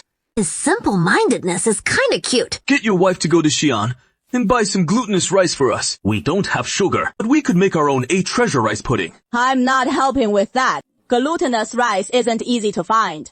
And even if you get it, it is hard to transport. Once it is here, you'd still mess up your stomach eating it. He only said to ask Chu's wife for help. He didn't mention you. Why'd you jump in as soon as you heard about Gao Chu's wife? After a brief awkward moment, Xing Honglang suddenly leaped to her feet, kicked Gao Chu flat on the ground, then bolted away with her head down. Why do you suddenly kick me? Oh no, this is bad. This isn't the kind of booze I'm used to. This stuff packs a real punch. I shouldn't have downed it all at once.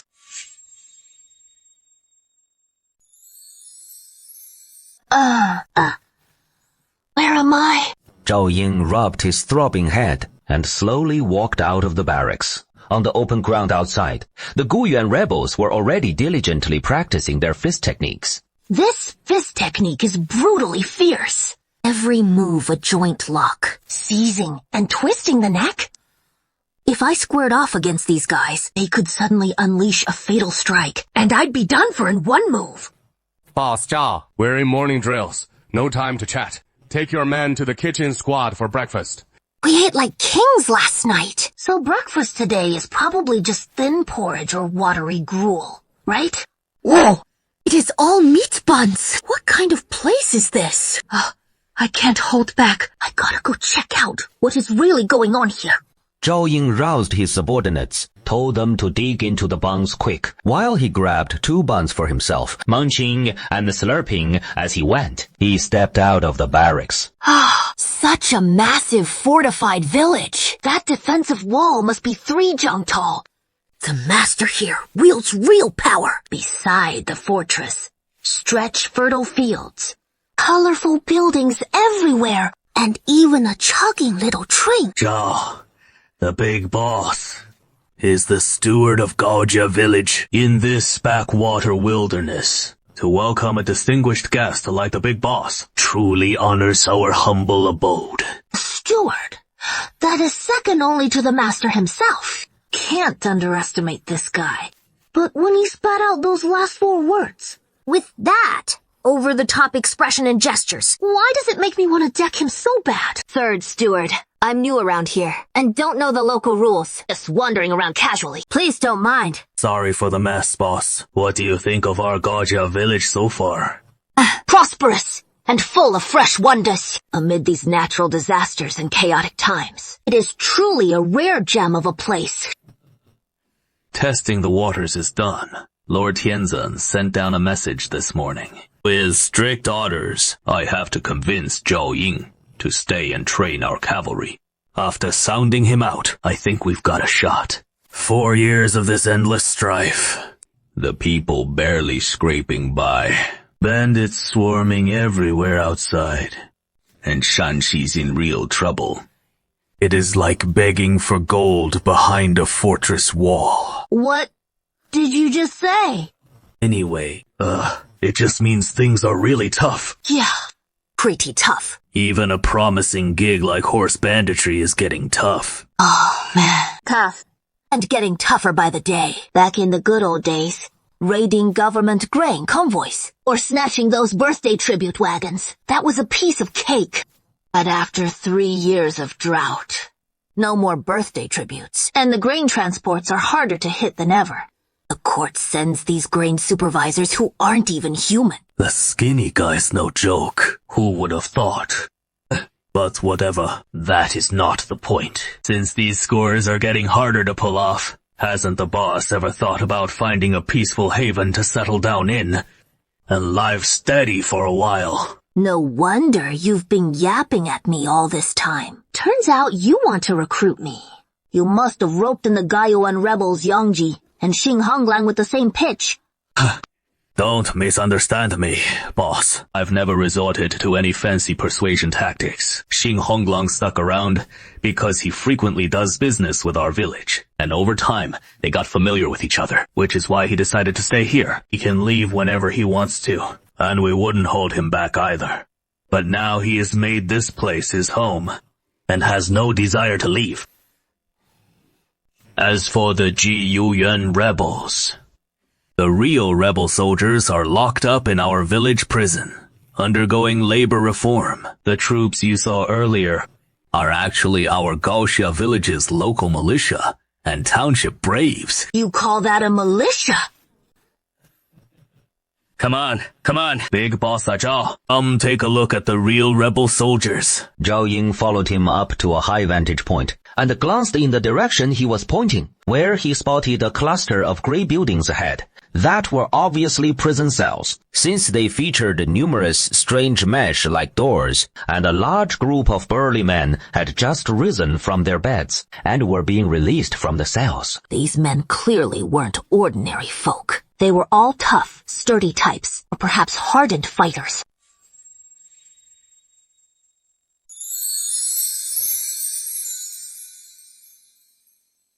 That is the Goyan rebels. A few days ago, under the leadership of North Water Wolf, they attacked Great Wall County, defeated by our militia, and captured. They've been held here ever since. So many border troops captured alive! Let's go. Let's get a closer look. 32 LED Zhao Ying toward Gaojia Village Prison. Around the prison perimeter, plenty of jailers are patrolling. Oh, third manager. What brings you to the prison? I see. Tianzeng is keeping an eye on things here. This is a great chance to report back to Tianzeng. Since Tianzeng is watching, please come in. The Gaiyuan rebels have been locked up here for several days now. But these past few days, I haven't rushed them into labor or work. These men are far too fierce in battle. Releasing them carelessly could endanger the villagers. So we've been working to purge their battle fervor. That is only right. How exactly do you purge that battle fervor? These are border troops. Monsters who lick blood from their blades. Even my caravan guards steer clear of border troops from a distance. So how do you get them to obey here? First, make sure they're well fed and well rested, so they feel secure. Without fearing we'll kill them. That way, they won't keep plotting trouble or escapes. Every morning, I send them a large supply of grain, letting them prepare their own staple meals. Look, it is just time for breakfast distribution. Several jailers are pushing a cart over, loaded full of flour. The jailer opens a small door, pushes the cart inside, then the prisoners back out, closes the door, and they come to collect their basins. They cook for themselves. Lao Nanfeng, the highest-ranking Vice General under Lao Li, waved his hand, and several border troops came over to push the handcart away. Then they gathered at the spot where Zheng Gaoliang had arranged for them the clay pots and earthen stoves and began preparing the meal. Some of them were cooking, while others surprisingly pulled out the inverted heaven, Tianzhen's Exorcism Tales comic book, and started flipping through it. This was specially sent into the prison by Zheng Gaoliang for the border troops to read. Zheng Gaoliang, you actually understand the stuff. Pretty impressive, huh? It comes from my own experiences, you know. Back then, we were bewitched by Zheng Guangdao and Zheng Yanfu, and later we attacked Gaojia village. When we witnessed Tianzhen's divine manifestation, we were so terrified we wet our pants. It was only thanks to the villagers telling us Tianzhen stories that we truly became people of Gaojia village. So I figure these rebels should learn about Tianzhen too. What exactly is this Tianzhen? 32 pulled out from his sleeve a copy of Daoyuan Tianzhen's Exorcism Tales and handed it to Zhao Yin. Please take a look, Chief. What kind of bizarre story is this? A giant hand descending from the heavens. This is way too far-fetched. Is this a White Lotus sect propaganda pamphlet? But no, those places don't have that desperate fanaticism of the White Lotus sect at all. Instead, you just sense the joy that comes from prosperity. This doesn't seem like a cult at all. You must repay your past sins through labor and earnestly strive for reform. Your elders and fellow villagers are still waiting for you to return, only after cleansing your sins. Can you start anew as people? Actually, we've already achieved some results in ideological education. I feel these labor reform prisoners are just about ready. We started trying to put them to work. So let's be bold and release them to see what happens. After all, Tianzun is watching over us today, so we're not worried about them stirring up any trouble. This is what it means to be fearless with divine backing. Alright, let's get started today.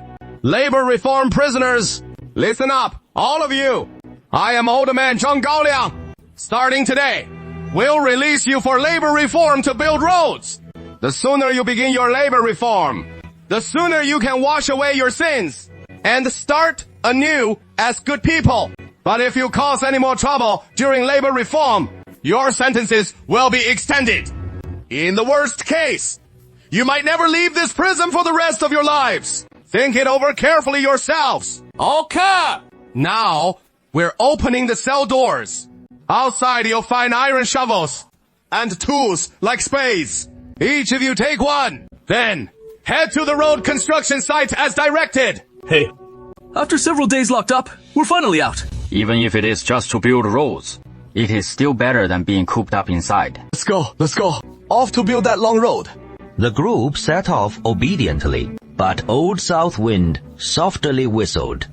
Several labor reform prisoners subtly gathered around him, forming an 8-man squad. Await my command. Be ready to escape at any moment. Understood. The convict laborers were escorted by a large group of guards to a barren wasteland. We're planning to carve out a new road from here in Gaojia village. Straight to Fengyuan town. Your job is to dig a road in that direction, all the way to Fengyuan town. If these guys suddenly rebel, your guards won't be able to hold them off at all. Yes, they can't hold them off. So you're not worried at all. It is foolproof. As the convict laborers were digging away, Zhao Ying noticed that 8 people's movements seemed off. They were digging while secretly edging toward the construction site's perimeter. Third steward, you'd better send someone to check on those 8. The third steward glanced at the positions of those 8 men, then looked up, and saw that the low clouds in the sky had already drifted over their heads. It is fine. It is fine. Master Zhao, no need to worry. Old Nanfeng suddenly leaped up and shoved aside the nearest one to him. The nearest guard let out a whoosh and bolted away from beside him, with his 7 underlings charging wildly after him. These 8 have pretty good agility, huh? In the blink of an eye, they burst out of the construction site and into the outskirts. With their running speed, in modern times, they'd at least qualify as national B-level track and field athletes. Hey! Another convict laborer has escaped! Third steward, how about I take my brothers and gallop after them to bring them back for you? Thank you for the kind offer, Master Zhao. Please relax as our guest. We can handle it. No rush. Everyone, stay put. Stand firm in your positions. Those 8 will be dealt with by the Heavenly Venerable himself. The Heavenly Venerable is watching. So everything's under control. Let them run. See how fast they're running. Or if the immortals fly faster. How should I deal with you lot? Just slap them flat with one palm. Scare them straight back home. That is no fun. I need to give these 8 a real shock. Since you love breaking out of prison, I'll let you feel the true thrill of escaping prison in all its glory. Li Daoxian rummaged through the assortment of miniature toys he'd bought. And soon enough, he found just the thing, Hamster Big Adventure. Li Daoxian shifted the box's view northward a bit. Spotting a clear patch big enough for the Hamster Big Adventure, he set the box down there, leveled it out, then followed the instructions, adding water where it called for water inside, marbles where the marbles went, and plastic cockroaches in their designated spots. Batteries installed. He flipped the switch. All set. The work site's already way behind us. No one's chasing after us from behind. Looks like we've actually escaped. That is awesome. Sticking with Brother Nanfeng always pays off. A bunch of amateur guards like that, thinking they could hold old Nanfeng. What a joke. I'm heading straight to Huangguang Mountain, far away from here. Never setting foot in this damn place again. Not get revenge. Revenge my ass. Didn't you see that Daoxuan Tianzun? That massive hand. So huge. How the hell do you fight that? Escaping alive is a miracle as it is. And you want to talk revenge? I wouldn't even dream of revenge. I'm just checking with the boss. We couldn't even discuss it while fleeing. The guards only dared shove him aside to keep him from coming after us for payback. Didn't expect them to know when to quit. But no matter how well you know your limits, you all have to go back to the labor camp for me. And before that, face the punishment for your prison break. Now, let you fully experience the terror of Daoxian Tianzun. The 8 were sprinting at full speed, when suddenly a massive golden hand emerged from the sky ahead, slamming down onto the ground right in front of them. Just like the scene from the battle outside Cheng County City not long ago. We're done for. No escaping now. We've been targeted. Luckily, we didn't face much resistance during the escape, so maybe we'll get some leniency. Just as the 8 were thinking this, they saw the golden hand shift behind their backs. Raising its palm like an immense wall, it pressed oppressively toward them. Run! It is bearing down on us! Li Daoxuan adjusted the direction of his palm, herding the 8 toward the hamster big adventure like ducks.